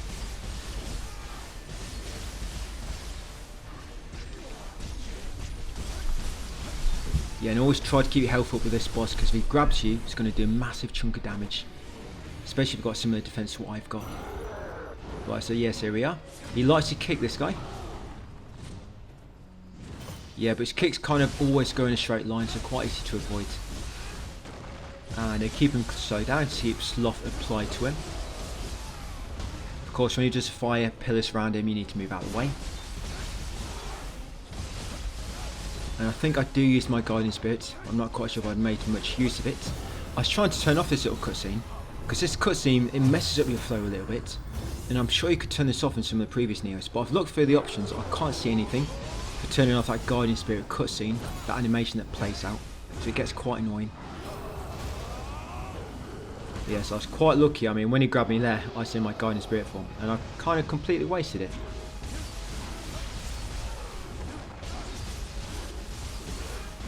But once we've done here, like I said, we're going to finish the rest of this area. We're going to do a few more myths. There's one called Putrid Paradise we're going to complete. That unlocks the dung guy back in the hub area in Tunnel Rift. We're actually going to get some more noble dung balls. So this quest, I believe you find one in one of the hidden items near it. And also, when he sits in the spring in the sky, he drops 2 more noble dung balls. But I'm pretty sure on one of my other accounts, I only got 1. But when I was recording this video, I got 2 noble dung balls. So I'm not quite sure if it's kind of random. But if you do get 1 or 2 when it comes to that, if you get 3, great. But yeah, if you only get 1, don't worry too much, guys. It's probably just a little bit random.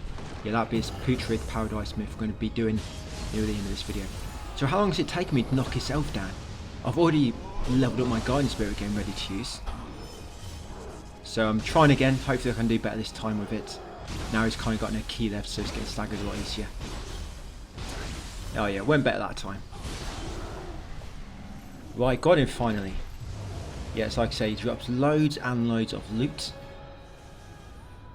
And that automatically finished that gauntlet. We're just in a bad dream. That's all it was. Don't worry, you're going to wake up now. And we need to talk to the spirits who will complete the myth. I think we are over halfway done. If you look at most of your collectibles, they are getting close to pretty much over halfway. The 3rd region is very short. And the 4th region is kind of similar to the first one in length.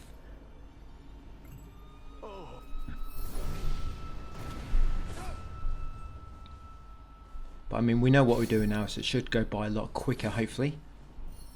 Yes, that's all the goodies you unlock as well when you complete that myth.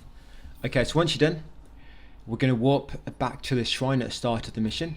Zuzuko Avenue. Okay, so once you spawn in, it's going to level up if you've got plenty of Amrita. Yeah, when you complete that mission, you get loads of Amrita from it, that myth. Right, so this item I'm going to pick up now. Probably never need this, but it only appears after completing that mission. So this item on this corpse leaning against this wall, this one here, it only appears after that mission. There you go, and it triggers a side quest. Sorry, not a side quest, like a mission in the battle scroll. Yeah, so just loot that Amrita, and you see it pop on screen in a minute notification. There you go, Mystery of Rajamon, just something you might want for later. And come around this corner, guys, and unlock this next Jizo shrine. Make an offering. I was going to give 2 coins. Maybe I'll give 2 coins next time if I'm feeling generous. Yeah, get a Jizo shrine. Then come along here, jump up and kick down the shortcut logs. Make sure you do this before you drop down, just in case you ever need to come back up here. Right, make our way around here. Yep, and we're going to talk to this NPC first. Yeah, it's just up there, standing on that house. Yeah, by the way, this water is not deep. Don't worry about falling to your death. I know it looks deep and you're scared about jumping in it, but no, you're fine to go in the water. Yeah, so advance dialogue, guys, and begin that myth. Putrid Paradise. Right, come in here next and go left, and it's going to be an enemy base. I think there's 2 yokais in this base and the rest are human enemies. So I'm going to take out the Cyclops and focus on the rest. But I think this is the biggest enemy in this base. So once you get rid of him, the rest should be kind of easy.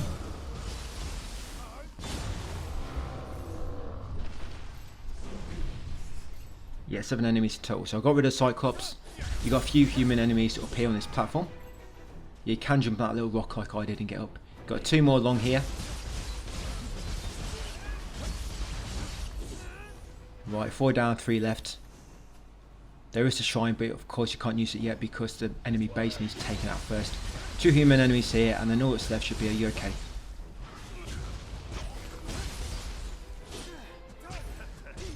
Yeah, I'm still spamming the same move. It's working for me so far. You know, I'm not really having to switch up too much. I am trying some of the other skills, but this just works quite effective for me. Right, and this should be the final enemy, and that should clear the enemy base. And see this watchtower on my right, at the top there is a Kodama. So we're going to climb up here once you've taken out all the enemies, and then Kodama will show himself, and then we can rescue another one. Then we'll unlock the shrine next. Right, so just want that Kodama, loot a chest if you want to. Right, so shrine. There are some items here we can't quite access yet until later, when we've cleared out the crucible. Right, now the chest. We'll kick down the shortcut logs first though. Yes, kick these down, guys. Try to make sure you do it without falling down, like I almost did. And the chest is behind the shrine over here. There you go, that small chest, just loot it, and inside it's small, but it's got a lot of goodies inside it. Yeah, secret skills, text, battle, frenzy, kata. Once got that, come along here. And just looking for the NPC actually, so you normally follows you, but I think it's actually gone straight to the hot spring. So the hot spring is actually on the right, but first we'll grab this chest up here on this platform. Yeah, this chest has smithing text, mountain ridge helmet inside it. Yeah, some other loot. Now the hot spring is slightly south from that chest. Yes, come and take a dip, and your buddy will join you. That's it, a bit dialogue, can't really do much until dialogue is finished. Yeah, so this is the, I think this is the dung guy. Once you complete this quest here, we go back to the internal rift, and you have to give him like 30 dung balls for a trophy. And noble dung balls count as 2. So that's why we need to make sure we're collecting them along the game. About those ruins. I'd wager my house lies just beyond, but with all these yokai about, I could never make it there alone. Yeah, and then once you're done, we're going to head east to another shrine, the filthy, flooded streets. I'll let you soak to your heart's content if you take me there. Yeah, we'll take him to his ruined house, and he'll cry for a little bit, and that'll complete that myth. Yeah, so once you get control back, guys, come outside the hot spring, come east. Yeah, so trigger this shrine. Right, and we'll explore the area to southeast first, because northeast is where we need to go to progress. So we'll do the southeast first to get a bit of loot. Okay, so I'm going to use my invisibility and my silent footsteps. The collectible we want is in this far right corner. Kind of, yeah, just keep hugging the right wall. We come across kind of like a small cave. Here it is. And there's collectible we want. So you get ninja socks and some other stuff, that's it, so loot that. Now we're going to make way to a lesser crucible in the far southeast corner. We'll defeat the enemies and then destroy the spike. If this one I'm thinking of, it's got really weak enemies in it, or I'm getting it mixed up with another crucible. There's one we do at some point, I'm sure it's something I did recently. It's got really weak enemies. But yeah, here it is. So this crucible, obviously defeat the enemies and then destroy the spike. Maybe it's this one, so I guess you have got an NPC helper as well. So take out the weakest one first and focus on the bigger enemy. The old wound's flaring up. I can keep going.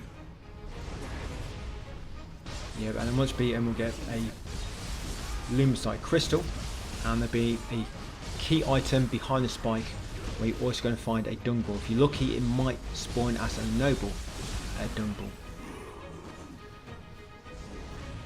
I think the dung ball drops might all be fixed when it comes to loot in the world. I know they can drop randomly from enemies, but I mean when it comes from loot, I think it's fixed. But it might be random if it can be a noble or a normal dung ball. That's what might be random. You have to let me know if you ever get like a normal dung ball where I get a noble.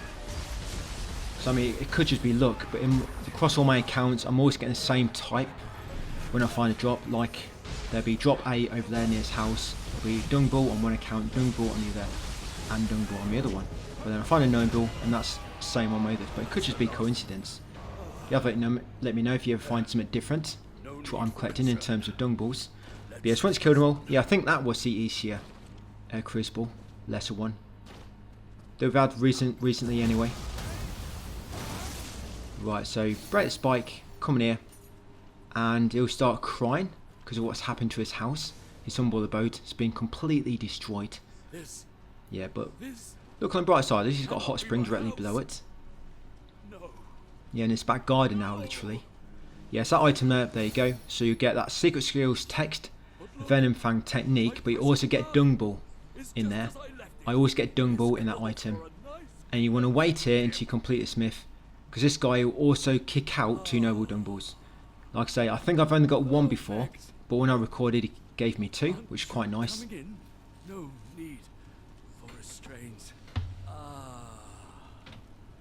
So Yeah, he's going to have a nice bath in that dirty water. heavenly. I think this was actually the toilet water from beneath his house, and he's just like there bathing in it. I'm sure it's very, very warm. Yes, there you go. Got 1, and he popped me another one. I'm not quite sure if that's a bug, but anyway, I'm not complaining. You also get ninja socks for completing the myth. Right, that's it. Once we're done, yep, he's definitely not giving me any more. So I'm going to walk back to that recent shrine. Yeah, filthy, flooded streets. Yeah, so he's now gone to the Eternal Rift. That's why you get a little message. Yes, walk back there, guys, to the north. Right, so now we've just done that crucible. We can come to this vein to the east of the shrine, and we can break it now, finally. I'm just using my invisibility because there's an enemy there. I don't want to trigger him. Yeah, and behind here, I'm going to find another item. So it will be a samurai socks and another piece of loot. Then we're going to walk back, or you can just run back. It's up to you. Right, so once you're back here, yeah, so there'd be two chests. The first one is in this house. Yeah, slightly northwest from the shrine. Yeah, and this one is sometimes a gimmick for me. Sorry, not a gimmick, a mimic. Well, mimics are kind of a gimmick, aren't they? But yeah, very easy to copy a gesture once you get used to it. Like I said, they're always on the front page of the gestures, as far as I know. Right, grab everything he drops. The key items he drops will be smithing text, dragon head helmet, and secret skills text, purify Yokai realm earth. And I thought a whistle might trigger them. I just wanted to give it a test. Can they hear my whistle? No, they can't. So in this building we'll have your next chest, and there's an enemy in front of this one, so I like to take him out. He's trying to picklock it, so get rid of him, guys, before he manages to pick the lock and grab all your lovely loot. Got a booby trap inside there. Yeah, so in that chest you'll find smith and text, curious crown helmet. Right, and then once you've done so, you're just going to get a Scampus next. So yes, get a Scampus, going to follow it, and it's going to lead you up here, and it's going to lead you to another key item. Yes, there you go. So pet the Scampus once it stops. Of course, you'll get Scampus Furball, Yokai Teardrop, and a pair of samurai socks. Then grab the item nearby. In the item, you get samurai socks. So I've just looted the item just then. And if you look southeast, you'll see a Chieko in the distance. So shoot that one. That's it. Nice shot there. And you'll get samurai socks and transformed art twisting spear fire. Right, just a few more things to grab, guys, and that'll be it for part 17. Yeah, I've only got one more area in this region, and then the Crucible, and that's pretty much it, outside of a bit of cleanup for collectibles you couldn't collect. Yeah, so this chest underneath this middle bridge, the broken part, loot that, you get a key item needed for Myth. Inside there will be Benkei's hidden scroll at the top. Yeah, so under the middle part of the broken bridge, make sure you loot that chest. Like I say, key item, Benkei's hidden scroll top, very important. Then the bridge at the end, the broken part, go beneath it, you'll find the final chest, and under there you'll find secret skills, text, style, shift, flow. So yes, loot that chest beneath the final part of the bridge. And you come to shrine, and that'll be it, guys. So Gojo Bridge, ready for part 18. Just going to level up 1. That should be us all prepared for tomorrow's video. Yes, we're going to complete another mission and just complete that area where we just stopped. Yeah, we'll do that quest in tomorrow's vid. Yeah, then we're going to do that Crucible in the middle of the map. Yep, so that'll be it, guys. Part 17 done. Thank you for watching, and I'll see you on part 18 tomorrow.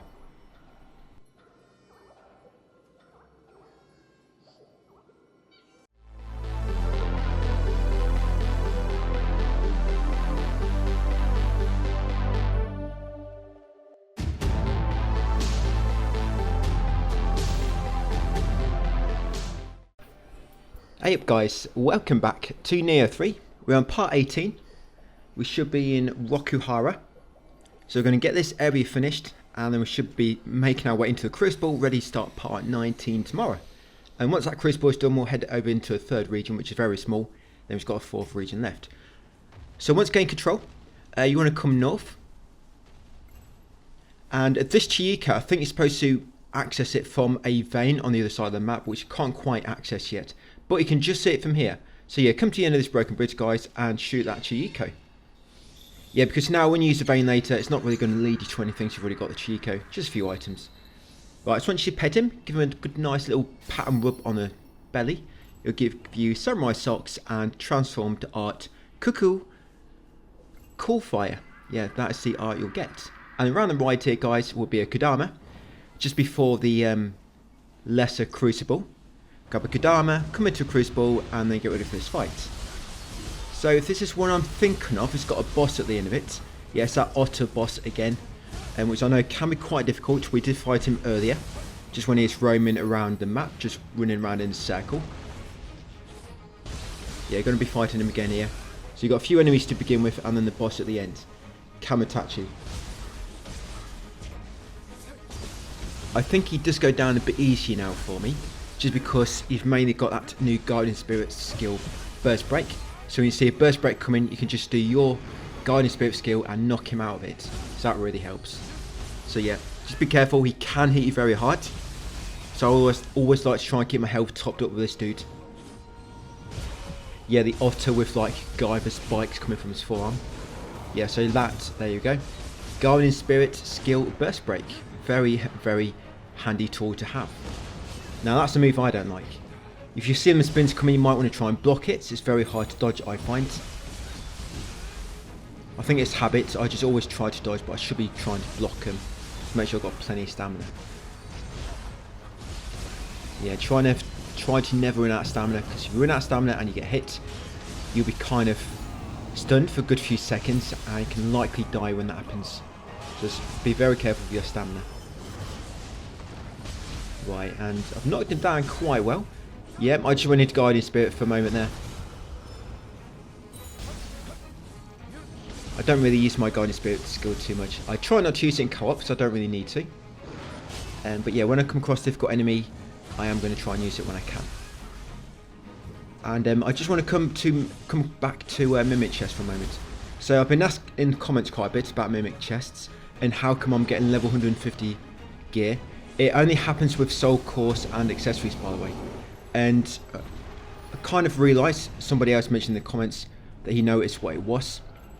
It comes from Mimic Chest when I'm playing co-op. Yes, if I lose a Mimic Chest when I'm in co-op, that Mimic Chest has a high chance to drop like a soul core or an accessory, and they'll likely be level 150. And if you want to tell if it's a Mimic Chest or not, it will have like three patterns on the front of it. If it's only got 2, then it's a normal chest. If it's got 3, it's a Mimic. And then once you find one of them, you can just go and try to summon some players if you're not already. Wait for them to join you and then go and loot the chest. Hopefully you'll get a soul coin accessory, and it should be level 150, provided it's not been patched. But anyway, once you've done that crucible spike, get this shrine.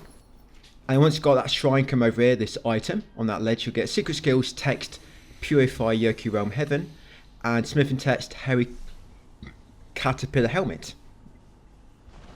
Come around here, come through this little cave, and you'll find this like small area with a crucible wraith. Going to take him out. You can't quite get back behind him enough to backstab him, but you can get a drop on him slightly, I guess, to get a head start of your damage.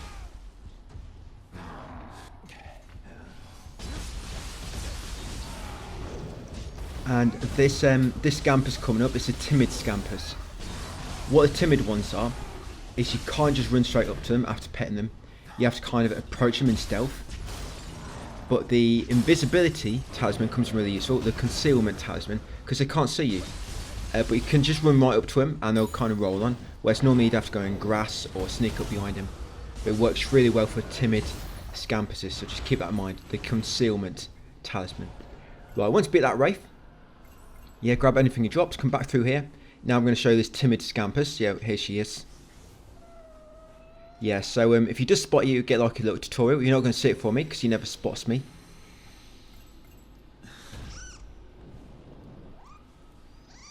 Yeah, so see he's kind of squinting his eyes, looking around. But because I'm invisible, it kind of counts as being not seen. So I can just run straight up to him and he'll roll on. And here he is. He'll take you to this hidden passage. So pet him, get your rewards. Yeah, he's Samurai Socks, Yoku Teardrop, and a Scamper's Furball. Come through this passage next, use Spirit Vein, and it will take you to another spike. Right, once you've done all those, we're going to walk back to that shrine, the one where we started the video at. Yes, this one down here, to the southwest, Gojo Bridge. And then from there, we're going to head into this next mission area.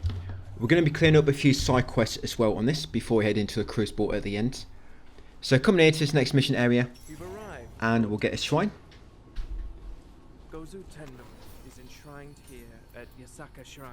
As he is the queller of plagues, the masses... Yes, that'd be Nishiro Gate. And I'm now going to summon some co-op partners. Yeah, so I'm just going to summon them. I'm just going to wait. I think I had to edit it out about 4 minutes, I think it took. I think one of them did die, and I think I died on the boss as well at one point just because I wasn't watching my HP. And I ran into the boss when I had low HP and he just like killed me. So I had to run to the boss again. But this is the only shrine in this mission area.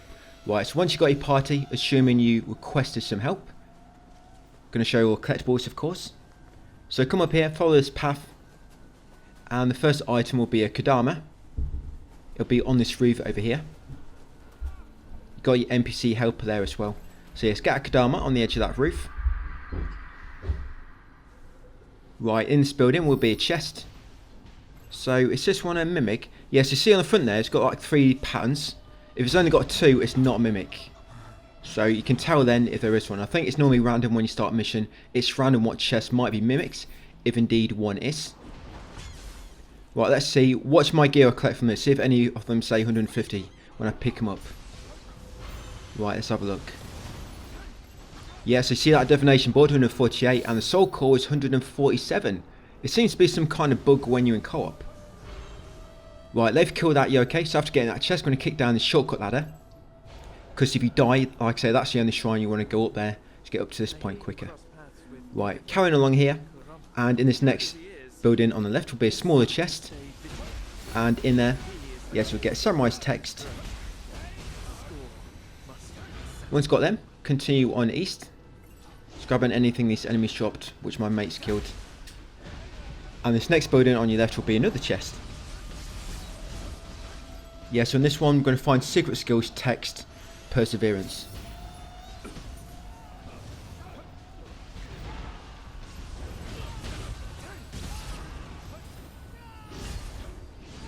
Yeah, well, I was going to hope just kill this spectral for a moment to this ghost. Okay, and we've got Crucible Wraith. Before you go in this building, there should be a Crucible Wraith on the far right. If you climb to the top of the building and go on the upper mountaintop, you can actually stealth attack him from above. but it's a long way to do that. Just fall down again. But yeah, to be very careful. It's quite easy to fall off here. I think this is where one of my players falls off, one of my co-op partners. Because all of a sudden it says he's parted ways. I'm actually going to keep a lookout for that now, actually. Yeah, they pulled another yokai over here with me.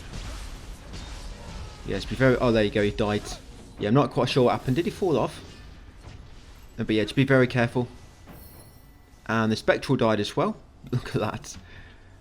The only bad thing is you don't get any rewards when they fall off like that. Right, once you kill that Wraith, come up here next into this building. There are some enemies asleep on the floor, so try not to trigger them if you don't want to fight. Yeah, climb this first ladder, turn around and come along here. Climb this ladder next. There's an enemy hanging there, of course, because I'm invisible, he didn't spot me. Now here, use the Spirit Vein. It's quite a tall shaft. Yeah, it's like a big chimney. So climb to the top here and get his chest at the top, right in front of the Yokai Realm enemy. But if you're in stealth, you should be able to avoid him. That's it, let's get a goodies. Yes, get a ninja's text in there. Right, and you can drop down here. It looks like it's too high to kill you. But yeah, you can drop down that Spirit Vein. It's not a problem. Right, then go around this building next.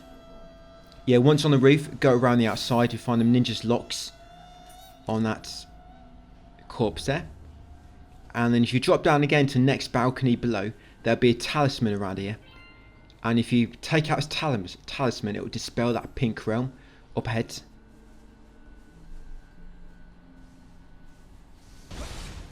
Yeah, there you go, that pink talisman there.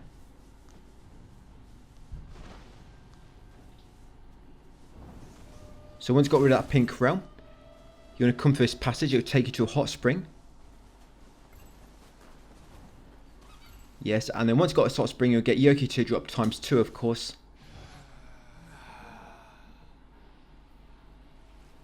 And you also want to go to this chest at the back. This chest has one of the key items needed for a myth later. Yes, kick open that chest and there you go. You find Benki's hidden scroll at the bottom. So I think we've got all of them now. There's top, middle, bottom. And then after this mission, we're going to go and complete that myth. Right, so once got that, come back through here. We're going to go left because at the end of this cliff is another key item. In here, you're going to find a ninja socks. Right, all I've got left is a Kodama. Or open a shortcut gate and then we'll be on the boss. And this other guy, he just leaves. Yeah, I don't know why. I don't know, sometimes I get a bit annoyed I'm not killing anybody, just grabbing all the loot. Yeah, so the last Kodama is on this big building from earlier. Yeah, so you can jump across on these rooftops and it's right on the edge. There we go. I need to go back to the shrine anyway because the other guy died. And I want two co-op partners for the boss. It'll make it much easier. Doing 3 times as much damage as opposed to just my own. Right, so there is a pink realm in here. And the talisman is hidden behind this building on the left. If you just keep right, you can just see it. There it is. So shoot that talisman, guys, and then get rid of that pink realm. Right, I'm just going to unlock the shortcut gate. Do not open that door on the right. It will trigger the boss fight. Yes, unlock the shortcut gate first. And now you can, from the shrine, you can just climb the ladder and come straight up this door on the left, up the steps. Right, so I'm just going to walk back to the shrine. There we go. I'm just going to summon 2 more co-op partners. Yeah, these will make the boss so much easier. So once I'm back here, I'm just going to level up slightly if I can. Yeah, I think I can level up once. I just summon those first, just so while I'm doing it, it's actually looking for players. And you might notice the co-op partners I actually complete the fighting are different to the ones which I enter the fight. Like I said, it's because I actually died once to him. Just because I was getting a bit silly and I wasn't watching my HP. Yeah, so I was quite lucky because my plan was to summon them and then go and wait near the boss door. But as I made my way back, they joined me really quick. That's it. And then once they've joined you, as long as you open that door, they should warp with you. There you go. So yeah, these two, it's going to be different once the fight starts. Like I say, brief edit there. I died once. Right, so yeah. He is a human enemy, but my normal severing spin attack will not stun lock him. Not like with the masters. Yeah, this guy has high poise. So you got kind of approach him like any other main boss. But you got to be very careful. and try not to get greedy with your attacks. But of course, if you're on co-op, it's a lot easier because a lot of times you'll just be going for your buddies. But you've got to be careful his AoE attacks don't catch you when you're kind of popping in to get damage off and then backing out. But just so much easier in co-op. Definitely the way to go if you want to have an easy platinum, I'd say. I can't say what the DLC is going to be like. Cross that bridge when it comes to it. In terms of DLC, I'm not quite sure if I'm going to do a guide for that. I don't know. We'll see when the DLC drops. If they kind of want you to go through every mission again on a different difficulty, yeah, I'm not quite sure I've got patience for that. I can't remember the other Nioh games wanted to do that. You know, when they brought out DLCs, they added new difficulties. They had to do all the missions again on new difficulties. Yeah, but I don't know. You know, I might just create some like crazy build and just run through it quickly myself. We'll see when it drops.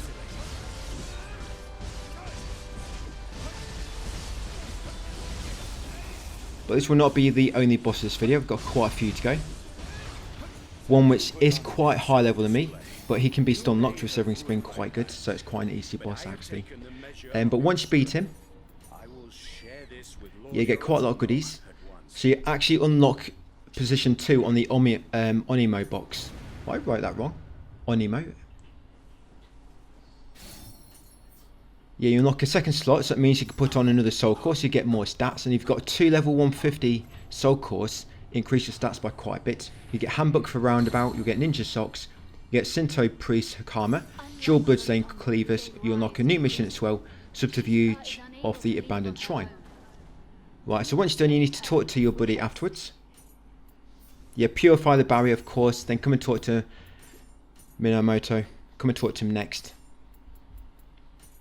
Yeah, that should be all 3 shrines done, so we can actually go into Crucible next. But we'll just do a few missions and we'll get in there ready to do tomorrow's video. We'll do the Crucible and probably a bit more of the next area.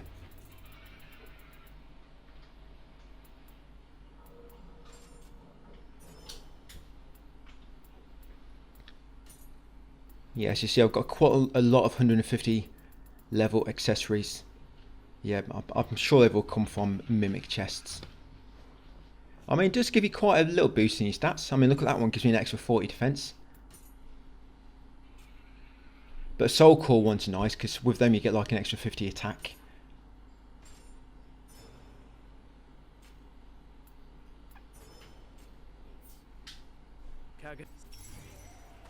Right, so once you finish the dialogue, you should finally be able to walk back here. Yes, walk back to Gojo Bridge. And I'll show you this new feature now. So you've now unlocked your Yang slot 2. Yes, you're going to manage Soul Course. I'm just going to level up my skill first. So yes, Onmyo box, that's it. Spelt it wrong. Yeah, so I'm putting 2 Soul Course, level 150, and it gives me quite a lot of attack. Look at that. I mean, I'm not far off. I'm level like 80 at the moment. Well, it's not bad. But anyway, once you walk there, yeah, after finishing that boss fight and talking to me, your NPC, when you walk to your next shrine, it will update the area, and this quest will begin. So come and talk to him over here. Thoughts be Creathed. And providing you found all the hidden scrolls, you know, Benki's hidden scroll, top, middle, bottom, you'll be able to give them all to him and start as like a little gauntlet. If you're missing one, then if you look on my text guide and search, just type in like Benki's hidden scroll, and you'll see exactly where they all are. Like I say, there's top, middle, bottom. You need them all. And you can actually start this gauntlet. You just get a few normal enemies to begin with, and then you get a few bosses at the end of it. Just be careful you don't fall off into water.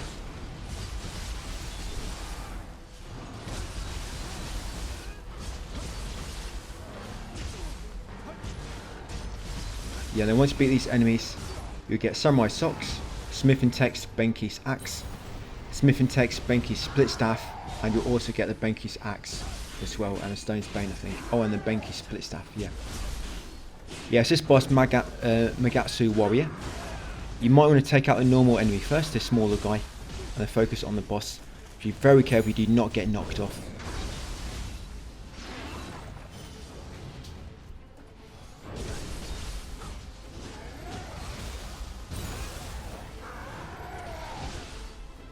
Right, Right, I'm just going to focus on the boss with his 4 arms. Yeah, 4 swords are better than 2 apparently.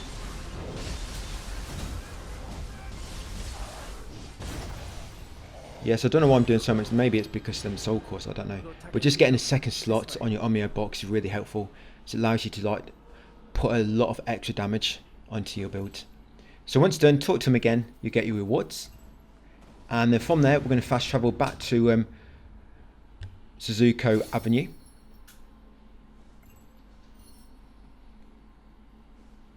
And you can head north straight for the Crucible, but we're going to do a myth first, which has appeared, the Boxer's Guardian. This leads you to a master. You can actually go to another area and fight. Yeah, you can go and actually fight. You know that NPC we just chatted to, Minamoto. We can actually go and fight him somewhere else now, but it's very hard to fight, so I'm going to come back to him later. He's back in the very first area of this region, you know, to far north. Yeah, I'm going to come back to him later. Right, so you come over here, talk to a scared NPC. Not quite sure his name, but he seems scared to me, so that's what the name I gave him. Yeah, so talk to a scared man. Once you spoke to him, yes, you'll update that objective. The Boxer's Guardian. We're going to make our way to the objective marker. It's back down here, this house where you're surveying to reach. Come inside, and like I say, there'll be a master. Now, you've actually got 2 boss fights during this. You've got the Demon Slayer and the Ninja Yokai. The Demon Slayer, you can pretty much just stun lock him with Severing Spin. But of course, the Ninja Yokai is slightly different. But it'll actually be 2 bosses, I think. Yeah, Ninja Yokai, I think there'll be 2 of them. But it's not too bad. Yes, this guy, just stun lock him like this. He is a Demon Slayer, but luckily I'm not a demon. I just fight like one. So you can take him out quickly. When you beat him, you get Handbook, Archer's Impact, a Demon Cutter, Demon Arm, Cestus, perhaps, and some other goodies. They need to interact with the box afterwards. That triggered 2 more enemies. One of them will be a box, like I say, the boss, the Ninja Yokai.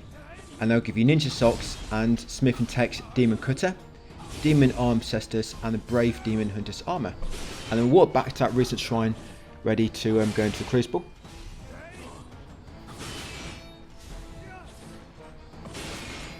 Yeah, he looks deadly. I think that's why his name is red, because he's a higher level than me. And lucky I'm still doing some nice damage. You can come back. Any of these things we're doing now, guys, you can always come back to them later. Nothing is missable. So if you ever come across a boss or whatever and they're just a little bit too difficult for you, yeah, just come back to them later. You know, there's no need to struggle too much when you can just come back and they'll just be so much easier. For example, there are some bosses I've left even, just because they're way too hard now and you have to do them solo, and I'm not going to struggle now. I'm going to just come back later on a much higher level and just basically run over them in my steamroller. So that's what I'm going to do. So yes, grab all the loot and then conclude the duel. And once you're back here, interact with the box. Like I say, you're going to spawn 2 more enemies, so make sure you're ready for another fight. I think when you complete that fight, I think you get all your materials back, you know, like your elixirs and your talisman usage. Yeah, I think it respawns them all, refreshes. Right, so you can't quite get out yet. Yes, I'm behind him. He doesn't know. Just be quiet. I was hoping it'd let me get like a stealth attack, but it doesn't. He can smell you. Right, let's do it. So yeah, the Ninja Yokai. So I had no idea why he goes down so fast. I think it's quite weak. I think it's weaker. That's why its text is white.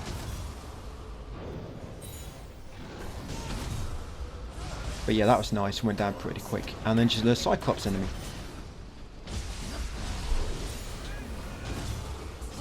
To be honest, these guys hit very hard, these Cyclops. But I got rid of the formidable enemy. So like I say, you get Ninja Socks and 3 Smith and Techs. The Demon Cutter, the Demon Arm Cestus, and the Brave Demon Hunter's Armor. That'll be another myth done. I think that's over half of them done, by the way.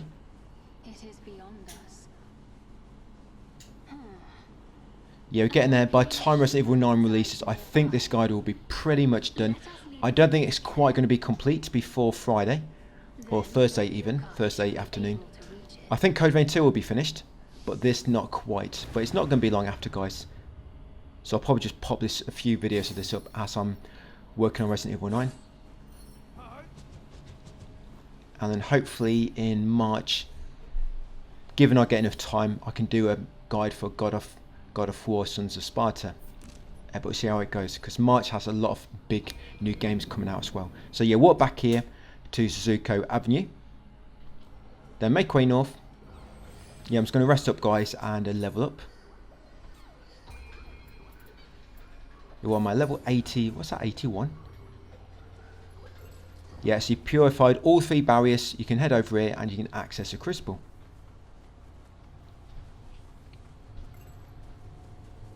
I know I've still got to do that mission with the crows. I've got to go back in there at some point. But I'll probably leave that until endgame when I'm really high level. So maybe I can just run in myself and kill a boss mega quick. I thank you.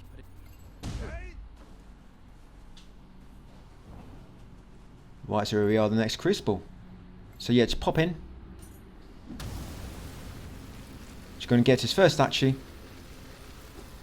And remember, you also need to make sure you're activating all your statues, because you need to find every single statue and shrine for a trophy, which is a bit annoying, having to find them all. No. Shizuka would never allow him to do this. But not got too many left, like I say. We're getting close to, we're past halfway. It's not doing too bad. Right, so that'll be it. We'll leave it there for part 18. Yeah, this is how I'm looking in terms of collectibles wise. Anything we've missed, we'll be doing it a bit later, of course. Yeah, so you can't access most of those yet. And by the way, when it comes to veins, if somebody joins you and they've got the right ability, sometimes you can access a vein. You can't by yourself. But anyway, part 18. Thanks for watching, guys, and I'll see you on part 19 tomorrow.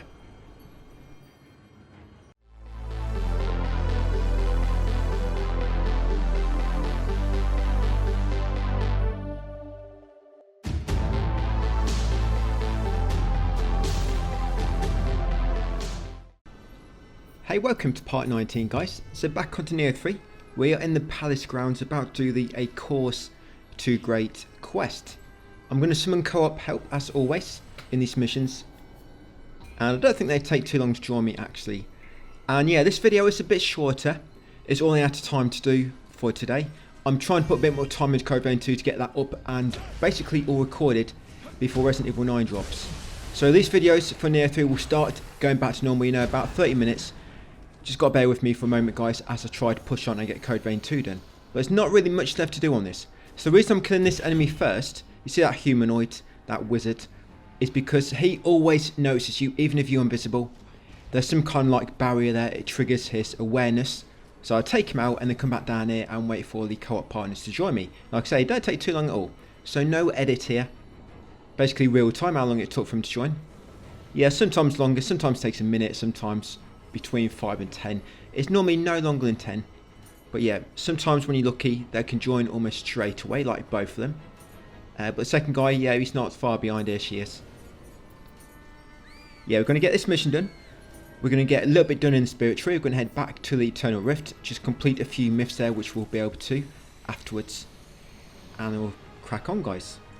Yeah, it will start going back up 30. Just let me get these Code Vein 2 videos done. I mean, tomorrow might be back on 30. I just didn't really have much time today. But we're so close to the end. We're over halfway now. But we're going to make our way through here. So I'm keeping to the right. There's not really much to collect in this mission. And by the way, there is a dung ball here. And I did do a bit of experimentation. So I loaded this mission up on Battle Scroll. And the dung ball is no longer there. So dung balls, unfortunately, they do not seem to appear again. So you can't farm them by replaying a mission. Which I was hoping you could, but you can't. Yeah, just round left here, guys, in the swamp. There it is. It's the dung ball. So grab that dung ball ×1. Yeah, if you come back in this mission, that's what turns into an arrow-proof amulet. Sorry. So yeah, you can't farm them that way, unfortunately. Right, over here is a key item. The warrior's text on that corpse. Grab that and then make your way up here, guys, and carry to the top. Now there's like a big cyclops on it. He likes to lob rocks at you. And he does automatically see you if you go out far enough. But you can kind of avoid him if you do it that way and sit close to the wall. Now use your Spirit Vein, get to the top, and once you get up here, you'll trigger a cutscene, and your co-op partner should automatically make their way to you. We will be getting an item in this mission as well, needed for a myth, so you need to make sure we collect that. But as long as you follow me, guys, you won't miss it. Go close enough to that statue to unlock it. Remember, all these statues need unlocking for a trophy at the end. I think 156 altogether. Yeah, in this area there's some kind of gimmick where you have to destroy specific crystals, like this, these spikes, and it destroys all the other ones nearby. So that's that crystal we need to destroy. And see the ones down the bottom, just going to shatter. There you go. Then we're going to go invisible, drop down, let my teammates do all the hard work while I do all the collecting. Yeah, so up here, up this ledge, then turn right at the top. Behind this dude will be a spike. Going to destroy this one, of course, shatter all the spikes down below, so that we can progress. You normally have to destroy these anyway in order to unlock the story route to move on. Once you destroy that, come along the other direction to the left, drop into this house, and you'll fall in behind the Nioh. I'm going to pull a talisman off his back, guys, to kill him. And we'll get a hot spring, that'll be another one. Get teardrops ×2. Yeah, sometimes these guys drop a lot, these Nioh, and sometimes don't get hardly anything. I actually don't think I got a mimic during this as well, unfortunately. Yeah, mimics are always good on co-op because you're likely to get high level gear in terms of soul core and your accessory. So once you're bathed and cleaned in all your crevices, climb back out and carry on through here next. All the loot which my friends left for me. And yeah, somebody just died. I have no idea what happened to him. Did he die from his health? Did he fall to his death? Because you can fall to your death out here if you're not careful. I was just about to go back to previous shrine and summon him, but I'll just wait until the next one. There's 2 more shrines left before you reach the boss. Right, so up here, there'll be more crystals in that building on the right, so we're going to run past it. Go past the furthest building, this one here, and in the far corner, you're supposed to go left around this building, but you can just jump on that rock there. Yeah, this is a Crucible Wraith, so we're going to take him out. Going to try and get a drop on him, get a bit of head start in terms of damage. Yep, use my sloth and then just go to town on him. Hopefully we'll team up on him in a second.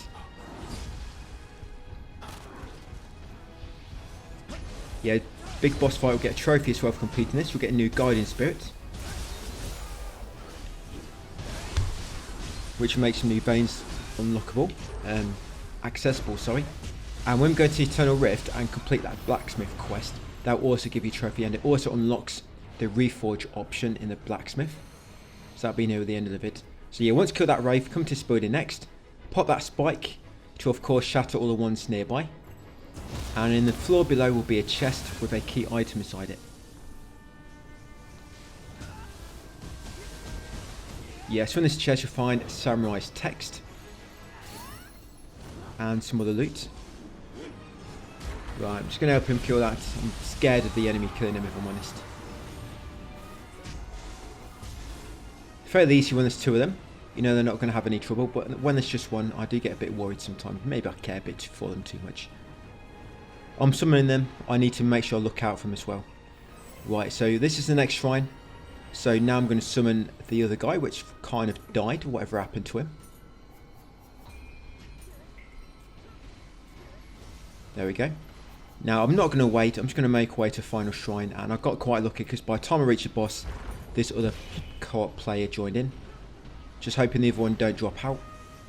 Okay, so got a shrine, summon the other dude, now I'm going to make way on. A few more collectibles to grab. And we have got one of them pink realms coming by. We'll get to that in a moment.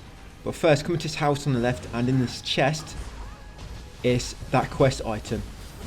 Yeah, the Odenta Masuyu. So make sure you grab that weapon, guys, in that chest. That's needed for the myth Memories in the Blade, which will be completed near the end of this video. That should be the last weapon you need for it. And I'm just going to help him kill this enemy. Again, I'm a bit worried he's going to get killed.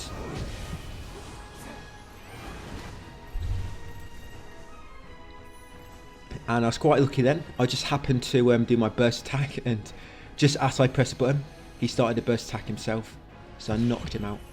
Right, carrying along this next path, but keep left and drop down into a swamp. Yep, right on the left, and then spin around and kick down this shortcut ladder. You want to kick this down because in a moment there's an item. For some reason when you loot this item, the key item always drops down below. And shoot that talisman at the back there, guys, so I've dispelled that pink realm on that ledge in the middle, just above. Yeah, shoot that pink talisman, then come around here and get his key items. So that'd be secret skills text destructive arts. Yeah, grab that one. Right, and then we're going to come across here. I'm going to destroy that spike. You need to destroy this in order to access an item in a moment. That's it. Yeah, that pink realm is normally on here, that yokai. But of course, we shot a talisman to dispel it. Yeah, so see in the distance, you see that crystal just shatter? And I can get that item. So this always drops down the bottom for me. I can't make it drop down on the top here. Yeah, so the key item drops down the bottom. There you go. So that'd be a ninja socks. Now I'm going to go back past the shrine and climb back up the shortcut ladder. And now I'll make our way up to the final one, guys. That's pretty much it. Nothing more to collect. What we've got to do now is engage a boss. And after doing this story mission, defeating the boss, you should be on all collectibles found in this area. I think it's 9 altogether. That's all. Yeah, not many.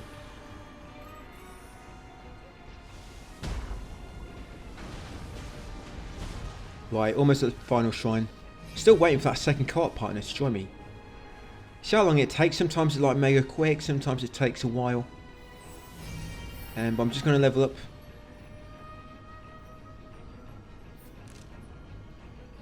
Yes, that's how we're looking, guys. There is a spirit vein to come yet. Oh, there we go. It's about to join me. Yeah, we've got a vein just to the left. But yeah, that's how it should be looking, guys, in terms of collectibles. Like I say, there's 9 altogether.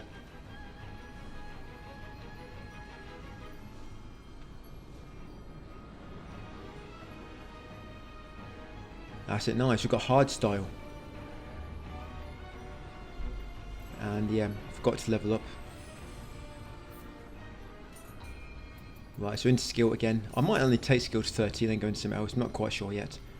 Right, let's head up the spirit vein, guys. And this should take you right up to the boss gate. Just make sure you're ready. Right, let's do it. So this boss, he does a lot of, I think it's wind attacks, the green element.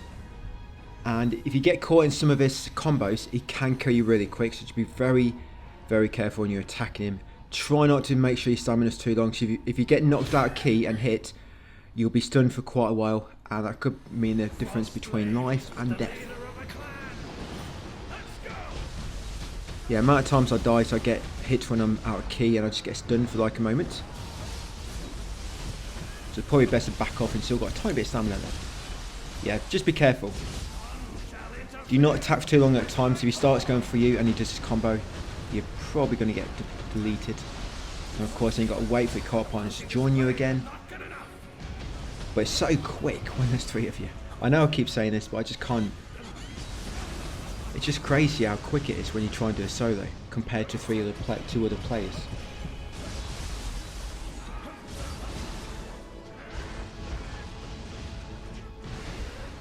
Definitely the easy mode is co-op. Yeah, co-op equals basically cheats in this game. So yeah, when you beat him, you are going to pop a trophy, finally. Unbreakable course, destroyed the cruise knight harboured within Minamoto no Yotomi's guardian spirit. You get a new guardian spirit. You actually get loads of goodies. So you get the O, yeah, that's the actual name of it, O, and it'll give you the skill artifact tenacity. You get samurai socks. Warrior's text ×2, a new mission, Frozen City Blazing Tree. Like I say, if you try to replay this mission and run to where that dung ball was, it will now be an arrow-proof amulet. Unfortunately, it doesn't work. Yeah, a bit of a shame really. But I'm hoping there are going to be more than enough dung balls, so you don't really have to farm too much at the end. But I'll cover that, of course, if we have to. This will be the full platinum by the time the whole guide is done. I know a few things you still need to go back for. So once you are ready, destroy that spike, after grabbing all the loot, and then talk to this NPC over here, Shizuka, and tell her that you're ready to proceed. Yeah, and that's how we're looking, 9 out of 9 collectibles, not too many to collect. So she's going to send us to the 3rd region. This region is very, very small. And then after this we've got the 4th region, guys, and then the final battle area, which is not going to be too long. The 4th region is probably the 2nd biggest region in the game. 1st region is the biggest. 4th is a little bit smaller. And then basically, you've seen how big the 2nd region is. But 3rd region, which we're doing now, and the 4th region is, 5th region, final battle, is a lot smaller. This one won't take long. Probably like 1 or 2 videos. Anyway, it's going to come to this first shrine. Going to level up. You can summon visitors when we finish this video. Yeah, so when we start tomorrow, we can summon visitors and get that mission done. Okay, so you're going to come in here, going to stick right. And the first enemy we want to kill is this Crucible Wraith. This is actually a red Kappa. So we get a drop on him. That's it. And then apply my water sword from behind. That's it, give him a wash. Right, going to loot anything he drops. Get red Kappa Soul Core. Actually can't remember what that does. I need to have a check. Right, going to continue up here. And before you go up the thick roots, just go in this small passage at the back here, guys. In front of this wolf will be a key item. Yep, so in there you're going to find Samurai's socks. Once got them, make way up the big tree roots next. Yes, no like collectible map either. You've got your map, but it doesn't tell you how many collectibles in the area. So around here, and we get to next set of thick roots. Go up this first one on the right, and then jump across to a ledge, and you'll find a chest.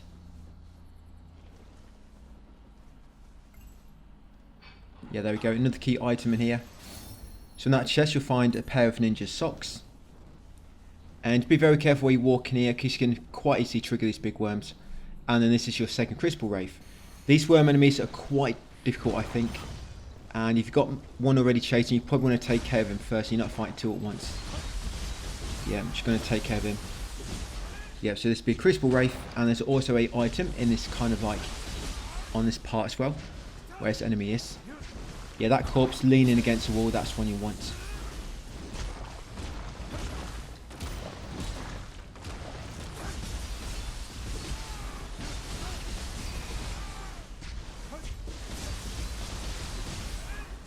Yeah, so he'll hopefully drop a soul core for me. The Notsuki. Right, let's grab his key item. So you'll get samurai socks in this one. Going to grab that. Then going to make our way up the next route, guys, and make our way over to the next shrine. And like I say, you can summon visitors from here, because you'll be in a mission. To be honest, we might actually be in the mission already.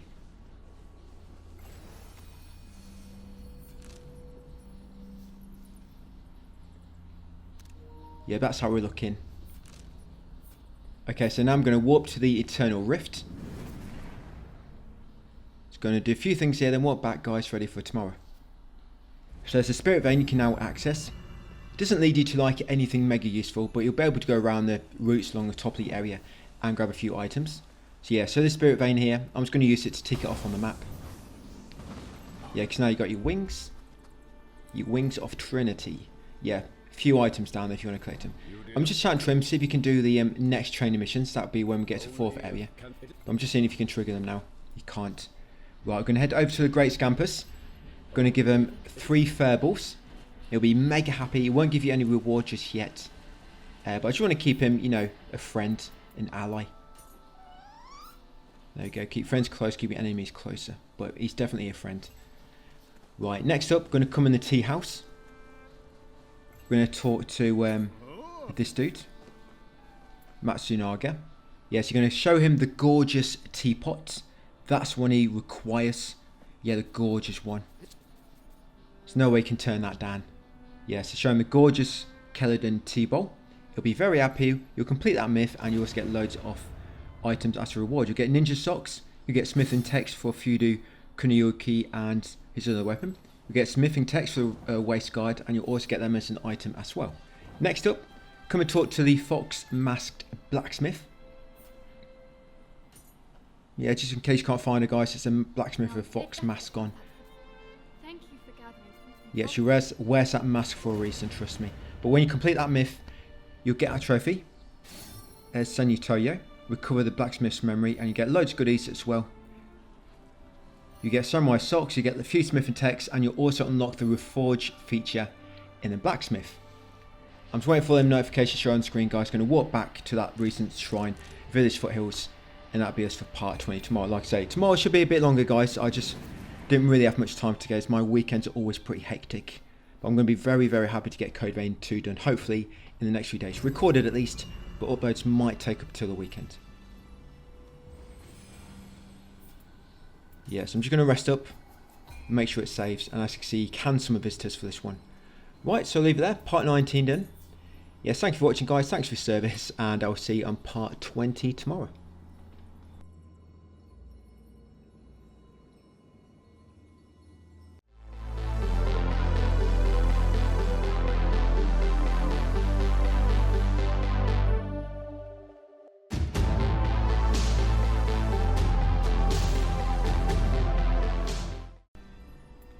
Hey, welcome back, guys, to part 20.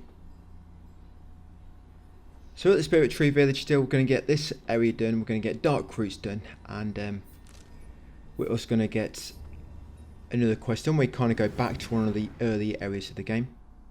So what I'm going to do first, we're going to walk to the Eternal Rift, because I want to show you about, I think it's a glitch that keeps quiet between us. It's really helpful. Somebody tell me about this in the comments, so very much appreciate you letting me know about this, buddy, so I can of course spread it to other players. So you're going to come into the tea house in the Eternal Rift, and this might trigger first the clan battles, but what you want to do is go into transfer in order to change your clan, and you want to change it to the Todo clan. Yeah, this one here, Todo, Todo. The clan protection bonus is it gives you like a life bonus depending on your stamina. It's kind of some kind of bug where it actually doubles your HP. So at the moment my HP is 2000. So when I walk back to where we are at the village foothills, and of course I've rested at the shrine, I guess, so it's reset my health. I've got now double HP. So yes, use this while you can. Double HP is massive. Yeah, look at that, 3740. So if you want to use this glitch, guys, do it now before it gets patched. But yeah, you want to use the Todo clan. Right, and then once spawning, going to summon 2 visitors like normal. Right, I gave it about 5 minutes. I think I got a little bit impatient. I'm just going to spawn one guy. Hopefully by the time I reach the boss, the second guy spawned. But I did start spawning acolytes now going forward. Yeah, normally I wait for at least one person, and that's kind of enough. And then if I need somebody else, I just spawn one of these blue guys. So I think if another co-op partner just joins you, it kind of overwrites them anyway and they get kicked. The first item, guys, come into village, and in this middle house, yes, on that corpse in front of the human, will be a ninja socks. Grab the ninja socks, then come through the back here, through this building, and on this far left building just afterwards, there'll be a wolf out the front and 2 humans inside. At the back here will be a chest with a key item inside. So I was a bit unlucky as it was a mimic, and it kind of lobbed me into the range of the enemies. Well, I think actually is my co-op partner which aggroed them. But yeah, I was trying to be polite, but unfortunately, we had to take out the mimic and these other enemies. So I'm going to take them all out. I was hoping to get a soul core or accessory, of course, at about level 150, but it wasn't meant to be. I think I've got probably enough at the moment. But at least the other visitors about to come. Yeah, it's not really many enemies in this mission. What's remaining anyway. So I think we did half in the previous video, and this is the second half. But yeah, grab all the loot from the chest. Yeah, so it was a mimic, but you'll get a secret skills text tourbillon. So we grab that secret skills text, come over here to a shrine, guys, of course, to activate it. Right, and this will be a Spirit Tree Village before the Great Hall. It's going to level up slightly, and let's make our way to the boss for this next gate. Yes, this boss will be Kusanagi.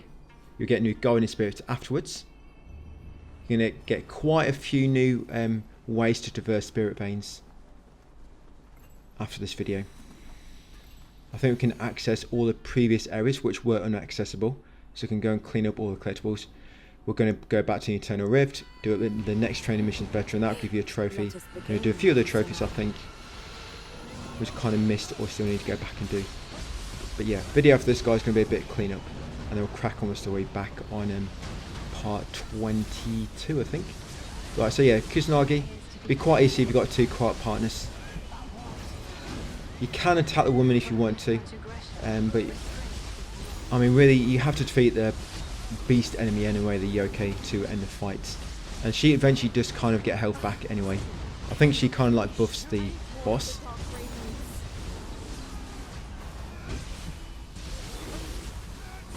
If you've got co-op partners like this, you can just focus on the boss, guys, and bring the health down really fast.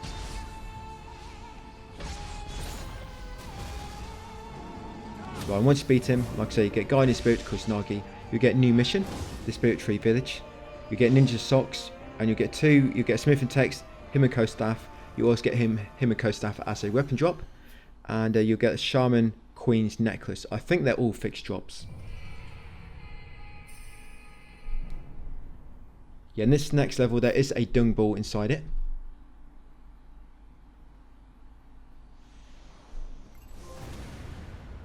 You get a trophy with the Queen's eyes open. Yeah, so once done so, come over here and speak to Himiko. You get some dialogue. Then continue on to the next shrine. And again, we can summon visitors again, even for this one. This will be Dark Roots. And we do need to do a little objective here, side task. You need to bathe in the hot spring when Himiko's with you. And it triggers a bit of dialogue. And then there's another trophy you can get later. But you have to bathe in the hot spring in this level. And then go back to a previous level. And you get another dialogue a bit later. And that triggers a trophy. So very important. But I'll bring it up again once you get to that specific hot spring. Right, so I'm summoning 2 more players from trying to. But I've just summoned 1 for now because it's taking too long. And he'll do. I just spawn an acolyte if we get to the boss before a second player is joined in.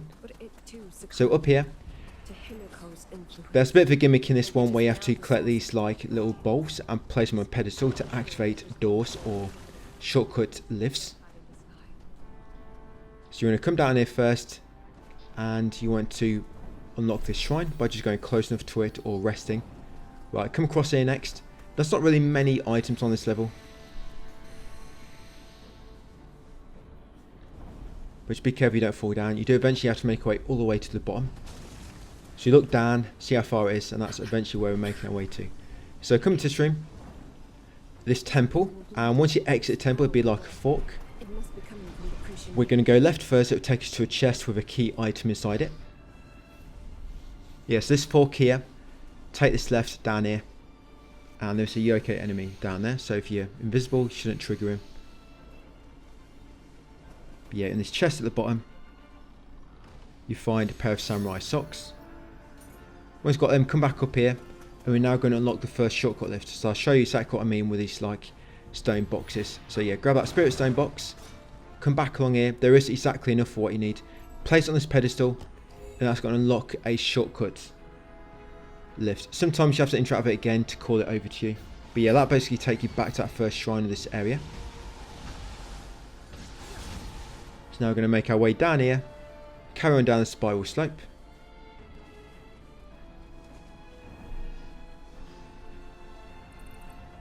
Now be very careful, these statues shooting out the fireballs, they can do a lot of damage to you if they hit you. And you do not want to get knocked down a hole. I almost messed that up. For some reason it didn't react to my jumping input. But behind him will be another stone box. Just place it on the pedestal nearby, guys, and that'll unlock this nearby door.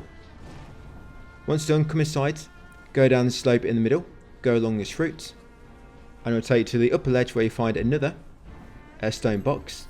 Pick that up, drop down and go into the ledge opposite that locked door. Place a stone box on the nearby pedestal and it will unlock this door, and inside will be a chest. In this chest you'll find secret skills text, the single slash kata, and you'll also get 3 fixed, I believe these are fixed, you see those equipment, I always got the same, so light Yamate, gauntlets, cuirass and helmet, and I'm going to show you where the other 2 are later. They're not registered as a key item on the map, but I'm going to show you which specific item location you want if you do want the other 2 pieces. Right, let's come across here, and to the right of them 2 fireballs will be a new Akabi door.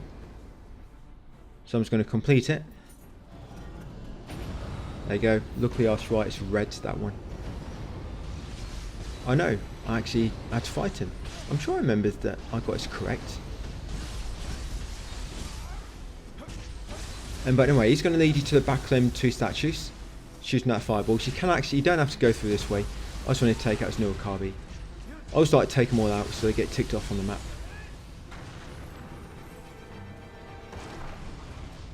And he didn't seem to drop much, did he? So yeah, drop down the back here, and behind here will be another stone box. Then drop down again and place it on this pedestal on the lower door to unlock it. You have to get that one anyway to get out here. Yes, once outside here, go left, grab this spirit stone box and place it on this pedestal. Right, and then you want to use this lift. It will take you back to that recent shrine but it's a hidden route on the way up. You see that route there? You need to drop onto it. It'll lead you to a Crucible Wraith. So you want to come up here, buff yourself, guys, and then quickly take out this kind of like statue. Stone Knight.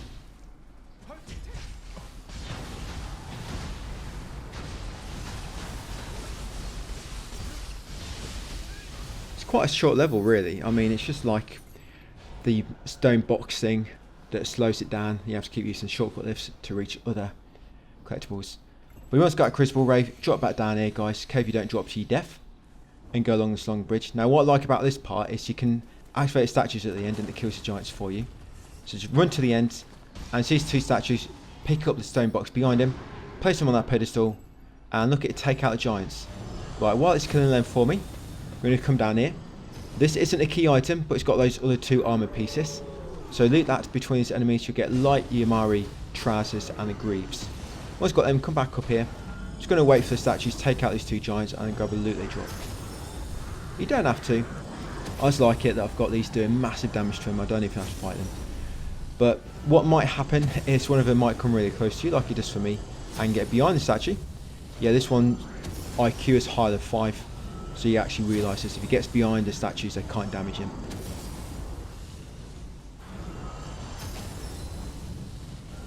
Yeah, I was hoping he's going to follow me to the other side, but no.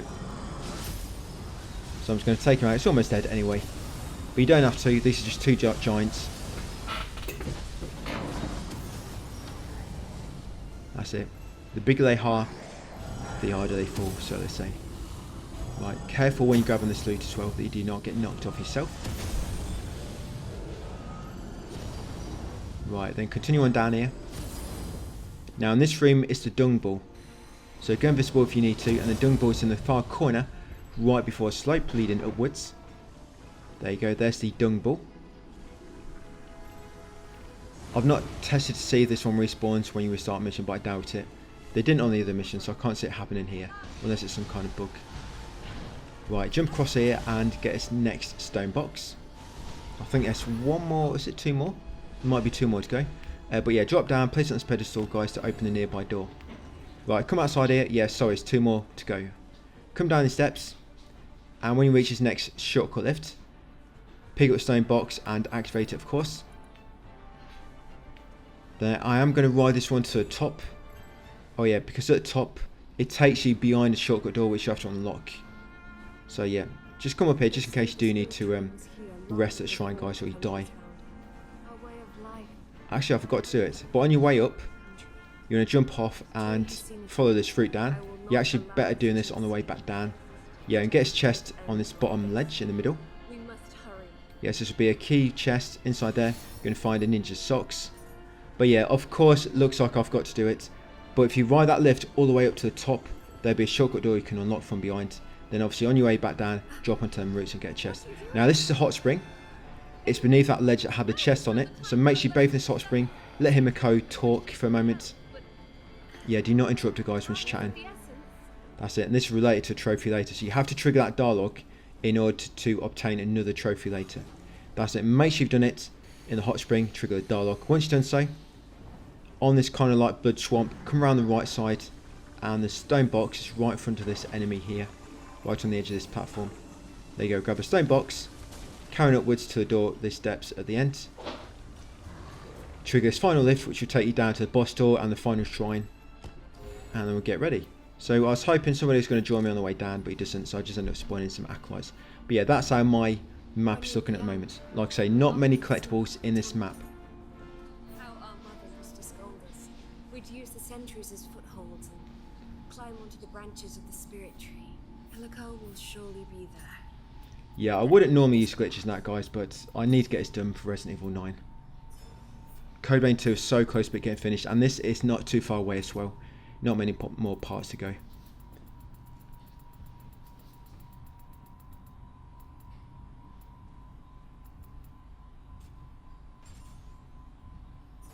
Right, yeah, just checking out my build. Yeah, you can see some of my gear is at higher level than what my actual character level is. Yeah, so final shrine in this area. So I could wait for a bit longer. I'm just going to go crack on and do the boss.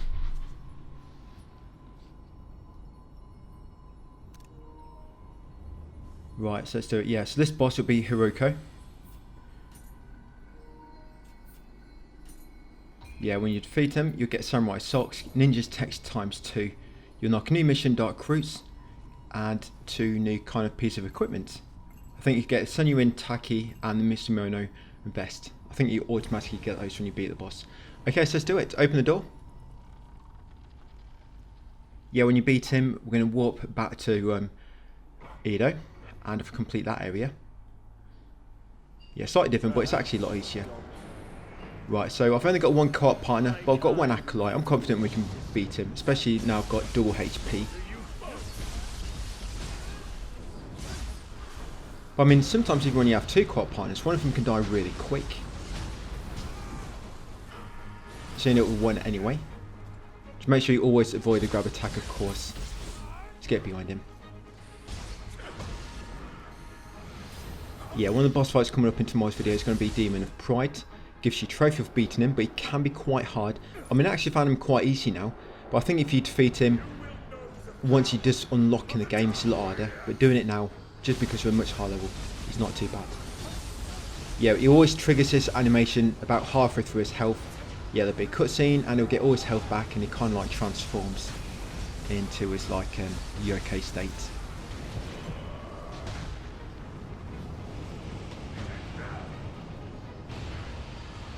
So yeah, you've got to start again with his HP pool.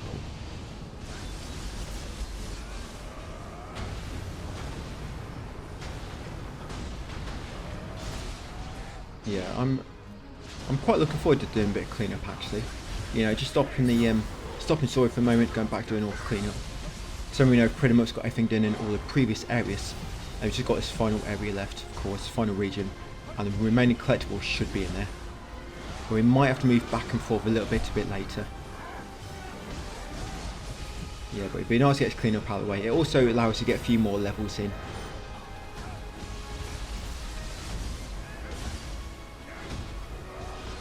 Yeah, should bring me up a bit higher. Right, about got him. And Miko. So yes, afterwards, you're going to have to chat with him in order to progress.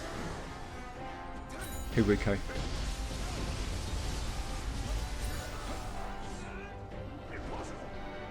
Right, yep, finish him off with your finishing attack, your fatality.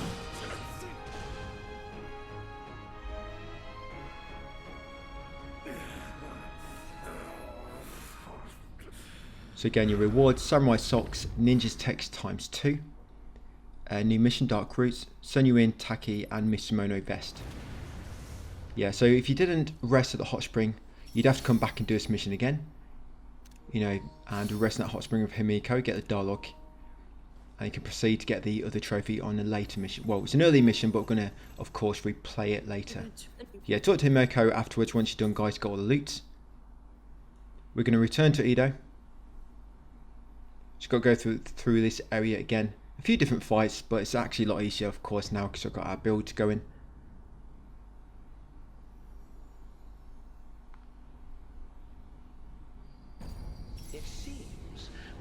So first, just come forward, defeat these enemies in this first encounter. You can summon people first, but you can't. You need to wait until you get to the first shrine.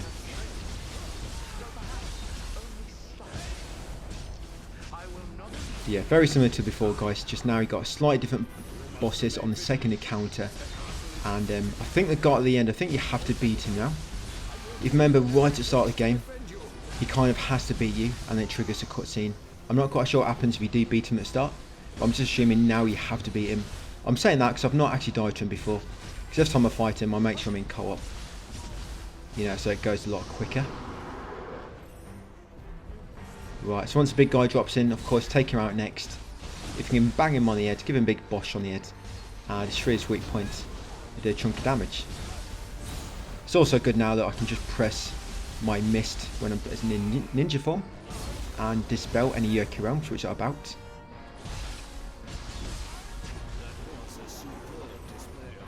Right, now you're going to see the student becomes a master. At the start of the game he broke this wall, but now I'm going to show him how it's done properly. I was actually quicker as well. Yeah, didn't have to charge up half as long as what he had to. So once you're through that wall, come up here, and again, shrine, the same spot as it was before, it's not moved. Yeah, so just rest there, guys, to unlock it. Level up if you need to. Yes, I'm going to summon 2 partners. I think only one joins me. They can join you during this next encounter. They can't join you during the boss, the big boss at the end.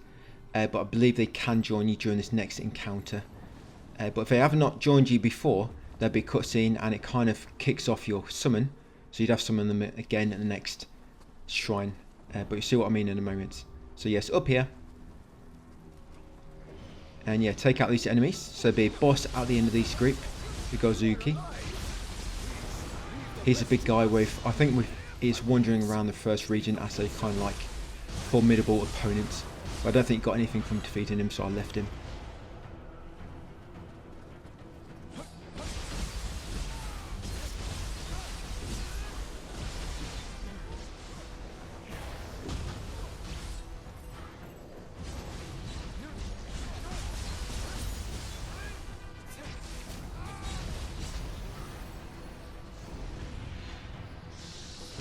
Yeah, just take out these normal mobs and he should drop in.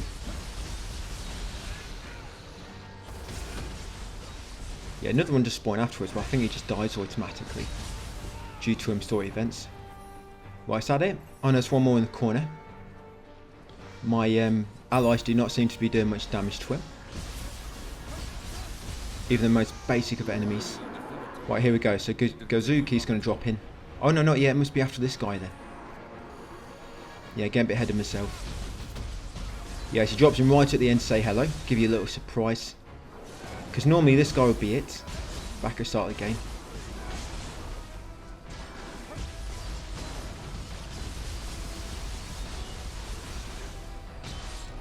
Right, here she comes. Yeah, so this big guy with the massive sword. I think I remember this guy from Nioh 2 as well. Remember him being quite tricky. He's got massive range. Massive AoE when he slams down his weapon. Just be careful, but he should get down pretty quick. I mean, look at this. He's doing a bit of stuttering there, or lagging. Oh no, not. I'm thinking I was on Code Vein 2 for a moment. I forgot this is Nioh. Yeah, I've not seen nowhere near as much lag on this from what I have on Code Vein 2. I think there's been a bit lag on this at times, but it's not been too bad really.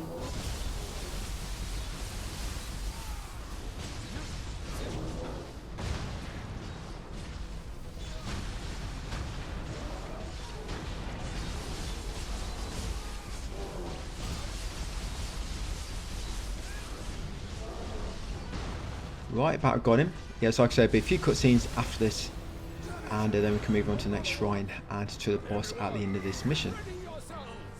Make sure you grab all the loot he drops.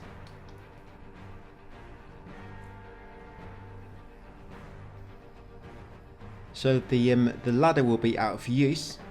Yeah, until it gets repaired, we're going to have to use Spirit Vein on the side. But we do get new Guardian Spirits. Yeah, go in. And Nekomata as well.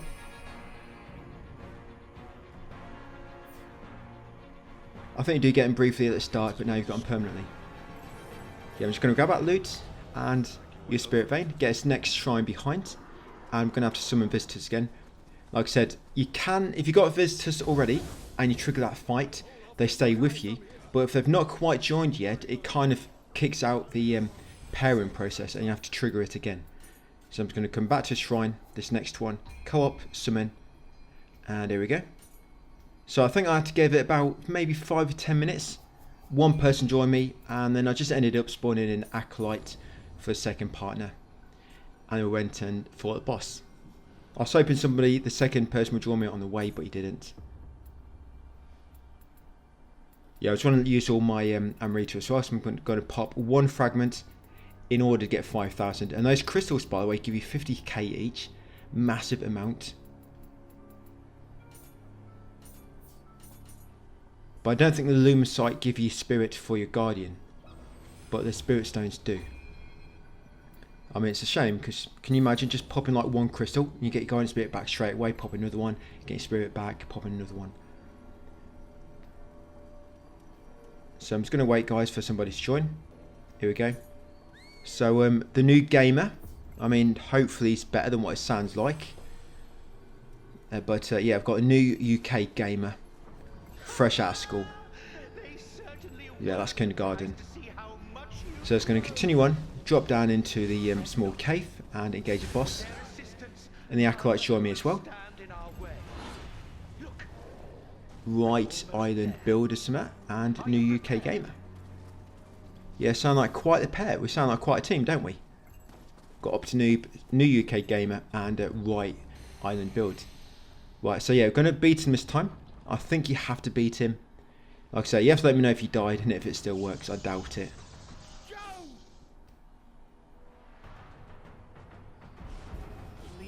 I mean, if you do die, that could be an excuse. I died because I thought I had to, you know. But yeah, Tokugawa.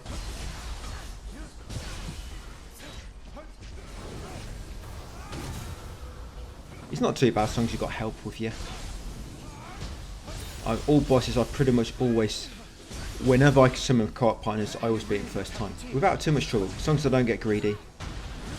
Yeah, pretty much first time when I'm in co-op. But when I'm in solo, I die a lot.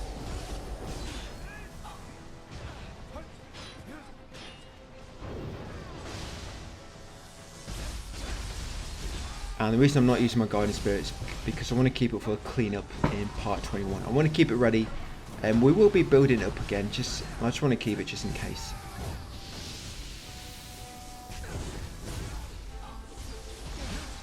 I do use it on one boss back in the. Is it the second region? Yes, a boss we go back to in the second region, which can be quite difficult, and I use my Guiding Spirit on him to knock down a massive chunk of his HP.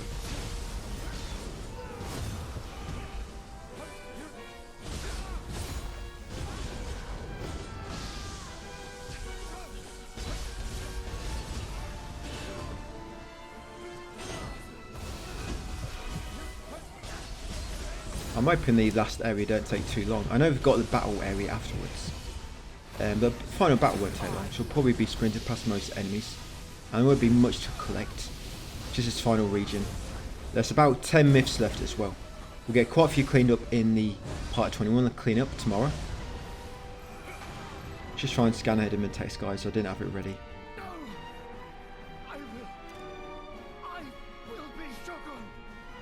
Yeah, but this boss, when you beat him, guys, you do get sandals, if you're lucky.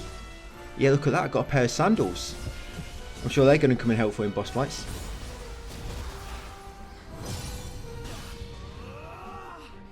That's it, there can be only one. Cut his head off. Absorb his power. But yeah, you get sandals, you get Shadow Step Waist Guard, Brother Jewel Katana, and a new mission, Light of Hope, will unlock. And then once you're in this new region, yes, this will be the final proper region of the game. Like I say, you still got like a final area, but it's not really too long. This is your final proper region. We've got like a bunch of areas to explore with loads of collectibles. So let's come down here, use your Spirit Drain. Yeah, see, now we can fly. We've got the Wings of Hope. Yeah, continue on, trigger the shrine, and that'll be it. I'm going to level up, so I've got a bunch of Amrita. I might go through my skills as well in the next video. Just get all them set up so I haven't messed about my blessings and whatnot for quite a while. But yeah, that's Todo clan's really helpful, guys, to double your HP for the time being. Right, so that's it. Part 20 done. Thank you for watching, guys, and I'll see you on part 21 tomorrow.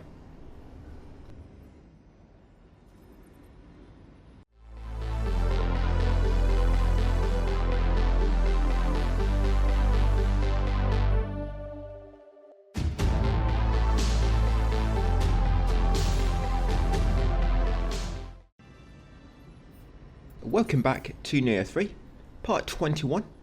In this one, we're going to be doing quite a bit of cleanup, just going back into early areas. Now we've got a new Guiding Spirit ability, we can access some other stuff, and we're also going to do a few bosses, which we kind of avoided earlier, because they're too hard. First, we're going to walk back to the Eternal Rift. We're going to do these last bunch of trainer missions, the veteran versions. They will get us a trophy anyway, which is not too bad. Not too shabby, if I must say. Yeah, quite a few trophies coming in this one. So first, come and talk to Hattori. Just exhaust his dialogue until he gives you the new mission. Yeah, it might be a bit kind of hesitant to begin with, but just keep chatting, guys, and I'll give it to you eventually. Next up, we'll come and talk to Nioh over here. And then Saito at the top here in the house. That'll be the final one. So Way of the Ninja, the Way of the Warrior, and the Way of Omio. All the veteran versions. Once got them all, come down to Shrine, Battlegrounds, and you want to choose them. There you go. So just do one at a time. They're all quite easy actually. Even the Saito one on this, because the Way of Omio. Because normally you'll be fighting Yokai, and of course you can't stagger them as well like this. You can't still knock them with this ability. But because you'll be fighting her, you can still knock her really easily. So yeah, all these fights are quite easy. And if you find any of these fights quite tricky in the actual training area, you can go and jump on that rock near the bridge. Of course, when the enemy tries to jump up to you, you can just keep catching them with your attack, guys, and knocking them down. It's quite effective. Yeah, look at this. Of course, when they try to jump up, they have to lower their guards. Yeah, it's quite a rare talent being able to jump and guard at the same time. And it's because they're not wearing samurai socks. I mean, that's knocked his defense down quite a bit. You know, he's doing it barefoot in sandals. But got him already. It also helps because I've got so much HP. And by the way, when it comes to HP bug, where the Todo clan duplicates your XP, basically doubles it, it's been patched. It was patched yesterday. I think it's 1.3030. I think that's the patch number. Yeah, it's been patched. So if you want to use that Todo clan glitch, guys, you're going to have to try not to download it. I've turned off my downloads at the moment, but because I like to play co-op when I'm in difficult missions, if I can't play co-op unless I download the recent patch, then I am going to download it myself eventually. But I'm just going to keep it for now until I have to co-op again. Probably a few missions away. So this is the Way of the Ninja next. Yeah, Hattori. You can't spam your severing spin for this dude because of course you have to stay to ninja form. But I'm still going to come up here. And it still works quite effective. Yeah, when he tries to jump up, it'll lower his guards, allowing you to get a combo in.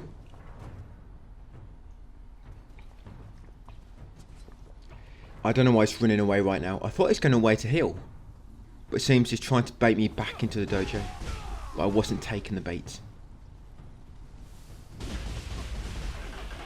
Yeah, I knew he'd give in eventually. So that knocks his ki down really fast if he can get a full combo off Water Sword off, and he's kind of got us back against the wall. Reminds me of my battle with Yeah, then once done these, we're going to start warping around to early areas. We'll go to that first region first, do a few things there. Then we'll go to the second or third region, is it? Yes, and then we'll walk back to where we start the video, ready for tomorrow. There were 2 missions I wanted to put in, but the video is already quite long, so I'm going to have to pop them in tomorrow. Yes, 2 missions we can go back and replay in order to get 2 trophies. Yeah, that'd be a Distant Memories trophy, and of course the Ruckus in the Sanctuary, which I kind of missed earlier. But it won't take long to do, so we'll basically be running straight to where the trophy pops and doing only what is required. So do them right at the start of part 22 before we get going. Right, so one more to go, the Way of Omio. Again, quite easy, so I'm just going to spam her with my big, large red attack.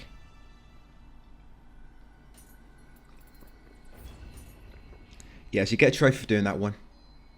Yeah, I don't know why I get it just for doing the first 2, not the Way of Omio.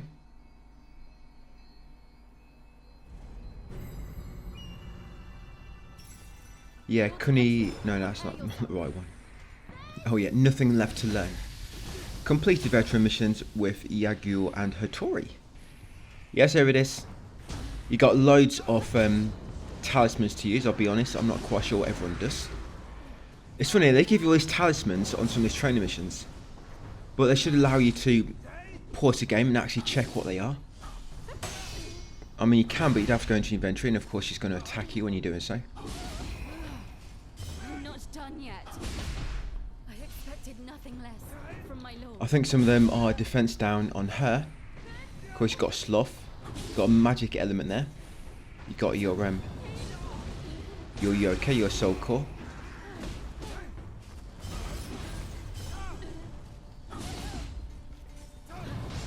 Yeah, that's a nice quick fight, wasn't it? Right, that's it for those. Yeah, so all the goodies you would have got from them, you would have got 2 pairs of samurai socks, a pair of ninja socks, smith and text for Great Tengu Blade, Swordmaster's attire, Demon Tear Sword, Demon Fang Kusarigama, and what else? High Priest headgear, just like one piece. And you also get secret skills, text, summoning basics, and amplification, which ain't a bad one. So we're going to warp here next, guys, in the Warring States area, and to Nioh. So yeah, we're going to start a bit cleanup. Now, if you still find this boss too hard, then again, come back later. I am going to spawn an Acolyte, just so it sometimes takes the aggro away from me. To be honest, this Acolyte might have increased the strength. I don't know if Acolytes scale enemies, or if it's just co-op partners. Takachio, we should give chase.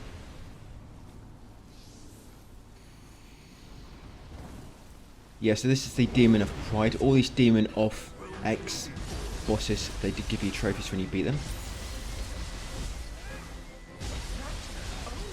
I think the reason I survived this because of my 4000 HP. We can just come back later. Yeah, I was going to come back and do this right at the end after completing the game.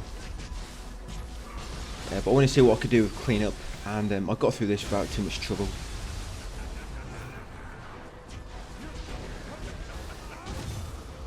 We'll get a Demon of Pride done in this video and the Demon of Envy. And still a few more to go yet. There's still one area we can't access because we still need the Guiding Spirits. And that's in that last big region. On the east side of the area. Yes, one Spirit Vein we can't quite access. But we can access all the other ones. It's kind of weird actually, because it looks like you should be able to. Because you can now kind of like dance on the water. And this Spirit Vein I can't use. It's like right next to the water. So I'm not quite sure why that don't work. But we'll just come back later.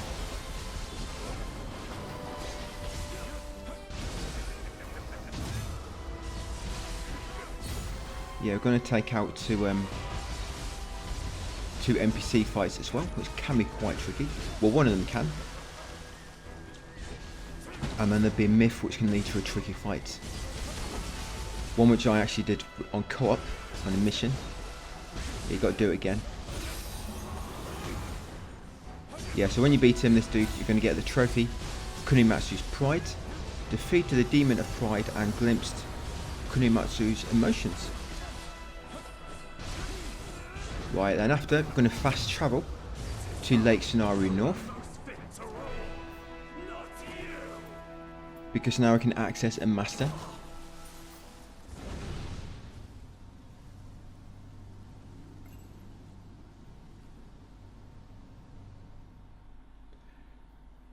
Yeah, to make sure you touch him afterwards. Don't touch him anywhere inappropriate. Just interact with the front of him, guys. His chest. There you go. Right, grab anything he drops. You get a transformed art. Death from above. Right, so we're going to warp to Lake Scenario next. The North Shrine. Yeah, so here we go. It's not actually north, it's more like the middle one. But yeah, warp to that one. There we go. Then we go west and trigger this next master. When you beat him, you get a new handbook, Urgency.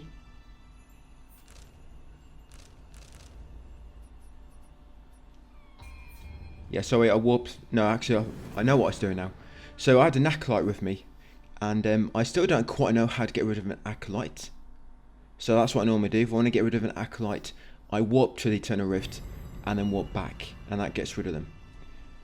I know you can kick players, like co-op players, in the options, but I don't know how to get rid of an acolyte. If anybody knows, please let me know. I have tried checking briefly, but I couldn't spot anything. There's got to be a way to kick him somehow, you know, like manually. But anyway, once born at Lake Snaru, in that central shrine, come west. Yeah, run across the water to reach his master. Yeah, the fishing master. Then we're going to take him out.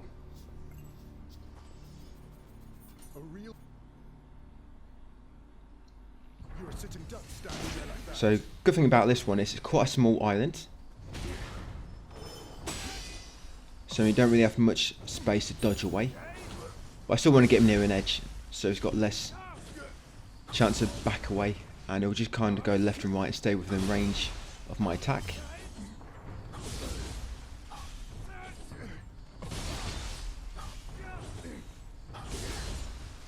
We're so easy spamming this move.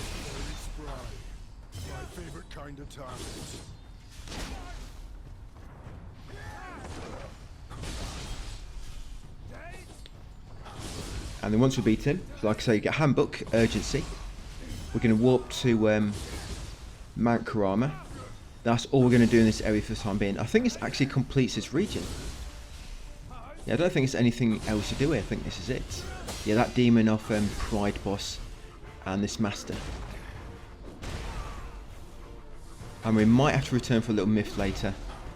Yeah, but in terms of all the collectibles in this region, I think this is the last one. Every area should now be kind of like, you know, 45 of 45, 21 of 21. All that good stuff.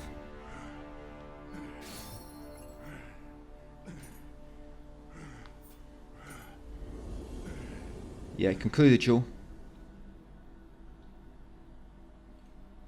So Mount Kurama next.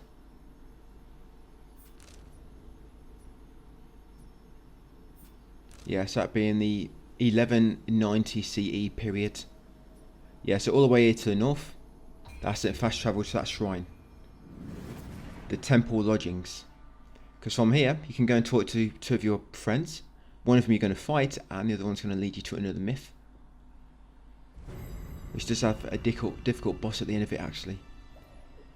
Yeah, so from the shrine, just make your way west. And over to where you fought the boss earlier. So I'm going to talk to the dude on the left first. It's going to be a trigger a boss fight. And if you want to use your guiding spirits, probably wait until he jumps on the lamps. I mean, I did it a bit too early, so I forgot about it. But yeah, when he gets about 2/3 HP remaining, we've knocked off about a third. Yeah, he jumps onto the 4 lamps, and you can't really hit him until afterwards. So yeah, try to save your guiding spirit until then. Because I do use it a bit early. Yeah, see, way too early.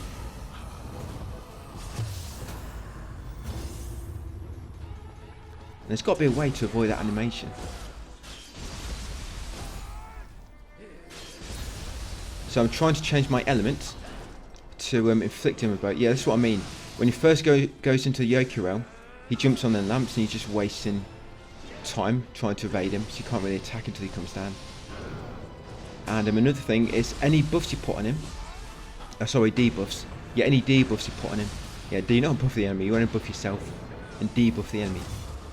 Yeah, when they enter the Yoki realm, it seems to like deactivate them all.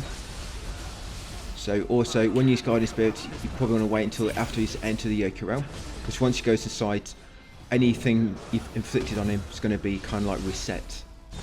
So you try and build up like 2 ailments in order to cast Confusion, so multiply damage. Yeah, wait until after he's gone in the Yoki realm for the first time. Yeah, completely missed that one. Should do my Guardian Spirit Burst Break, so missed it. It's actually because I used it too much. I'm still building it back up, my spirit gauge. Yeah, I did try to fight this boss way earlier when he first was unlocked, but it's too difficult by then. Yeah, now it's a little bit easier.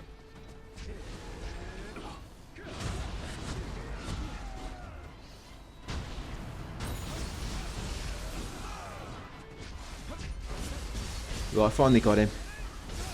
Knocked him out of all this key. Well, there you go. Collect all this loot. And then touch him afterwards. That's it. Touch him in this crack. And that concludes the duel. You have my... Right, so once you've done that one, that triple triumph myth, come and talk to your buddy over here next. Yeah, so you get some good rewards from that one. You get smithing socks, samurai socks ×1. There probably is such thing as smithing socks, but we're not allowed to wear them. Yeah, you get smithing text, Minamoto's armor, and some other stuff he drops. He gives you the new mission, triple triumph. Yeah, so talk to Shizuku nearby afterwards to trigger her myth, True Samurai of Kamakura. And then we're going to fast travel to the monastic cave. Yeah, fast travel to the monastic cave. Right, I'm just going to level up slightly. And we'll do this myth next, True Samurai of Kamakura. So yeah, we're back into this area. You're going to drop down here and talk to the spirits in the boss arena. And now there's actually a path you can take out down here. So you come out here, guys, go left. So once you trigger that myth and advance it to the next step, just keep on going back through the level and you'll come across your friend fighting and we're going to help him out. Right, yep, here he is. So help him defeat the yokai. Yeah, this is that level we need to come back and do later and get rid of the crows on the way.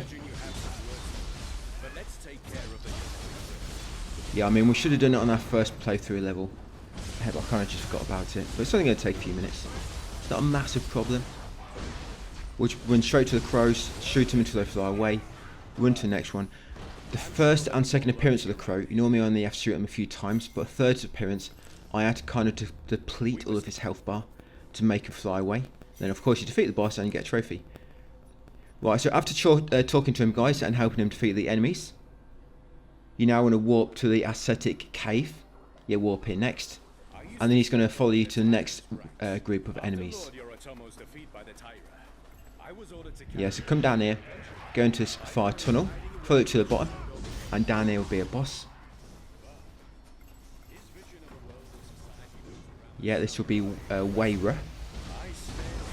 You got a small enemy at the side here. Take out a smaller enemy first, of course, and focus on the big ugly dudes. Yeah, this is the Queen Mother. This one, she takes the makeup off. Yeah, what a sight to behold, eh? But yeah, take her out. It's actually quite weak.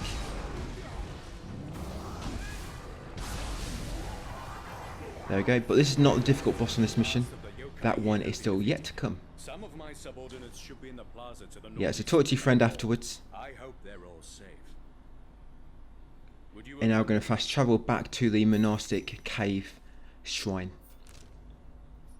Yeah, so back here. Now drop back down into the boss area. And now we are going to be having a boss.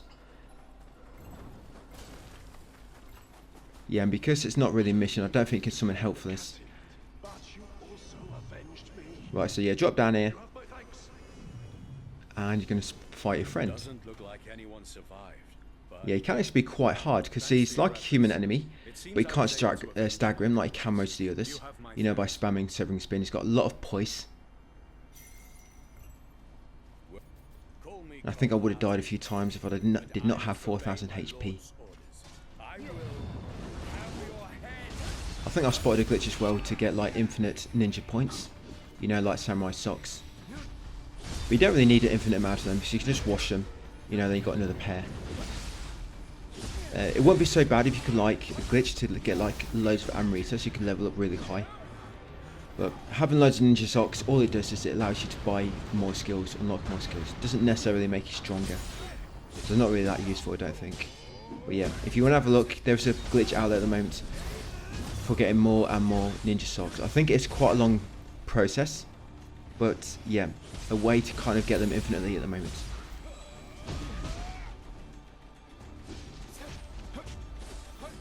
Yeah, this boss back in the story completely destroyed me when I tried to do him solo. But I'm a bit stronger now because I've got no excuse.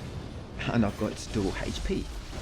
But once you beat him, so he'll drop some ninja socks, smithing text, Heizo's hatchets, and he'll also drop his hatchets and waistguards. We've got a bit more cleanup in Nishichi, Hachiyo. We'll go back to Rokuhara. Do a bit cleanup there, yes, and then we'll be done. I'm just going to do a few new things in the shrine as well. Just going to select some more Kodama blessings and Jizo blessings, and just go through my skill management again.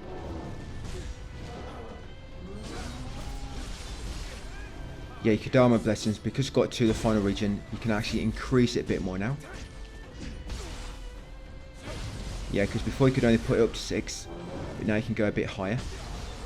I think it started at 3, now it's 6, and now it went up to 3, then 6, and now it's, I think, 7 or 8, something like that, or it might be 9.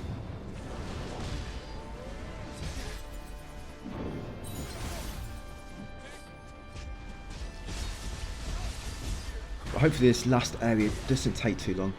I've got Code Vein 2, basically not all recorded yet, but I've got it all planned out, which is good. Yeah, yesterday I kind of just stuck to it, got to Platinum, done everything in the text guide along the way. So that's all done in the text guide. I'm hoping to get it all recorded today. So all I've got to do is, of course, each day upload a part, add commentary to it. But yeah, I want to get it all recorded before RE9 drops.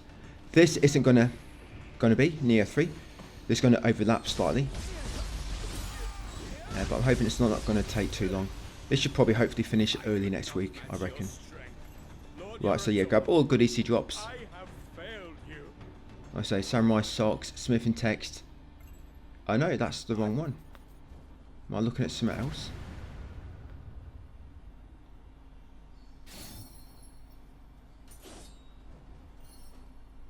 Oh no, yeah, sorry, here we go. Yeah, so you got Ninja Socks, Smith and Text, Hazo's Hatchets.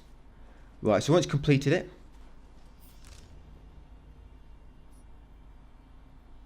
yeah, we're going to warp over here next. So we're going to warp to that shrine there, guys, Hachiyo, because we're going to use that spirit vein nearby.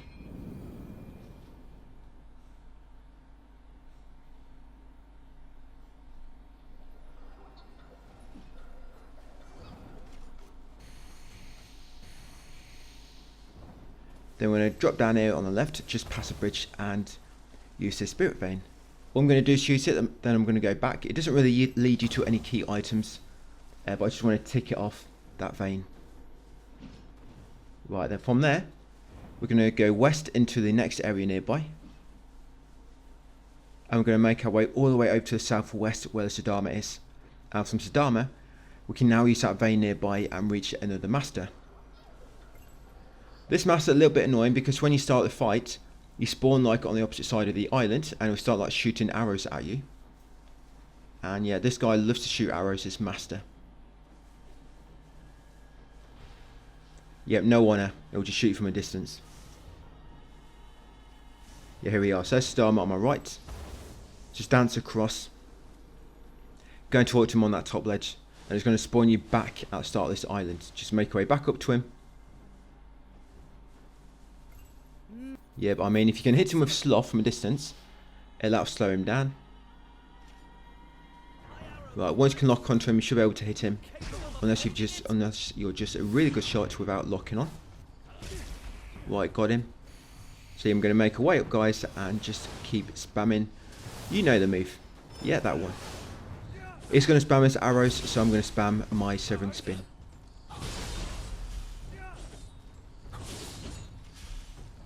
Yeah, but other than his arrows, he's actually quite a weak enemy.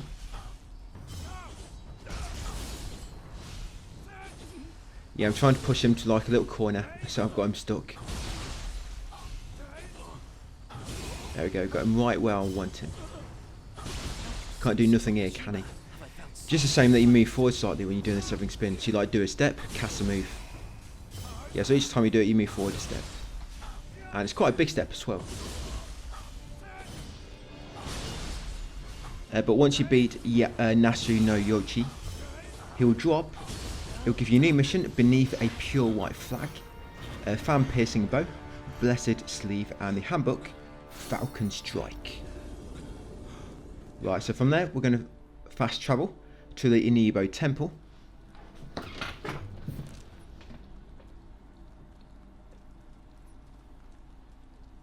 Yep, so over there next, Nioh Temple. Now we're going to go fight an early boss. The reason I didn't do this earlier, because this boss would have been quite difficult at that point. Like I say though, if he's still difficult for you now, guys, just come back to him later. He does loads of fire damage. So you might want to take in a talisman which gives you fire defense. Yeah, this boss loves his fire attacks. Loves doing them. So you're going to come on this platform nearby, this like little stage. Hop onto this canopy. Onto the roof, go left. Kick down these shortcut logs. And drop down this ladder. Now down this ladder and before the next one is a key item. So this item here, loot it. Because inside you're going to find a pair of ninja socks. Drop down again, head to the end guys, and you'll find a boss. I'm going to use the spirit vein because you don't need it on the way down, just get back up. So I'm just going to use that once, go back up and tick it off. There you go. And let's engage the boss. So yeah, Demon of Envy. When you beat him, you will get a trophy. So you are going to have to come back at some point if you choose to avoid him now. But when you beat him, you get Yoki Teardrop, Transformed Art, the Arc of Chaos, and a Soul Core, Demon of Envy.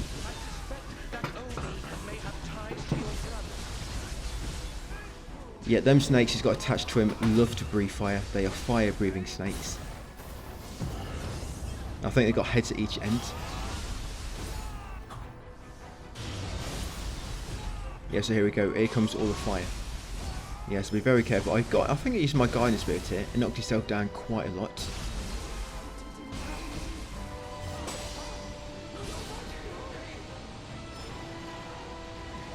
It looks like I've already used it, I think.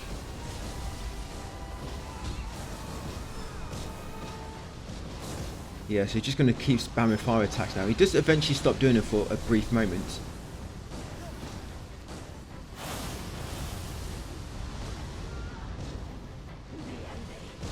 Yeah, so I would have died probably a few times over already. So I think even now it's probably a bit too hard for me. The only reason this is working because I've got so much HP.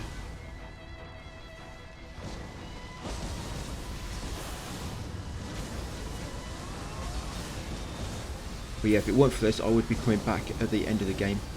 You know, once we've done all the story missions and whatnot, yeah, come back and do all these really difficult bosses. There's still 2 more of these demon types to fight. We've done Demon of Pride, Demon of Envy, yes, 2 more. And we probably will do those 2 at the end of the game.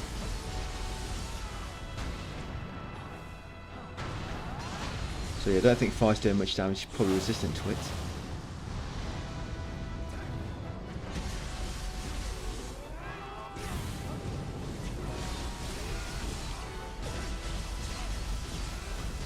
Yeah, trophy you'll get will be Kanimatsu's Envy, defeated the Demon of Envy and glimpsed Kunimatsu's emotions. Yes, finished. Well, I've got a little bit more to do.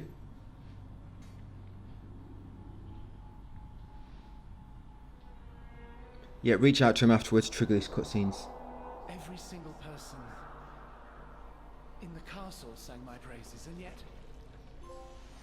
Yes, another trophy out of the way. Grab all the loot he drops. Okay, so we're going to warp. Yes, over here. That's it. Susako Avenue. You warp there next. Yeah, from here, you're going to make your way north. You might want to go invisible, so there will be a giant enemy over here, which I want to avoid. Yes, I'm going to run past him, and there'll be some ice cores on the far left, which you can break. It'll lead you to a vein. Then we use a vein, and then it takes you up to a spike. And that should be everything done in this area. Like I say, there's one thing we can't access yet in this region. We're going to have to come back later when we get the final Guardian Spirit traversal ability. Yeah, so up here, break the spike. Right, that's it. So now we're going to fast travel to Goyo Bridge. Yeah, so see there's a spirit vein there we can't quite access yet. So yeah, once born at Goyo Bridge, make way north. And shortly up ahead on the left will be another vein we're going to use. Just going to go invisible because there's another giant enemy. Yes, this will take you to a master. Yeah, quite a lot of boss type enemies in this video. Pretty much all we've been doing. Every 5 minutes has been a boss. Right, so yes, in here. And same as always, just going to stun lock him.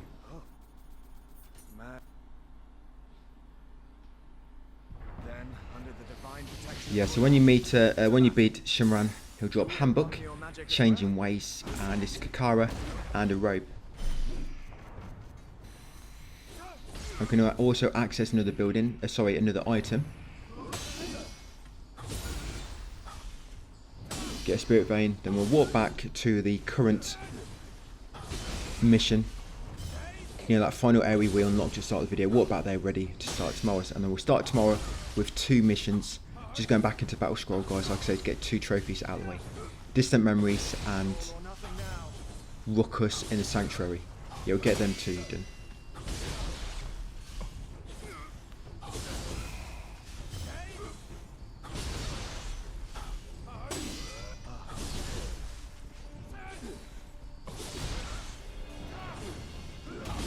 Right, that's nice and quick, wasn't it, that one?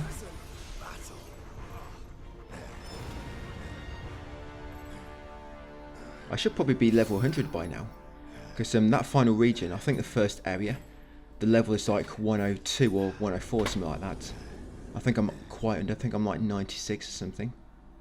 Yeah, I need to go up a few more levels. Right, so once done so, yeah, come outside, go left, and on this rooftop will be an item, a key item, so loot that.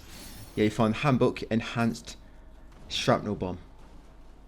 Yeah, once got that, drop down here, use the spirit vein. Yeah, so that's the final one we're going to use at the moment in this area. There's one more, like I say, can't access. We'll come back a bit later on. Right, I'm going to use this shrine. Just going to do my blessings. Yeah, and level up slightly. So what am I? 96, Saul. Yeah, so Kodama blessing. You can go up to level 9 now on these. Or I guess kind of 8 on the top. 7 on medicine efficiency. And then we'll do Jizo blessing. Yeah, that can go up to 5 now. And we'll also do skill management. The main one being amplification in common skills. I think it makes it so your Omio lasts longer. Yeah, amplification in common skills. You can always go for some different ones if you want. You don't have to go for what I go for, guys. Just showing you what I'm doing. You know what I'm selecting. Yeah, in Samurai, I think the newest one I pick is Polished Form. And in Ninja, I pick Ascension, I think. Some of these are not like mega useful. It's just all I've got enough points for with my current loadout. Right, so once you've done so, we're going to warp to that final area. We're going to warp where the video began, warp back there. Yeah, so back here, guys, to the south gate of the Shimabara Pleasure District.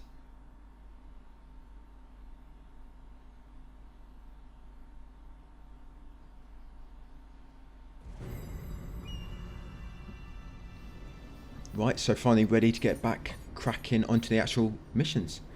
So that'll be for part 21. Thanks for watching, and I'll see you on part 22 tomorrow.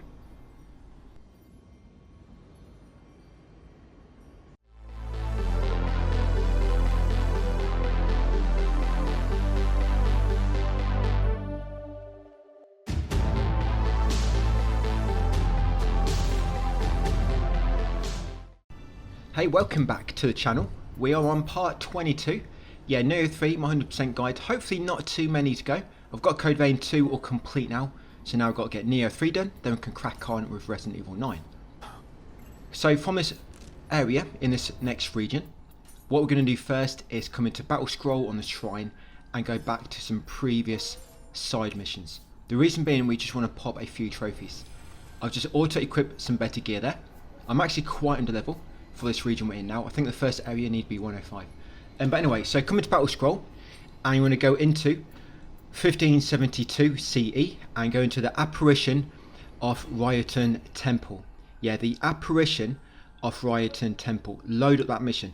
Now what you need to make sure you've done beforehand, you should have done this anyway if you follow me correctly. It's one of the previous missions. I think it was not last video but the video before. We did a mission called Dark Roots. And near the end of it was the hot spring. We are sitting in the hot spring and the woman with you commented on it. You have to do that. That's the first step. Then once you've done that, you completed the mission, I guess, to make it safe with that dialogue. You then replay this mission. And when you get to hot spring on this mission, the MC with you is going to comment and that's going to pop a trophy. So 2 things you need to do. We've done the first one and we're about to do the second. So yeah, let's make our way through here. You don't really have to kill anything. All we're doing is making our way to the hot spring. We're just going straight to it. There is one enemy you have to kill at one point because there's a barrier blocking an exit, and you have to kill the enemy to dispel that barrier. But it's going to die really quick, so I think the level for this mission is it's quite low. I mean, I can't remember off the top of my head, but it's a very early mission. So yeah, there's a barrier here, you can see that. So you have to kill this enemy in the realm. So I'm going to take him out in about 6 hits. Yeah, he's got very low HP, poor this dude. And he's the only one you have to kill. The rest you can just kind of run past. Right, got it. Lobbed a shuriken. I think that hit his weak spot. Got us right in between his bell end, that's what you call it. Yeah, right in there. Quite a nice fit actually. But yeah, carry on afterwards. And when you get around this garden, you get to a building, there'll be a ladder in the middle. You want to climb a ladder. You get to higher floor, then you can get onto a rooftop nearby. Follow the rooftop, drop off the end, and there'll be a Nurikabi door. I think this one the only Nurikabi doors you can't get behind it to pull a talisman off its back. Yeah, they normally have like a little tail, don't they? Like a plaster. And when you pull off that band-aid, it like kills them automatically, so it exposes their wound. Yes, there it is. So luckily for me, I've got a revenant nearby, so I can see which was a fail. So of course, do not do the colour which that person got killed. Just do the other two, and one of them will be correct. Then come out here, sit in the hot spring, guys. Don't be shy. That's it. Don't worry, you got your like little pants on, whatever you call them. Right, just wait for your friend to comment on it. She's not going to get in with you guys. She's going to make a funny comment. Why does this feel so familiar? Yeah, about the size of your manhood. Please be quick. Yeah, sometimes you just dealt small manhood. Not much you can do about it. Yeah, you get a trophy, Distant Memories. So like I say, you only get that if you triggered the dialogue with the woman in the hot spring in the Dark Roots mission. So once you've got that trophy, that's all you need to do. I'm going to press Options, Settings, and Return from Mission. Go and complete it if you want for a bit of Amrita and some rewards, but it's no need to. All you need is that trophy. Right, we're going to do one more. Now this one, you should have done it. I did not do it in the actual video when we're doing this mission, but I did put some text on screen and I'll let you know what to do. So hopefully you've done this one, but I'll just walk you through it just in case you did miss it like I did. So Black Feather Sanctuary in 1190 CE, that's a time period. Yes, Black Feather Sanctuary. Yeah, come to here next. So what you need to do, and what I should have done when we did this before, is you need to scare all the crows away before you reach them, because they normally fly away when you get like really close, but you have to scare them away beforehand by shooting them with a ranged weapon, and you have to defeat the boss at the end. So I'm actually going to summon some co-op partners. The boss isn't too difficult, but it still takes quite a long time to kill solo, so I'm just waiting for some people to join. So yeah, shoot this crow 3 times. That's all it takes for this first one. I think that's just due to how much damage I'm doing due to my level. Yes, and we now carry on up here, so make sure you scare that bird away, guys, before you get too close. You have to scare them away yourself, not by proximity, by damage from weapons. Yeah, there'll be 3 times got to do this. So that's crow appearance number 1. There'll be 2 more. And then, of course, once you've done them, that's when you go and face a boss. Defeat him, knock him out, whatever you want to do to him. And then I'll pop another trophy. Yeah, so we're going to complete the area in this next region after this. Then we're going to go back, because actually, after this next level, we're going to unlock a new Guardian Spirit, and that will allow you to access every spirit vein in the game. And then we'll go back, do that last one we haven't done yet in the previous region, and that will also pop a trophy. So here's the next bird. So if you quickly shoot him a few times, that's it. Scare him away before he even gets a chance to shoot. And I'm going to do this Nurikabi door here. You don't have to, you can go through a tunnel on the right if you want. But I'm just going to do this. Sort of spring behind him, at least. I never get a revenant near this one. Maybe everybody misses it and just gets it from behind. But yeah, when you come in, you want to take the first left. I mean, if you do use the hot spring, remember you want to take the exit, sorry, not the exit, the cave path near the entrance to this cave. Yeah, the tunnel near the entrance. Not this first one on the right. Yeah, not that one, I took the wrong one. The one just after it, nearest the entrance. It does eventually take you to the same spot, but that other one is just a bit quicker. And watch out for the rolling boulders. Yeah, I almost took the wrong turn there, and got squashed by a boulder from behind. We're going to carry on, get a shrine. So there's one more birdie to go. And here he is in this open area with a shrine in the middle. Right, Here she comes. It's going to take her out. I'm using fire arrows. That one always seems to have more HP. That's it. So that's all 3 birds scared away by the power of my ranged weapons. Right, so now I'm going to make way to the boss. That's all I've got to do. And luckily I've got 2 players to join me. It's not bad. Not bad at all. Yeah, you might see the players kind of suddenly change name. You might have seen it at the start of the video, just because I made an edit. I actually, the first time I killed a bird, I went to jump to the next ledge and I kind of missed a jump, because I'm a donut. Yeah, donuts do that, because that's what happens. Yeah, don't be like me. Do not try to make cocky jumps. Just jump on the one which is nearest, you know, which looks like you're supposed to jump to, before you jump to the rest. Sometimes I try to skip a ledge by just doing a bigger jump, but normally it always goes pear-shaped. Right, anyway, enough of my hijinks. Yes, carry on to the end, the boss. We're going to take him down literally in about 6 seconds.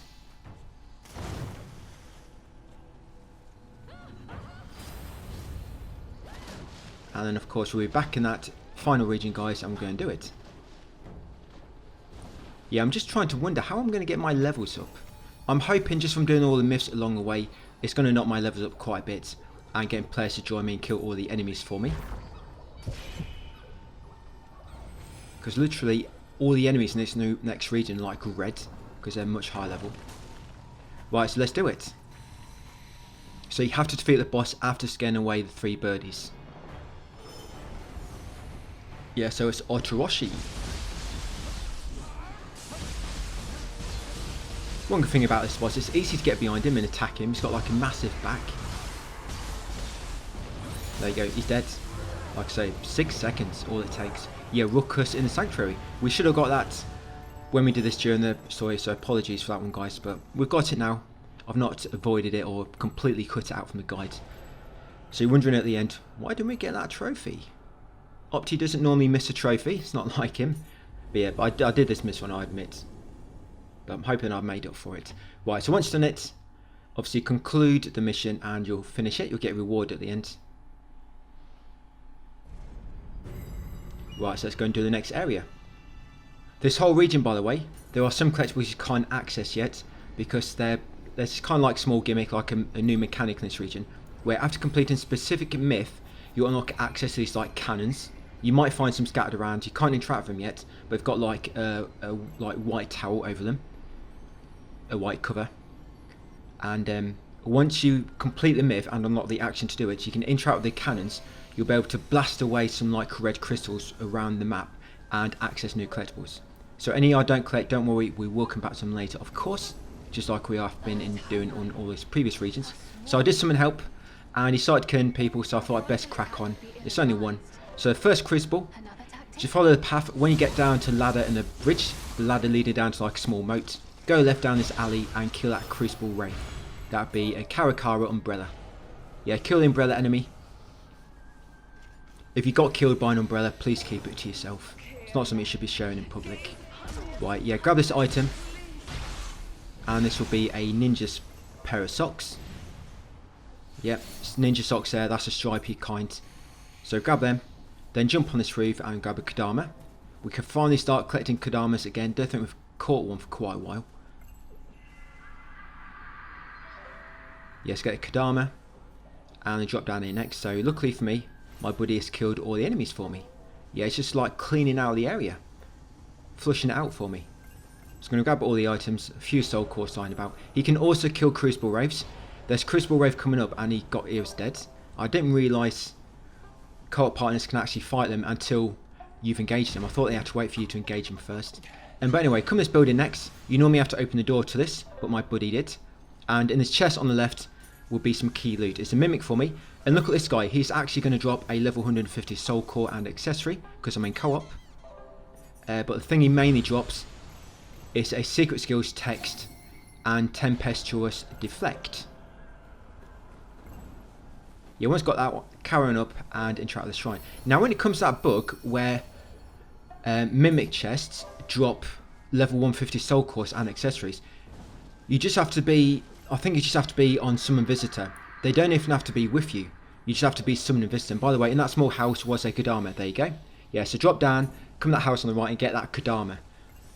After getting the Kodama, here it's normally a Kappa. Looks like my buddy killed him for me. But you want to come in here, take the next right, and in this room it's normally a Crucible Wraith.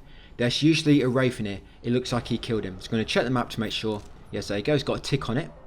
So he's killed a Crucible Wraith. That is actually a Flying Bolt enemy. Right, they're going to carry on around the path. There'll be a small panel in this wall. A thin panel. Looks like my friend missed it.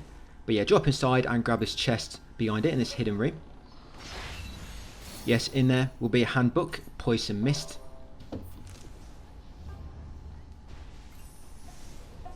Yeah, then continue on. And in this kind of open room just before the courtyard will be another chest. In here is a ninja's text. Once you've got a ninja's text, come in the room directly to the west. This will lead you to a hot spring. There are traps around this area. You'll see like little tripwires and they occasionally flash. Now this kind of circular doorway, there's an enemy waiting above to ambush you. So I like to get a drop on her. And then what I was hoping to do is come around the back here and trigger the tripwire and for the arrows to kill her. Yeah, but it didn't seem to kill her. So they normally do quite a lot of damage to these. Yeah, it didn't kill her. And then I was going to come in here and use the hot spring. Yes, that room leads to a hot spring. So yeah, make sure you use this always. You get Yoki Teardrop ×2. Just going to take out that enemy. Right, so that's a hot spring done. Next up will be a shortcut door. Trying to remember to mention to you about the level 150 accessories once I get a minute. Yeah, so carry on to the southwest. Unlock this shortcut door in the room on your left, the next room. And then in this room here will be a Kodama. Yeah, so grab that Kodama and the next one. Right, then carrying up here, up these steps. And the next thing is going to be a Nioh door. So let's continue up the stairwell, keep left, and keep an eye out for a Nioh door. Shortly be on your left, I'll point it out to you in a second. I think he's waiting for me. There it is. So yep, so yellow. Do not use a yellow gesture. Right, there you go. That did the trick. So once he's gone, obviously grab any loot he drops, go right, go through a crawl space and go through the next crawl space directly opposite. There'll be a guy banging on the wall. That's it, and just near him will be a chest. That's it, so in this chest will be a secret skills text, long stride. And that's basically the last collectible we're going to get in this area, guys. So that's how you should be looking at the moment, collectible wise. Once you've got that, come through this crawl space. Yes, then carrying along here, along the next path, there'll be a shortcut door on your left shortly. You want to unlock this because if you die, it's the closest shortcut door to the shrine. So yes, unlock the shortcut door. And carry on in the next corridor, go up stairwell guys, and you'll reach a boss. Once you push the door open, it'll be the boss fight. Yeah, sorry, back to the accessories for a moment. So even if no one has joined you yet, as long as you're summoning Visitor, and you've got a kind of like the black ball in the top corner, show you that it's trying to find a match, even if it's black, yeah, you'll still get level 150, so you don't even have to wait for people to join. Just go in co-op, summon Visitor, summon 1 or 2 people. Maybe it works with 1, just when it's worked for me, it's always when I've used 2 cups. Then go and look for Mimic Chest and you'll get level 150 Soul Core and a 150 accessory, assuming they drop. So you do not have to wait for them to join you, you just have to be trying to find somebody. Well, that's how it works for me. Right, anyway, so this boss, yeah, Takasugi. So I did summon an Acolyte just to increase my party up to 3, because 3 heads are better than 1. And yep, just going to take him out. You can normally stun lock him with Severing Spin for like first half of his HP. Then he kind of gets stronger and he gets more poise. So yeah, Severing Spin works really well for the first half, but second half you got to kind of fight him like you do a normal Yokai enemy. Yeah, when you beat him, he'll drop Samurai Socks, a few weapons, you'll get new mission, the Sweet Sound of Strings, the one we just completed, and of course a new Guardian Spirit, Shami Choro. Yeah, you get the new skill, Volitional Summoning. So with this one you can finally access all the spirit veins in the game. Yeah, there we go. Yeah, so you think we can access all collectibles now in this region straight away, but no, you can't, remember, because that cannon thing I mentioned. Yeah, they know you can access all spirit veins, so we can't give them everything first time. We can't do that. We've got to make them backtrack for something. So let's put cannons around the map that they can't access until they complete a specific myth. Yeah, why not? Yeah, so after that, make sure you talk to your buddy afterwards to advance the dialogue. And once spoken to him and advance the mission as well, come down to Shrine. It's going to level up.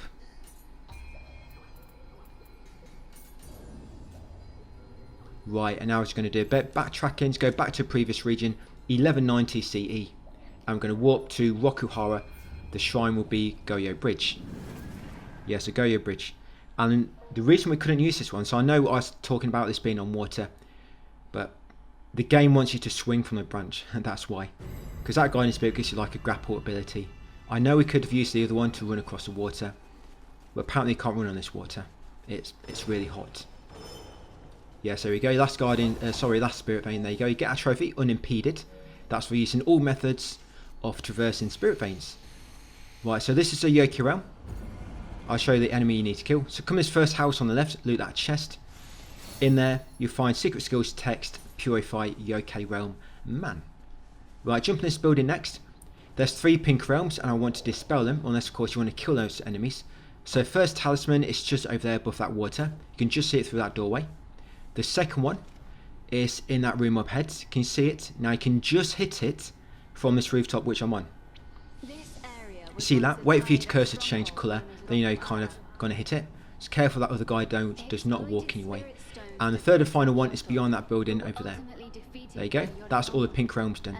So now we're going to drop down and kill this Gazuki enemy. Is it Gazuki or Miyuki? Yeah, Gazuki. There's so many Zuki names, aren't they? They've just changed like a few letters with these yokai. Gazuki, Manuki, Baluki. But anyway, we're going to take out the enemy on the rooftop first. I think I'm just making up some names there for myself. Yeah, it's going to take him out and then focus on the big dude. So this is the guy who is blocking the realm. Once you beat him, the realm will be dispelled and we can fight another boss nearby. So let's take him out first.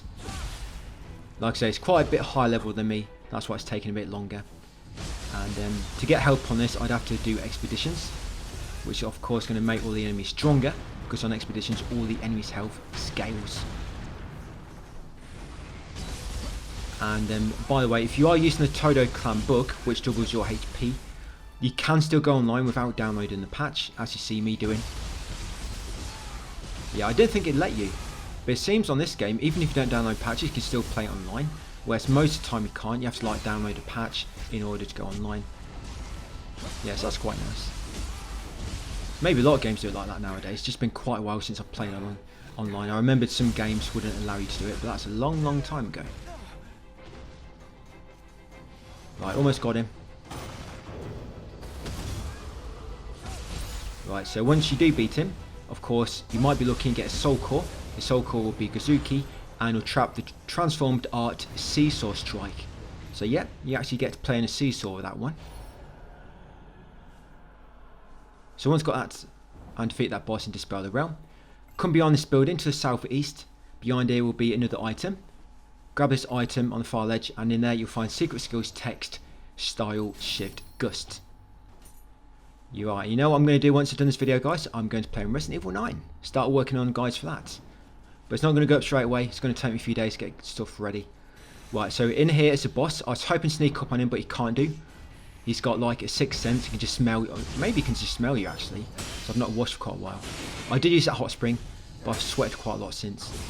So yeah, take out this guy, Yushi Sudamitsu. You can stun lock him with your severing spin, which works pretty well. And it's actually quite lower level. Oh, did I say that Gazuki is high level? He isn't, because of course we're on a previous area. Yeah, just agree with me. Agree to disagree.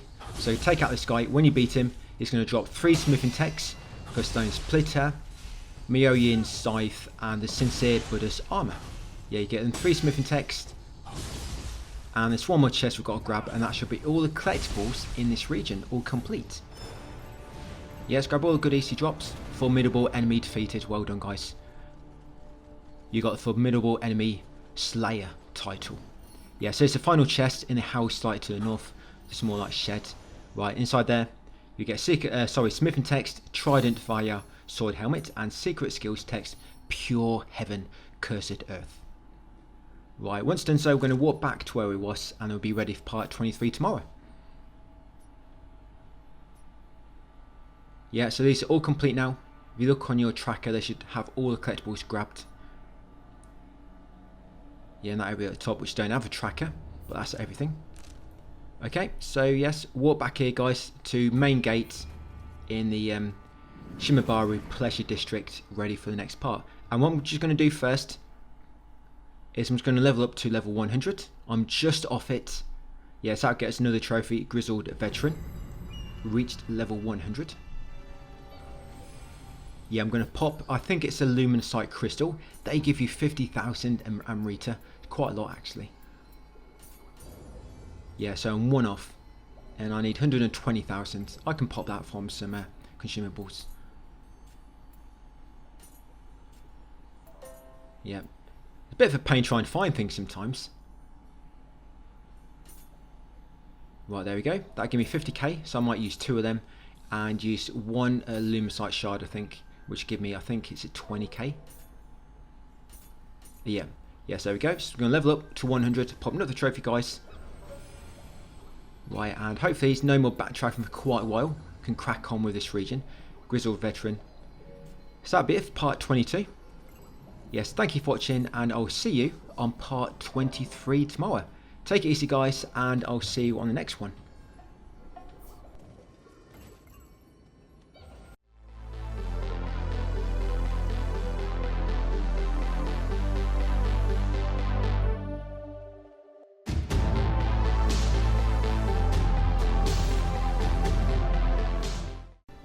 Hey, welcome to part 23 of my 100% walkthrough for Nioh 3.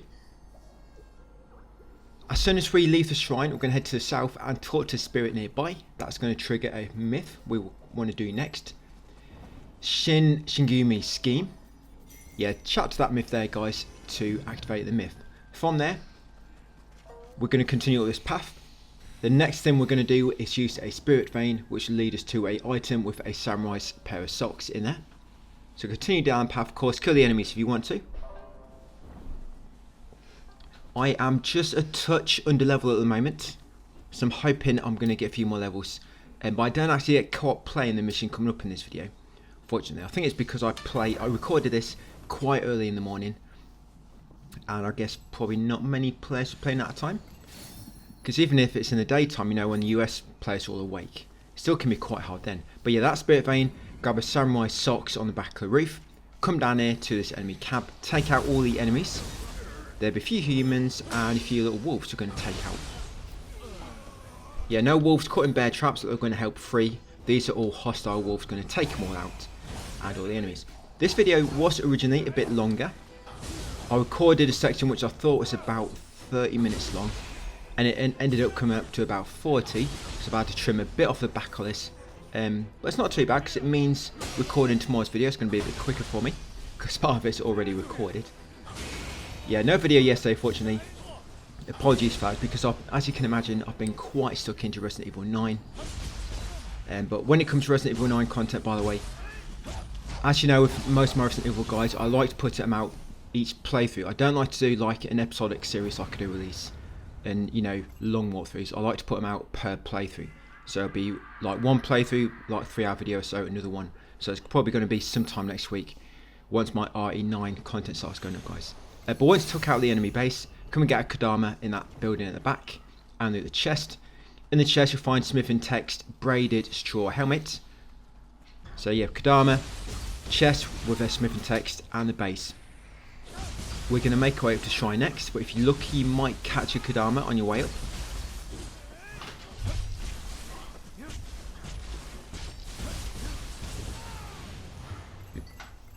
I wish these guys dropped noble dung balls or something, but all they seem to drop is equipment, not actual like items. Bit of a shame, because they would have been a good source to farm dung balls along the way. So that's probably one trophy we might have to farm at some point. I am looking at every single item, by the way.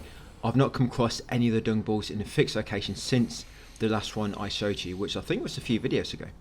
But anyway, once you get to that shrine, you're going to come along this way and destroy the spike. Yeah, that shrine was Shiigo Avenue ruins. So yeah, get a critical spike and you can just walk back. Just want to save like about 2.6 seconds. And I'm going to carry on to the northeast and we'll reach a boss. I think the boss fights took me quite long in this because I don't have no help. And like I say, I'm under level.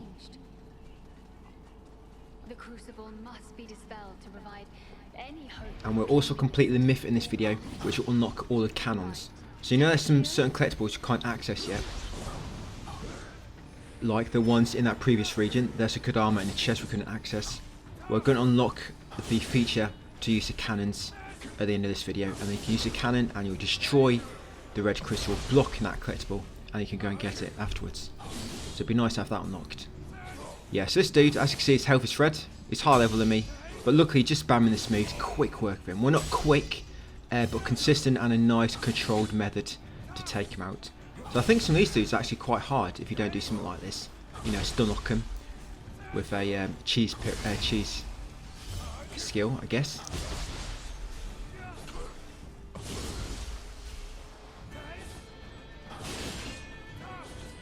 We're going to fight this guy. There'll be another boss coming up on a myth a bit later, and we've got a boss at the end of the mission area, which is where you unlock the cannon feature. But he actually weren't too bad, that boss. I managed to fight him solo. Well, I did call in help from a acolyte, but yeah, other than them, I managed to do it solo. And this boss will try to heal himself eventually once he gets low HP, so you can try to interrupt him. I was hoping to, but I didn't quite do it in time.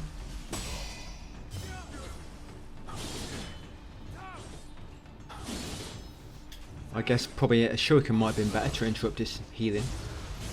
Right, got him finally. Yes, when you beat him, he'll drop transformed art, the Twin Dragon's Water. Yes, the next thing we're going to pick up will be a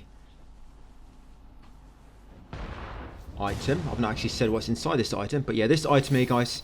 Yeah, so that's a pair of samurai socks. Yeah, I didn't actually write what that was for some reason. I put the item, but not what's in it. So yes, that samurai socks just on that rooftop down below to the left.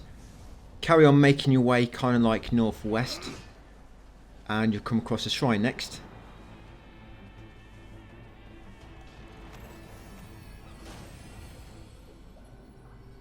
Yeah, there you go, a pair of samurai's stripy socks. So I'm going to continue west from the shrine. I'm using my invisibility. Now over there is a lesser crucible. Just going to ignore it for a moment and take the right just before it.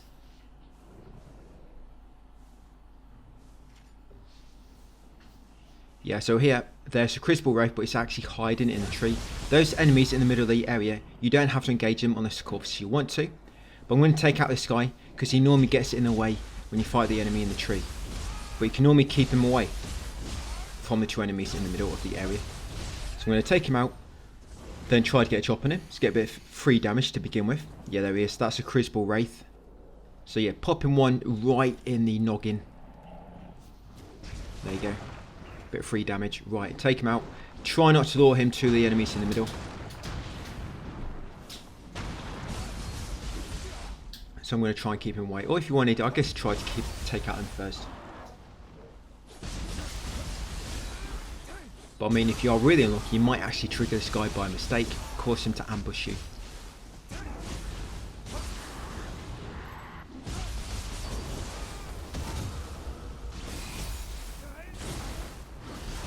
Right, that's it. That's another wraith done.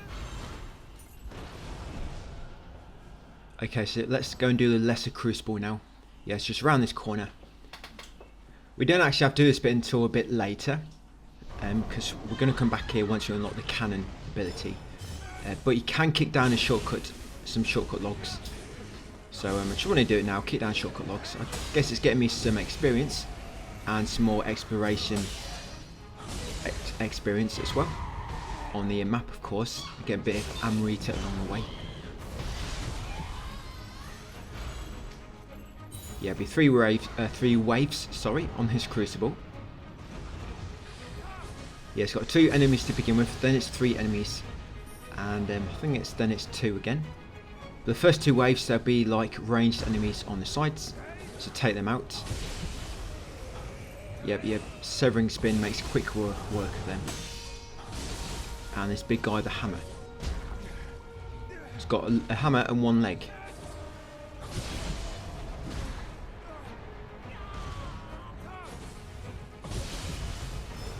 Right, take him out. Yeah, a bit of weird evolution. moving around with one leg, that is. Just trip him up quite easily, couldn't you? So yeah, just got to take out Cyclops and we're all done here, I think. Pretty sure he's the last enemy. Yeah, so what's that, 7 enemies altogether on this crucible. So yeah, once we've done this, of course we'll destroy a spike. There'll be chests in the house behind it, which will have a warrior's text inside the chest. We'll kick down the shortcut logs, then we're going to fast travel back to that last shrine we rested at, then make our way down into the mission area. Yeah, so this house here, guys, will be a chest. Yep, warrior's text. Just make sure you definitely kick down the shortcut gates, shortcut logs. If you miss them, it just means you've got to come back to that other shrine I'm going to walk to in a second and make your way back over here. So make sure you kick those down to make it a bit quicker, get back up here later. Okay, so now we're going to walk back to this shrine here. Yeah, Nishi Hongani Temple. Yes, you're welcome. Yeah, so once here, you're going to make your way east. The next collectible will be a Chikiyo in the tree. Above a watchtower. You'll see me miss him about 10 times. You can go a bit closer if you want to. You can climb all the way up to the top of that watchtower. Yeah, see a ladder's going all the way to the top. So you can try like I'm doing if you want. If you like to miss, then just do what I'm doing, guys. Yeah, I like to waste my arrows. Yeah, enemies don't come near me, so think I'm not a worthy opponent when they just see me missing all the time. Yeah, it's part of my strategy. There we go, so got it finally. So yeah, this Chico will give you ninja socks and transformed art focused strike heavy. Right, so from there, we're going to carry on east to another myth. I want to trigger this myth just so that we can do it later. We'll also trigger the shrine while we're in this neck of the woods. We're not going to carry on east yet into the next region. We want to go back south and do the mission. Just come here, trigger this myth, there you go. Chat with the spirits. Yeah, they don't talk to you when you're behind them. You have to be respectful, guys, and talk to these from the front.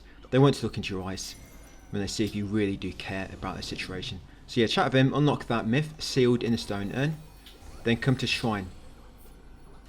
Yeah, that shrine will be Shiiko Gambling Den. It's going to level up slightly. I think now I'm going to start putting some into Constitution, get some more health. It's up to you if you want to lob it in something else. That's what I'm doing for now. And over here to the west is a 6 Jizo shrine. So get that shrine, come north to Sudama. Yeah, come to Sudama. I'm going to buy all of the exchangeable items. There you go, for 2 Yokai teardrops each. Grab Soul Core if he drops one. Then drop down here a bit further west, go north to this cliff edge, and there's actually a Chiiko down here. He has quite a long patrol route, I think, this dude. He flies all the way to the far right, and then he'll start coming back down to you. Yep, he is here. Yeah, here she comes.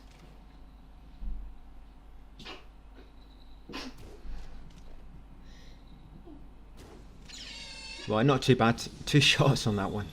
Bit better than my previous attempt. Right, so once you rescue the cuddly thing, going to give it a nice little petting, and you'll get a pair of Samurai's socks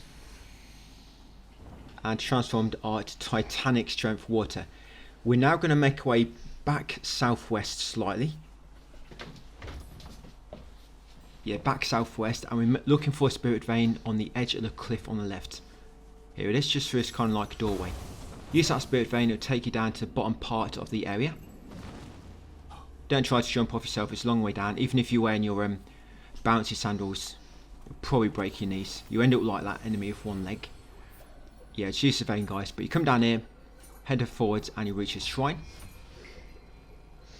Yeah, this would be a stratum.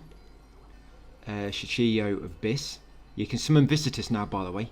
I am summoning. I did actually wait then about 10 minutes. No one's joining me. Like I said, I think it's just my time of day I'm recording this. I need to try and record in the evenings. Probably more chance of people being on. Yeah, so once done that shrine, come to that cannon. So use the cannon, as you see, it removes the barrier up head, and that's basically what these cannons for. They're not all useful. Some of them just shoot a random location or where there might be enemies. But yeah, most of them do shoot a barrier you need to break in order to progress. So continue on, get in the top of these buildings. In this one, smash the panels on the right, jump up onto the roof, and you'll find a Kodama. That's it, guide him back home. Then you'll drop down here. The next collectible is another Kodama. Drop into his house via the hole on the roof. Jump up the hay bales at the back. And on the rooftop on the left side, there you go, another Kodama. Next up, we're going to use a cannon to break a barrier.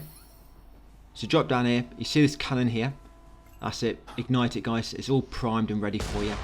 Yeah, I left one in the chamber for you after I used it. So once you break that barrier up ahead, you make your way through it. Use the spirit vein that it leads you to. And if you're lucky, there might be a kappa, yeah, just over there. Yeah, your spirit vein, and then get a chest at the top. In this chest will be Samurai's text. Yeah, and also unlock that shortcut door nearby, just in case you want to get down a bit quicker later on.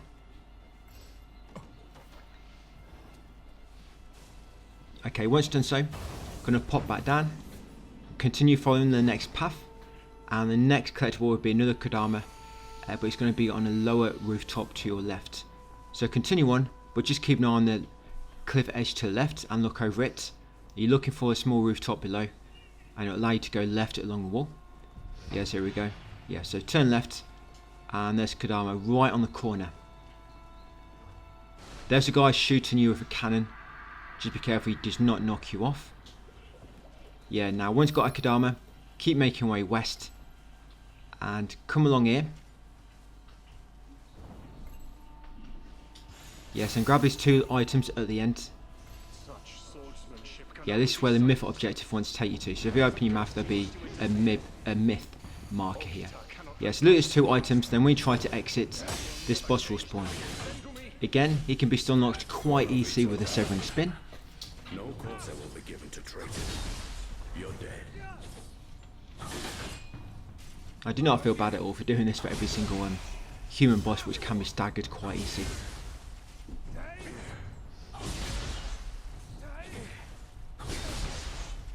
Yeah, I know there's an ability, if an enemy blocks your attack, you can press circle to get behind him quickly. I think I need to use that a bit more often. Yeah, but it's for ninja anyway, I think. Yeah, so you got this boss and you got another one coming up guys right at the end of the video.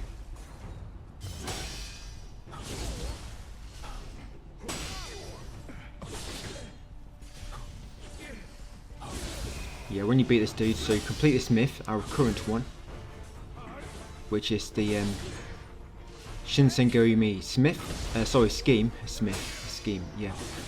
Shinsengumi scheme, you complete that one, that myth, and your reward for beating this dude, you get a pair of samurai socks, smithing text, Kayimuru Kunishig or something, and yeah, and you'll get an Adachi weapon.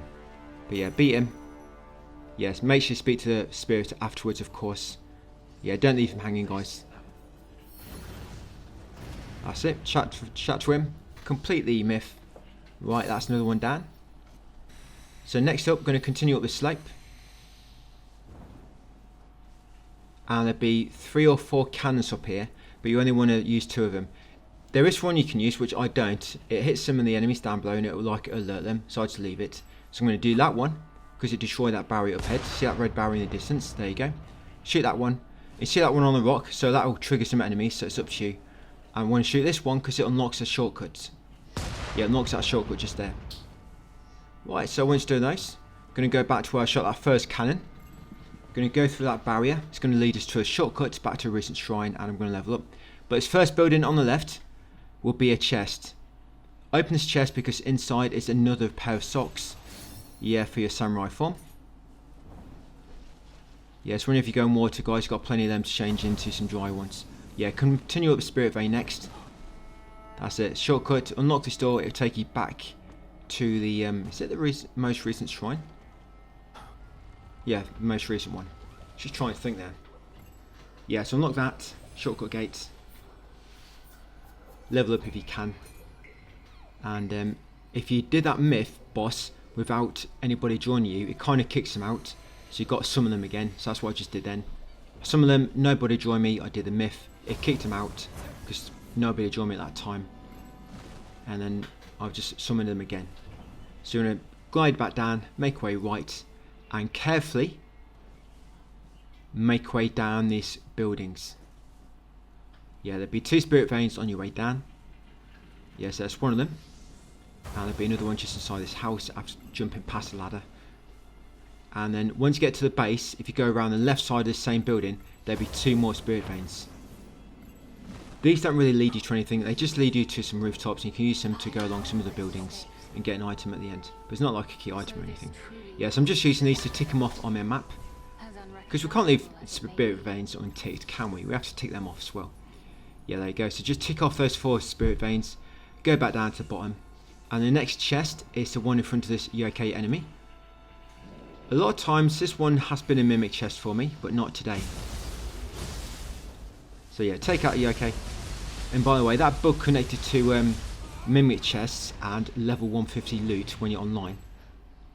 I think I did mention that you don't have to actually have players with you, they just have to be trying to look for a lobby basically, you know, that black circle in the left corner. But also I think you actually have to complete the mimic. Like if you fight the mimic, I don't think it works. You have to get a right gesture and beat them in a friendly manner. I think that's the only way it works, because I did one time when I actually defeated him, I did the wrong gesture by mistake, you're going to see it in this one, and he drops normal level. So I think it only happens when you defeat them the friendly way by copying gesture. Anyway, in that previous chest, inside there was secret skills text healer, and this is a Nioh Akabi door, of course. I don't think there is any. Is there one over there to my right? Can't quite see, but I don't think there's any revenants nearby that I could check to see which gesture was the wrong type. So yeah, I've got the wrong one, so I'm just going to have to take him out. But this one leads to a cannon, so it doesn't really lead you to anything important, but it's like 3 cannons around this area, and it's just a good way to get rid of them all easily. Yeah, I didn't mean to pick up that item, just an arrow-proof amulet. So yeah, once took out the Nioh Akabi door, continue along here. I'm going to take out this cannon operator. Yep, take him out. I'm going to use that cannon shoot his friend in the distance. There you go, do 4k damage. Oh, sorry, pretty much almost 5k. I just remembered seeing a 4 before and 3 of the digits after it. Yeah, then you got this cannon over here. So I don't think you can spin cannons. I've not been able to. So I'm going to take him out with my bow. Normally, if you can just knock him off once, when he tries to mount it again, his head's normally in view then, from this angle. You'll see in a moment. Yeah, so once he tries to mount the cannon again, I should now be able to hit his head. There you go. Do a bit more damage. Right, I'm going to take him out, then I'm going to drop down and kill that wraith below. Yeah, you see that rolling fireball enemy? Yeah, that's a crucible wraith, so unfortunately we're going to have to kill it.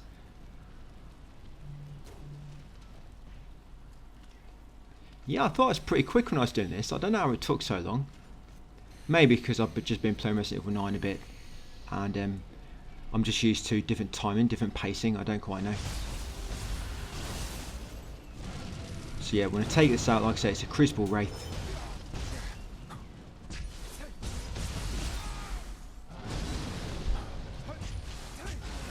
Yeah, I hate these enemies. Okay, got it. So what we're going to do now is we're going to go up to where, you know that cannon where we shot the enemy with a bow from the distance? We're going to go to that cannon next, so this one up here on the right. Because that cannon destroys that barrier down below, and behind that barrier is a chest. So yeah, use that cannon, guys, destroy that barrier in the distance. Right, once done so, come to the western wall. There'll be another chest. Yep, come to this western wall. This was near the second cannon, which we destroyed with the first one. So yes, look at that chest. Inside, you'll find a pair of ninja socks. Now we're going to drop down to where we just destroyed that earlier barrier. Go in the same building, and inside to find the final chest of the area. Sorry, not of the area, I guess of this mission. Yeah, so I've got Mimic. So I did the wrong gesture, I didn't even realise. Yeah, so I thought he's doing this. But no, and he didn't see me, so I wonder what he's doing. But it's because I'm invisible. Yeah, so it's not taunt, he actually did, yeah, this way. Sorry, I got it mixed up. It's the same, but of course taunt only does it once, and this way does it 3 times. And I guess my hand gesture is slightly different on the taunt one. I've probably got my middle fingers up to him or something like that. Right, take him out. There you go, you'll see in a moment. To be honest, I don't think he drops any accessories, so I can't quite tell. Yeah, it might be because he didn't drop any accessories or soul cores, so it might still be in level 150. But I know if you get the gesture right, then it definitely gives you 150, providing he drops a soul core or accessory or both. That's everything we need. We're now going to continue forward, unlock this final shrine, guys, in this mission, and engage the boss. So it's just me. I'm going to spawn in Acolyte, but I knew I'd be waiting for a long time for somebody to join me, so I thought, you know, why not? I'm just going to do it myself this time. Yes, that's how my map's looking. So I'm going to come up here, I'm going to spawn just an Acolyte, just so I've got somebody to take a bit of the aggro from the boss at times. Yeah, I'm going to go for one with the best gear. Quite expensive at this level, but should help me do the trick. Like I say, just to take a bit of aggro from the boss at times. Right, so this is Kasha. Not too bad. If I can beat a boss solo, pretty much, then the boss fight isn't too bad. Because most big boss fights I fought solo, I do normally get killed quite quick. That's why I normally just do co-op, so I don't really have to learn the boss. That's the problem with co-op. You gotta wait for people to join you, which could be a while. You can use people on your friends list, but I'm saying I just don't want to disrupt people. Because the times when I play, very random times, and the time it takes to, you know, reach out to somebody, wait for them to get back to you, wait for them to join you, you could have probably found some other matches by then. I know it'd be nice, but it's not a big problem just waiting for random players to join me, provided it don't take too long. But when the game first came out, it's so quick for players to join you, but it's kind of slowing down a bit now. Just wish they made cross-platform plays, it would have been a lot better.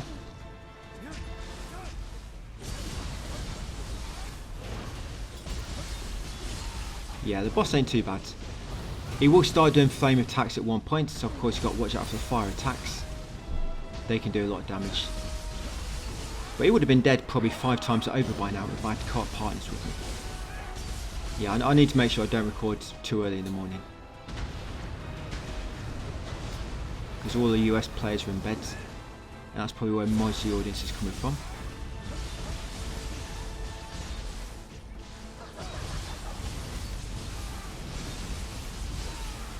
Yeah, so just look ahead to start of part 24, because I have actually got it done. Yeah, if you look in the text guide, the first segment in part 24 is complete, guys, like the first 10 minutes. So if you do want to push ahead slightly after this video, then you can do.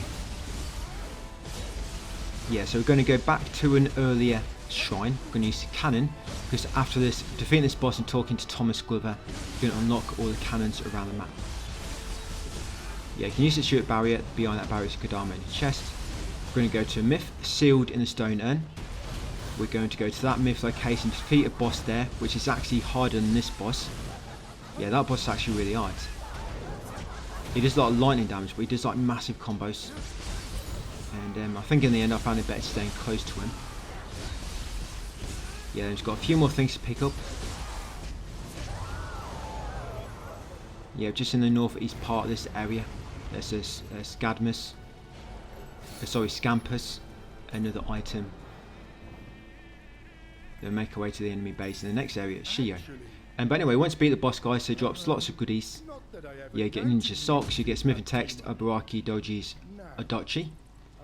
Soul core, of course, and you get that Adachi weapon as well. So yeah, chat to Thomas Glover afterwards. As you can see, you can now use all cannons in the region, which is nice. Yeah, thank you, Thomas. Little war commander. Right, it's going to warp over to the shrine, ready to start tomorrow's video, guys. Yeah, that one there, main gate back in the Pleasure District. Yeah, so main gate back in Pleasure District, and then that'll be us for part 23. So thanks for watching, and I'll see you on part 24 tomorrow.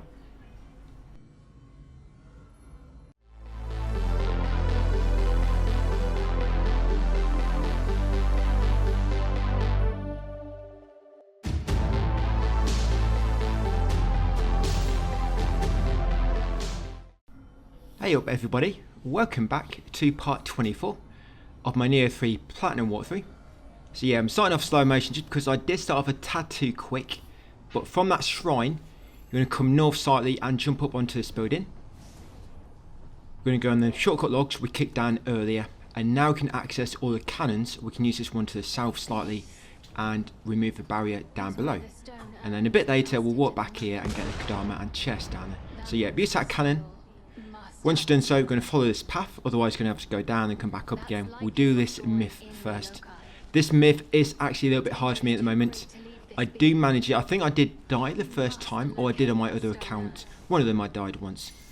But because this guy's quite strong, I've actually slotted some spirit stones to make him a bit faster to kill. And there is usually 5 yokai you have to kill first. So yeah, I think I killed these, then I died. Then when I came back, I didn't have to kill them again. I think it took me straight into the boss fight. So yeah, if you kill these, but then die to boss guys, you don't have to kill them all again. You just come back and you can be straight into the boss. I shoot some spirit stones just so I can spam my guidance spirit a bit more, because the boss is quite strong for me and actually he has a lot of long range attacks which also have a really wide arc on them, so it's quite difficult to avoid him, you know, without good timing and experience. But the guidance spirit, just using it, spamming spirit stones, using it again, spamming spirit stones works a bit better for me.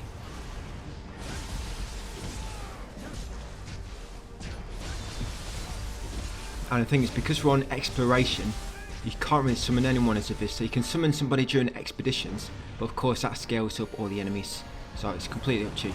And there is something I want to mention actually while we're doing this, about patches and online play. So you probably know already, I mean you can see by my HP, I've still got 4,000, so I'm still making use of that Todo clan glitch. But it was patched in I can't remember the patch number now, 1.303 or something. It was patched, or 1.203. Yeah, it was patched, so it no longer works. So now once you download that patch, you'll come back into the game and your health will be at about 2.5 instead of 4,000. So you're losing a lot of your bonus, because it's a bug obviously. So you might be holding off on the patch due to that, you know, just so you can hold on to more HP. You can still play online without downloading the patch. And you can still summon players, but it really limits your capability to find players, because what I believe is you can only find people on the same patch as you, or maybe lower. Yeah, same patch as you, because what would happen, it weren't too bad when the day the patch first released, but come today and yesterday, you know, a few days later, it's been really hard for me to find online players. I have found 1 or 2 players, and I've went into expedition. I found 1 session, and I was assuming it was because I hadn't downloaded the patch, and he was on the same patch as me. Because I'm thinking there should have been more than 1 session at least. You know, when you go in expeditions and search for sessions so you can help other players. I wasn't going to do it. I just wanted to see how many was available. So yes, I kind of assumed it's due to patches. So what I did then, I didn't want to, but I don't really have much of a choice, so I want to do co-op play as well, and that's probably more important. I went out and I downloaded the patch. Yeah, I went out the game, downloaded the patch, installed it, came back in. My health was at 2.5, but then I went on expeditions, looked at how many sessions, and there's about 40 plus. You know, within a span of about a few minutes, 40 games showed up. All that I changed was I downloaded the patch.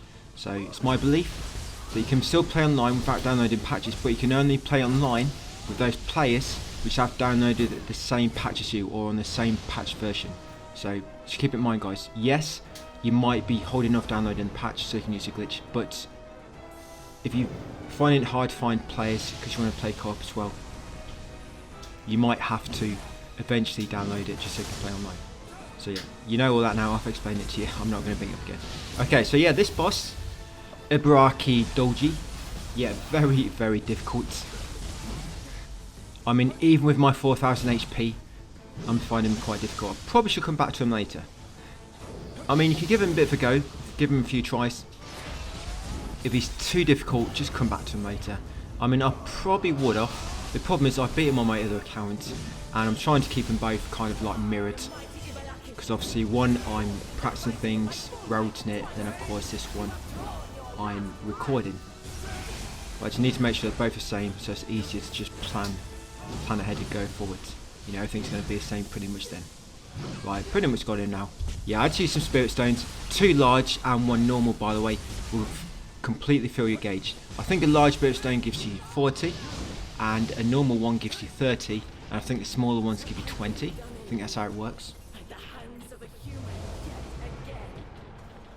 But yeah, beat him. After you've beaten him, come and talk to this spirit, and you complete our myth, sealed in the stone urn.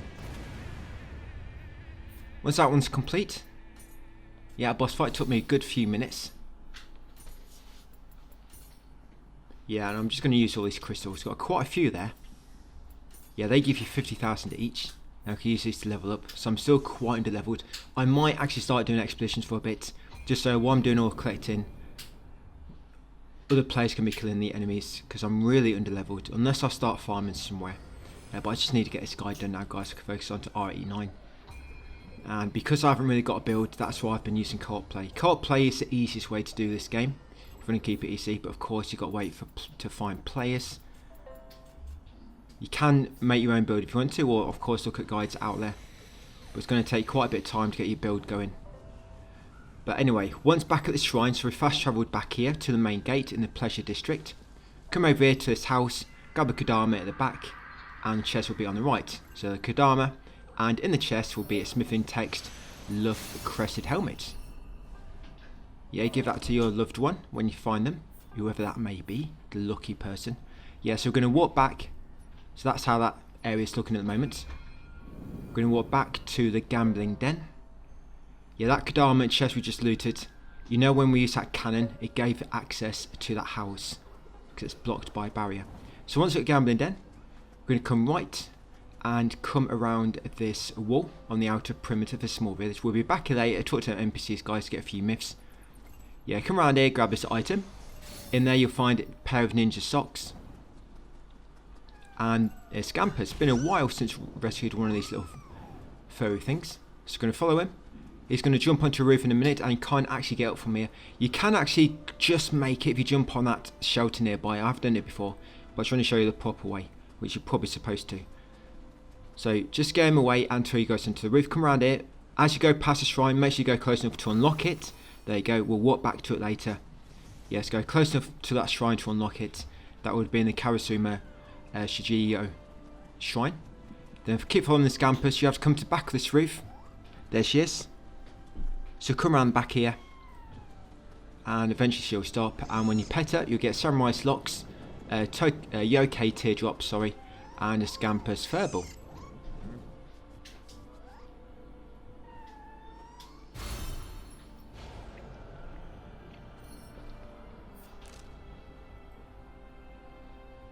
Yep, so that's how we're looking.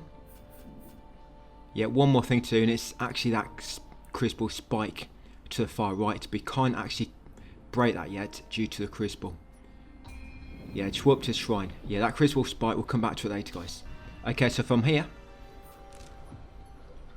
yeah, we're going to go northwest.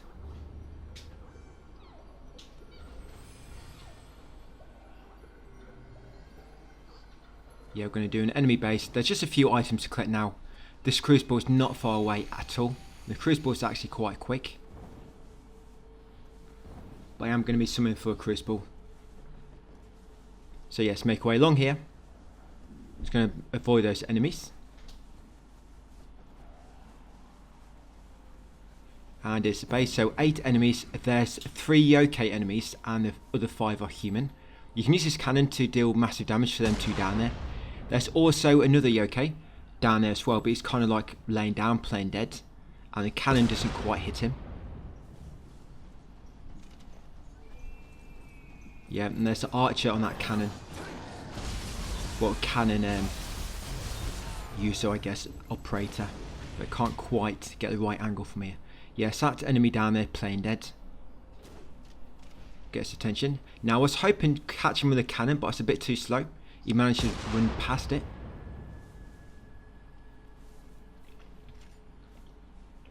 But I'll let him come up to me. Yeah, I don't want to go too far down. Like I say, you've got the cannon operator and you've also got an archer back there. So I want to stay up here out of the way for now. Right, and there's also a spirit vein around the back here. Yes, around the back of this building, I think it's this one, there should be a spirit vein.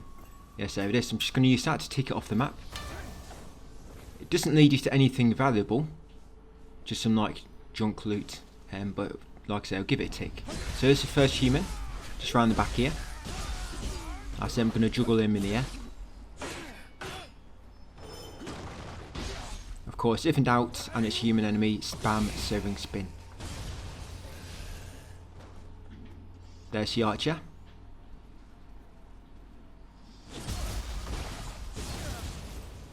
You got a cannon operator, and you got 2 enemies down below near the campfire.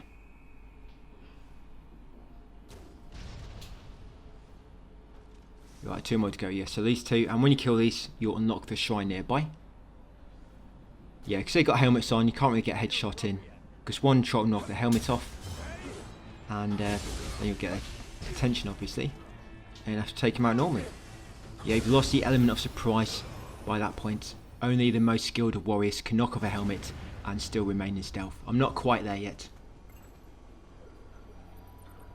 Yeah, so this shrine, I think that's the Nioh Abandoned Shrine, I think that's the name. Right, so from here, I'm going to go invisible and put on my samurai socks to give me silent footsteps. Yeah, and your little sandals, which we found earlier. Yeah, so come along here. And the next collectible will be a Chico. So when you find the slope heading upwards, go behind it, and there it is. Yeah, but I should not have missed that. I think I need to go to some kind of archery lesson somewhere. Yeah, hopefully there's going to be like an archery training for me later.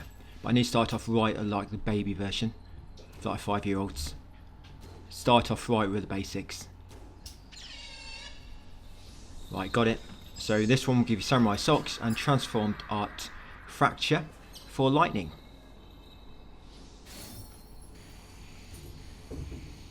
And a Kodama will be in this building, this next one to the east. Come around the back. There you go, in this back garden. Yeah, very nice looking back garden. I don't think they're going to win any awards for Garden of the Year. But it's got potential. Yeah, we're going to carry up the slope next. I think that's all the collectibles now. Oh, we have got a boss fight coming up. So, as you can imagine, that massive... It's not a Sharknado or a fire Sharknado. It's a boss actually hiding in the middle. Yeah, Inemra. It's going to take him out. He's that guy who decides to kick you. Yeah, he wants to try and get you to the bottom of his feet. Do not do it, guys. Load of fungus on the bottom, and it will poison you permanently. Even if you reset the game, or delete and install it again, you'll come back and you'll still be poisoned. Yeah, but he goes down quite quick, luckily.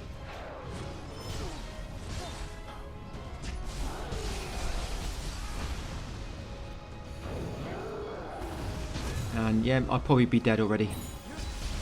That's so helpful though, having 4,000 health. I'm a bit sad that I've got to lose it. Yeah, once I get into Crucible, you're going to see my health go back down to 2,500, guys.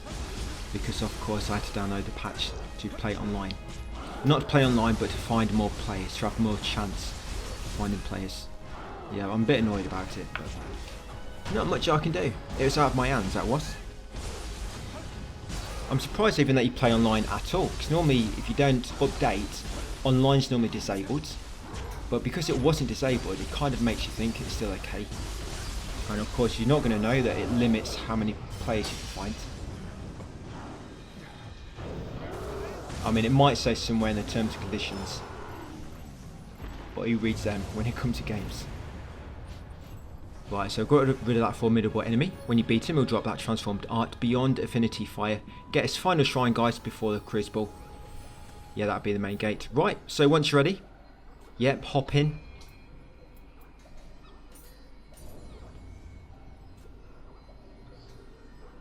I was actually waiting quite a while for players to join me. Yeah, I'm worried about dung balls, by the way. I think we're going to have to do a bit of farming for those. But I don't think there's any other way to do it. I am trying to collect every single one, which is fixed. But I've not found any dung balls for quite a while. I am picking up literally everything. But I've just not found any, unfortunately. But hopefully we're going to find a good farming spot. So it don't take too long.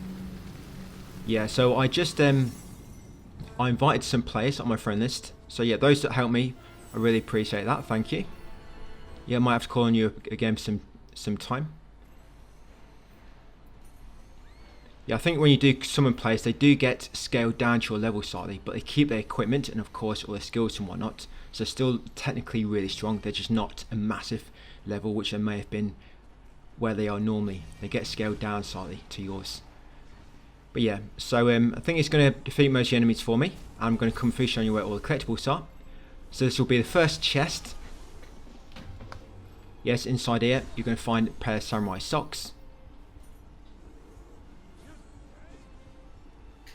I had to come out of stealth there because there's an enemy right in front of the chest. But I should have probably killed him and gone back in stealth, because in a moment you're going to see me aggro a fire wheel. And I was a bit nervous during this point, but luckily my teammate took them all out for me. Come to my aid just when I needed it the most. Yeah, when you come down here, follow this kind of like serpent or centipede's body to the end and you'll reach a spirit vein. I'm just going to ride this down and then come back up just to tick it off. Yeah, ride it back up, then you'll drop down slightly to find a chest. You can actually find this by going through a Nioh door, but this allows you to get behind it. So yeah, drop down slightly, get this chest. In there you find secret skills text, Prelusive Arts, and then pull this talisman off this wall and you'll defeat this Nioh door. Yeah, so make sure you're in stealth when you do this, because you'll see this fire wheel notices me. And yeah, I dodged him, but, well, I didn't quite dodge him, I just stood out of the way. Yeah, but he comes down here, and you have to defeat this enemy at the bottom. So he's a Crucible Wraith. You need to defeat him. Yeah, but I am in stealth.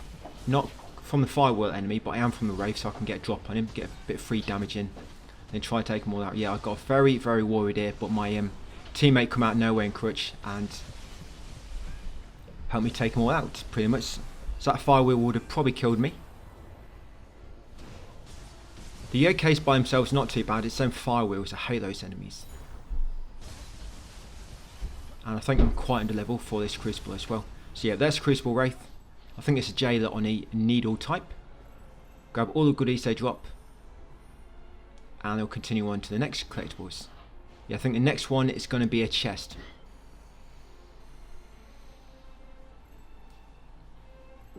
So I've used the vein, I don't need to use that again. So yes, make my way up here. Now I'm in stealth. Yes, when you enter this next building, there's an enemy above his chest. He will try to ambush you, but if you're in stealth, he won't. Yeah, so because I'm invisible, I'm just going to loot that chest.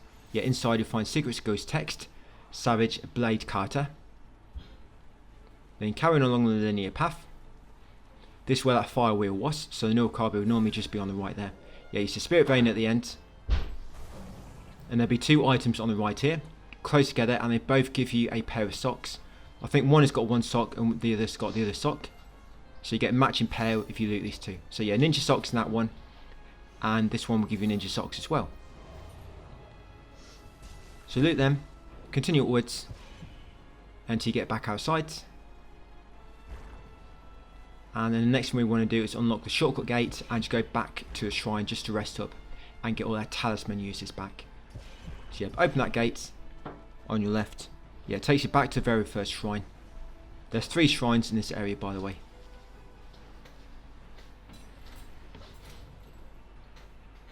Yeah, so just unlock the gate, guys. Just make sure you rest to refill yours and your friends' talismans and whatnot. Well, I think it refreshes your friends as well. I just wish you could revive when you summon visitor as well.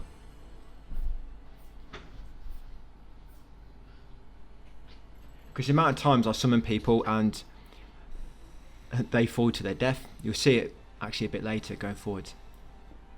Yeah, somebody just falls to their death. I mean, I actually died once as well. Yeah, so make our way along here. Them spinning blades are kind of like traps. If you shoot them with your arrow, you should kill them in one hit. So you might want to do that. Well, I'm going to take out this enemy on this rooftop. Because you see that Yokai realm down below. We need to kill that enemy in order to unlock this next shrine. So we want to kill it. So take out the archer first, drop down, and take out this winged enemy. This enemy is actually quite strong. On my other account, I was doing this solo, and yeah, he's doing a lot of damage to me. But yeah, my friend makes quick work of him. He's basically carrying me through this. Yeah, and then we'll unlock this next shrine.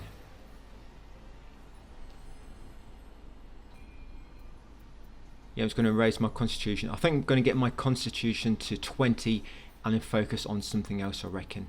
I might go back to Onamori actually, so I can get another talisman slot. Right, so these, you want to take them out. There was a brief edit there. You'll see why in a moment. But yeah, take all these out, guys, because if not, these can kill you really quick if you get caught in them.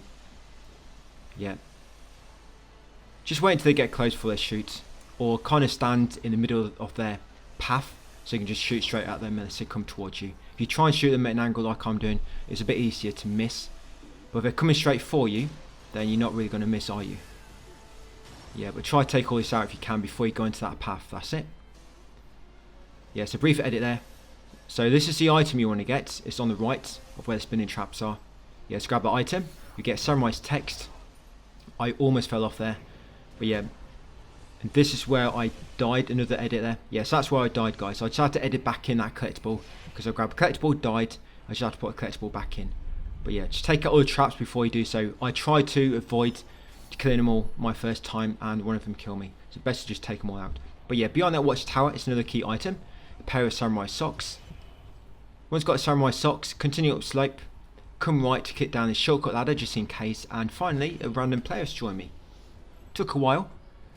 Right, once kick down that shortcut ladder, come on the remaining path to the left. You'll reach the final spirit vein at the bottom. So use that one. The next thing is going to be a hot spring. Just before a shrine, but this next shrine is where you've got to defeat a strong enemy in order to unlock it. But this next house on the right, take out the crates out the front. You'll find a crawl space, go inside guys and have a quick dip.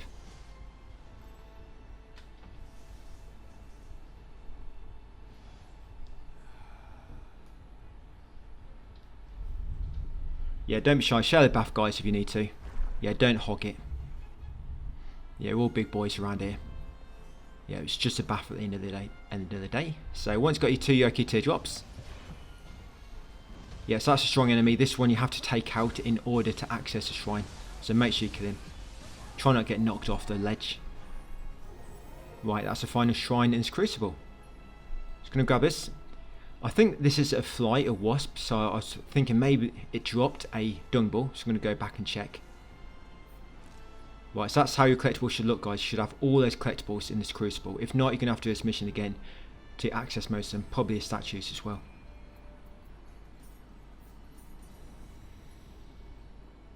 Right, let's go and do the boss. So once you push open this fire door, guys, that'll be a boss fight. And yeah, one of my players died here. Not my buddy, but the random player just fell off. I think he fell off.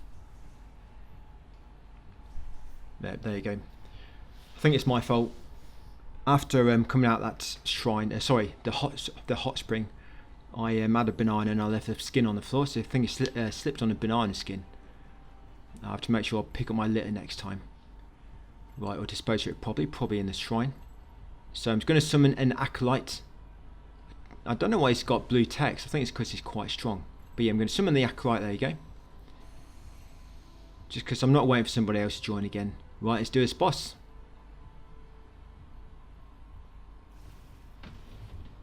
Yep, so this will be Inurubitoki, or whatever his name is.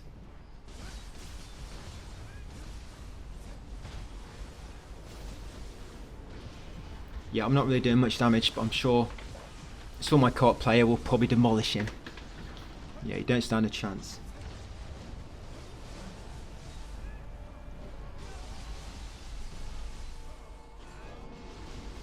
I was going to use my guiding spirit, but I'm going to save it until later. We've got a bit of exploration to do after this one. Yeah, the next video is going to be pretty much all exploration and myths.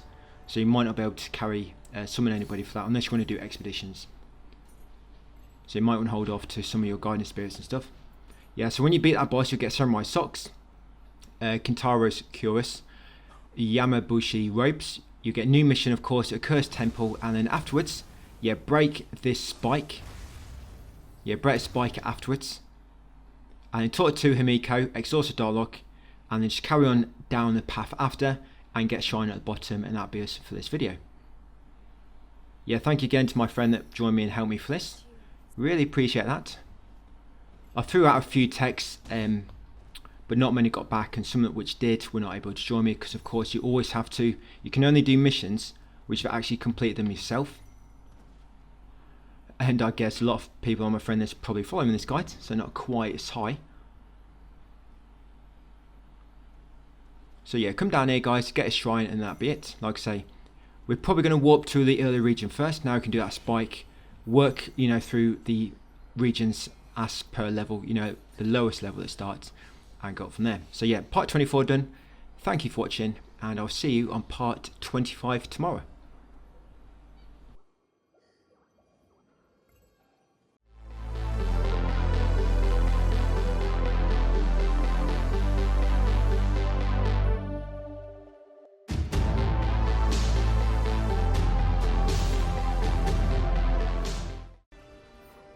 Hey, welcome back to part 25.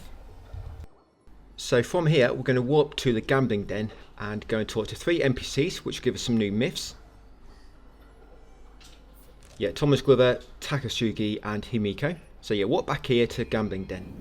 We're not going to be doing any missions in this one, so if you do want to summon co-op partners you're going to have to go into expeditions, but I'll leave that up to you because of course enemies scale up quite a lot when you do that. So yeah, back here, talk to Thomas, good old Tommy.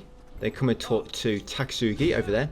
He'll want you to follow him and do a myth, but we'll come and talk to Himiko last and get that quest from her. So I spoke to all 3, got their quests, but with Takasugi you need to follow him. So come down here. It's going to take you to like a little quest area. We'll defeat a few enemies, loot an item, which will allow us to progress, and that update his myth. It won't be finished, it will just update it, and then when we get to another area a bit later, we can kind of carry on and finish it off. Yeah, just back here where I fought that formidable enemy, I think back in, last video or 2 videos back. Yeah, so 3 enemies here. You got one on the roof. You might want to go for him first like I'm doing, but you can't attack any of these in stealth. As soon as you kind of approached the area, they automatically become aware of you. They're quite weak, they don't take too long to defeat. But in this video we're going to get this region pretty much complete. That region where we did Crucible, we're going to finish that region off. That'll be kind of all complete as well. We'll get 1 or 2 myths done, a few more updated than those we've already progressed so far. And we'll be ready to move on with an area with quite a lot of collectibles in tomorrow's video. Yeah, 43 collectibles, we'll try to clear all that up tomorrow. So I've got this guy left. There'll be quite a lot of bosses in this one as well, formidable enemies which we'll want to take out. Right, there's a cannon there as well. I don't think I've actually noticed that before. Yes, just got to take out this guy. Right, we're also going to get a dung ball as well. Yeah, I did find a dung ball finally. I think an enemy did drop one randomly for me, but I actually found a fixed location. Yeah, so once you spoke to him guys, like I say, you have to kill the enemies, grab the item, then you have to talk to him afterwards and that'll update the myth. Make sure you do those steps. If you warp away before advancing it, of course you're going to have to go back there and do it again. So just make sure you kill the enemies, grab the item, talk to him, and then warp back here. So yes, I fast travelled to Karasumo Shizuyo, that shrine, then come north, and you can finally break that Crucible spike, now that you cleared that Crucible in the last video. Then we use that Spirit Vein to the north, it will take you to this lower area. There'll be an enemy base, just going to take out all these. Just be careful, there's quite a lot of strong enemies in this base. But it's quite easy to get a drop on most of them, other than the final one which spawns when you approach the realm after killing all the other enemies. Yeah, if you stealth attack these big guys, they'll normally kind of jump or try to whack you straight after. So it's not normally a good idea to start attacking them after stealth attacks. Like I say, they normally follow up with like bashing on the ground. So you want to attack him a few times and then dodge out of the way, ready to avoid the opening attack. Then you've got this winged enemy next. I can almost finish off this guy. Sometimes I do, sometimes I don't. We'll see, he ends up with just a tiny piece of health left. But my guiding attack finished him off. So that's 3 enemies down. That chest, we do need to come back to it in a second. It's got a key item inside, so just keep it in mind. Yeah, this enemy next. Stealth attacking from above. He always likes to do that, so after you stealth attack him, he likes to pogo you afterwards. with his his only leg. Right, got one more weak enemy, then we can engage that realm enemy in the middle. Yeah, got an enemy around the back here, but if you can self-attack him, you should kill him in one go.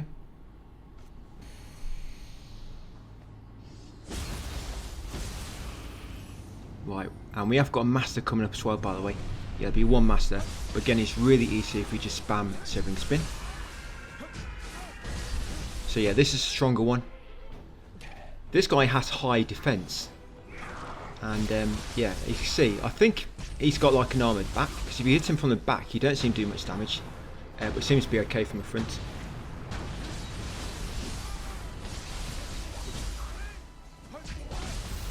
Right, got him. Yes, that's cleared out that base. Now before you leave, just go back to that chest we passed earlier, and we're going to loot it. Inside the chest you'll find secret skills text, last stand. Yeah, pop open the trunk and grab a loot inside it. Right, carry on down here to the end of this area, grab a shrine. Yep, Nioh Depression. And then once we're done here, we'll go to this area a little bit lower. Just try not to jump straight to the rooftop, because sometimes when I try to jump to that rooftop, I completely miss. Some kind of barrier stops me from reaching it. So yeah, just jump down to the ground. You want to go right, go all the way around this building, and this is that dung ball I mentioned. There you go, a dung ball. We found one. It's been quite a while. I'm going to take out this Kappa, random spawn of course. I've not actually seen him here before. That's the first time he's appeared. Guess he's guarding that dung ball. Not doing a very good job though. And then down here it's the spirit vein. You can't actually get past this. It's normally if you come from the other direction, but you can't actually get back up there anyway. So I just want to use that to tick it off. Yes, that's spirit vein. And from here we're going to make way to the far end, and we'll find the master dojo. Going to pop in and defeat him. Yeah, this will be Samamura Yasusuke.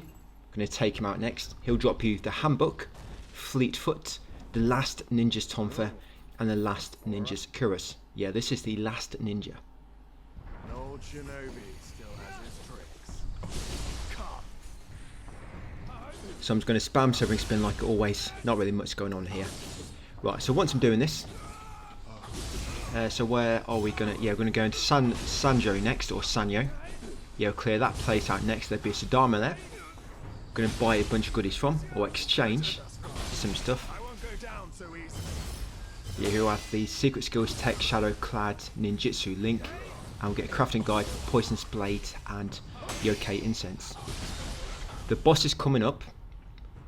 We've got to fight a Mizuki. That's that like massive, I guess, goat-like enemy. Looks like a goat, but can actually walk. He has like a big axe. Got to fight one of them. Gonna have to fight sister Gazuki, and we've got another Mizuki a bit later for a myth we'll be completing. So we will get another myth completed in this one. That one for Himiko. You'll complete her myth. But anyway, yeah, got him already. So yes, that's what he drops, as I've just mentioned. So I'm just going to grab all loot, conclude the duel. Yeah, so much for the last ninja. Yeah, so once you beat him, you're going to fast travel back to Karasuma Tsuchiyo, back over here. And now we're going to make our way up, but take the east path next. Defeat that Crucible Wraith. Yeah, I'm just going to level up slightly. I think I'm going to get my Constitution to 20 and then focus on Onmyo a bit more. I might get Onmyo to 25. Just so I can equip another slot. So my Onmyo does slightly more damage.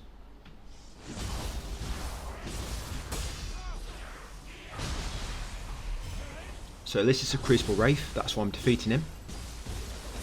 But if you come in stealth, you normally do a stealth attack, then do Severing Spin, and you normally catch all three of them in the same AoE. So you can kind of kill most of them all at once, if you're lucky.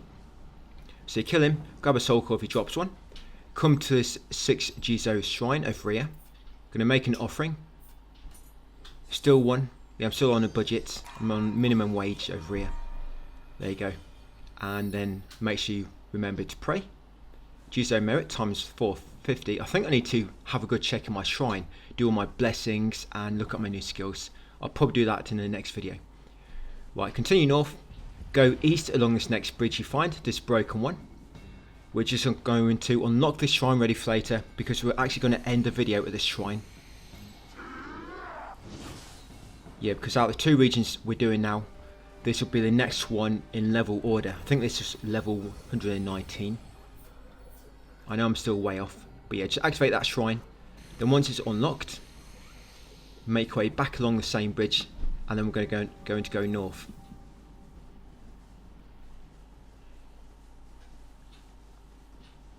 Yeah, make way along here next. And we've got one of the bosses coming up.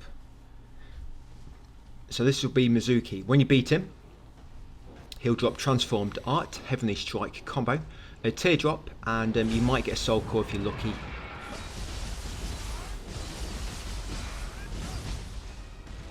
Yeah, he likes to do a back kick, so be careful.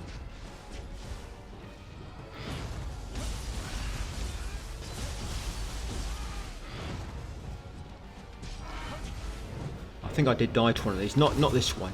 I think it's one during the quest right at the end. I was doing really good, he had a tiny bit of HP left, and he just did a combo and I got caught in every attack. Because these guys do massive damage if their axe catches you. Just got to be very, very careful. But if you can get 2 elements off, you know, if they're confused, and they just go to town on him. I should probably use my Guiding Spirit a bit more, because that is getting kind of underused with my gameplay. So I tried to keep it, you know, just in case, but then I just end up never using it. Yeah, I think I'm going to start incorporating it more in the next vid.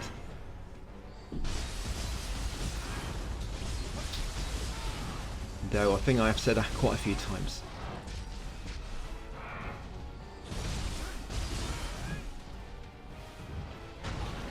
Right, about got him. So once we beat him, we'll continue north past him. There'll be a Spirit Vein, and that'll lead us to the next shrine, the Crossroads. Kawara Machi Crossroads. Kawara Maki Crossroads, whatever it's called. Yeah, so that's all the goodies got. Like I say, Heavenly Strike combo, Yokai Teardrop, and a Soul Core. Mizuki. Yep, use that Spirit Vein. And here is the next shrine. So make sure you unlock it. Level up if you need to. We're going to go through that doorway just behind it next. I think that's one. There's a Spirit Vein here, and it's going to lead us to a Crucible Wraith. Yep, here we go. And if you continue down this area, it actually takes us back to where we got that dung ball earlier. But like I say, you can't get back up. Yeah, it takes you down there. Of course, we've already cleared that area from when we did that base. So yeah, we've done a Spirit Vein, and this is a Wraith. Now this enemy is a bit annoying. They do this like massive purple screaming attack, and it basically immediately depletes all your ki if you get like properly caught in it. So do not attack too many times at once. You want to get a few attacks in, back off. Yeah, that purple scream, literally, if you get caught right in the middle of it, well, for me, it normally just immediately depletes my ki. So just be careful. And she likes to dodge back quite a lot. So each time you do move in, you need to keep like following her, because she'll keep evading backwards.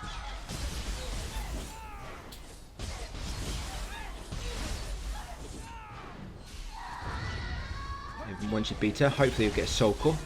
Yubumi. A boom. Right, got it. So I'm going to fast travel back to that same shrine, so it's a bit quicker. Yeah, so I'm just going to fast travel back. There we go, to the Crossroads. And I'm going to go north to this, well, in a moment we'll go to this Crucible. First, we want to loot a chest and talk to the little Sudama.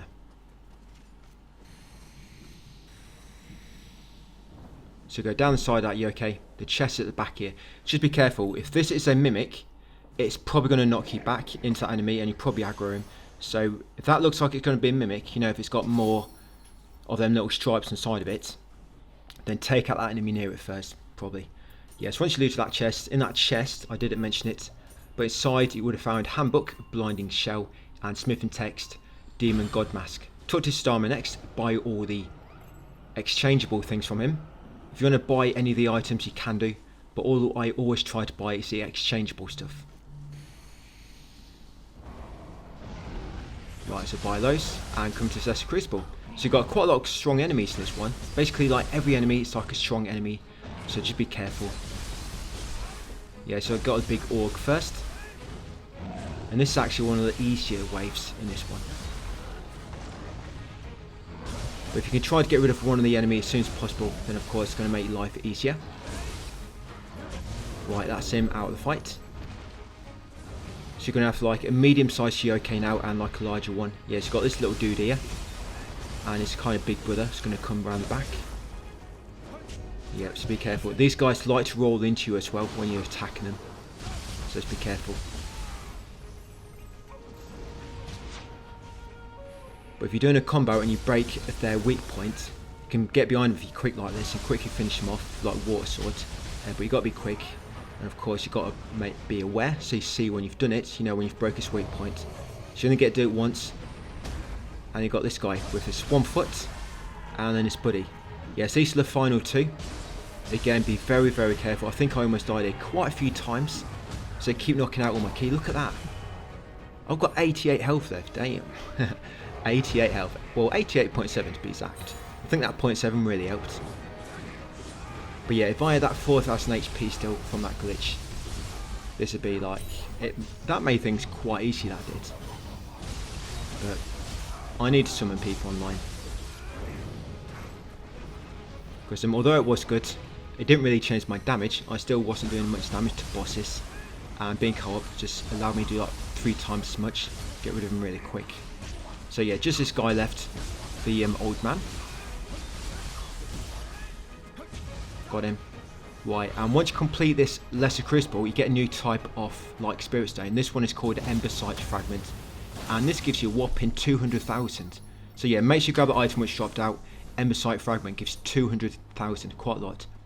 Right, use Spirit Vein to get to the upper floor of this building. Get a chest in the first room. In that chest you'll find Warrior's Text. Now in this next room is a bunch of enemies, but you need to come in here for a quest, for a myth. You need to loot the 2 items. But if you come in stealth, you can loot 2 items without engaging the enemies. Yeah, it's got these 2 feasting, got that guy hiding around the corner to ambush you. So just loot the 2 items. That's all you need to do, guys. Just loot them and collect them both. They're junk items, but you need the dialogue. You'll get dialogue that will update Himiko's myth. I forget the name. Oh, Ryoma's bequeathment. Yeah, update that. Then while that dialogue's playing, I'm going to come over here, and below this bridge to the northeast is that Chiyiko. Yeah, this Chiyiko, it does normally go to left and pause for a moment. You might have seen it when I first approached it. I thought I was going to get it in time, then you started flying back to the right. So if you try to hit him when he's moving and you have a bit of difficulty, guys, just wait until he stops on the far left, shoot him there. Like I say, pauses for a few seconds.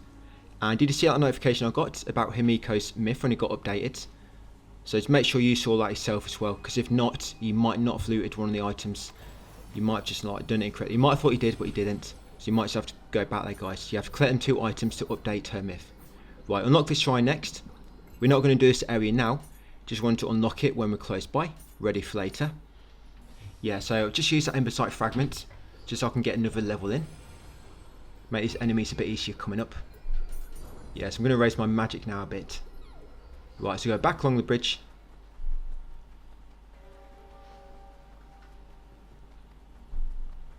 And we're going to come to this little village now. We're going to do a Scampers. Yeah, it's not really anything else in this village of value. Just this Scampers. Yeah, so come to the end here. And it'll be outside this doorway. Yeah, this will take you across the rooftops.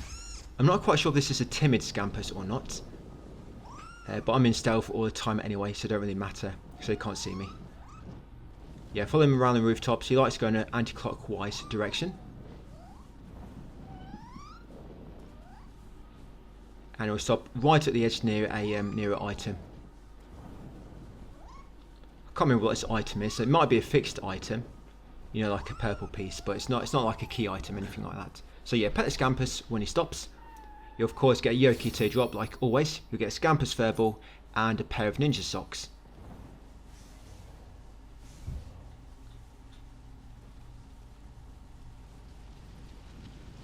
Yep, next up we're going to come to the far northwest corner of this little village.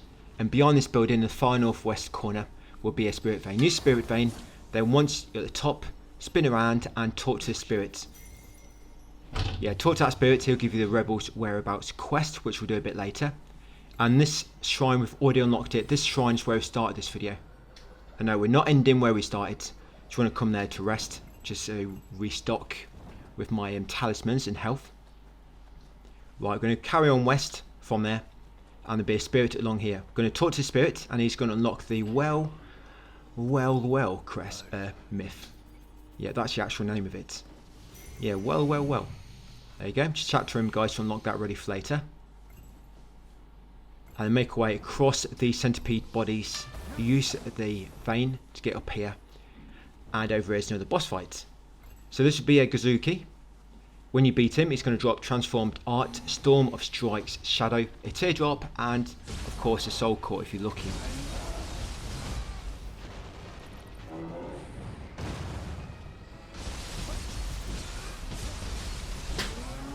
Yep, then we've got another one of these shortly after. Yeah, because when we go and talk to Himiko in a moment, she's going to bring us back here. So I probably should have gone and spoke to her before I got to this point. I was actually going to do it in the next video, that's why, but I thought, you know, it's quite short at the moment. I think this would have ended about 22 minutes. So I thought, we'll go and talk to her now, do it now instead of on the next vid. Yeah, that's my initial intention.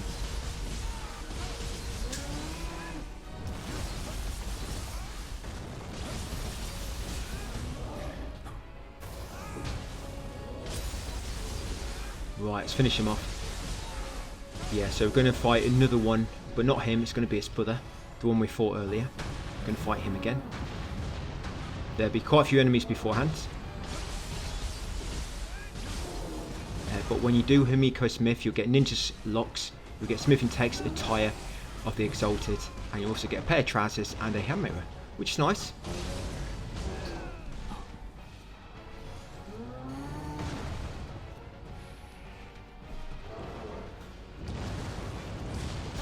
Yeah, and this shrine over here, it will take us into another area, but I think this area just to the west of us is a really high level area, so I'm definitely not going to be doing that yet.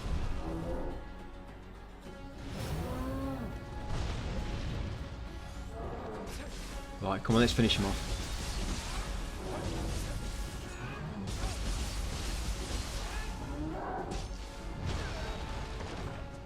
Right, got her. There we go. So yeah, grab anything he drops. I was going to say drop anything he grabbed. Get my words jumbled up here. Right, so complete steps. Trigger the shrine, of course.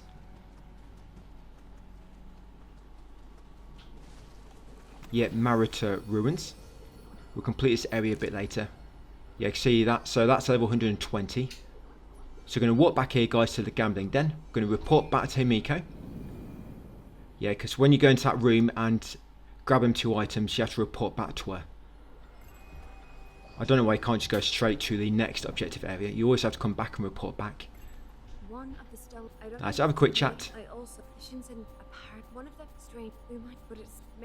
And once you've updated the myth, we're going to walk back to where we just came from. Yep, so back over here. Yep, that shrine. Yes, that's level 120, quite a lot higher. I think I finished this video about 112 or something. Not far off, I guess. Right, so once back here, you're going to come east. And this will be where the myth location is anyway. So yeah, back here, go through this gate. And she'll be waiting on you. I've been waiting for yeah, you have a really slow walk. You'll grab a letter.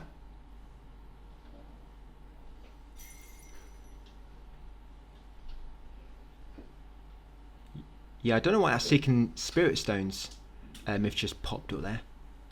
Or maybe it's because it's from that area I just came from when I warped in.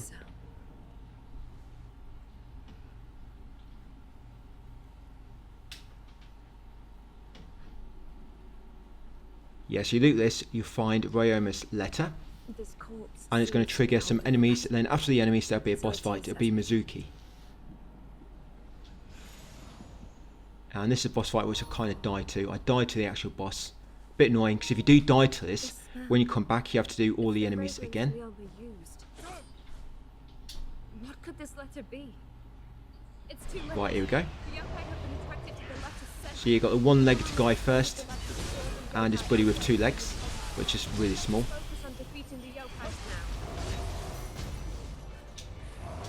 I think there's 5 yokai altogether before the boss spawns. Yeah, you got these two first. But there's one point where you get 3 at once, but it's quite some tough enemies. So you get like one of them bigger wolves. Yeah, so you got this yokai here. Is that an NK? Can't remember the name now. But yeah, be careful because you get this yokai spawn, this NK, then you got the wolf spawn, and you got one of them other annoying enemies which likes to lob range attacks at you. But I normally like to get that NK first. Then you probably want to focus on the ranged guy and then focus on the wolf. I think that's what I did when I had to do this game when I died. But the edit actually comes in just before the boss spawns. Right, got them all. Almost. Yeah, the Screamer. I think that's a Screamer enemy. Yeah, but these are really weak. They've got tiny HP pool. They're definitely not part of the Todo clan. Right, so here he is. Yeah, this guy bloody killed me. So yeah, there it is. That's the edit, guys. Yeah, I'd literally almost killed him. And he just did a combo and I think my back was against the wall and my time was just way off. And Himiko doesn't really do much to help.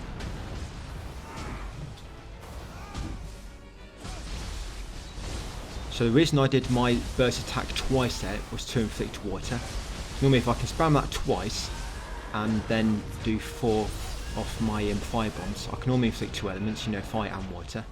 I think that's why I just did a massive chunk of damage, which is quite rare for me. I normally let other players do all the work.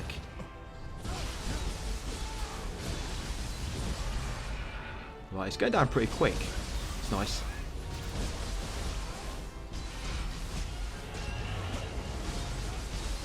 Right, got him. Yeah, he went down really easy that time. Yes, when you beat him, like I say, you get a pair of ninja socks, smithing takes a tie off the exalted, pair of trousers, and also a mirror. Grab all the loot and make sure you talk to Himiko afterwards because you've got to give her the letter. Yes, we can finally give her the letter. I don't know why I couldn't give that to her before the fight and we could have just left. That's it. Hand over the letter, guys.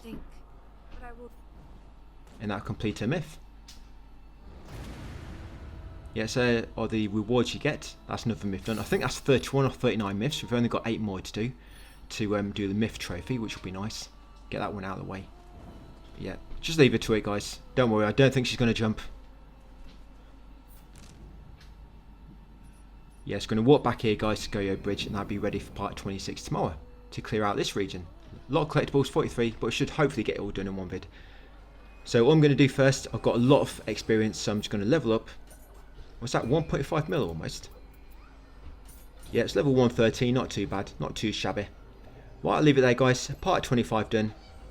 Thank you for watching, and I'll catch you on part 26 tomorrow.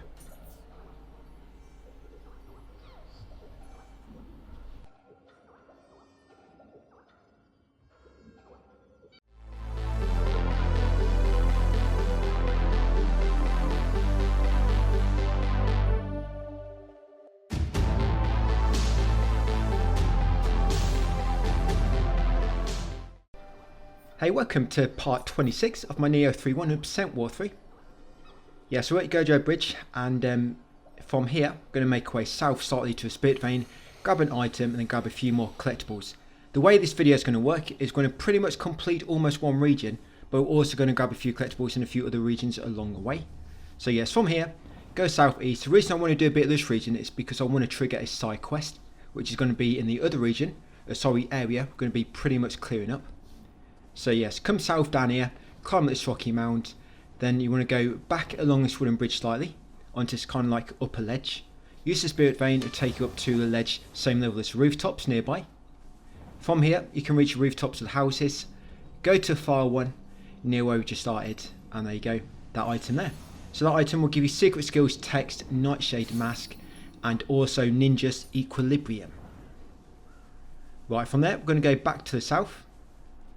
Yeah, so where we just came and we kind of did a loop, we're going back south again and making our way to the far end this time. Yeah, we're going to use the spirit vein on this little shed. And then once up here, you want to go to this house on the left.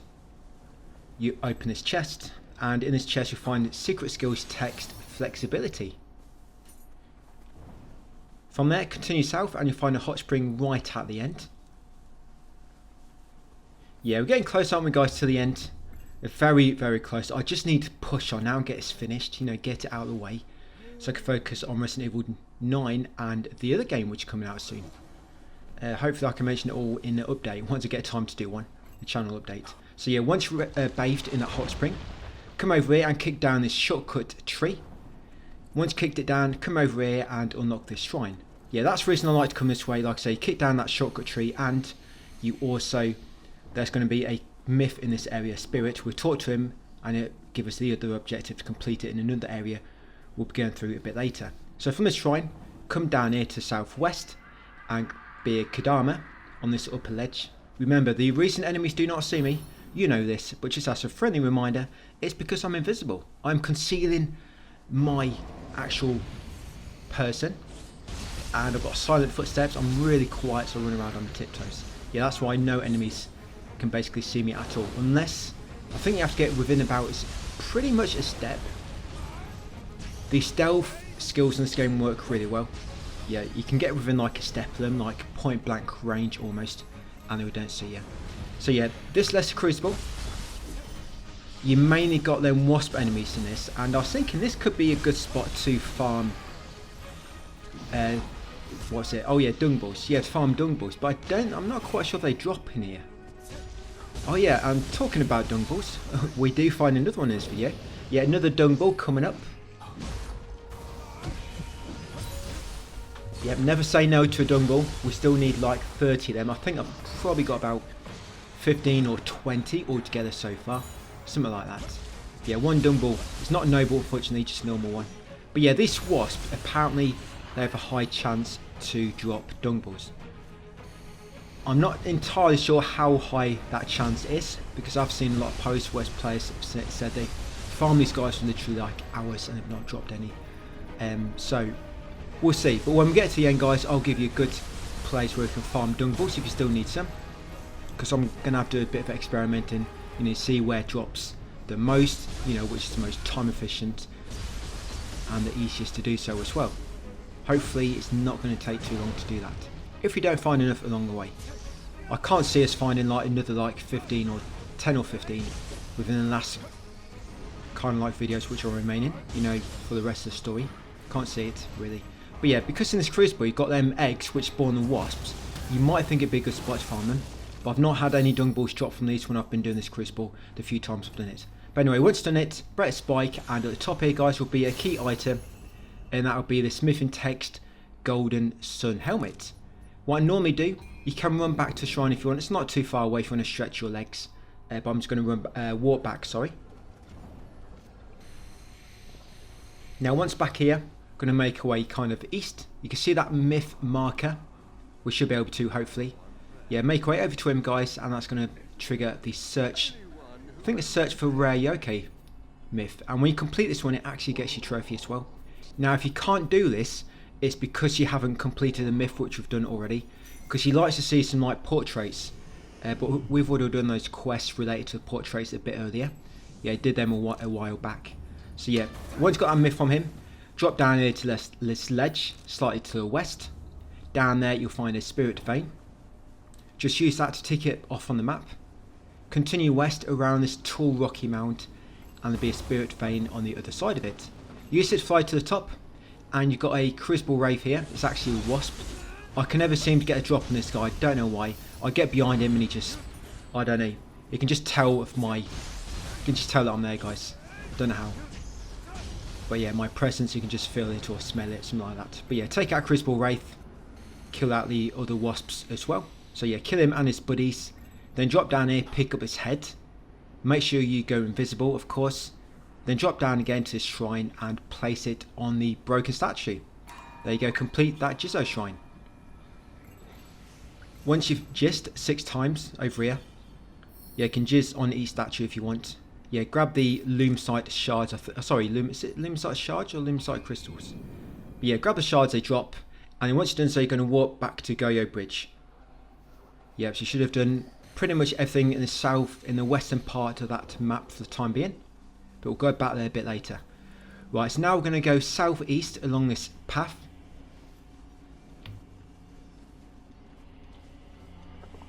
and I'm going to go right around this building. Now I can never get this item without triggering this enemy. I was going to try it again. I've probably tried about 5 times, but I still try, even though I know deep down I'm not going to be able to get that without triggering him. I still keep trying. So yeah, just attack the enemy first, guys, and then grab the item. Yeah, so it'd be secret skills text full moon kata. Once got that, come over here and unlock this shrine. Yeah, this will be the Ottawa stairs. Then from here, we're going to go northeast over to the space nearby, and we're going to defeat the 6 yokai. If you come up along the top like I'm doing, be a true ninja, attack him from the rooftops. Yeah, you can get a drop on this guy, get a bit of free damage in. Just be very careful if you're fighting him on this narrow path. The thing is, if you knock him down, there's actually a lot of other enemies down below, but they are weaker types. But this enemy base is a yokai realm, and the enemy which is holding the realm, the one you have to kill to kind of like dispel it, he's roaming around near the other entrance. You see that big rocky mound in the middle? He's normally on the other side of that. So if you can stay away from there, you shouldn't have to engage him and all these enemies at the same time. So yeah, I like to take out a big orc, and then take out these like foot soldiers down the bottom. There should be 4 of these guys. Yeah, the big orc, 4 foot soldiers, and the yokai realm holder around the other side. Yeah, there he is. You see that yokai realm holder? He's just walking away from me. I don't blame him. But yeah, take out these 2 next. 2 more foot soldiers. Then we're going to go invisible and try to get a drop on that guy. Because what normally works for me, if I can get a stealth kill on that guy around the back, I get a stealth kill. Sorry, not a stealth kill, stealth attack. Yeah, maybe one day I can stealth kill a strong enemy. Yeah, then I do water wheel. That normally finishes him off without him getting a chance to do anything. Right, here we go. So stealth attack, water wheel. Yes, I'm going to spin around a wheel on his back. There you go. Attacked him with my spare wheel. Right, I finished him off. Right, so that's that enemy base cleared. Or captured. Yeah, loot this chest next. This chest, you can only open it once the base has been cleared. Inside here, you'll find secret skills text, nimble step.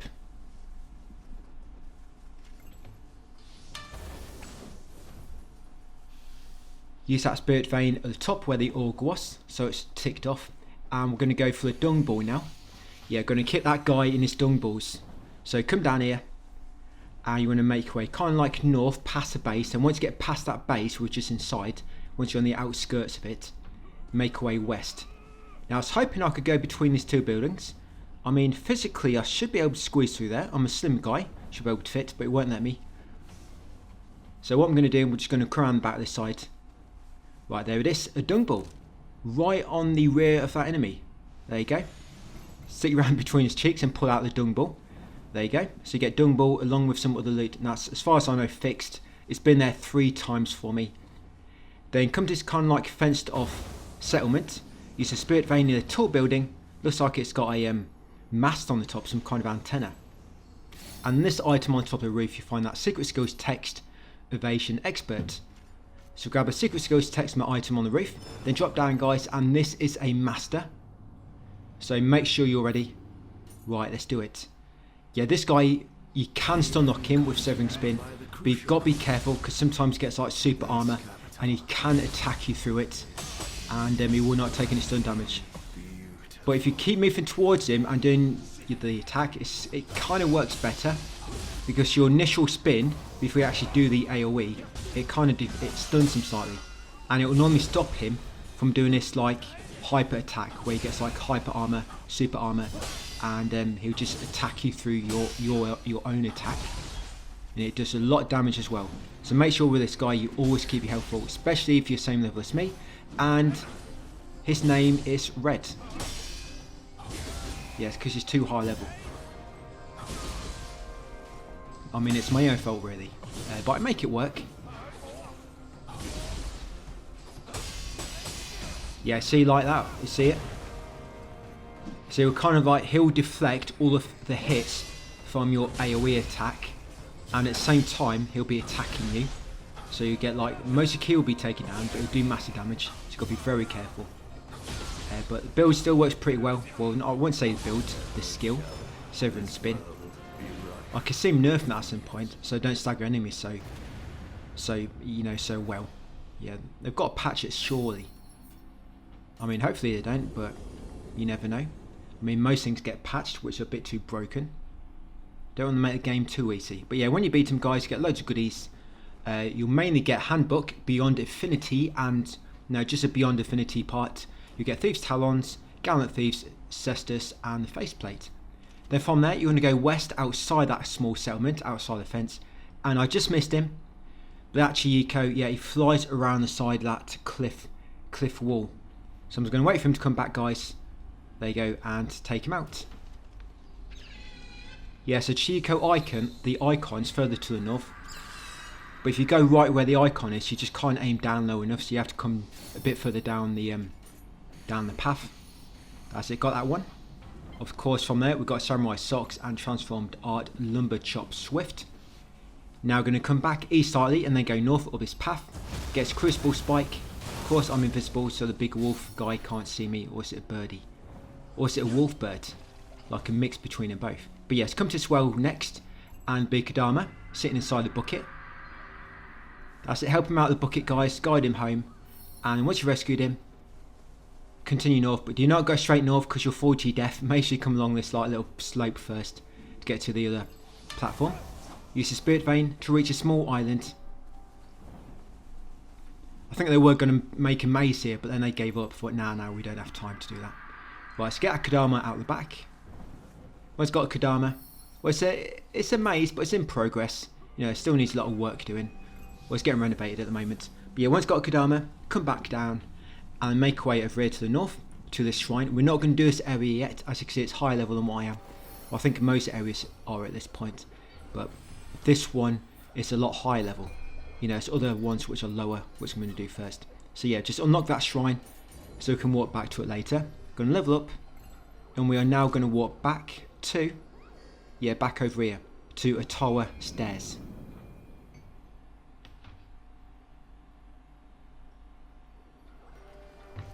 We're not going southeast yet. You can see that NPC in the distance. I'm not going that way yet. We'll do that later.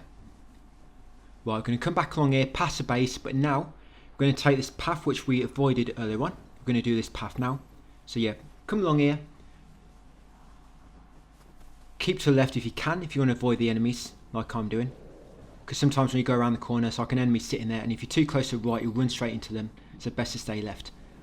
Yeah, so you need to kind of like drop down on the right. Just keep looking for a Spirit Vein, guys, and drop down the path leading to it.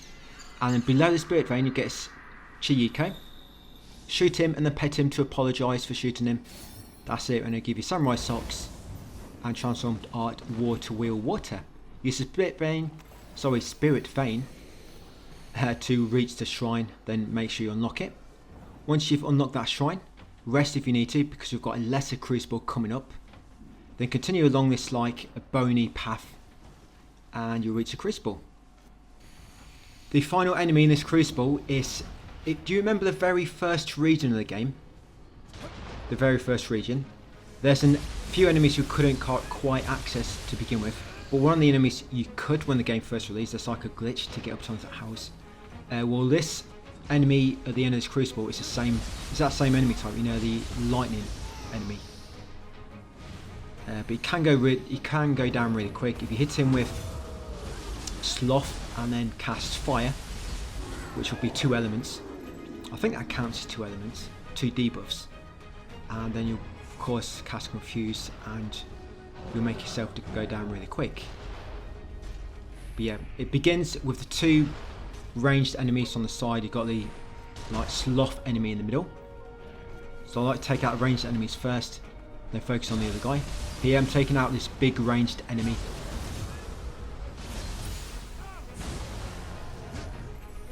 Right, I don't know why I seem to be doing a lot more damage nowadays. Weird.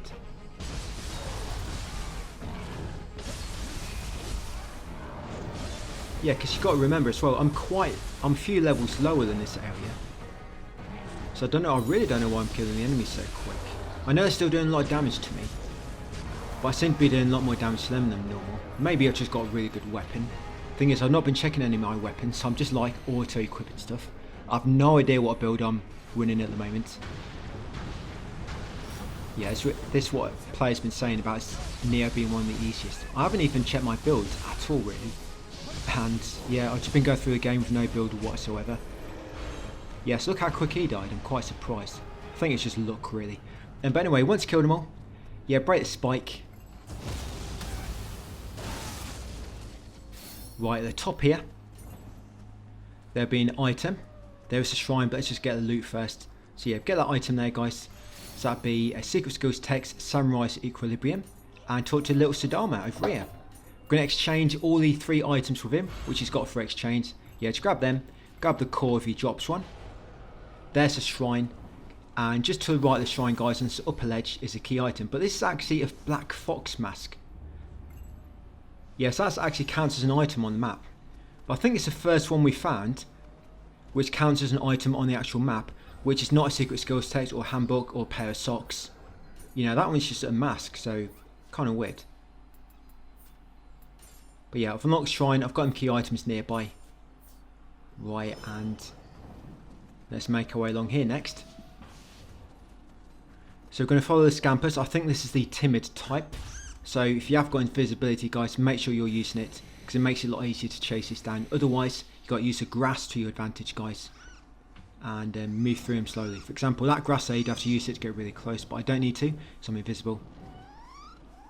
So yeah, follow him to the end, and along the way, if you get any of these blue revenants, you might want to summon one to help, because there's a little boss coming up, one of them annoying Katamaki enemies, you know, like long sausage-like cat thing, whatever they're supposed to be. Yes, when the scamper stops, kick down the shortcut logs just in case we need him later, and then pet him. Of course, you get Yoki Teardrop, Scamper's Furball, and a pair of Samurai Socks. And then up here is that boss. So if you can go into stealth, great, because you'll get a bit of free damage to begin with.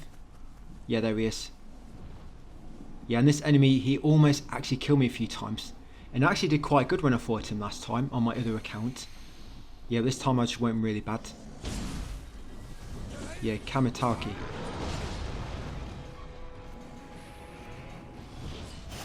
Yeah, but I'm surprised his name is white. Yes, I'm sure he's higher level than what I am. But yeah, when I'm making these guides, when I'm doing this one, for example, it's Nioh, I mean, it always changes from guide to guide. But at the moment, I'm normally going through it, I'm kind of writing down where things are, and then I do it a second time on the other account where I just kind of like polish up the routes, because once I know where things are, then I can kind of look at things and think, right, what I'm going to do, what I'm going to get in and in what order. Sometimes I can figure out the order as I go through it for the first time, sometimes I can't, sometimes I have to just find out where everything is and then do it again with the order, because I'm actually having to have PS Plus on another account so I can back it up, so I can reload, so I can do it all again. And then normally, once I've done that once or twice, it's normally twice, sometimes it's 3 times. It's at least 2 times, sometimes 3 times. But once I've done that, then I'll go on my other account and I'll record it. So it's not been too bad. I think to begin with, it's taken me a lot longer. I think it's taken me like 4 practice sessions before. But now, of course, we're more used to the game. We're coming close to the end and it's just taking me a bit quicker now. But of course, I'm on Resident Evil 9. So that's taking up a bit of time. But anyway, once you beat that boss, guys, use Spirit Vein nearby.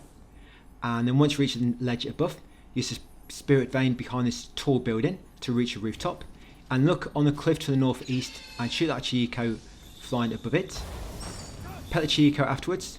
Did not mean to do that. Luckily, I did not kick the Chieko off on the way down. And he's waiting for me to pet him. Yeah, these guys will lay there all day, guys, waiting for a belly rub. They love it. Yeah, you ain't got to worry about them guys running away. Yeah, so when you pet that Chieko, you'll find a pair of ninja socks and you get transformed art Twin Phoenix Extend. Drop down to the roof below, then come around back there, you get a key item. So that's handbook, Caltrops bomb, I think it was. Once got a key item, Caltrops bomb. Continue along here. Now carefully do not fall down, we want to unlock the shortcut gate first, but I wanted to just quickly grab this item above the shrine. So that's secret skills text, potent Might Kata, and Smith and Text Raging Helmet. And then unlock this shortcut gate, it'll take you back to that recent shrine. Make sure you unlock this first, before you go to this next myth area. That's just going to level up because I've got enough Amrita. Right, okay. So come up here. This is where the myth objective area is. Seeking rare yokai. I think that's one. Yes, it is. Yes, come up here to defeat these enemies. There's also a Crucible Wraith in this area normally, but he won't spawn when this myth is in progress. So once we've defeated these enemies, update the myth, we'll go back to Shrine, reset the area, then come back and defeat the Wraith. The enemies here aren't too bad. I mean, you want to go for that fire wheel first. I hate those guys. Go straight for the fire wheel. If you're quick enough, you can hopefully get him quick like I did. The Screamer enemy, they stun quite easy. You can just like lobby shuriken at them to stun them in between attacks. And this guy, or this woman, she likes to dodge away. So it's basically a game of cat and mouse. You know, she moves away, you run after her. Just keeps like that. So you have to keep like repositioning yourself to hit her, or use the shuriken in between. And then the final enemy will be one of them big slug enemies. Yeah, this dude. But again, this guy, I think this guy went down really quick.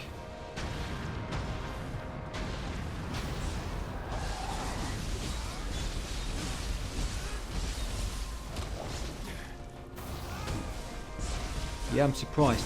I think it's because I keep using sloth and inflicting fire on him. I don't know. Well, maybe like I say, it's something to do with one of my weapons. But anyway, once beat all those enemies, this spirit, I don't know why, but he doesn't like to appear. He's a bit shy. Yeah, it takes ages for him to like appear properly. So yeah, just give him time, guys. There we go. Yeah, so talk to him afterwards. That'll update. It won't complete it, but it will update it. Then we'll complete it at the start of the next video. Right, over here is a key item. Make sure you grab it by a tree once you're done. Summarize text. And I would warp back to that nearest shrine, but I can't.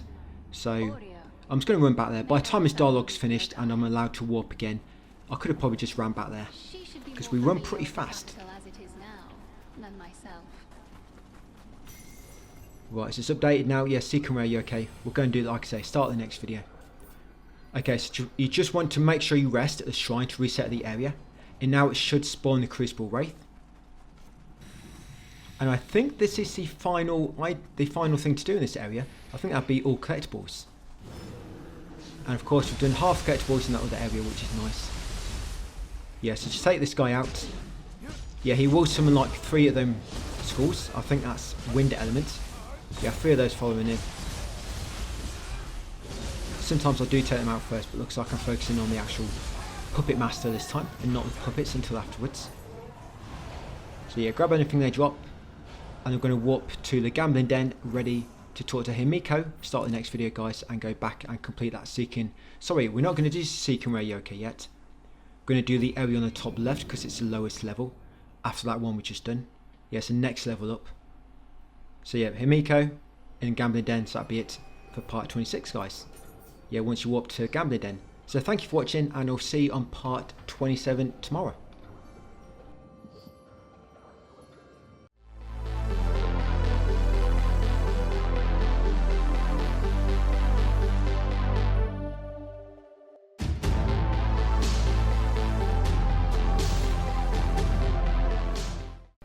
Hey, welcome back to Nioh 3. This is part 27.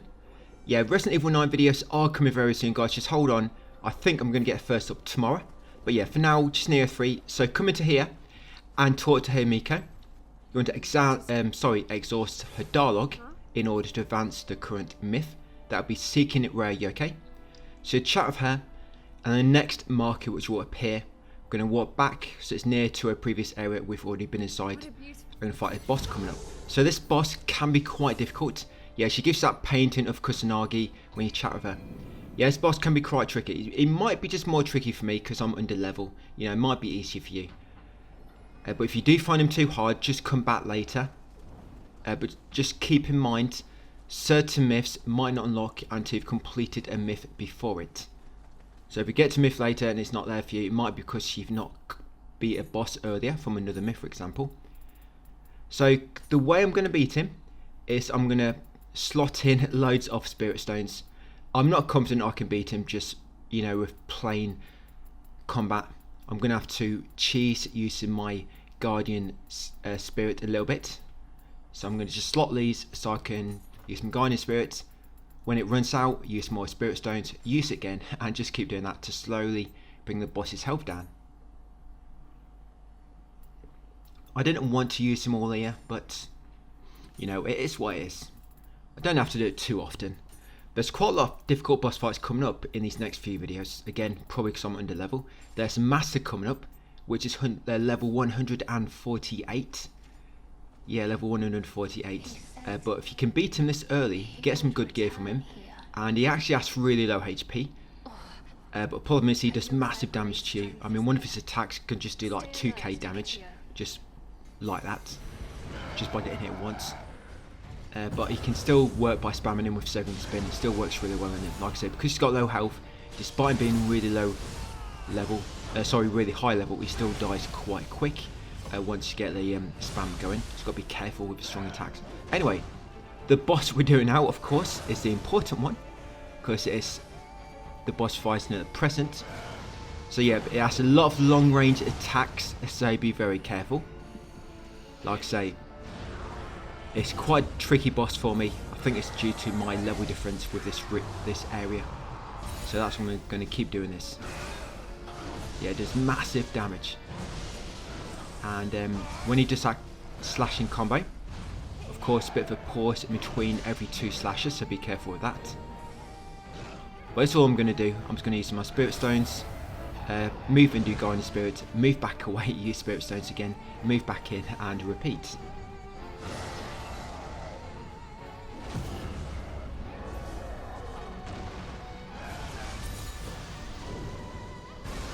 I wasn't confident I was going to do this first time, but I guess I was quite lucky here. Managed to pull it off, because I completely wasted that Guardian Spirit, pretty much. The first one went too bad. I took off a massive chunk of his HP, but these are the ones that do not get used that well. Yeah, and if you are using your Spirit Stones, in order to get a full gauge, you need to use 3 normal Spirit Stones and 1 small, or you can use 2 large and I think 1 normal.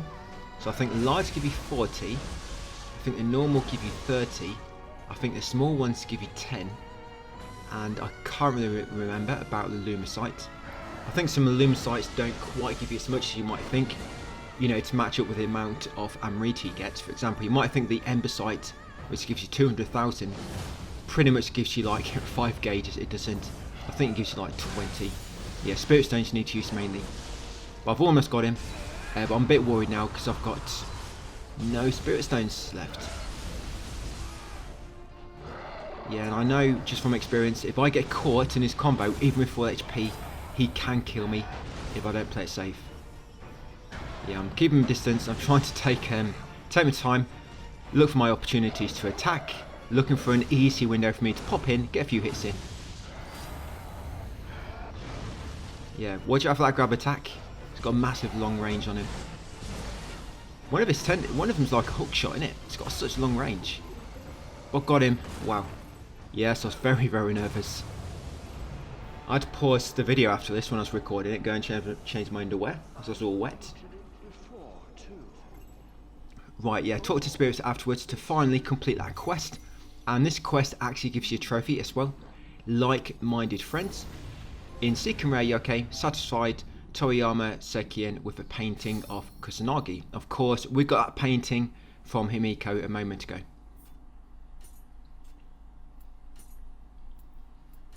Yeah, so you look at that, you get 200,000, but it doesn't really give you much spirit. Look at that, I don't get much at all. Anyway, once done there, we're going to warp over here next to Maruta Ruins, over here to the northwest. The reason we're coming all the way over here is because this nearby area is the next basically level up. I think it's 120 or something, or 119.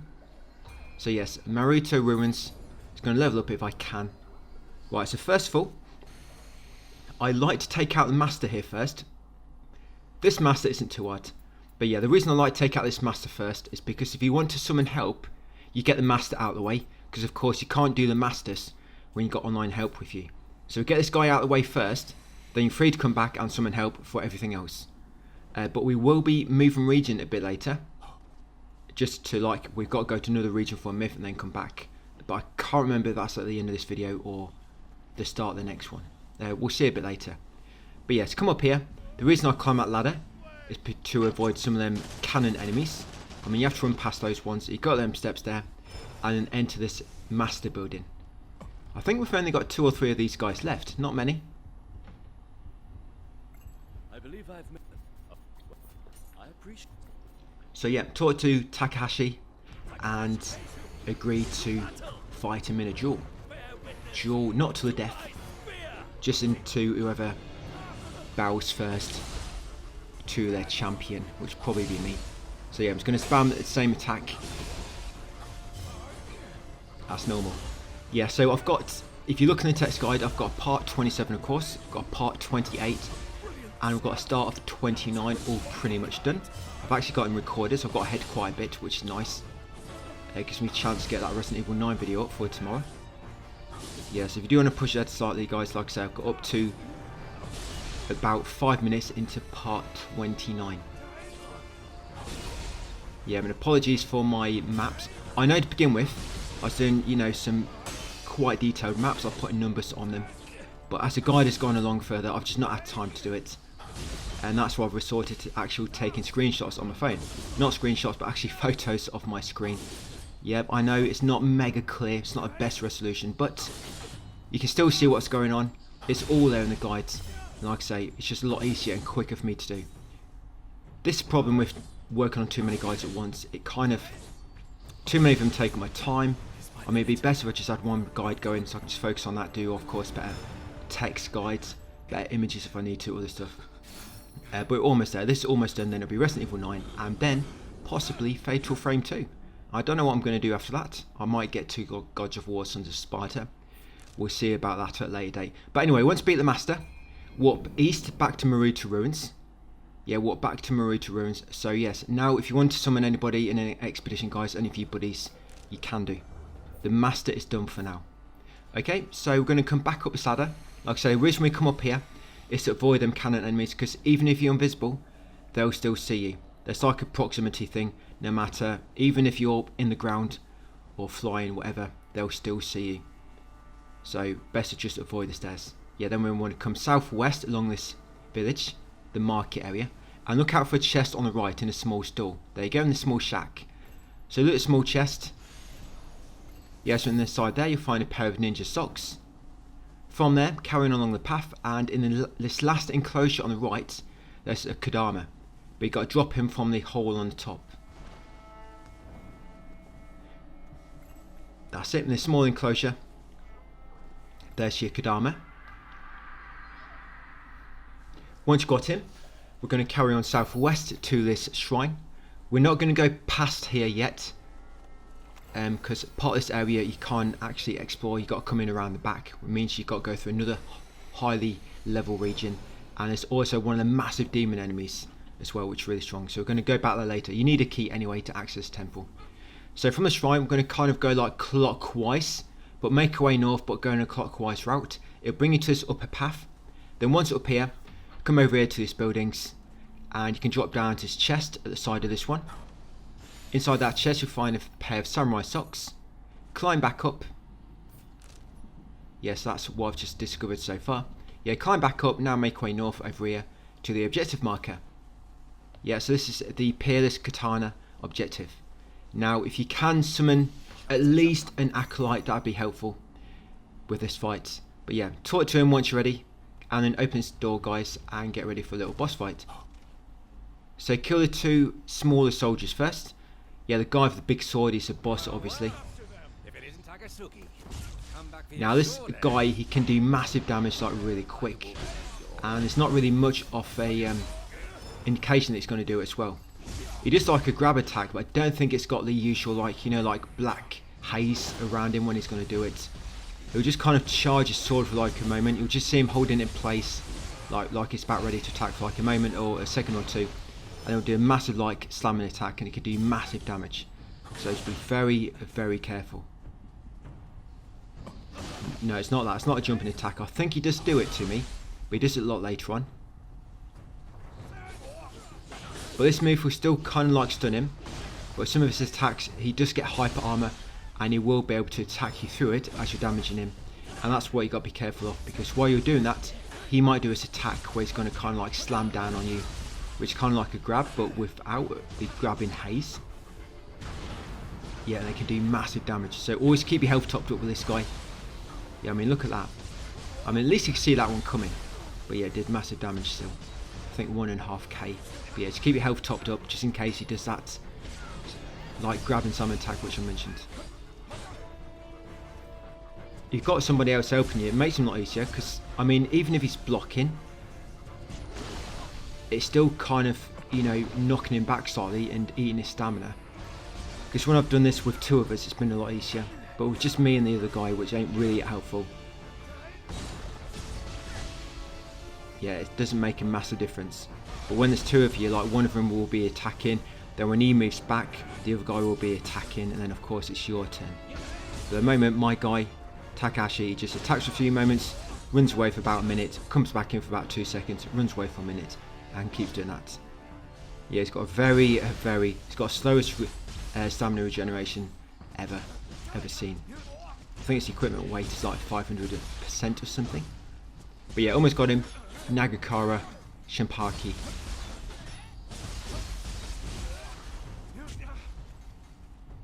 Yeah, is he going to do that attack I mentioned? You might have done it by now, but might not have noticed. I'm going to try to look out for it.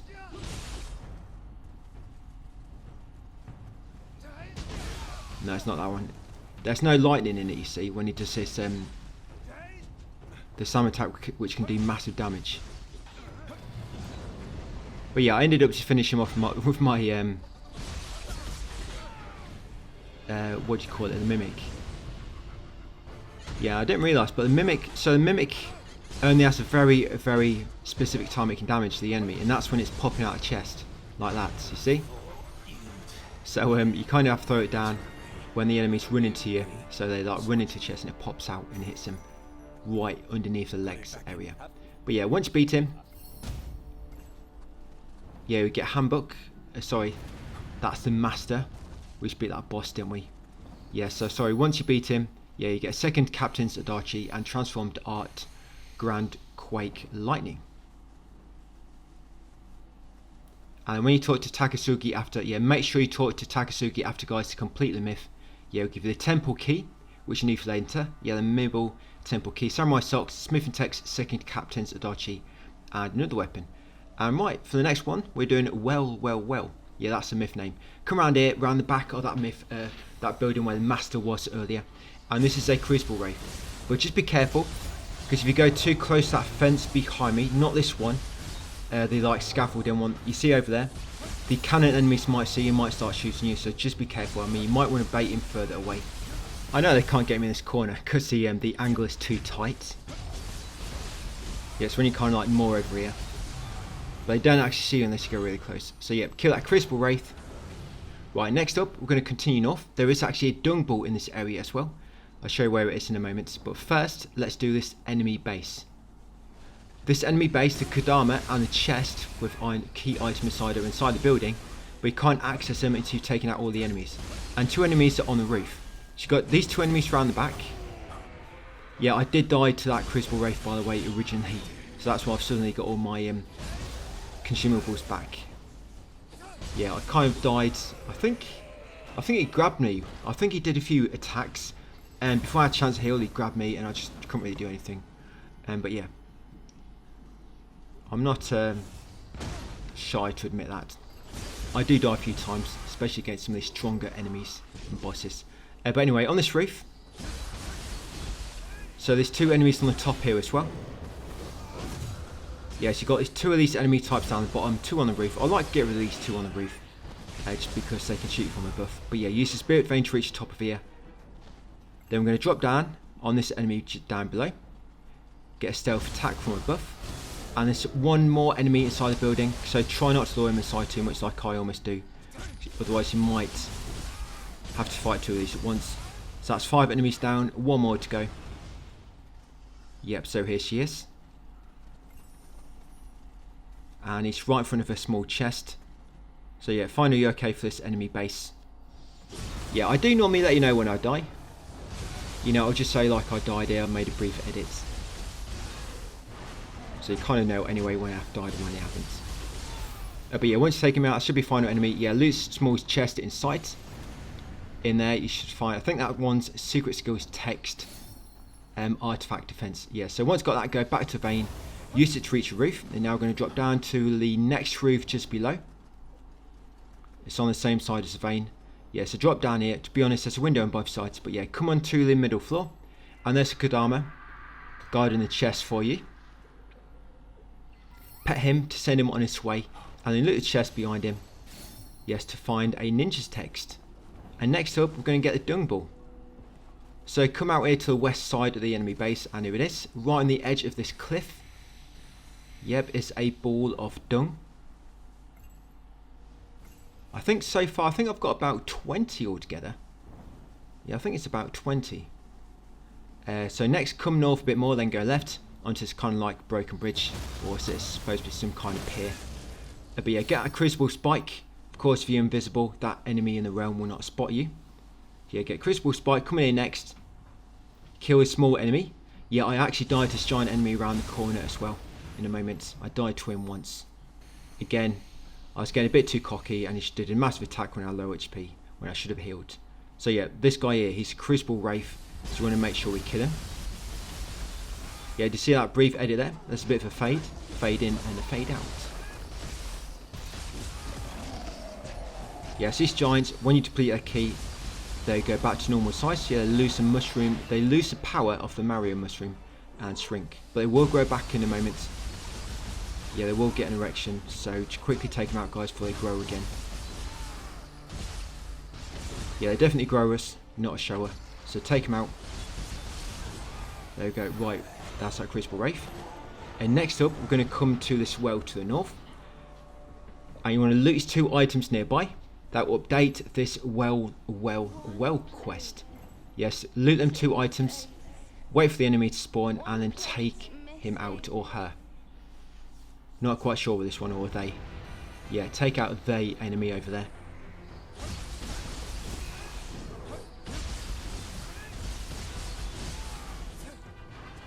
And then you have to go to another region to update this quest a bit more. I think this quest sends you around the map quite a bit. Yeah, all the myths in this region, they just seem to send you all over the place. I mean, I think we spend like 10 minutes doing a myth in the next video, just because it like sends you here, then there, then another place. But once you beat that enemy, guys, and got a dialogue, come and talk to the Kodama. I'll buy the exchange items from him in a second. So you want to activate this shrine first and level up. So I think we're going to get magic to 25, and then I think we're going to start working on stamina. I think that's what I do. But anyway, talk to Kodama and exchange all the exchangeable items from him. So buy them all for teardrops. And because we kill that enemy after looting them 2 items near the well, that should have updated the well quest. It now should want you to go to the northeast part of the area. Right, so Lesser Crucible. Don't worry about that Chico, we're going to go back to it in a second. Yes, this Lesser Crucible, this as well, I died I think 2 or 3 times. You might not have seen the edit because I made it, you know when my map just opened, that's why I did the edit. Sometimes that can be a good spot to hide an edit in. Just quickly open the map and it's hard to tell. But yeah, the reason I kept dying is because there's actually some traps around here, and it's these 2. It spawns 2 of these guys at once. But there's traps around the area.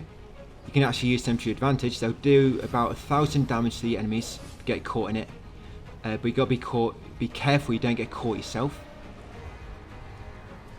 Yeah, like that, look. Well, almost 2,000 damage, quite a bit. Yeah, these guys have a lot of health. But the problem is, attacking one, and then they'll be attacking you while you're attacking this buddy. Yeah, one of them is bait while the other one attacks you. So just play it safe, guys. Probably come into attack when you got full stamina and full HP. Move away, get full stamina again. Because when you get knocked out, when you get no key left and then you get attacked, that's when you get into trouble. But I've got one of them out of the way. Because these 2 are probably the hardest enemies on this Crucible. I mean, the next enemy is going to be a giant. And you've got another giant after that, but they're not too bad. It's these 2 enemies together. Alright, got it. I did get hit by spikes, but luckily I had full HP. Right, it's a giant next. And this dude almost kills me as well. I don't normally have too much trouble with this guy, but this one just kept he just kept trying to sit on me all the time. And I wasn't quite prepared for it. Yeah, I've only had my spiky helmet on. Yeah, where's a kappa when you need one? Is it a kappa? Yeah, kappa helmet. Right, but remember, just keep hitting their heels, their weak points, guys, their Achilles, and that knock them down. Then just slice them and shred them between the legs. And if you get around the front, you can do a finishing attack, but it doesn't quite finish them. More like a grappling attack, I guess, in this case.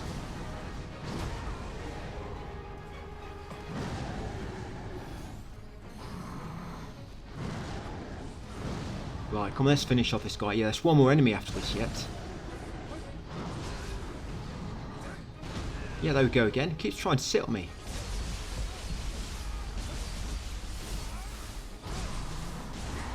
Well, I got him. I don't know where his little buddy came from. Yeah, so one more enemy. I forget who this guy is now. Oh, it's another giant. Yeah, but the wizard. It's a wizard giant. Let's go take him out now. Yeah, these guys normally stand still to begin with, so if you're quick enough, you can get quite a bit of damage in on their back. But they might start off with that lightning attack, which will normally rain down lightning 3 times. So just make sure you're ready to dodge that.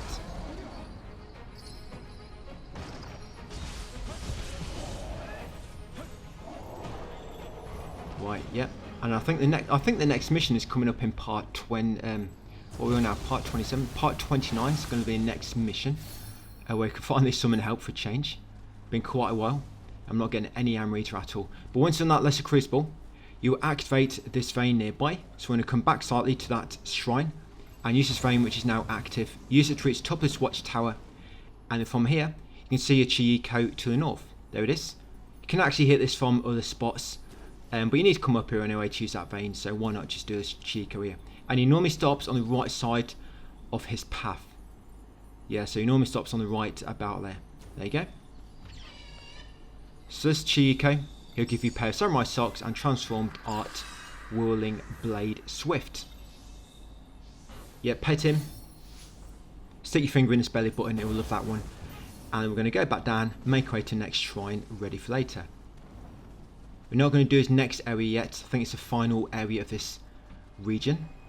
Yeah, I think it's like level 130, something like that. But yeah, just activate that shrine, guys. That'd be Maruta Riverbed. Then we're going to warp to Yasaka Shrine. Yeah, warp to Yasaka Shrine. All the way over here. Yes, there we go. And we'll finish at that quest next. That's it. Warp there. Ready for part 28 tomorrow, guys.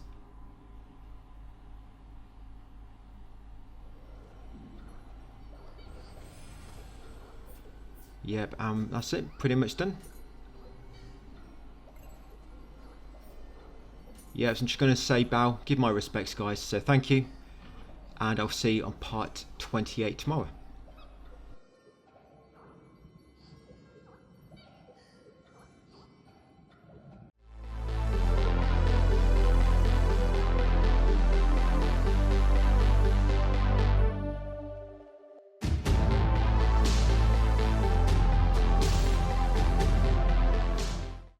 Hey, welcome guys to part 28.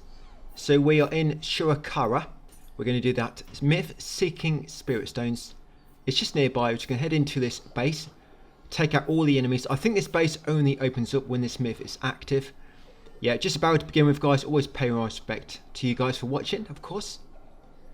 So yeah, span the camera around a few times. You know I like to do that. Yeah, so up here, seeking spirit stones.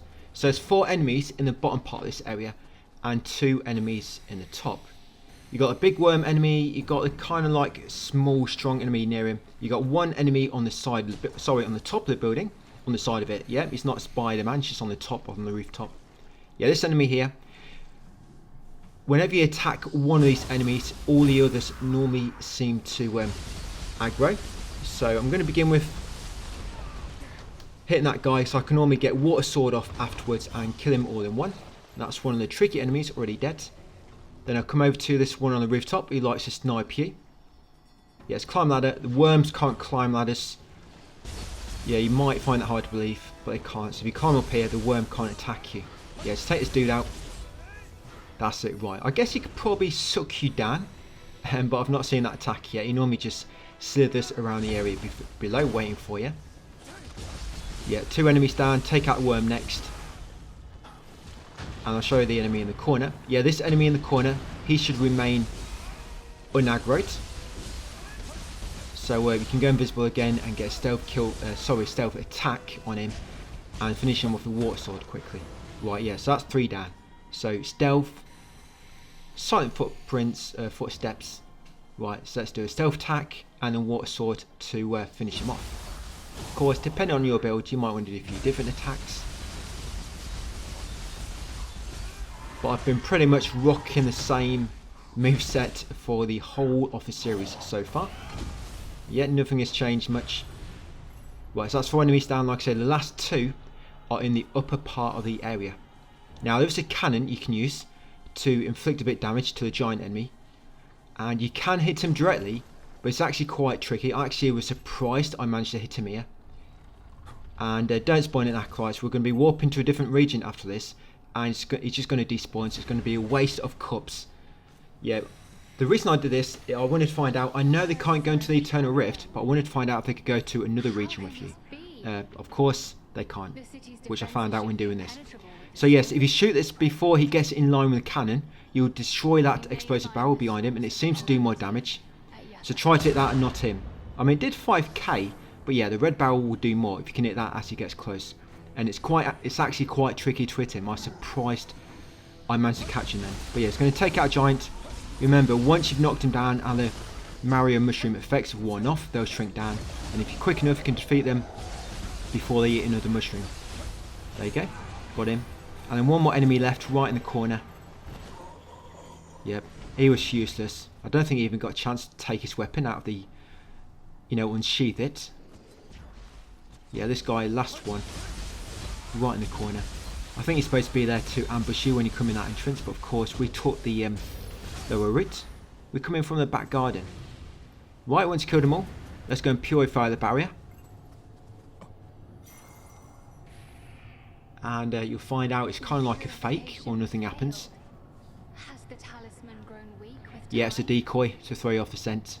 You need to go back to a previous region. We must restore peace and This boss revenge fight coming up is actually quite tricky. I think it takes me about, it literally takes about 5 minutes.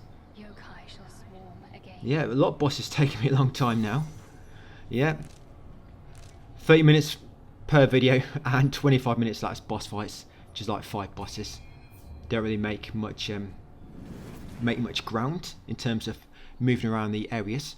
So yes, after purifying that and advancing the quest, yeah, make sure you talk to Himiko to advance it a bit more. So we now want to fast travel to Yasuka Shrine in Bakamatsu era. Yeah, 1864. So yes, warp here and then talk to Himiko nearby. Sorry, have I got the right place? Sorry, yeah, I'm giving you the wrong error. Sorry, yes, purify the barrier, warp to 1190 error. Yeah, high in error, the period. And you want to go to Yasuka Shrine, Nishiro Gate, that area.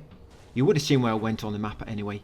And try not to trigger the enemies. I ran too close to them once on the way past, never mind. Right, then you're going to make a way here. All we need to do is make a way up to the boss. I'm just going to summon help. Yeah, I don't think he survives for very long. He's level 88. And I think the level of these enemies is a bit higher. But it's another character or NPC to just aggro the enemy slightly. Give me a chance to breathe sometimes. So not just constantly attacking me. But when you first come into boss arena, take out 3 mages first. These go down pretty quick. And once you deplete their health, they won't be dead, but they'll be out of the fight. Yeah, they'll be getting their breath back on their knees. So once you've done that to one, switch to the other, and then to the final one. That's it. By the time your mates do one, you've probably done the others. Like I say, they're quite weak. Right, and then next, you're going to get the boss and 1 regular enemy is going to spawn with him. I think it's 1. So take out the regular enemy first, and of course take out the boss. Yeah, this boss takes me a good few minutes. Yeah, so it's that dude there. Ryomen. Oh, sorry, it's two regular enemies. Yep, excuse me. 2 regular enemies. Just watch out while you're taking care of these, because the boss will be trying to hit you with his bow. So watch out for that. Yeah, it's water bow. It's actually got water on it. Yeah, he dips it in water and then shot it at you. And believe it or not, arrows dipped in water do cause a massive amount of damage. So getting rid of the 2 Yoko first. Yep, even if you're thirsty guys, they're still doing massive damage to you. Right, yeah, watch out for his grab attack. And if you want to use any fire abilities, of course try to hit the blue part of the boss. If you want to use water, try to hit the red part. Of course it can be a bit tricky because you might be about to attack the red part and then it'll spin around, so you're actually attacking the blue part. Because if you find yourself not doing much damage, it's probably because you're using a water element on the water side. So yeah, see that when I do fireballs on the red side, it doesn't do as much damage, it does like 50. But when I lob it on the water side, it does like 700. Same if you use your spirit skill. So if you use the one with the water ability, try to do it on the red side. But if you use lightning works better, because they both seem to be quite weak to lightning. So yeah, if you can use lightning, that's great. But I've not really come into the fight prepared. Yeah, I've not even got his health down half yet. Right, let's do it. It's a bit annoying because once you do fully deplete their stamina, they just enter the Yoko realm and then they get all the stamina back. So you're back to square one again. And I just beat him. I think I had 0 elixirs left. Like no healing items. All my friends have been killed. Not killed, but you know, knocked out of fights. They bowed out. And then there's me. No healing items. Just me and my little shurikens look from a distance, finish him off. I was trying to do expeditions on this, but it's taken ages for me to find random players. And at the time I didn't want to look in my friend list, so yeah, I just did it solo like this. Because one good thing about expeditions, if you die, your friends can revive you, so there is that. I know it makes enemies stronger.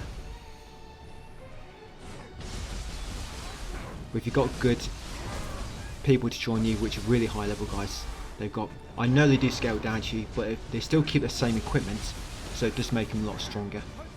And of course they know what they're doing, they've got all the good abilities unlocked and whatnot.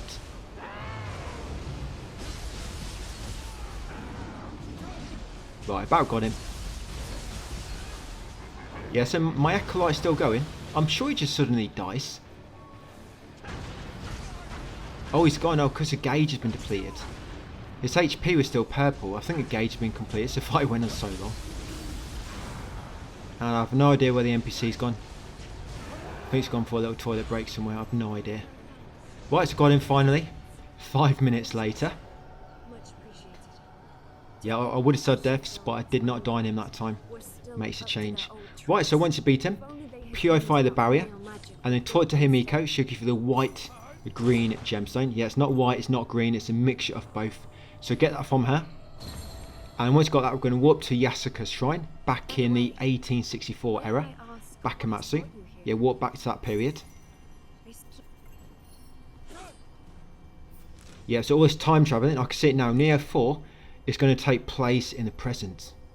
There's going to be a time period going back to like 980 BC. Then we'll be going back to 2027. You watch. Nioh 4 is coming. Right, so once back here at Yasuka's shrine. Yeah, we're going to talk to Thomas Glover.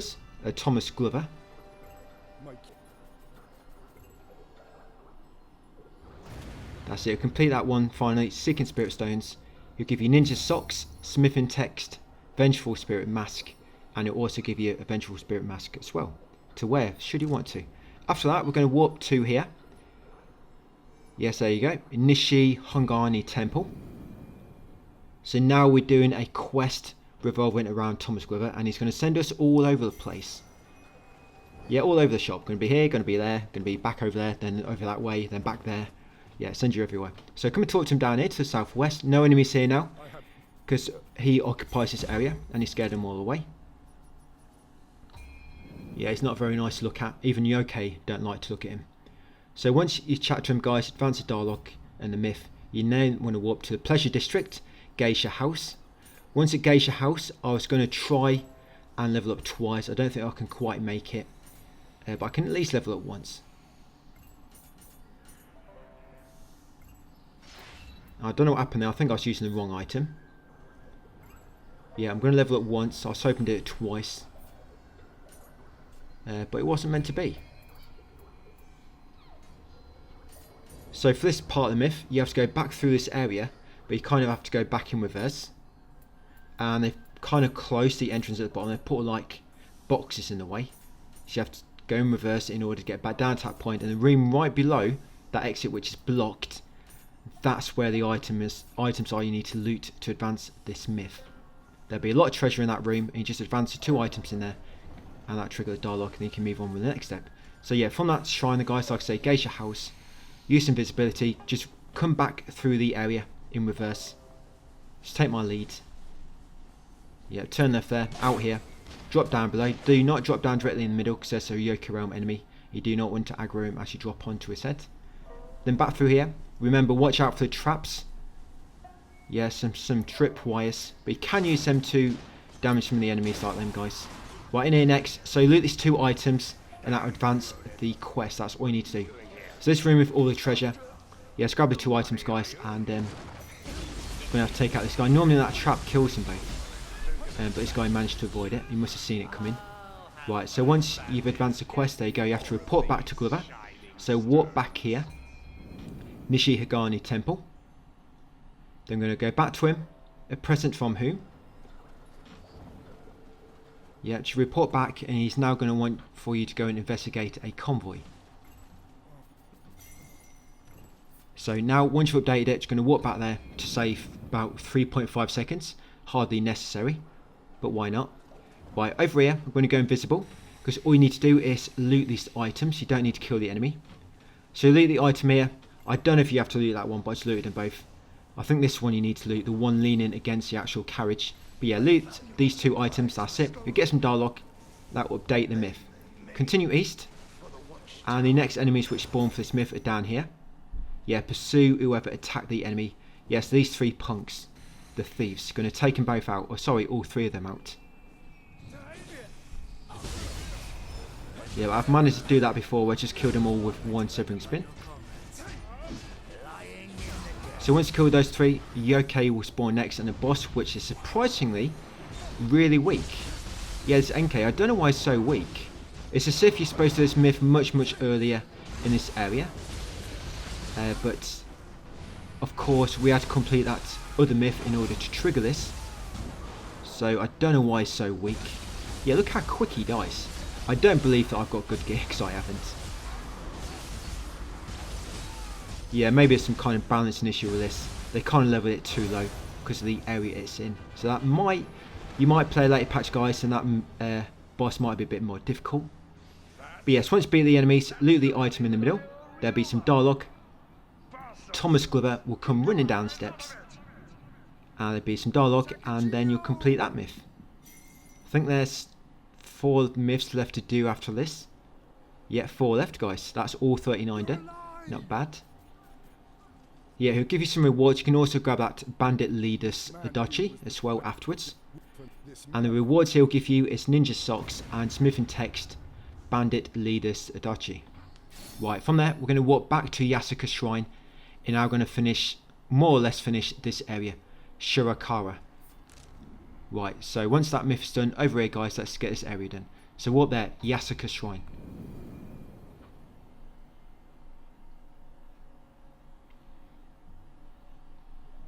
Okay, from here, make your way north. Got the path slightly. Look out for like this alley on your left. That's it. Come along here.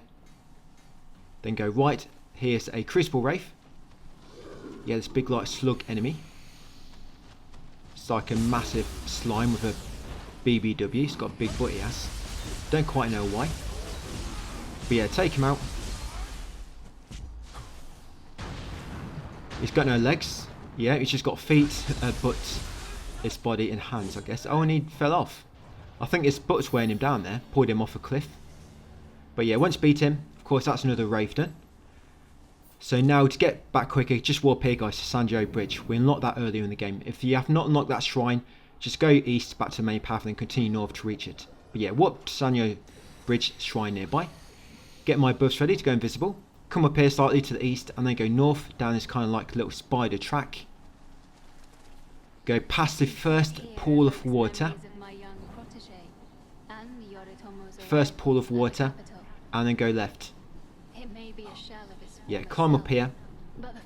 There'll be a spike, destroy the spike, grab the item behind the spike, which would be a pair of ninja socks. Yep, lean in against that tree, and you want to kick down the shortcut logs nearby, just in case you need them later. Yes, kick down the shortcut logs. Right, now we're going to take out Crucible Wraith. But this Crucible Wraith is a mermaid, and these enemies can be quite annoying if you fight them in the water, so they slow you down, they use sloth on you. But what I do first is take out this guy, because when you trigger this mermaid, this guy's going to notice you. Yes, I'm going to take him out. I think I messed up with stealth attack. I think I did see a stealth attack prompt, but I didn't press the button in time. Right, so you see that one moving up and down? She is the Wraith. You see the other black spots? If you get too close to that one, you're going to spawn another enemy. I think it's another mermaid. I'm going to try not to do that. So, I'm going to wait for her to move away, then try to attack her, but kind of push it away from the pool. And if you can get her on land, they seem to be a bit weaker. I'm not sure if that's just coincidence or not, but yeah, they seem to be a lot weaker when they're on land. Yeah, mermaids are in the element when they're in water, if you didn't realise. So yeah, if you can bait her out of the water, sorry, water, yeah, you find her a bit easier. There you go. So yeah, once you're out of water. So once you've got that Wraith, make your way up this next spider path. There you go. Up here will lead us to a shrine, so we want to grab this item she dropped.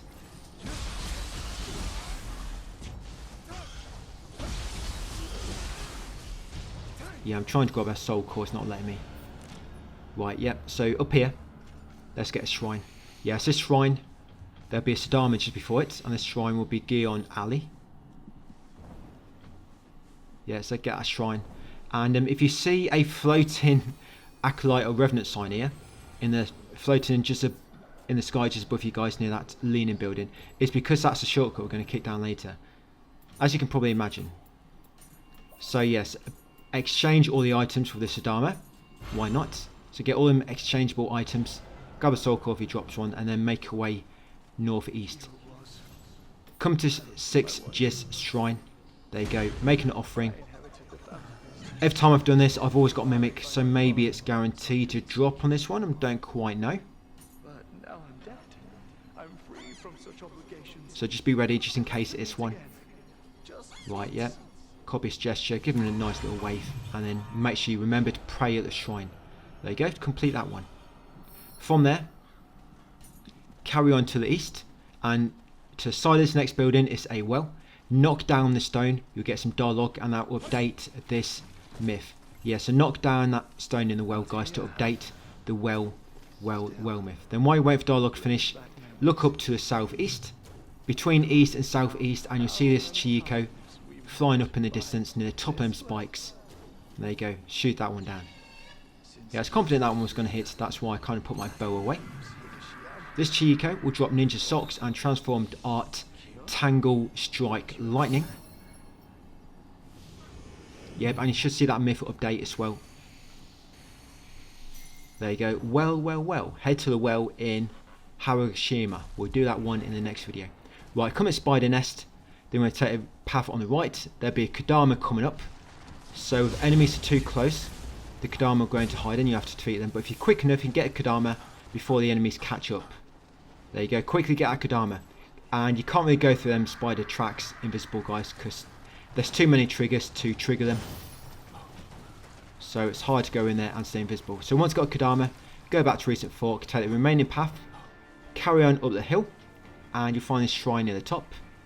We're not going to go through that temple doorway yet, we'll do that a bit later. I'll actually do that in the next video. Yeah, so it's going to rest at that shrine. Now the hot spring is around the left side of this temple wall. So come to hot spring. That's it. Put your swimming trunks on, guys, your speedos. You shouldn't need armbands for this. It's not deep. Right, so once done, stand up and make way back over here. Again, leave the temple for the time being. Now come along the right side of the shrine and follow this path leading kind of southeast, and you come to another crucible, lesser crucible. Now I think there's only 1 or 2 more of these left as well. Yeah, not many crucibles left, guys, maybe 1 or 2. If you look through all your trophies and the ones which have counters on them, which you can track, everything is pretty much almost finished. We're so very close. So if I remember, this lesser crucible isn't too bad. Of course, you've got 2 screaming enemies to begin with. This is quite easy if you focus on them. The problem with screaming enemies is when you kind of hitting another enemy and they're kind of screaming at you from a distance or lobbing projectiles at you. But when you're focusing on one, they normally stun really easily. Yeah, so the next wave, so you got this big guy, the small elder. I've no idea what this guy's supposed to be. It's like a yokai with an old man's face.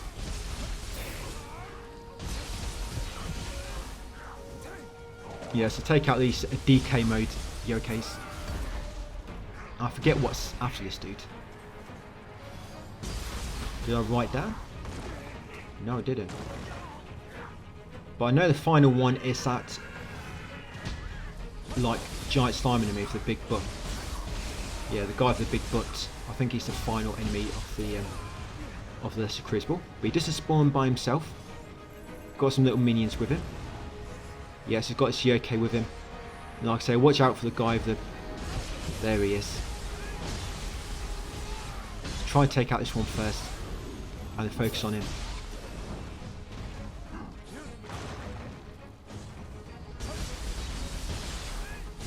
Yeah, then we've got a boss coming up as well before we finish the video. Yeah, we're going to end up with a boss, actually quite tricky actually. It's a giant spider boss. And this spider boss can be quite difficult because he has a lot of like combos and they have a big range on them and they're quite delayed between each attack or combo. He'll like swing around, there'll be like a pause, then he'll swing around again, there'll be a pause and swing around again. And each time he does it, he moves a lot closer to you. That's what you got to watch out for as well. You might think you moved out of the way, but then he'll move forward, do another part of the combo. But once you beat them all, take out a spike, carry on behind the crucible, and get his chest. In the chest, you find secret skills text, headwind, blaze. Once you've got that, come along this fallen tree. And when you approach the middle of this arena, guys, it's going to trigger a boss. So beware. Make sure you're ready. I think that's why I spawned in Acolyte, but I think he dies pretty quick. Yeah, so be very careful with this spider boss. I think did I die once? Actually no, I think I did it first time. I was going to say you might see an edit, but no, I think I did this guy first time. On this occasion anyway. So yeah, be very careful. Yeah, when he does that, he like attacks forward, then spins around, he'll like ram down his egg sac at the back. But if you're ready to dodge that, you can get some nice damage in from behind if you're quick. Yeah, his burst attack, he normally dashes forwards. Yeah, so he goes doing that attack again, be ready to dodge, and you can get some nice hits in from behind in ninja mode.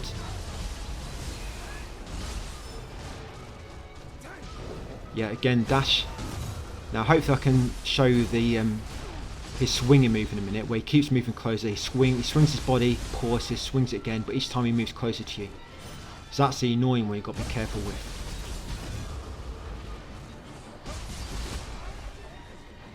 He's done that move quite a lot. I don't mind that move, it's quite easy to move out of the way and to get 3 hits in on that. Yeah, so this one you've got to be really careful about. Yeah, I've no idea what that move is, I didn't realise spiders can do that.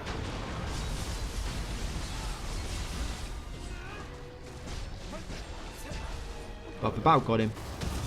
Yeah, another burst attack, he's done a lot of burst attacks. There we go, that one again. Yeah, when I first fought him, that attack pretty much killed me every single time he did it. But I guess I've kind of got a bit better at dodging it in the meantime.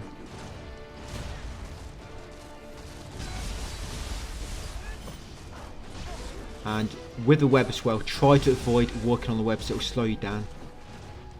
Yeah, if you're running slow all the time, you're wondering why am I so slow. It's because you keep moving on the web, guys, so try to stay off it. Right, we've about got him. He's out of key, come on, let's finish him off, but I'm out of key as well. Yeah, when you're both out of key, it all depends on your recovery speed. Who's is fastest? But got him. So yeah, when you beat him, he's one of the key enemies, so he'll drop Yoki to drop Transformed Art, Wave/Wind, and a Soul Core. And then that item in the middle of this arena, guys, is also Secret Skills Text, Volitional, Omeo Magic. So yes, make sure you let that item in the middle of this arena as well. For Secret Skills Text, Volitional, Omeo Magic. Then once you're done, come over here, use that Spirit Vein on the side of that building, which you can now access. Yeah, use the Spirit Vein, walk back to that nearby shrine, then we should be ready for part 29. I'm not going to go on from here because this next part is probably a few minutes away before we get to the next shrine, and it'll go over 30. So I'm just going to increase my magic, like I say. Once it gets to 25, I think I'm going to start increase my stamina. I think that's what I do next. But yeah, that'll be part 28 done, guys. And am I going to be able to level up one more time slightly? No, I think this is where I couldn't quite get another level. I was hoping, but I don't have enough Lumicite consumables to use, so I'm just slightly off. Not to mind, we'll do it in the next video. I'll level up slightly. Right, so that'll be us done. Part 28 accomplished, 29 to go. Hopefully only 5 or less parts to go, guys, and the guide should be finished. That's how our map's looking. So thank you for watching, and I'll see you on part 29 tomorrow.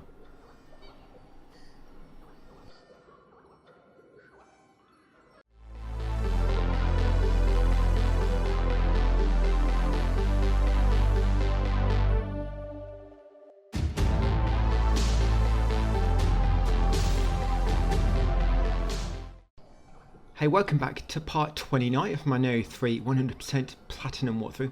If you want to know how much is left, I think there's about 3 or 4 videos left after this one, and then we should have Platinum. But anyway, getting on to today's video. So from that shrine, we're going to make our way in here, through this temple area, and out the back. We're going to follow the path down the spider track, and it's going to take us to an enemy base. Clearing out that enemy base, I think is the last thing we need to do in this area. So we're going to clear this out and then make our way into the Imperial Palace, which is basically the final area in this region, but that's a few videos from now. We're going to get part of it done now, do the master in there. It's quite difficult. But if you get going and if you're lucky, you can kill him quite easily.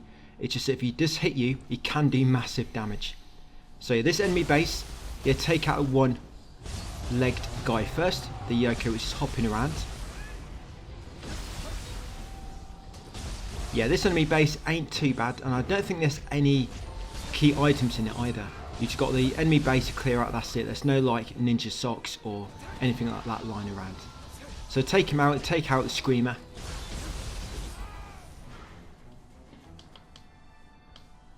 Coming in next, there'll be a spider on the ceiling.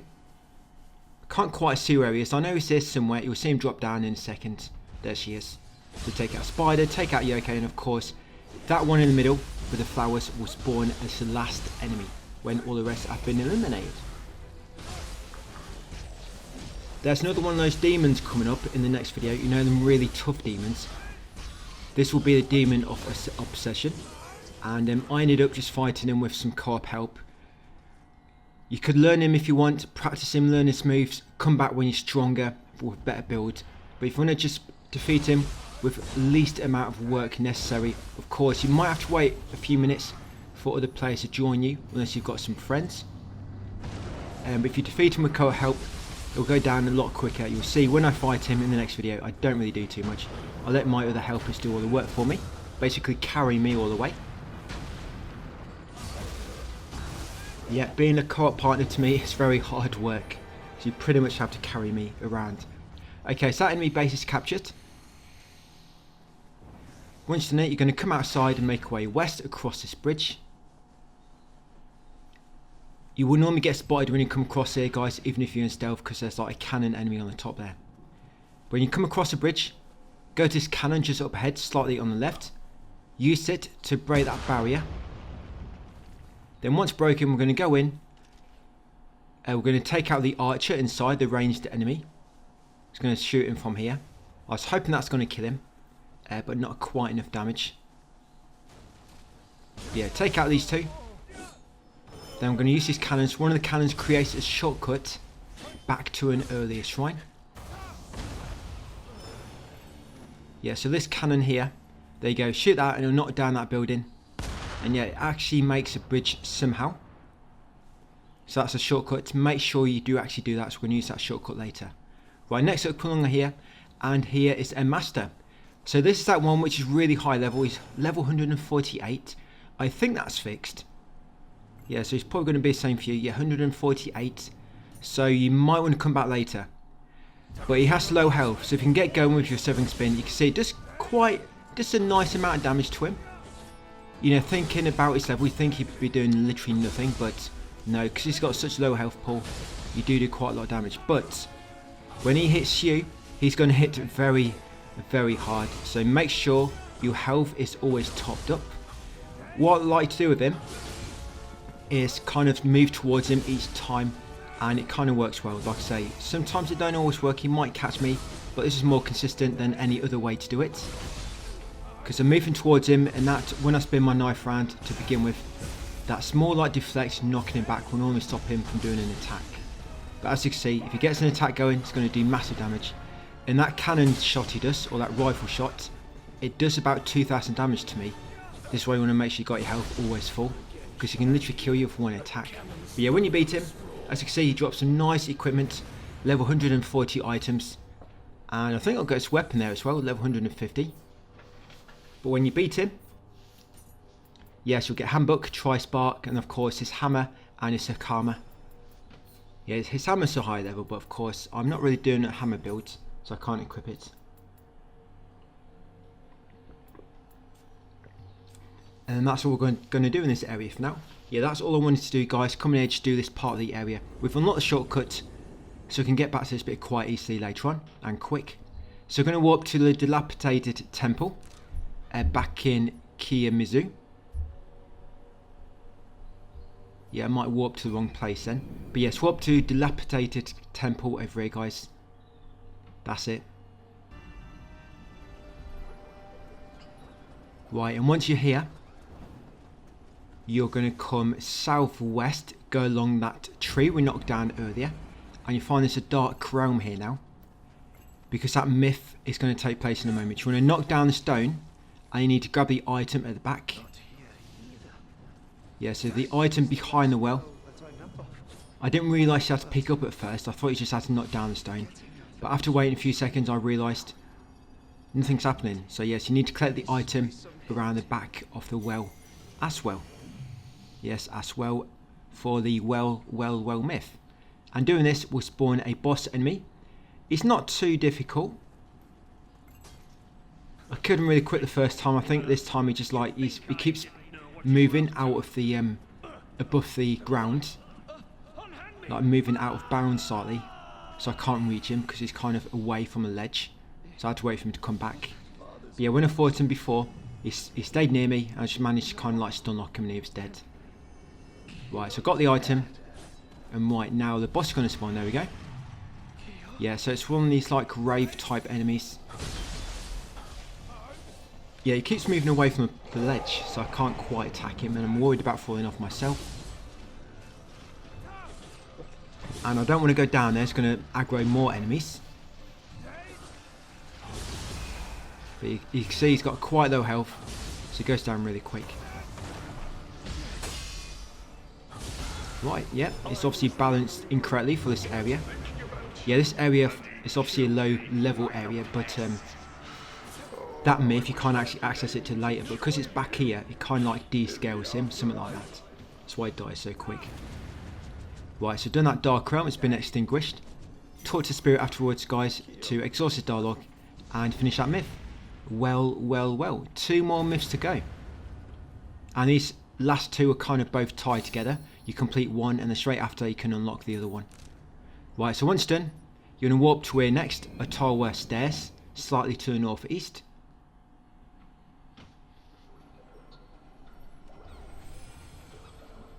Well, I'm going to level up slightly. So once I get magic to 25, I'm going to start putting it into hearts. If you want to go into anything else, you can do. I'm just putting into that basically for a bit more stamina. Right, so that item there, you get samurai socks inside it. And talk to Kusamoto here. Just exhaust the dialogue, because she's going to give us 2 myths later. Just make sure you chat with her. Right, he says Spirit Vein nearby. And continue up here. So this myth, sorry, there's 3 myths left. We're about to complete one now. Yeah, this is the rebels' whereabouts. So come up here and approach the two yokai, and these are actually friendly, they're on your side. Approach them and wait for a moment for the myth to update, and some enemies will swarm you. You get some human enemies first, and then some enemies on horseback. So take them all out. Them two yokai will help you. That's it, got two, or sorry, 3 human enemies. Yeah, don't summon the Blood Edge Demon. I don't think I'm ever going to do that. So I don't think we're going to have to do it for Platinum, Blood Edge Demon. So I'm probably just going to leave it.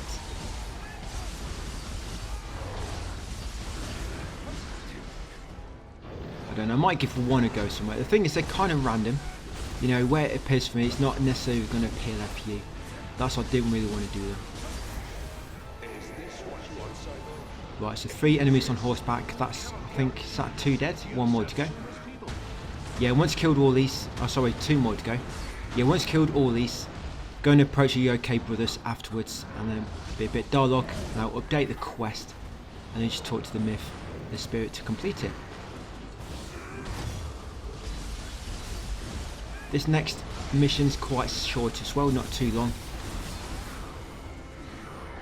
Yeah, it's quite a short mission. But I will be summoning help for it, of course.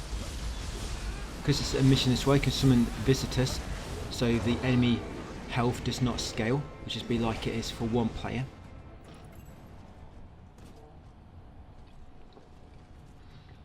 Right, yeah, you need to make sure you go and stand near your yokai guys, otherwise it will not update. So once you kill them all, approach your 2 brothers over here.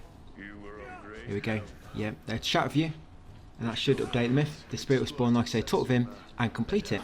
When you complete this one, the rebels' whereabouts, you'll get a pipe, yes, and a pair of samurai socks. Then we're going to walk back to Ottawa stairs. The reason we do that is because a wraith can spawn in this area, but it will not spawn until you refresh the area, because of course the myth is currently occupying this area, so the wraith can't spawn. That's why you have to refresh it. That's it, it's done. Got the pipe, got a pair of socks. So walk back to here, and it says back up to that open area, guys, and the wraith is actually around the building on the right. And these yokai enemies, these can drop dung balls as well, by the way. So at the end of the game, if you don't quite have 30, we're probably going to farm this. I'll probably show you a farming spot anyway, just in case. But yeah, these are the enemy types which can drop dung balls a lot more often than any others. So you find a good spot of these where it's a good amount. Yeah, try to remember it, but like I say, when we come to it at the end of the guide, I'll show you a good spot to farm them, guys, to get lots of dung balls. So yeah, kill all these. That one over there is a wraith. Going to take him out. Once beat him, the wraith you should get is the Yamamba soul core. That's the soul core you get from him. Just try and take out that Gaki first, which is laying down, because he can be quite annoying if you don't get rid of him quite quick.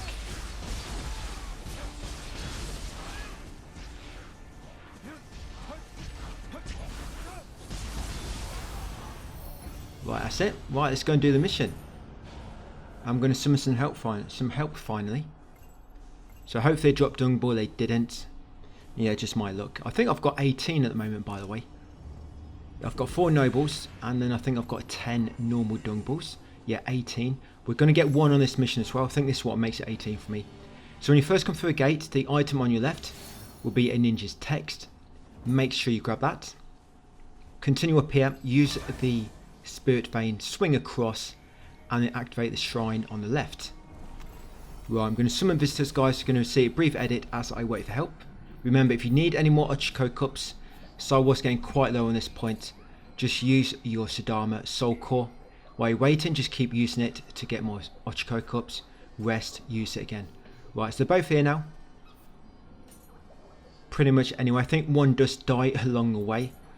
So I had to wait and summon some more help just before the boss.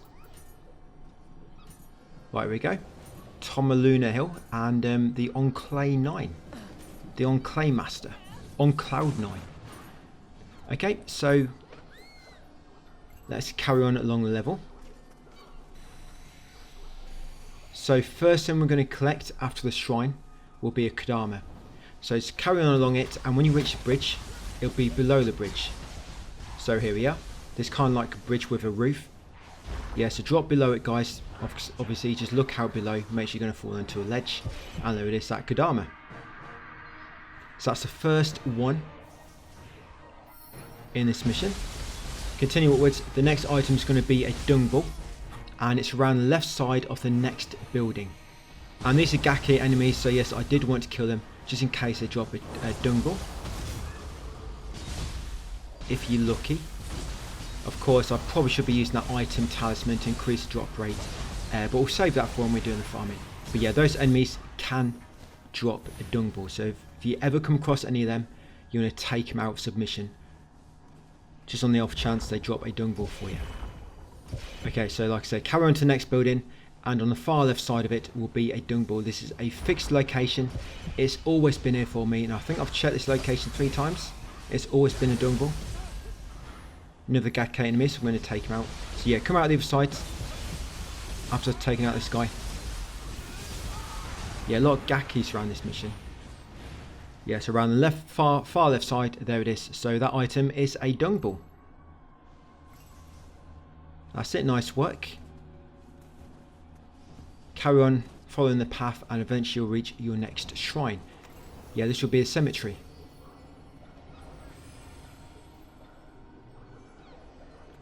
So once you're done the cemetery, carry on, and eventually you're going to come across a boss. It's not really a proper boss, he doesn't even really give you anything. Because he's got a boss health bar, I wanted to take him out just in case there's any myths which will not activate in case you don't take out this enemy. Because it's possible, you know. You know how there's some weird things where you have to pick up a certain item to make dialogue spawn which will make another mission unlock or a myth. It might be the same with certain of these boss types. So yeah, we just want to take him out, guys. Just so I took out all the bosses. So I was going to try sneak up behind him. It didn't quite work. Yeah, I lost the element of surprise. I think it's because my friend came running down. But yes, take him out. So that's Hiyakata Toshio. He's red, so I've got to be very, very careful.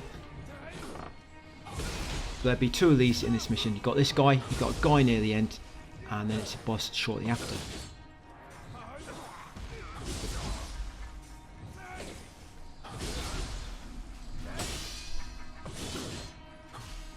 This next video, I'm going to pretty much summon help for the whole of the video. I'm going to summon somebody in expeditions.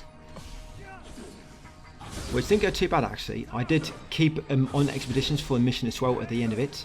Which I guess it did make the enemies a bit stronger and the boss a bit stronger. But it did still work out quite well. So if you are doing expeditions and you are planning to do a mission afterwards, like we are doing in the video, rather than kit the expedition players out, guys, to summon somebody in for visitors, you know, so the enemy's not scaling, you can just keep in expeditions if you want to. Remember, on expeditions you can revive each other, which is nice, as you don't have to worry about somebody dying instantly.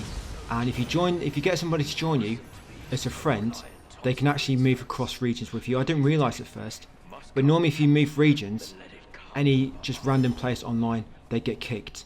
But if it's a friend, they stay with you, which I think is pretty cool. But once you beat that boss, carry on and unlock that shortcut gate. That'll take you back to the first shrine of this mission. Once you unlocked it, come along here, and around the right side of this building is a hidden crucible wraith. Yeah, it's one of these bird enemies. I don't particularly like these, so be careful. I always find these guys have a big AoE attacks with a wind, which they're doing. Of course, they fly out of the way quite a lot. Just be very careful. And now he's hiding.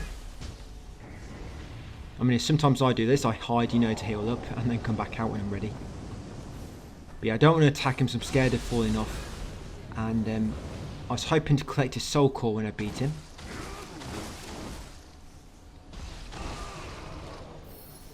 Right, there we go, got him. So that's Kuroka.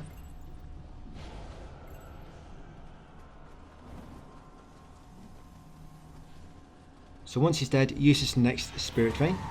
And on this item, on this platform up here, this ledge, just near that tornado, that item will be a samurai socks. There you go, grab samurai socks, then continue onwards. I think one of my players dies in a moment. Yeah, I'm pretty sure somebody dies. But you make your way around here, up this building, around the rooftop, and you spirit vein around the other side. That's it. And then once at the top of the building, you're going to jump onto the roof, guys, That's it, you find a Kodama right on the front, but on the very top roof. There you go. So that'd be another Kodama. And then just over here is that shrine we just kind of reached, but we spun around to get that Kodama.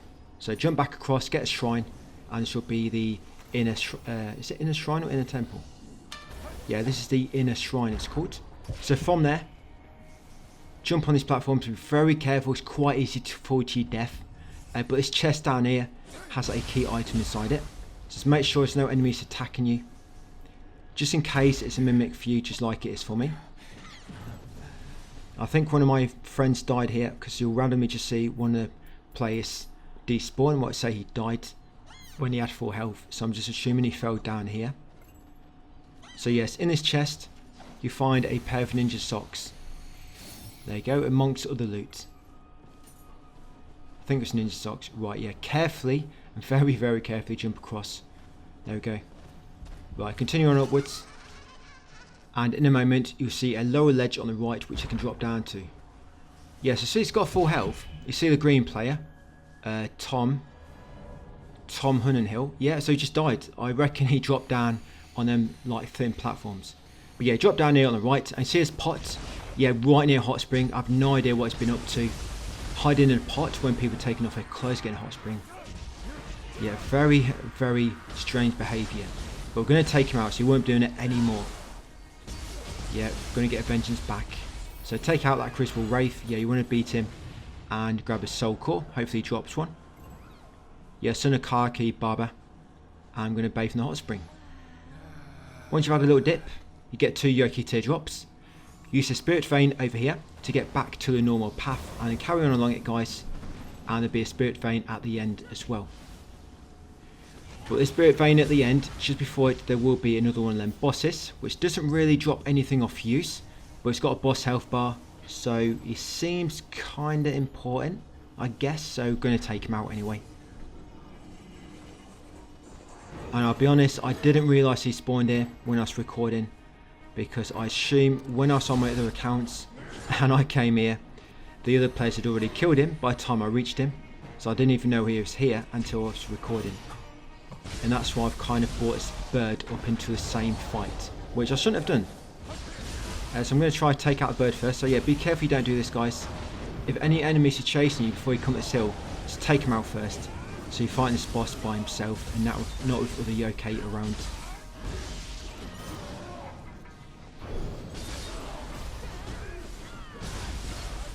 Right, that's one, the bird's gone. So let's focus on the boss now. Kondo Asami. Yes, he's red, but he's got pretty much low health.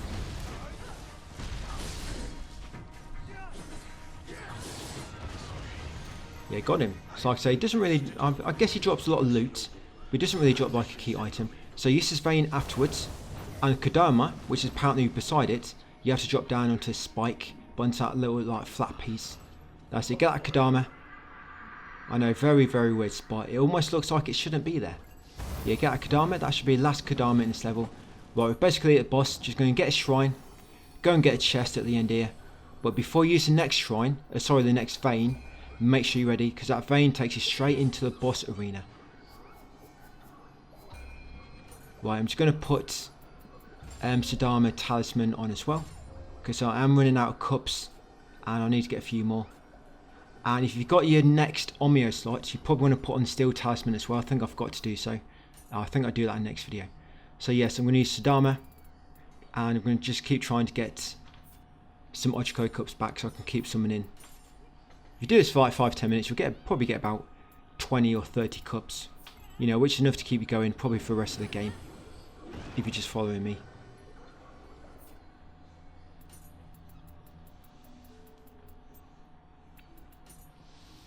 So I'll do it a few times, go and get his chest at the end, guys, and I'll wait for help to join, and then we'll do it. Yeah, I want 2 players to join me, because I'm worried in case one player can't manage it himself. So you might be unlucky, you might have an online player join you, which is actually quite bad, or just got a really bad setup like me probably.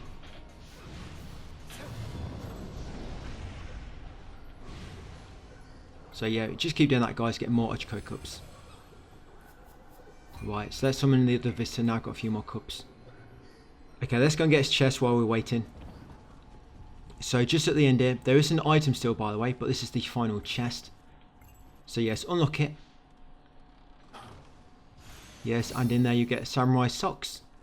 So all I need now is for one more player to join. I think this guy left. I think he got sick of waiting.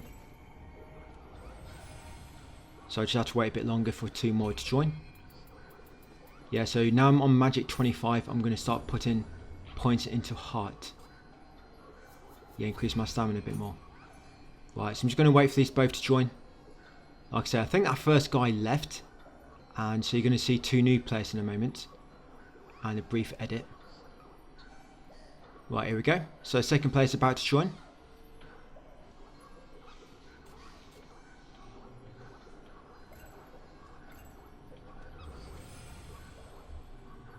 Right, so let's do it. I'll wait from joining, guys. I'll give my bow and my appreciate the service. And we'll go. So yeah, this boss dies very quick. It's crazy just how quick. I still can't get over how quick bosses die. I mean, I'm almost at platinum. I still can't get over it. How quick they die when you're in co-op. Yeah, whistle. Little wolf whistle there. A bow. Right, let's do it. So this boss will be Omuraki. He'll drop ninja socks. He'll drop the waist guard, high priest braces, and you get 2 new missions. That one we just done, and Crucible Tour. And of course, you might get a soul core if you're lucky on Meraki. Right, here we go. So cutscene. After the cutscene, either skip it or watch it. Right, let's do it. I've no idea what it's doing right now. It seems to be lagging as some of the boss does. So he keeps like changing direction like mega quick.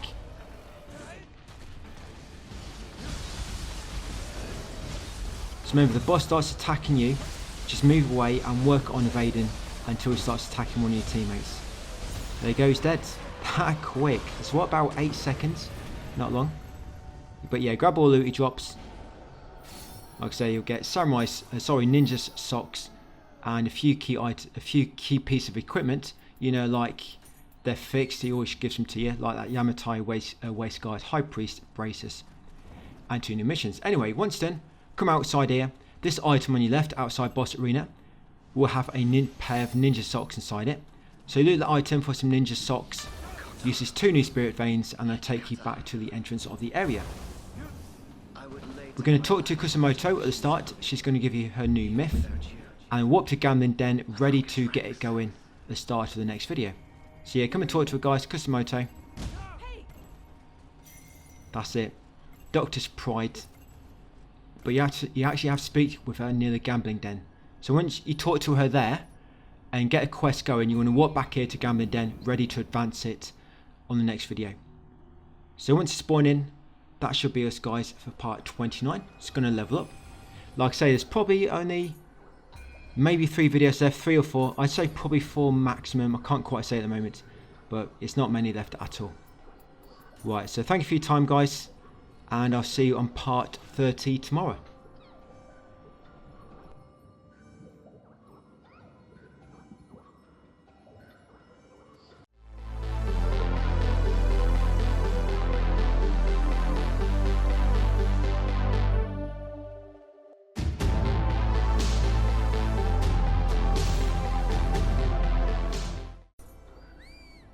Welcome back to Nioh 3. Yeah, some good news is the guide is all finished now. Well, I've got a text guide complete and it's all been recorded and routed. It'll be 32 parts in total, so only 2 parts to go after this, so guide should be done in a few days. Yep, so it's not been too bad. I do summon help quite a lot in the last few videos. The final area goes by so quick because I've got 2 helpers and bosses are dead in literally like a few seconds. Pretty nuts, but I did try and do that one solo, it took a lot longer. But anyway, yes, so what we're doing here is I'm putting the steel talisman on my new Omio slot. Yeah, steel talisman, just so I can increase my defense. And then from the Gambling Den shrine, we're going to come northwest and talk to Kusumoto. Just wait for the dialogue to finish with Todo.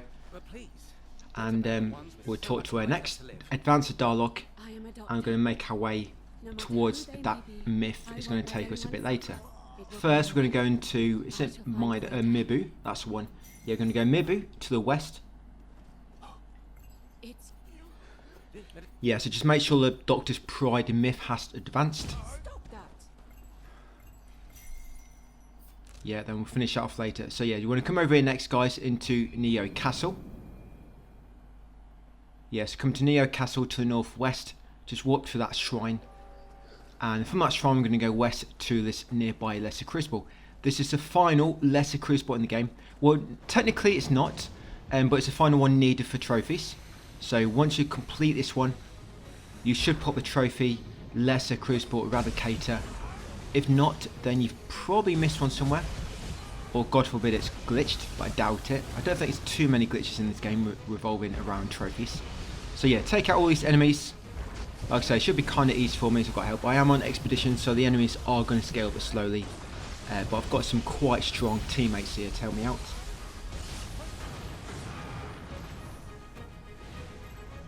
Yeah, I'm going to be fighting the demon in this one as well. There's one more demon left. You know, the really strong mini bosses you can find around.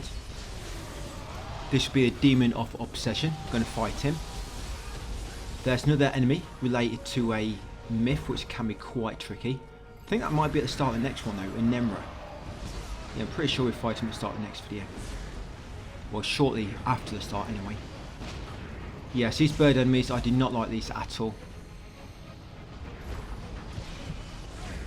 So I should be playing it safe. And he's kind of took a load of my health down, you know, crucible wise. Got a massive red bar.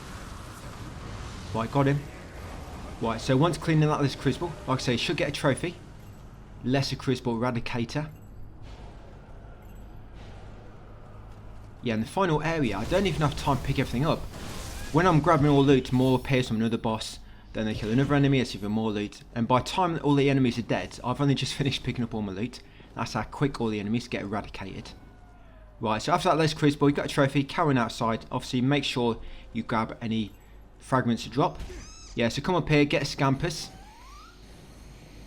Then I'm going to follow Scampus down the side of this cliff. This Scampus is going to stop near a bunch of enemies. And you're going to have to kill them. Because the Scampus starts to fight with them. Fight he can't finish, so we're going to have to help him out. And the next Scampus after this is pretty much the same. It's going to lead you into a fight. But it's two more. You've got this one and just one more Scampus, I believe. Yeah, so top of these steps. Be a few enemies. Going to open this door so my buddy can reach me, because I'm probably going to need his help in a second.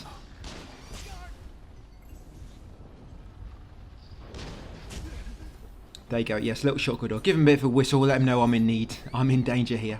Damsel in distress.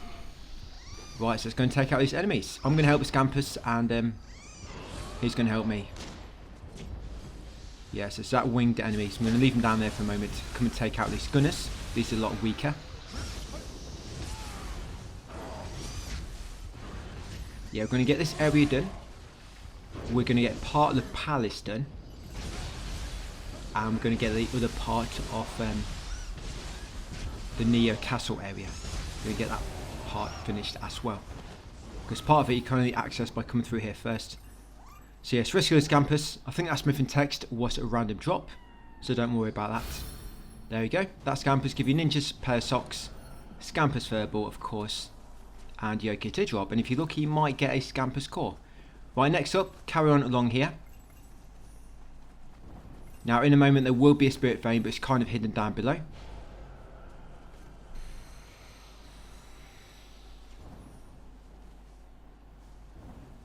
Yep, so there it is. Yes, use this spirit vein. And it will take you to this platform over here. Follow this around. This takes you behind the cannon enemies. So it can make quite a good spot anyway. Because otherwise, cannon enemies, they always spot you even if you're invisible. But this lets you get a drop on them. And you can use these cannons as well if you want to kill a few more enemies. Right, so take them all out from behind. They're like Gatling gun cannons, these are. Right, he looks like he's going for my buddy. So I'm going to kill a few enemies in the distance. You have my Gatling gun. Yeah, but the other few enemies, you needed the other cannon, but of course it's been destroyed. Yes, two more. You've got another human and a doggy, a wolf. And that'll be his enemy base cleared. Okay, so once all the enemies have been taken out, come over here to this chest. There'll be a Kodama in front of it.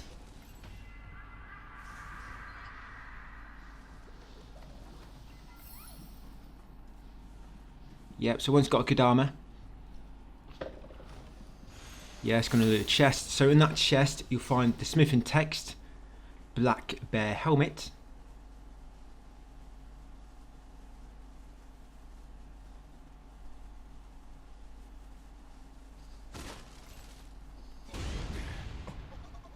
and then you carry on ahead, guys, and after going through that passage, on the left will be his helmet, sorry, the head for the statue, and this one, I think it always drops a mimic. Yeah, my friend don't like mimics. I think he's had a bad experience with them in the past. Now I think it's a bit quicker to take him out if you know what you're doing. Of course, I'm worried about getting killed, so I always do it the friendly way. Yes, once you get that mimic, make sure you pick up the head where you killed him. The head does not go back to where you originally found it, as you just saw. It'll be where you killed him. Right, carry head back down here, place it on the 6th Jizo, and then there you go, another Jizo shrine complete. One more of these to do.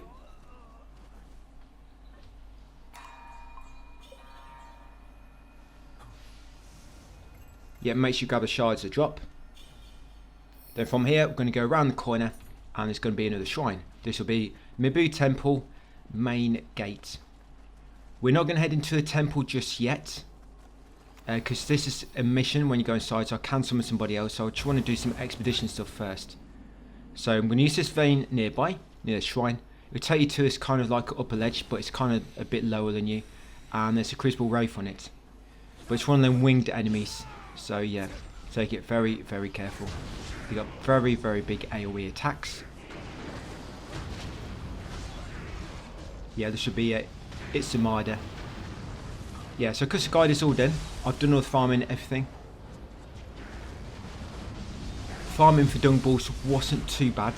I needed 10 more. I think I had 21 at the end, so I'd farm 9. And it probably took me about 20 minutes for the spot I'm going to show you and the method. So it's not been too bad. So once you killed him, use this vein as well, because it's going to take you to a chest down below, side of the water.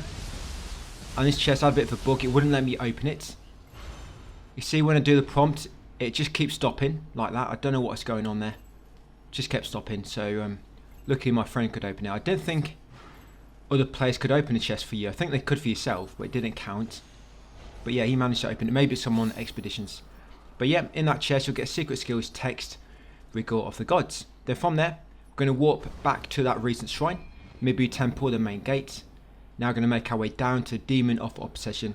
And I do want to try and get an extra player for this, because these guys are quite strong. So down here is a hot spring. I think I actually got lucky. By the time I reached him, another player joined. So yeah, just take out these enemies, then I'll use that hot spring. Yeah, lots of human enemies around here. I think they're all getting a bit of spa treatment, so they are going to be upset. That's why they're all on their bare feet. They're getting manicures. Yeah, let's grab all loot. Just going to grab loot on the roof as well. Bathe in the hot spring. And it's got a chest to do, guys. And like I say, we've got a strong boss coming up. There'll also be a shrine down here. Abandoned temple outskirts. So once you're in the hot spring, got 2 Yoki teardrops. Yeah, get Kadama a bit later. You have to be on lower path. But if you drop down there now, you will not be able to get back up without doing a bit of warping. So there's that shrine. Make sure you've unlocked it. Right, and the chest is in this room on the left. The small little temple. You can take out the enemies and loot it. Inside this chest, you'll find smithing text for the fan crested helmet.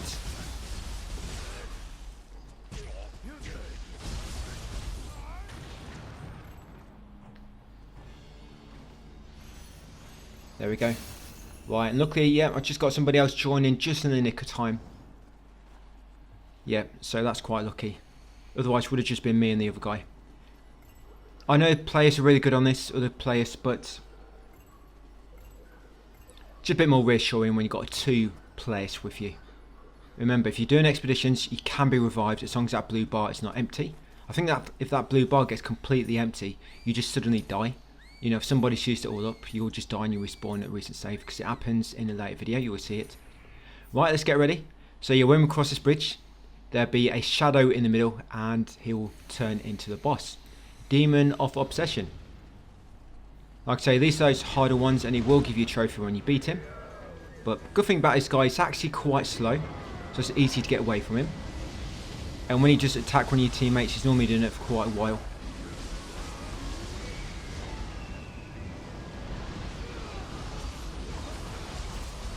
Yeah, so making quick work of him. Just when he goes for you, make sure you go on the defensive. Do not try and attack guys when he goes for you, because if you're low level like me, you might die really quickly. And these guys do hit really hard, these demons.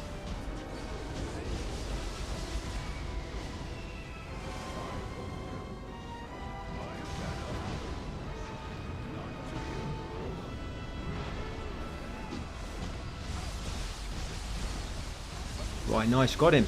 Not too bad. Like I say, gives you a trophy. Kunamatsu's obsession. Defeated the demon of obsession and glimpsed Kanematsu's emotions. And he's the final one, I believe. We've done the other ones. I think there's one in the first big region.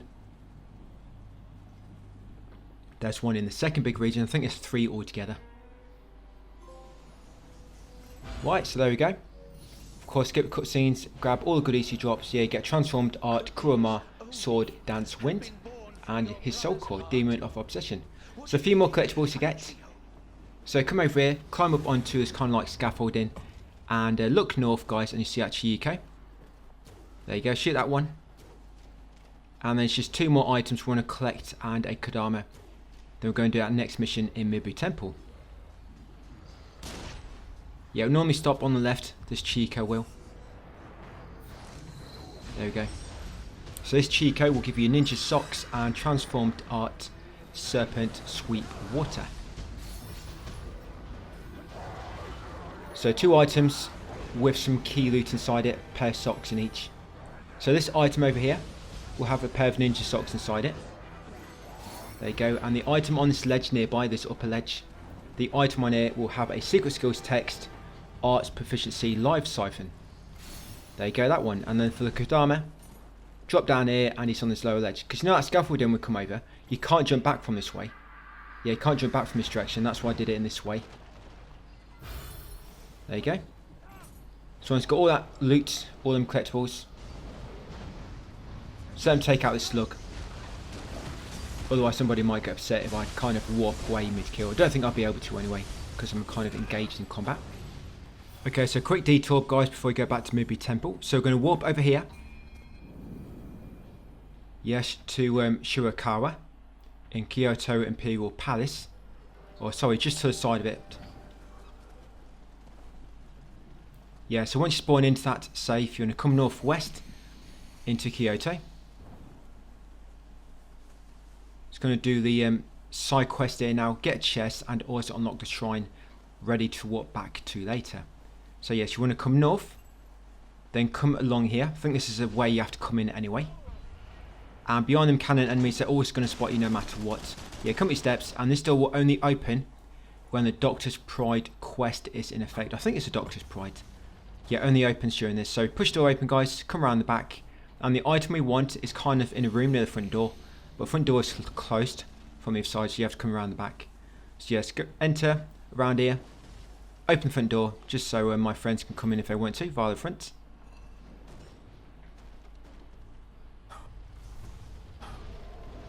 And the item you want is in this first room to the left at the front door, as you look at it from the inside. There you go, this one in the corner. Yes, that would be Ishida's medicine. This one's got Ishida's medicine. She's going to get his chest, and there's a Chiiko up there as well, by the way. So from the entrance, almost forgot about this one. Yes, from the entrance, look above the building, and see that Chiiko. So that Chiiko will give you samurai socks and transformed art, swallow's wing water. Okay, let's go and get his chest. So you want to come in here where that kind of like Yoki Realm enemy is. And it's actually behind that cloth partition. I forgot for a moment where it was, but yeah, it's behind here. So it's his chest at the back. So it's another mimic. But again, I complete this. He's about to leave happily, but then one of my friends comes in and attacks him again.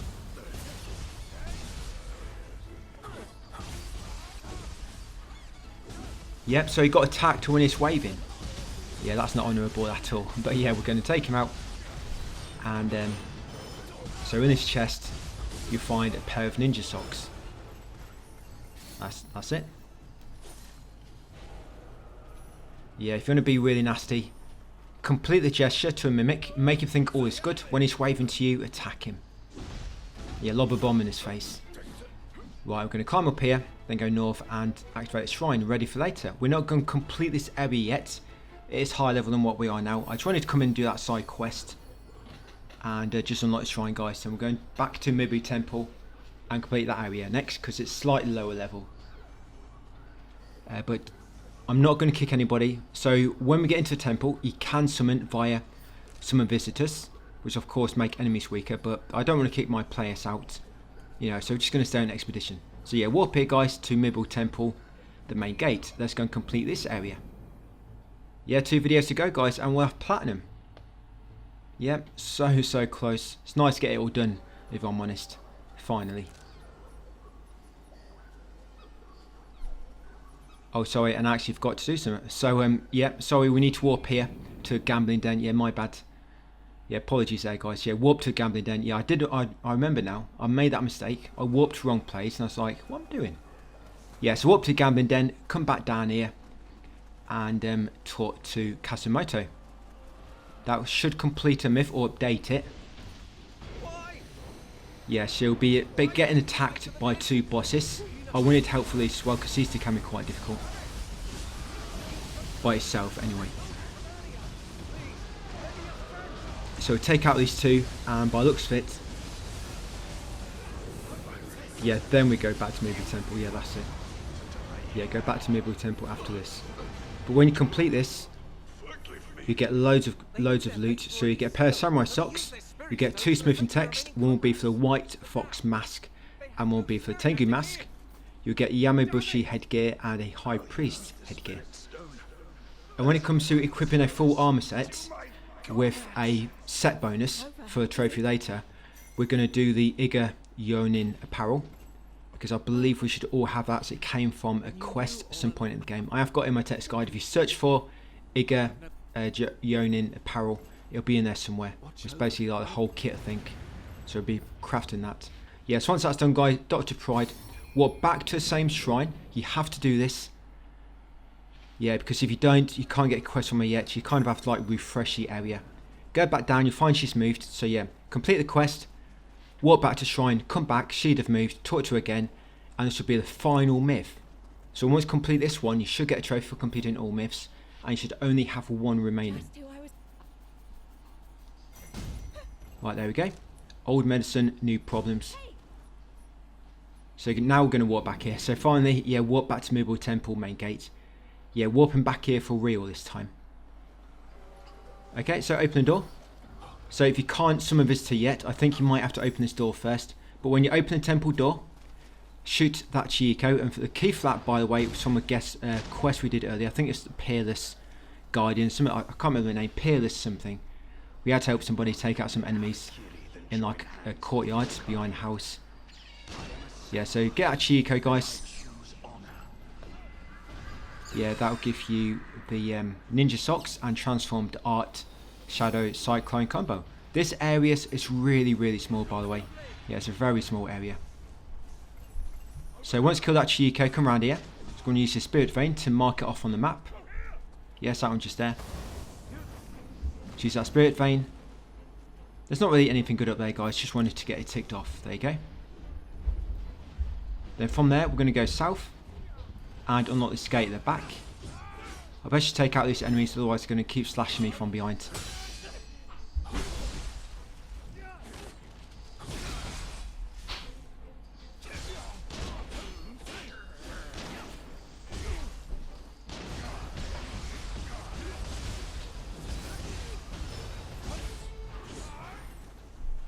And then once you get through this gate, the next thing will be a 6 Jizo.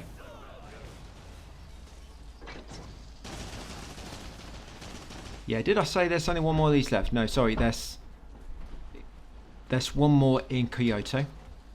Yes, 1 more in that area. I forgot about this one actually, in Mibu Temple. Yeah, so it's just up here, guys, at the end. Go past the Spirit Vein, we'll use that in a moment. That basically takes you to the boss. Well, the boss door. There'll be 1 shrine before it. So take out these enemies. I'm just going to pray at this shrine. There'll be 1 more of these to go after this, I believe.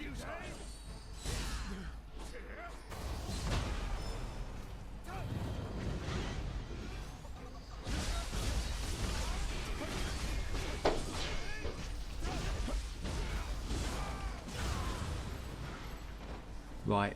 What's good is the horseman kind of get in. He could just dismount his horse, walk through, and then get back on. Yeah, so once got our 6 Jesus shrine, come back here, guys, and use the Spirit Vein. One more thing to collect, and then we can go and do the boss. You got a shrine here, and below the shrine is a chest. Careful you don't fall all the way down. But yeah, just below the chest, guys, on the ledge, there it is. Sorry, below the shrine is a chest. So in this chest, you'll find secret skills, text, bewildering mist.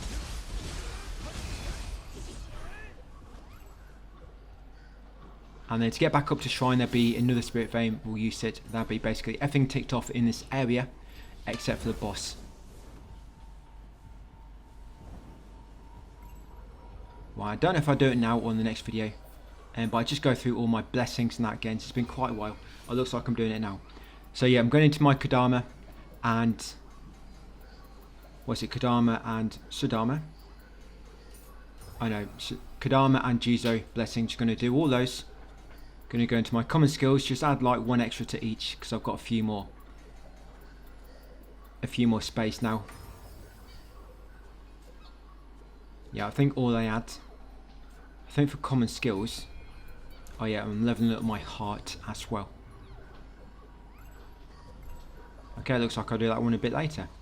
Okay, so let's do it, guys. So the boss coming up. Yeah, this would be Okita Soyu. So of course it can be very easy to score the players for me. We are in expedition, so it's not going to go down as quick as what he could do if we were on Summon Visitor. But you should still be able to get rid of him without too much drama.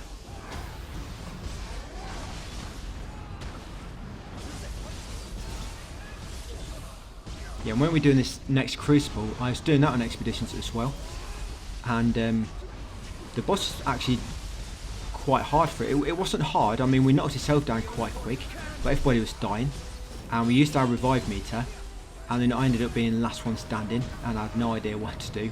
I was panicking quite a lot. I mean, the boss had like 2% health left, and it took me ages to knock it down, just because I was by myself in expeditions. But luckily we've got him. But yeah, Summon Visitors is always the easiest way to go. You know, expeditions mainly for roaming the map. Right, and there we go. But good thing about expeditions, you've got a revive bar, and you can also, if you've got friends with you, they can transport with you to other maps.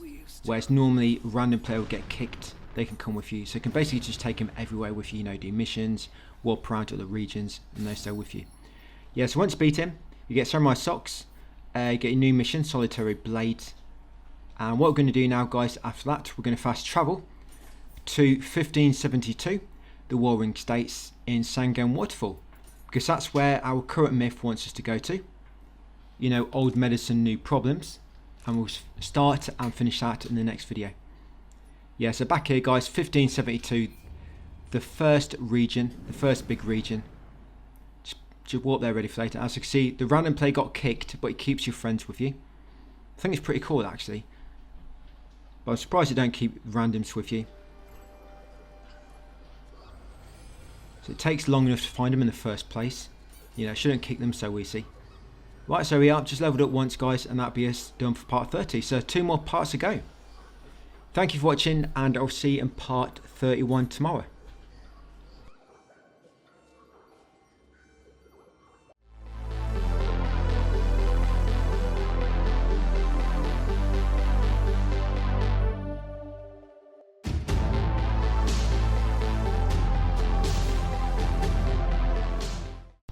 Hey, welcome guys to part 31, back onto Nioh 3. Yeah, 2 more parts to go. I'm going to try and get both these recorded today. Well, recorded, sorry, get them both edited and commentated. I'm going to try and put them both, upload them both today. So guide is all done today, and then tomorrow or Wednesday I'll crack on with my review for another game and then get back onto Resident Evil 9. Yeah, it'd be nice to get this done finally. So what you want to do first is come down here and talk to this NPC, Tokugawa. He should be related to that old medicine, new problems quest. So chat with him here. Remember, we are in the Warring States in 1572 CE. Yeah, talk with him and he'll want you to come down here. Come down here, defeat all the enemies. Yeah, I don't think there's a boss. No, just a bunch of enemies you're going to take out. And then afterwards he'll come down. He'll give you a buttercup. Yeah, good little buttercup. They'll give you that. We'll take it back to Gambling Den. We do what we can with the Smith, and then we're going to crack on with the main story. All we've got left to do is finish the Kyoto Imperial Palace, complete that area, do the Crucible just afterwards, and we've got a final kind of mission, which is basically like, it's kind of like a boss rush with a bit of exploration mixed into it, but it's linear exploration. It's not like a massive open world thing, kind of like what Crucibles are like. But near the end of it, you just basically got like a big boss rush, because you have like about 4 lesser Crucibles on the way up to the final boss. There'll be a few bosses in that lesser Crucibles, and of course got a boss right at the end. There is a Mystic Trophy we're going to pop there, but I'll walk you through it. It's similar to that one we did in the Black Crow Sanctuary. We had to attack the crow when it spawned up ahead and make it fly away before you get too close. Yeah, it's one of them ones again. And then all we've got to do in video 32, well that will be part 32, it's like I said, we'll do that final mission, but we need farm dung balls. And the master I'm going to show you in this video, I'm not going to be doing it. I'm going to have to come back later, because of course I've got help with me. Yep, I've got my 2 friends with me who are going to carry me pretty much for the rest of the game. So I'll just come back right at the end when I'm by myself and beat that master. He's quite high level again, level 147, but again he dies pretty quick if you use Severing Spin, and by that point you're a lot higher level anyway. So yes, once you beat all them enemies, guys, talk to Tokugawa afterwards. He'll give you that Buttercup. Once you've got a Buttercup, you want to go back to Bakamatsu and warp to the Gambling Den. We're going back to Isamoto, whatever her name is. Making my way back there, going to show her the little Buttercup.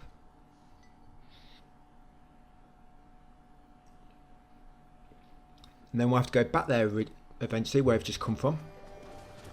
Yeah, this mission sends you all over the place. So yes, once back here, guys, remember you've got that Buttercup.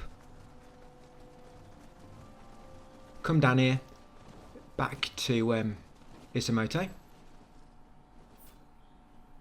Yeah, you might have to wait a moment. Exhaust the dialogue and you'll update the myth. So then when you go and talk to Thomas, yep, ask Glover about the tomatoes. Yeah, that's all we need now, a bloody tomato. That's all we're missing. One little cherry tomato. That's the final myth. So yeah, talk to Glover, and then once you've spoken to him, we're going to warp to Yasuka's shrine. Yeah, just over here to the northeast. Yeah, that one there. You'll see the myth marker, the myth objective. So from here, head into the store nearby. I need to examine the loot. Yeah, you need to pick this up. Now, so you get a bit of dialogue, and then the objective will change to this temple nearby. Yeah, so that's all you need to do. Like I say, pick up that loot, guys, get a dialogue, and then come up here for the boss. This boss can be quite difficult. I was going to do this guy solo, and then do the master, and then summon help. But I wasn't looking forward to this boss, not by myself, so that's what I've got help for. Of course, this is not a mission, so if you want help, you're going to have to summon via expeditions. But as you see, if your friends join you, they can walk between regions with you. Yeah, regions, I almost said that. Yeah, they can walk between regions, getting all my R's and W's mixed up. But if it's a random player, they'll get kicked out. Yeah, this guy, Inemra, he can be quite difficult. And of course, I think it's kind of resistant to fire, so I don't know why I'm lobbing fireballs at him. I think it's all I've got slotted at the moment. Yeah, I did beat him by myself. It just took me like a good 5 minutes to bring himself down. I have no idea what's going on right now. It's just particles all over the place.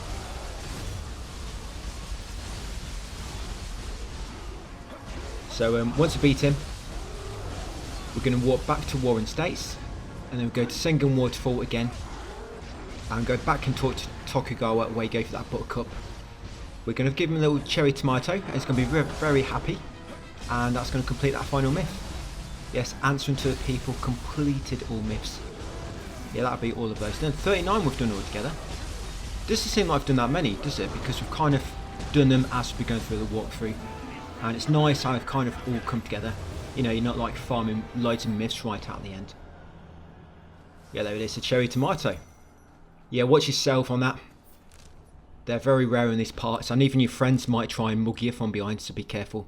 Yeah, so walk back here. Yeah, Sengen Waterfall back in 1572. the warring states. So like I say, go back south, talk to Tokugawa guys, and you'll give him the tomato automatically. Yeah, it's going to level up. So I'm getting heart up to 20, and then I think I start putting it into Omio next. You know, so I was hoping to get another Omio slot. But what I'm doing right now is I'm discarding. I've got way too much gear. If you look, I've got 1,900 almost. So I'm just going to discard everything below level 100. Then menus, they can be a bit overwhelming at first. But just spend a moment, guys, to look at them and read them. Yeah, they do make things a lot easier for you. For example, all I did then, I discarded everything which is under level 100, which had crucible skills, but only if I'd learned them. So anything unlearned, it wouldn't discard. Just so I don't discard something by mistake, which I might need later, you know, to learn the skill. Yeah, so basically got rid of all my junk. So here we go. And there we go, guys. Answering to the people. Completed all myths. Old medicine, new problems, completed. Yeah, it gives quite a few things. So you get samurai socks, craft guide, hermal remedy.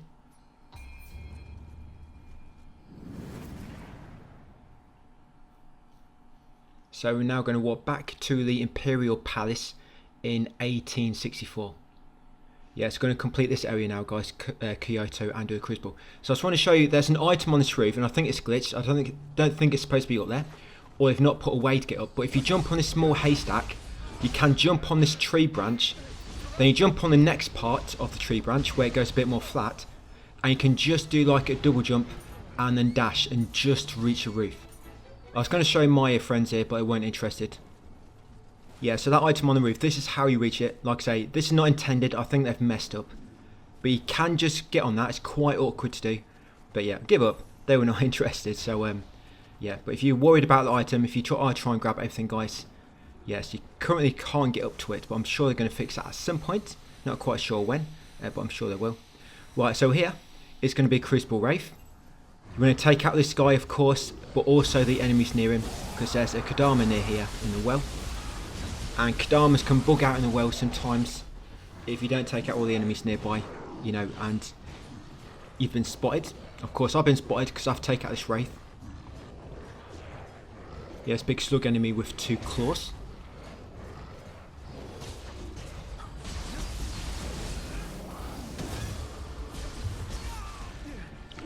Right, got a difficult enemy, so just get rid of these smaller yokai now, and then I guess Kodama.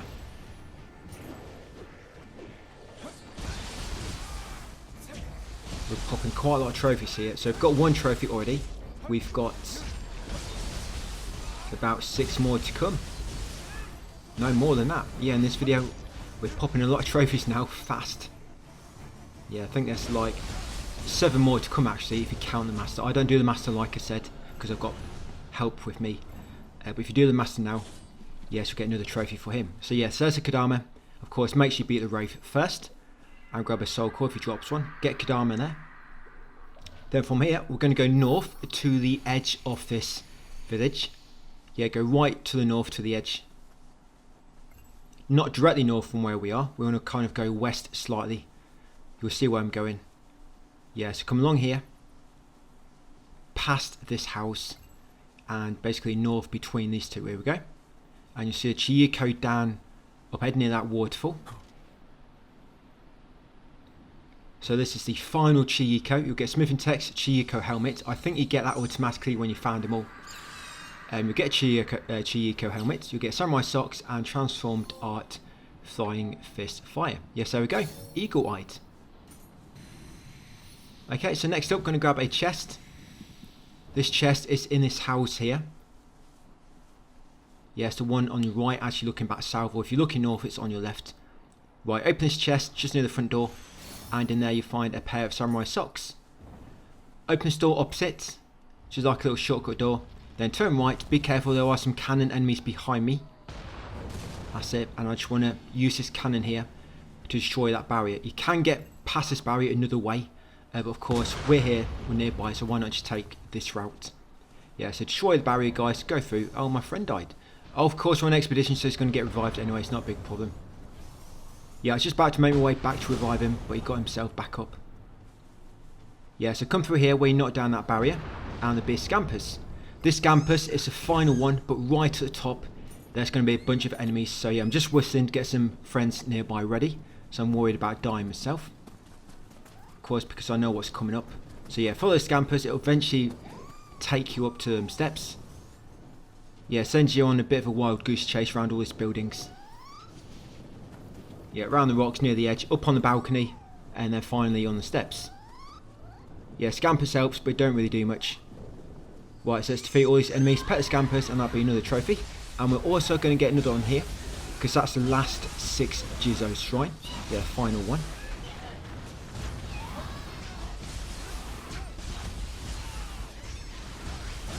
I need help, because I'm on expeditions, the enemies are going to be stronger, and I'm not really confident I can take them out myself. So yeah, pet scampers. There you go, final one, scampers enthusiast. Get samurai socks, a furball, and a teardrop. Make an offering there, guys, and then do this final shrine. Yeah, make sure you drop the Lumicite or Embersite that drops. There you go, visiting the 6 Jizo. That's another trophy out of the way. And what I'm going to do next, come left around here because there's a spirit vein. Just want to tick it off the map. There you go, just use it once. Right, and we're going to warp over here next because there's nothing in between, and this is going to be a bit quicker. So I'm going to walk back to this shrine. We unlocked this one earlier. If not, you want to come over here and just find it yourself now. Yes, that would be Maruto Riverbed. Then we're going to come up these steps to the final enemy base. And the final Kodama is coming up as well. Yeah, so many final things in this area. Yeah, it's a nice area to clear Kyoto at this point. Right, so inside. So 5 enemies altogether. In this stables on the left is a dung ball. I think that's the final fixed dung ball I find. Is it the final one? Pretty sure it is. Yeah, but yeah, grab that dung ball on the left, guys, ×1 in the stables. Now, there's 3 enemies inside the building.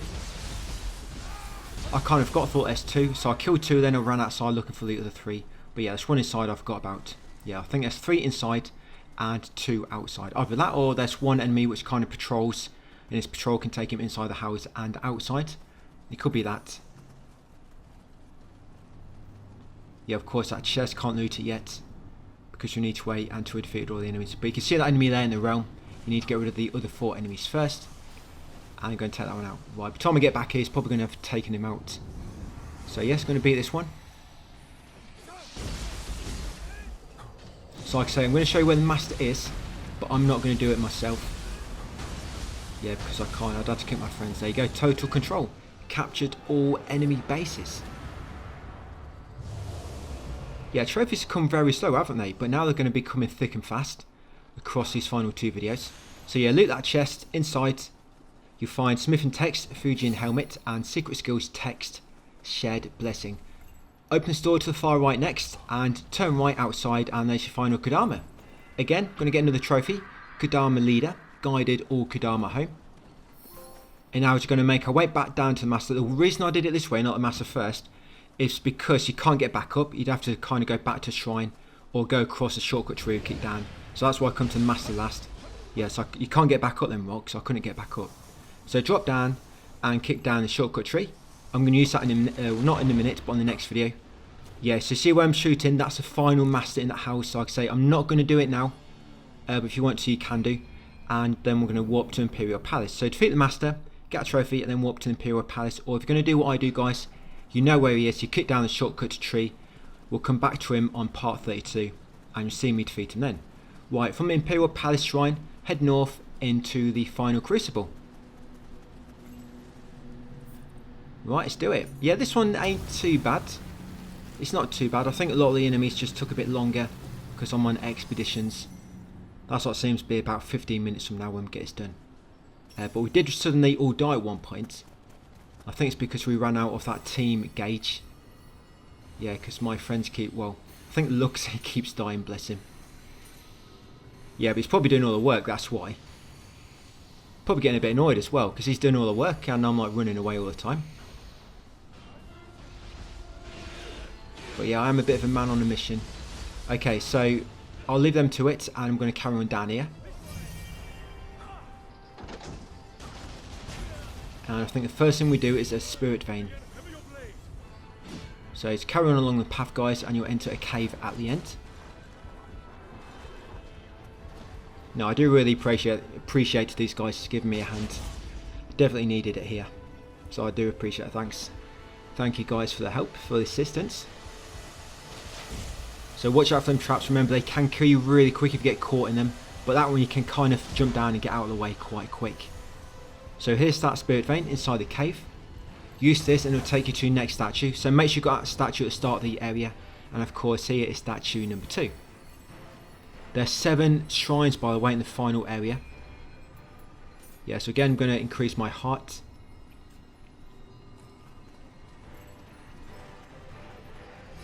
So from there we're going to carry on down here. Now you can drop to the lower path here and you might think there's going to be something important down there. But there's nothing down there, guys. Nothing important in that lower path. Basically, if you fall down, they just put some like stronger enemies down there to make it harder for you to get back up. But yeah, no good loot down there. The next piece of loot, you see them 2 barriers. There's some cannons nearby. You need to use a cannon on the left as we're looking at it now. And that'll destroy a barrier. And then in that barrier is a key item. I think it's a pair of socks. So yeah, this is the cannon we want to use. Come up here, use that cannon. There you go. I'm going to get in there. Yeah, after using that cannon, so the item inside this will be a pair of samurai socks. Going to run back down and pick it up. Lucky I didn't fall to my death then. Right, and Lugs has died again. Yeah, so I was getting ready to run and revive him then, but no, he's got himself up. So see how small our team bar is now? I think if one of us dies now, it'll basically just kill us all and respawn us at the next shrine. I think that's how that team bar works. So bloody hell, where did all this loot come from? Loads of shinies everywhere, like a Christmas tree. Well, yeah, like lights fell off. So this chest in here, this will have a secret skills text inside it, concentrated mist. Yeah, I'm just going to take out these enemies and grab it. Yeah, concentrated mist, secret skills text. Right, they're going to push open this next gate. Then there'll be a shortcut log on the left. Yep, so my friend's already done it for me. Yeah, and this item here is Ochiko Cup, so I normally pick that one up. Yeah, Ochiko Cup's in the item. So kick down that shortcut tree. There you go, that'll take you back towards the first shrine. Come along here. Yeah, so if you die, go back to second, guys. You can walk back to the first shrine and get back to that shortcut a bit quicker. You know they come from the second. So yeah, carry on through here. And I don't think you're supposed to get through from it. I think you're supposed to drop from the upper ledge. But you can kind of jump over there. You know, because like you're like a slightly higher elevation because the way it's angled. Yep, and inside there, as you can see in that small tower, you find a ninja socks and a summoner's candle. And you're going to come behind them crates at the back. You'll find a hidden path. And do not use spirit vein until your friends are with you, because there's a strong boss down here. I was whistling, but I'm not sure they kind of forgot how to find this path down here.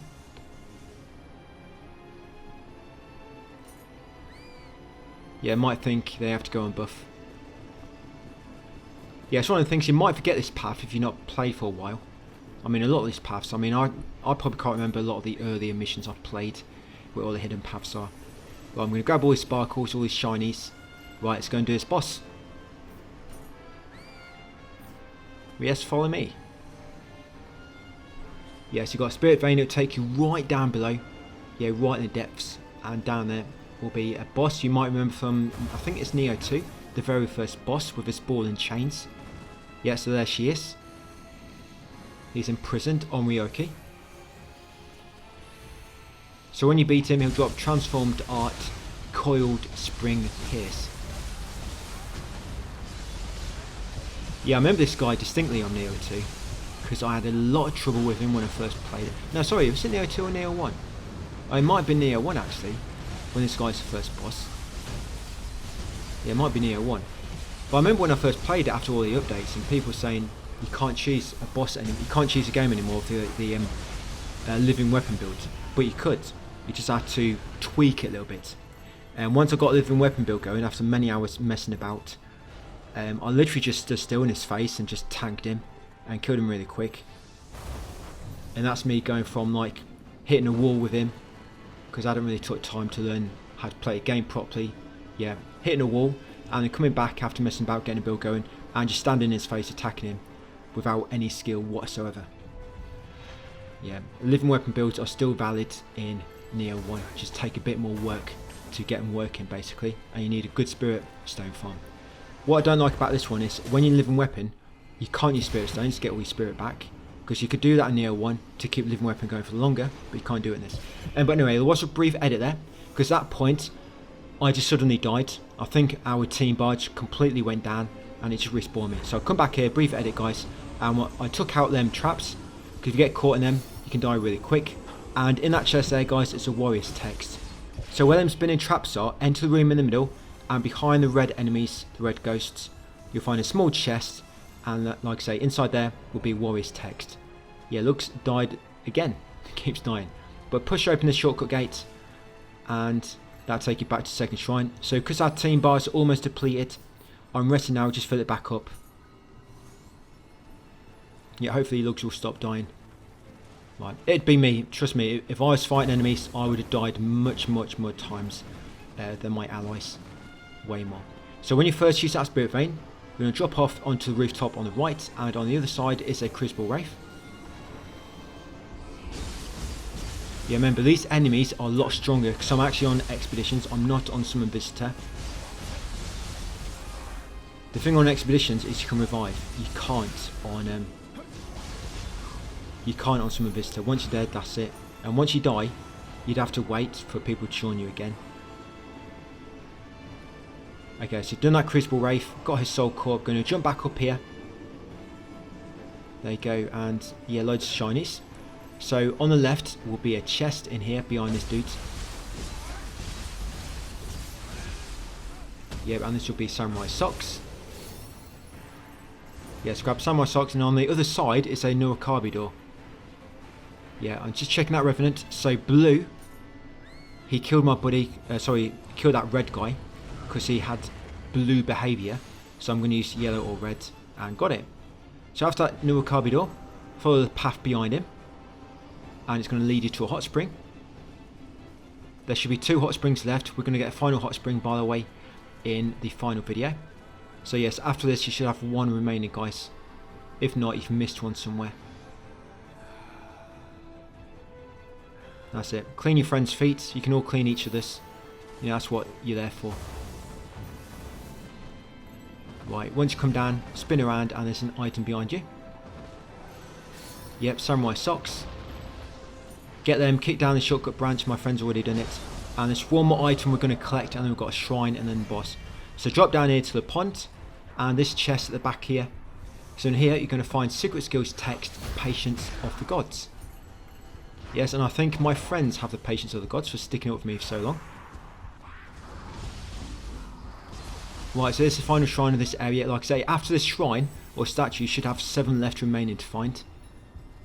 Right, and that's how I'm looking at the moment.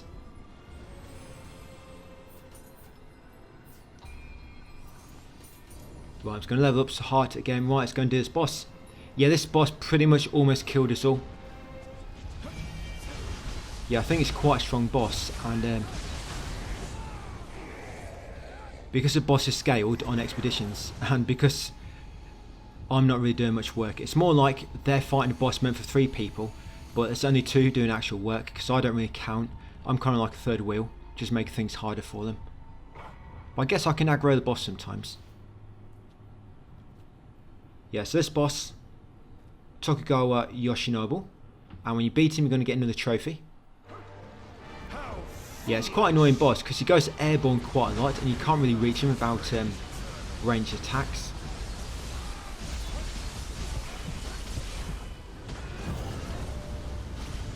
And I used my guard. I didn't mean to use my guardian weapon then.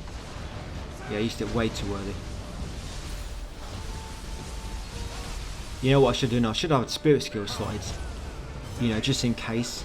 Because if I had spirit skill slotted, when all my friends die, I would have been okay.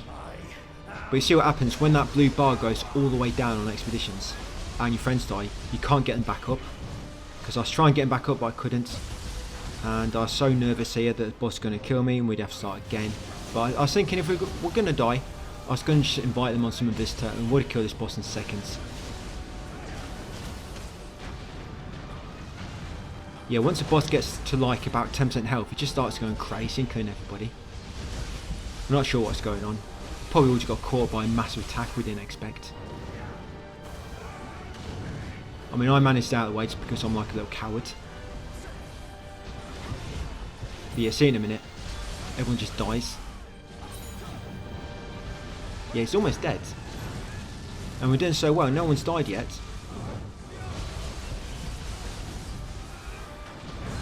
And then that's it, he just kills everybody.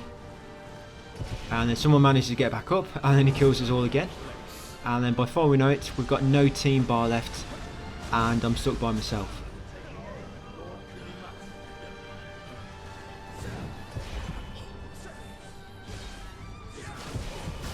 Yeah, so seeking out, but I can't get him up, I can't, it won't let me. Yeah, so I'm stuck by myself now. And he's got such a tiny bit of HP remaining. Yeah, this one Spirit Stones would have been nice for. So I could have used them to get my Guiding Spirit back up, and I could just use that for this bit, and it would have been a lot easier. But I'm getting so worried, and I get rid of all my elixirs really quick. So yeah, be very, very careful with this boss, guys. If you do have trouble on expeditions, then of course, just switch to Summon Visitor, and it'll be a lot easier. Yeah, so I'm basically fighting a boss meant for 3 players right now, but all by myself.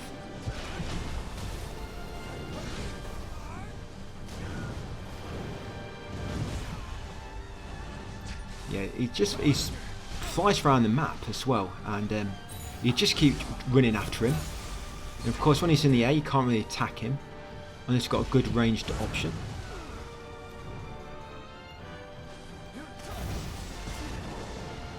Yeah, so I've got 1 elixir left, that's it, I've got no healing items. Now I'm in trouble.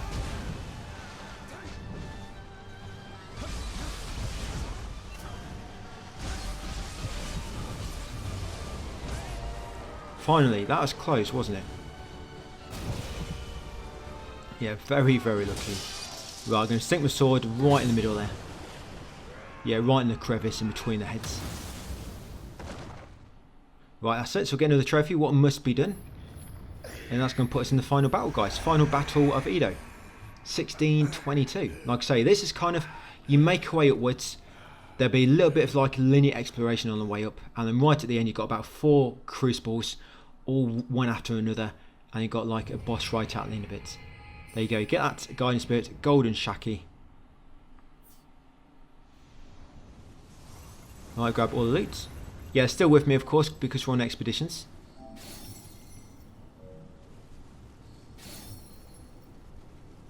You get Samurai Text ×2. You get loads of things there. Samurai Socks, 2 Guiding Spirits. You get Kusanagi as well in a moment. Get 3 new missions. So yes, once you're ready, destroy the spike and go through the fire door. I think my friends were ready to go and do this final mission, but I wasn't. I hadn't really optimised this final mission afterwards. And I need to know what I'm doing somewhat. Otherwise it just becomes a let's play. Yes, a few cutscenes should be lobbed right into the final battle. So all that's left to do, guys, after the final battle is dung ball farming and that final master. And of course I still need to equip a full set of armor. You know, you get like a set bonus on specific equipment. You need to have a full set bonus active in order for a trophy. But we're going to do that at the end of completing the game. And we're going to craft the head of the Igayonin set, because I think that's one which everybody will have, because we found the apparel. I did mention this in the previous vid. But yeah, that should be easy enough to do. It's quite cheap as well to make. And some of them you still have like a status requirement in order to make this set active. But that one's got quite a low requirement. So I'm just going to activate a statue, guys, and that'll be it for part 31. We must remain vigilant. So like I say, part 32 should go back to back with this, guys, so we can get the whole game finished, the platinum. So thanks for watching, and I'll see you on the next one.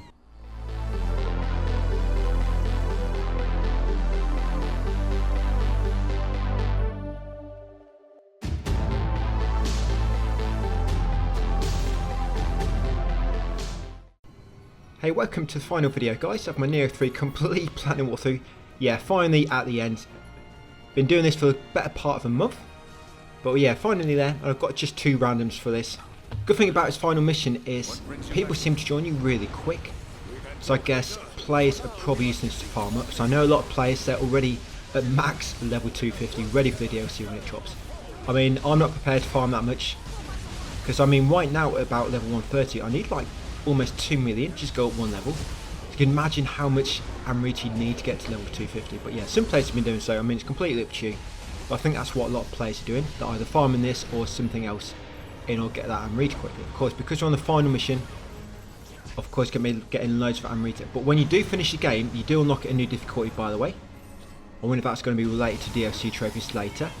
I guess we'll see. Because normally DLC's Nioh always complete a game on the new difficulties and whatnot. Yeah, so we're back in Nioh.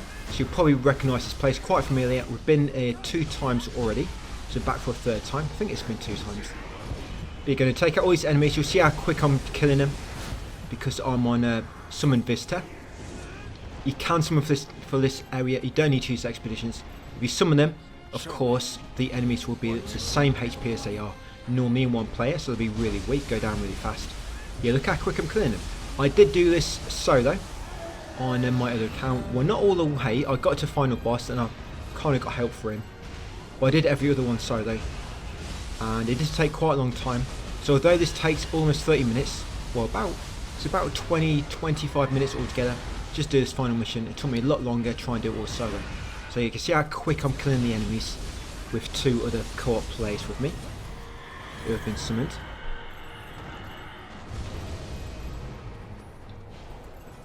There's not really much to collect. Looking at my text guide going up, there's a lot of spirit veins. There's probably about 20 spirit veins in this area. But 7 statues, we need to make sure we unlock all of those. So use that spirit vein there. And carry on and eventually come to your next statue. There it is. These should be final statues you need, or sorry, statues / shrines for the shrine trophy. So I'm going to level my heart a bit more. And remember, when you come up to that enemy in the distance, which is shooting you with lightning, you need to scare him away. Yeah, Murakumo, he appears 4 times. So from that shrine, I'm going to come out on the left, onto the rooftop, drop down, and below the slope, there's a shortcut door. Just unlock that in case you need to walk back to that shrine at any point. Yeah, so look out for the enemy which spawns in distance, the big bird-like enemy, which is that pure lightning. You need to scare him away with ranged attacks. Yeah, I think it comes up for the first time after this boss. So you got boss here, another one, Kasha. Yeah, like I say, basically like a big boss rush, this final mission. But look how quick he's dying.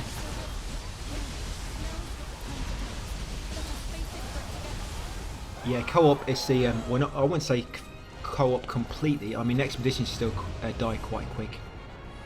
But Summon Visitor is definitely the easy mode. Now this boss was annoying when I tried doing solo. So he's got massive like sweeping attacks and he just likes to dance around the place. Yeah, it's always like flapping his hands around.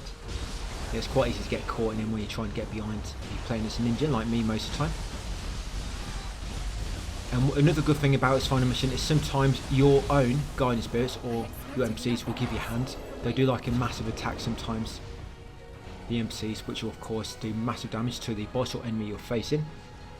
Right, so after beating that boss, them 2 bosses, use the spirit vein, guys, come up here and be ready. Yeah, so you got a shrine.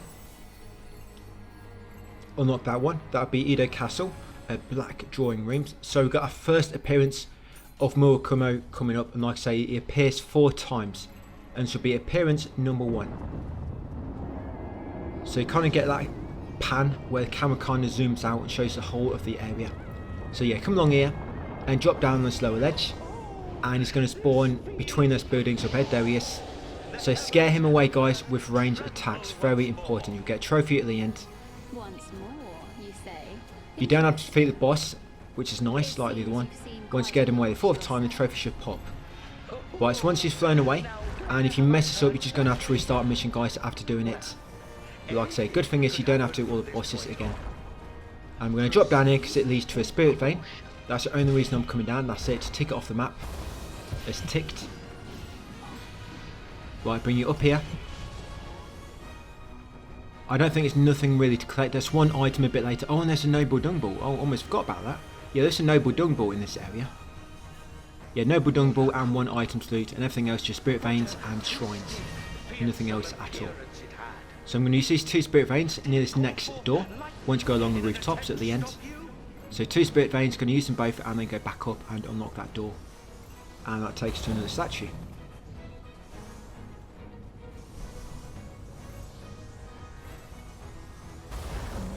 This next building looks like a really tall temple.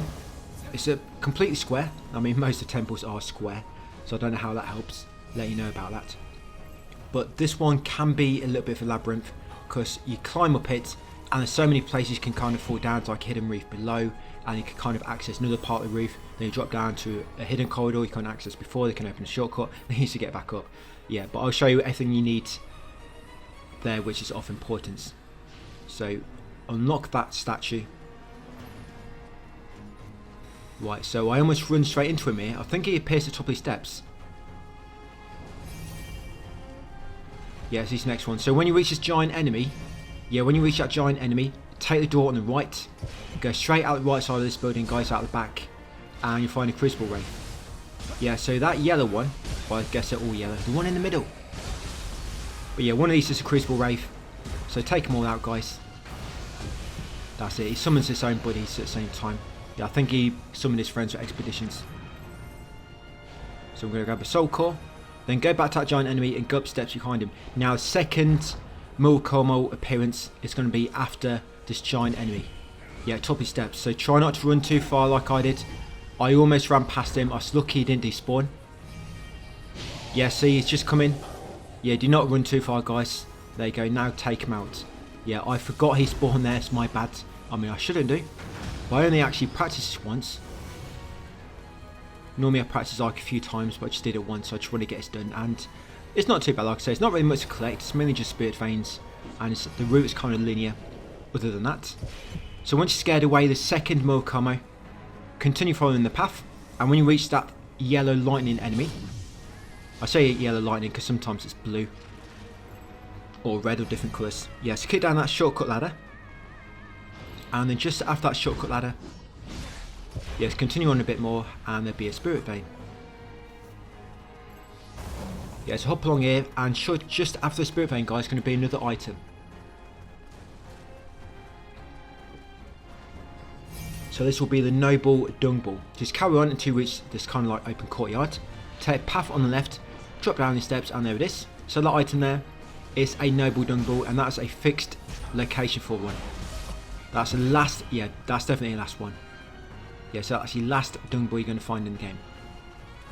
You know, there might be some in the very first region. I don't think I started looking out for dung balls until we got into the second region or something like that. But I'm going to come behind that enemy, use Spirit Vein here to kick down that wall. That's it, continue on and use this next Spirit Vein. And there'll be another one as well.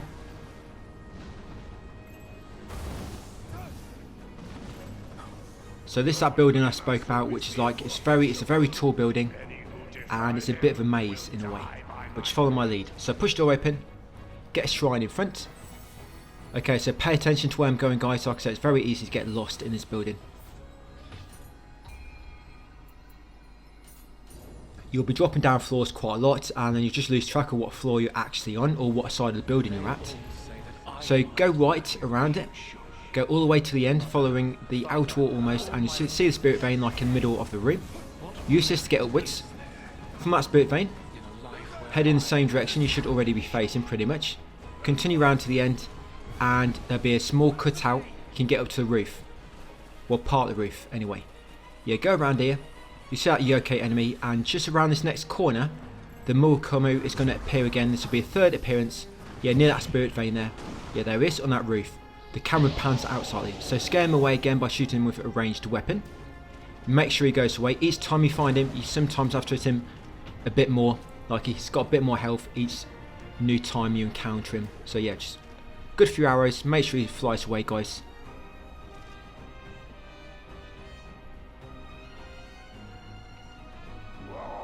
Right, now it's zapping me with lightning.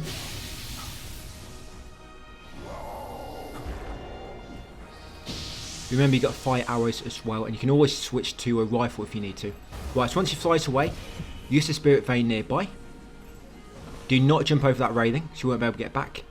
Right, come down here, down the steps, follow the path, and you'll find a talisman on the back of that door. But first, we're going to unlock the shortcut gate.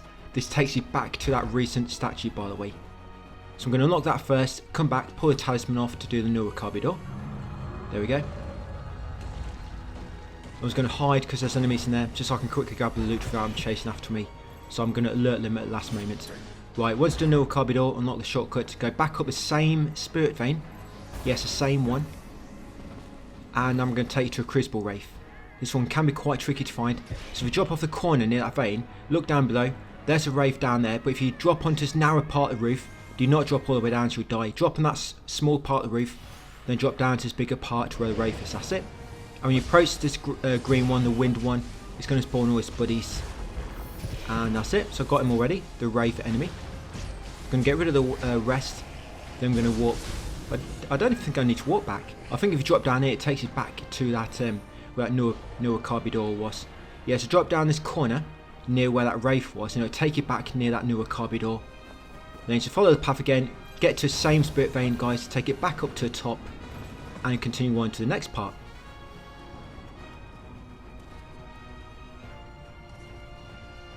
Right, yes, continue around here, all the way to the end, use the spirit vein, no need to kill anything else.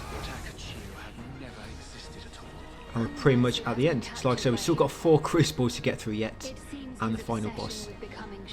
So once at this statue, do not go left, rest first, so you activate it.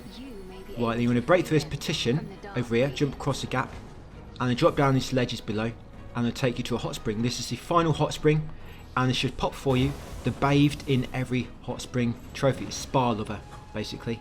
There you go. That's it. Get your little pinky end wet. There you go, Spa Lover. So once got that, we're going to go around the back of this hot spring building, because this is the only item in it. I mean, other than that noble dung ball. Yeah, so in that item, you're going to find secret skills, text, key pulse, mastery. Once got that, use this spirit vein to go back up to the shrine at the top, guys, and that's basically it. Now let's go and do this 4 crucibles. So you've got 1 crucible, then you're going to encounter the last Murakami appearance, and you should pop trophy then. Then you've got 3 more crucibles, and of course the boss. So you've got this long cutscene. Right, so 4 spirit veins. 4 lesser crucibles. But these all go down really, really quick. You'll just see, I'll be grabbing loot, and it's just popping up all over the place. Like, more loot is dropping quicker than which I can collect it.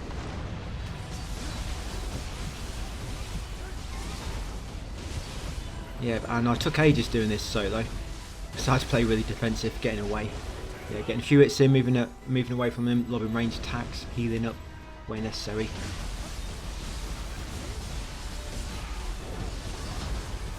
There you go, dead before they can even react to what's happening. Right, I'm spawning in the enemies, like I'm spawning in to take out all these human opponents, and before they know it, they're just dead, because there's 3 of us waiting to just demolish them. Right, so once you've done that crucible, you destroy a spike at the end, so that's crucible number 1.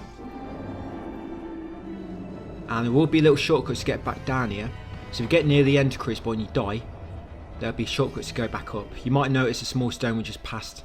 Yeah, later on there'll be a vein leading back to that. And in a moment will be the final one. So there you go, that's the final one, guys. Make sure you scare him away and you'll get a trophy. My friends being nice, they're not running up and scaring him away, so I think they can scare it away as well. I was actually worried about that, but I was a bit worried because trophy took a moment to pop. But there you go, guys. Pain, go away. And that's it. That's the final misc trophy. So once got that one, continue onwards. Like I say, if it don't pop, you're gonna have to do this mission again on battle scrolls from the shrine. I know it's unfortunate you're gonna have to make way all the way back up. It's quite a long mission, but you don't have to do the boss. You just have to get back to that final Murakami appearance, and hopefully he appears for you and you scare him away successfully. So again, another lesser crucible. Yeah, look at all this loot. So I'm going to start looting it in a minute, but I just can't pick it up quick enough.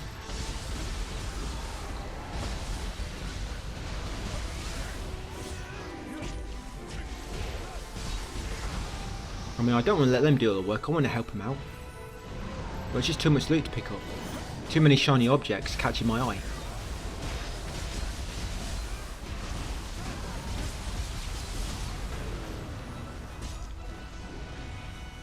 Yeah, they do make us look quite appealing, don't they, with the colours and the sound they make when they drop.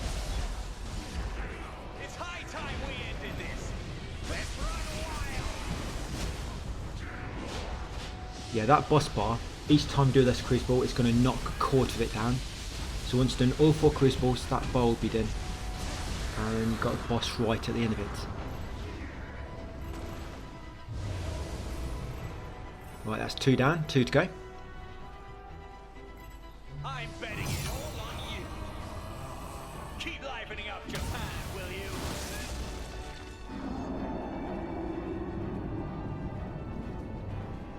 Yes, another vein. So you might have noticed, yes, that's how I'm looking at the moment. You'll pass like smaller floating rocks and there'll be a vein on them. You see like this one on the left here? It will take you back down to a lower crucible. So if you do die, guys, from these crucibles, you should eventually unlock these so you can get back up to the top quicker. You'll die, you'll just use the veins and you can just use the shortcut ones nearby to get further up, you know, in the area. Now just be careful there because a big ice monster can spawn and you just try to knock you off. And there'll be another gimmicky one later which will be shooting you with fire. And you have to hide behind like little barriers. And it will also be trying to shoot you during the final crucible.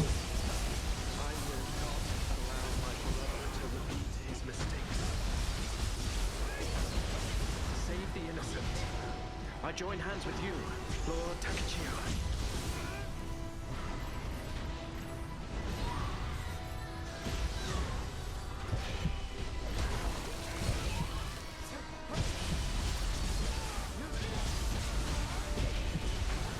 Yeah, look at this, crazy just how quick they kill them.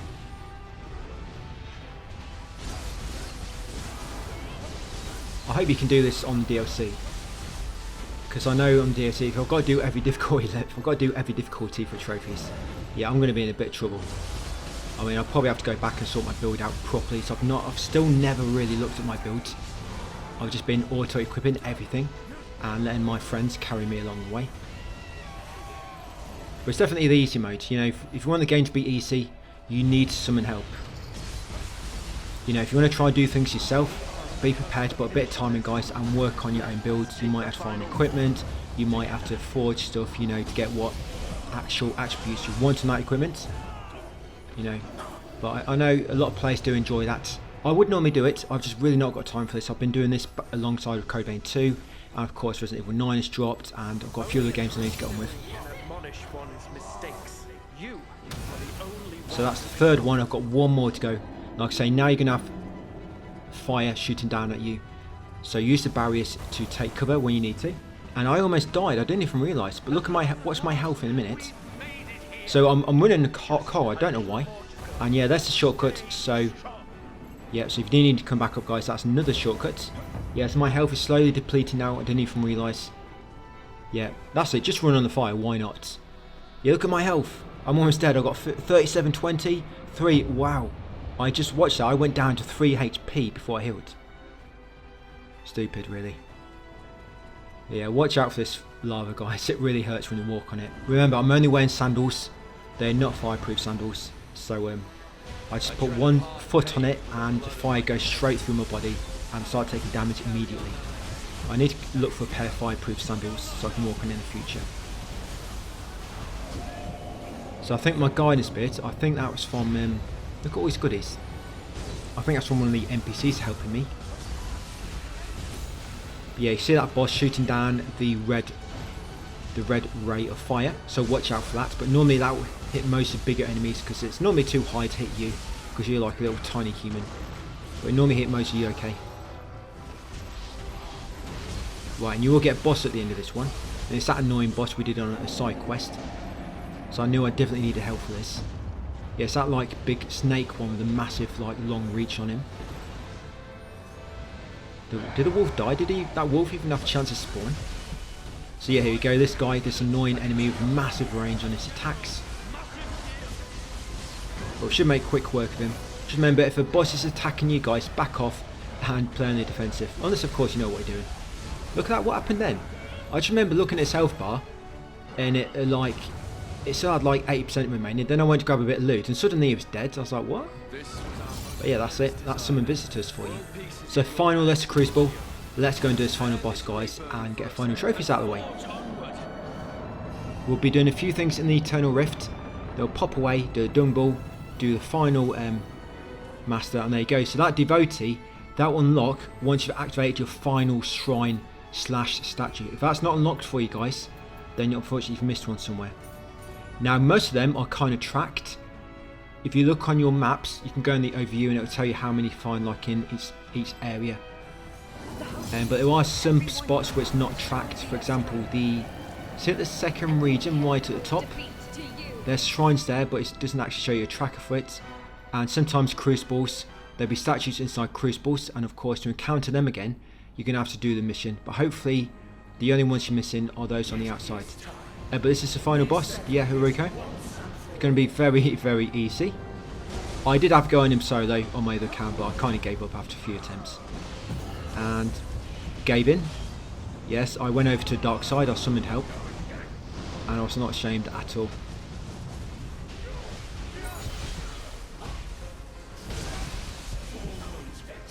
Yeah, I don't think I'm meant to use my guidance spirit then.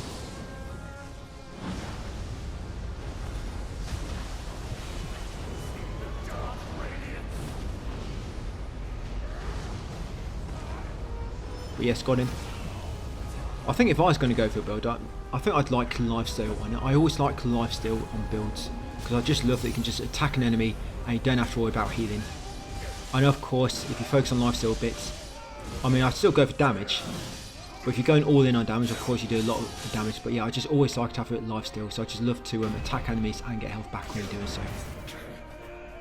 So that's it, final boss done. Now you do get a choice at the end. I don't think this takes you to, I mean, it doesn't affect any trophies, so don't worry about that. Look, you get loads of green loot from him. Maybe that's why players like to farm him. You get loads of like green loot, but he gives you loads of fixed loot. For example, the ornamental blade. You get guidance spirit, Murakumo. You get Kuyo-O's blade. You get Sinister Tyrant's necklace, samurai locks, samurai socks. Sorry, Smith and Text ornamental blade. Did I mention that? Warrior's Text ×2. Get 2 new missions. Get Soul Core. Get some Smith and Text Kusanagi helmet. And now this one Smith and Text, Strike and Retribution. I think you might only get that if you choose to execute. You have to let me know, because on this account I chose to execute, but on the other one I chose spare. And I'm pretty sure I didn't see it pop up on my other account where I chose to spare him. So the Smith and Text for Strike and Retribution, you might only get that if you execute him. Maybe it could have just been random, guys. Like I said, I don't remember seeing that on my other account where I spared him. Yeah, that one there. I'm pretty sure I did not get that on my other. I could have just missed it, because I remember I was typing quite a lot at this point. Okay, so you get 2 trophies, Delusion Destroyed, and another one as Shogun, after the endings.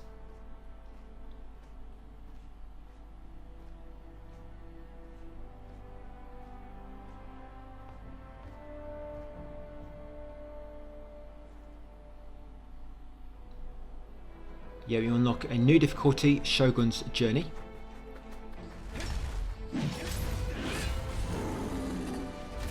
So once you load back into the Eternal Rift, it'll be post-game cleanup time. So we're going to go to Blacksmith. Like I say, we're going to forge the head of the Eager Ninja set. If you've already got his trophy out of the way, do not worry. And the trophy is for activating all set bonus effects for an equipment set. Of course, some have less items. I mean, that would be easier if you're only using a set which has like 5 pieces. But the thing is, I'm worried about I'm using, like, for example, a armor set which have 5 pieces, but you don't actually have access, because a lot of them you can't craft them until you actually find them on an enemy. But the Iga Yonin sets, or sorry, head of the Iga Ninja, you should have that, like I say, because we actually got that as a fixed drop from a strong enemy way back. If you type in the text guide, you'll come across it. Anyway, Blacksmith, Forge, you're going to press square. You see on the top it says rarity, exotic. If you press square, that will change to common. I think I forget a few times, but the common are cheaper. You see, they only take like 1 of like each material. So always craft commons, it's cheaper, and you're going to be crafting ninja. I kept messing this up. I kept like choosing, I was looking in Samurai, then I realised, where is it? Oh yeah, because I'm in the Samurai, for example, arm guards or Samurai groin guards or Samurai underwear. You need to be in the Ninja for, of course, the head of the Inga Ninja set. So that's what I'm doing. I'm going to craft one of each. Like I say, there's 7 pieces of this one. You see it there, head of the Iga Ninja. The actual name of the weapon will always be the same. Quite good. Yes, I'm going to craft it. I'm also going to equip it, like so. So craft, equip, and once you've done all 7 and equip them automatically, guys, you'll pop a trophy. Like I say, only do this if you have not got a trophy already called Armor's Real Value, which you might have if you've been doing your build yourself. You've been messing about with builds. But if you've been following me and kind of doing exactly what I've been doing, guys, you probably don't have this yet. So yes, head of the Iga Ninja. Eager, yeah, it's very eager, this one. So remember to be on Ninja. I think I'm on Samurai now, that's why I can't find it. Yeah, look for the small icons. Yeah, so now I'm on Ninja. Yeah, so there you go. Like I say, they'll always be the same name for you as, sorry, for me as they are for you.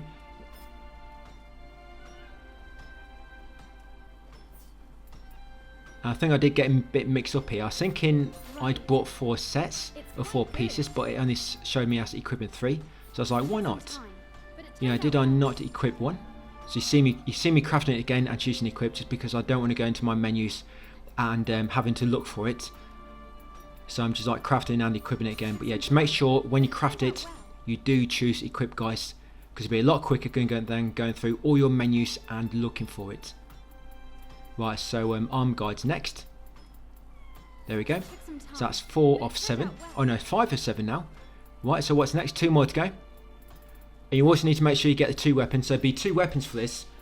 You might probably notice at the start I crafted the Demon Tier Sword and the Demon Fang Kusari Garment. Of course, make sure they are both equipped. You've got 2 weapon slots. Of course, do not unequip one with the other one. They both need to be equipped in your 2 weapon slots. So make sure that is, because you've got 5 armor pieces and the 2 weapons. So this should be the final set, the final piece. There you go, Armor's Real Value, guys. So that's that one done. Remember, I crafted the head of the Iga Ninja set. Right, once done that, we're going to go into Hidden Tea House nearby, and yeah, that's what I've got equipped. So I was going to go back to, yeah, automatic. I don't want to keep them on. Right, so we're going to come to Hidden Tea House, and I'm trying to increase my luck now, because you've got a bit of farming coming up. If you've already got a Dung Ball trophy from that quest, then no need to do this. This is just to increase my luck. Now, I didn't find any clans which have an increase in item drop rate, because that's what we're looking for. So I went for luck instead. Primarily, you want item drop rate first.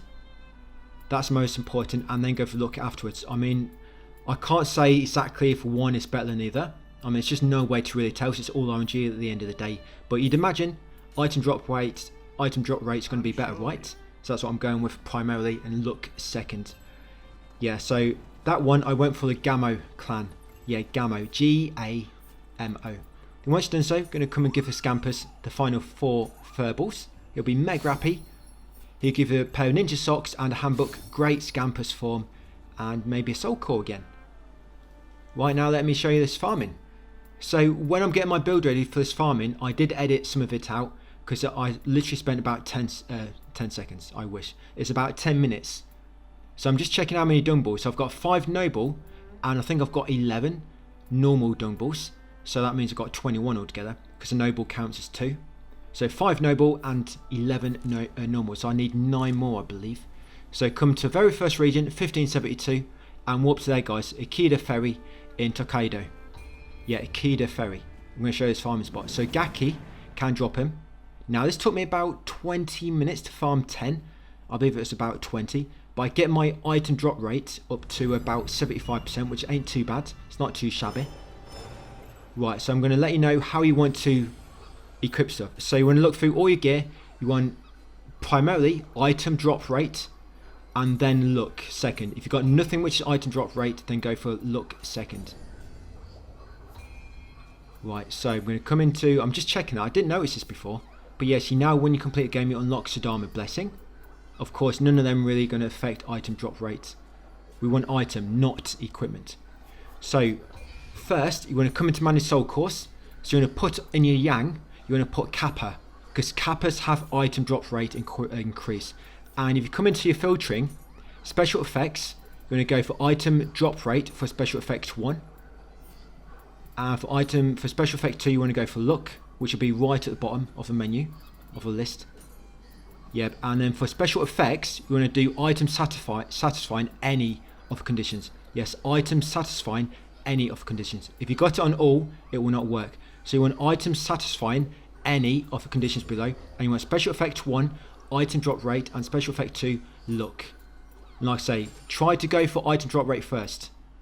And all I've done, so I've got Kappa on my soul course, because they give you item drop rate.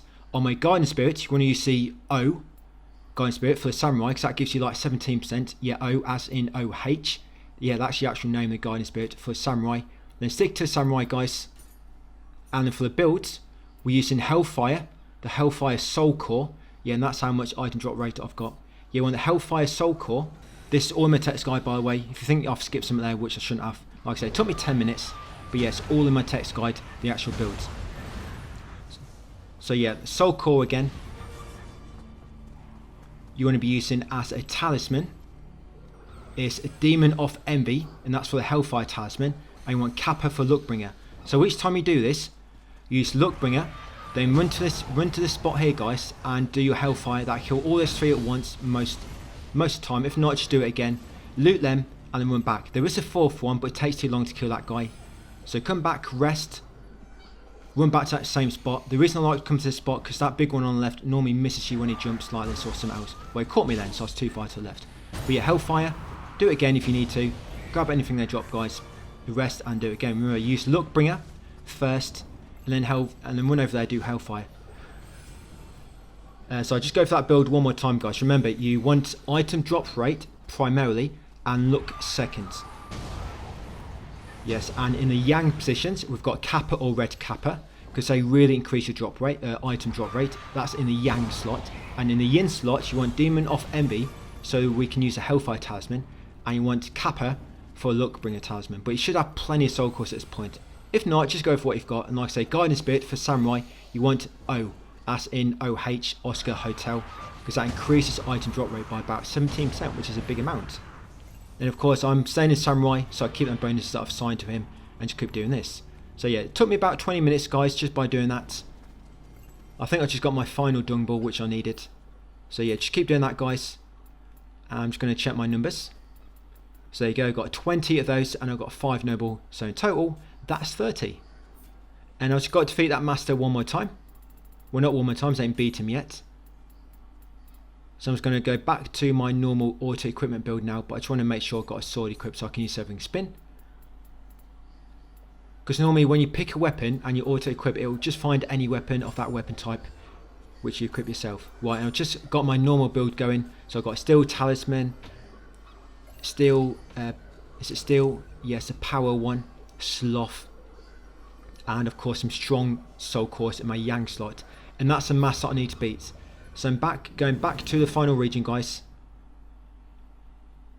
Yeah, back to final region, over to Kyoto. And I think that's the Marutu River. Is that Marutu River Shrine? I think it is. Yeah, so I'm just going to go and beat this guy nearby. Get a trophy for beating all masters.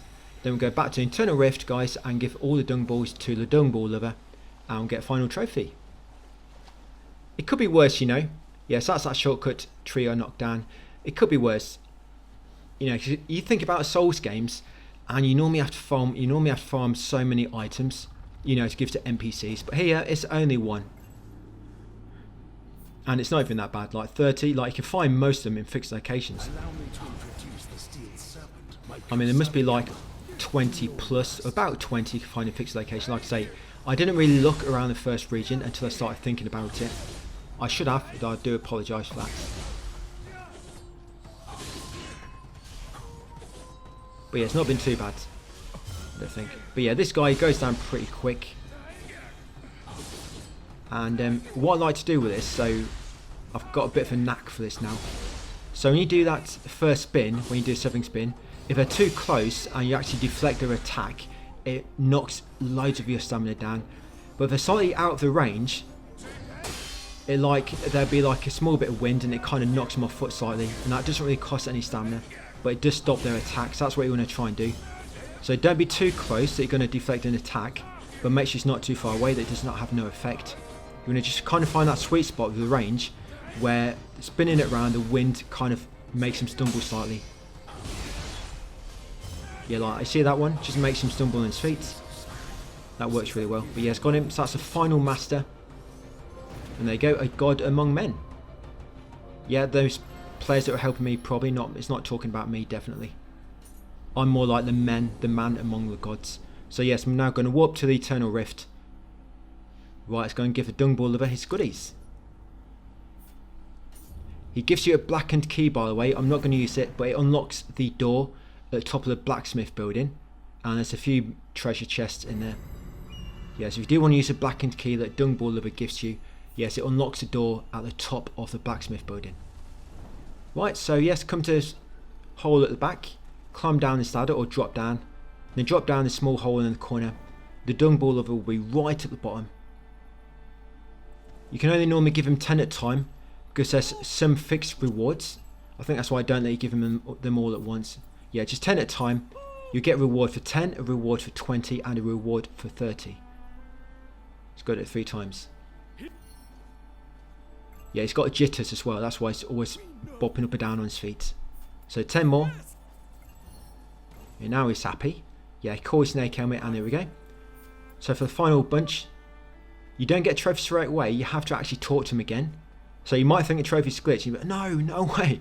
I've done it and the trophy's bugged. You have to talk to him again. Yeah, it got me first of all as well. So there you go. You get blackened keys and more goodies. Like I say, that key opens the room at the top. And there you go. Dung Ball Roller. And there we go. Platinum. And that's got a nice platinum image, hasn't it? I like that platinum image. So there, Dung Ball Roller. Nioh 3 Platinum, guys. I'm overjoyed. That one's out of the way. And on to the next, Resident Evil 9 and Fatal Frame 2. So thank you for watching. I hope you've enjoyed it. And I'll see you on the next series.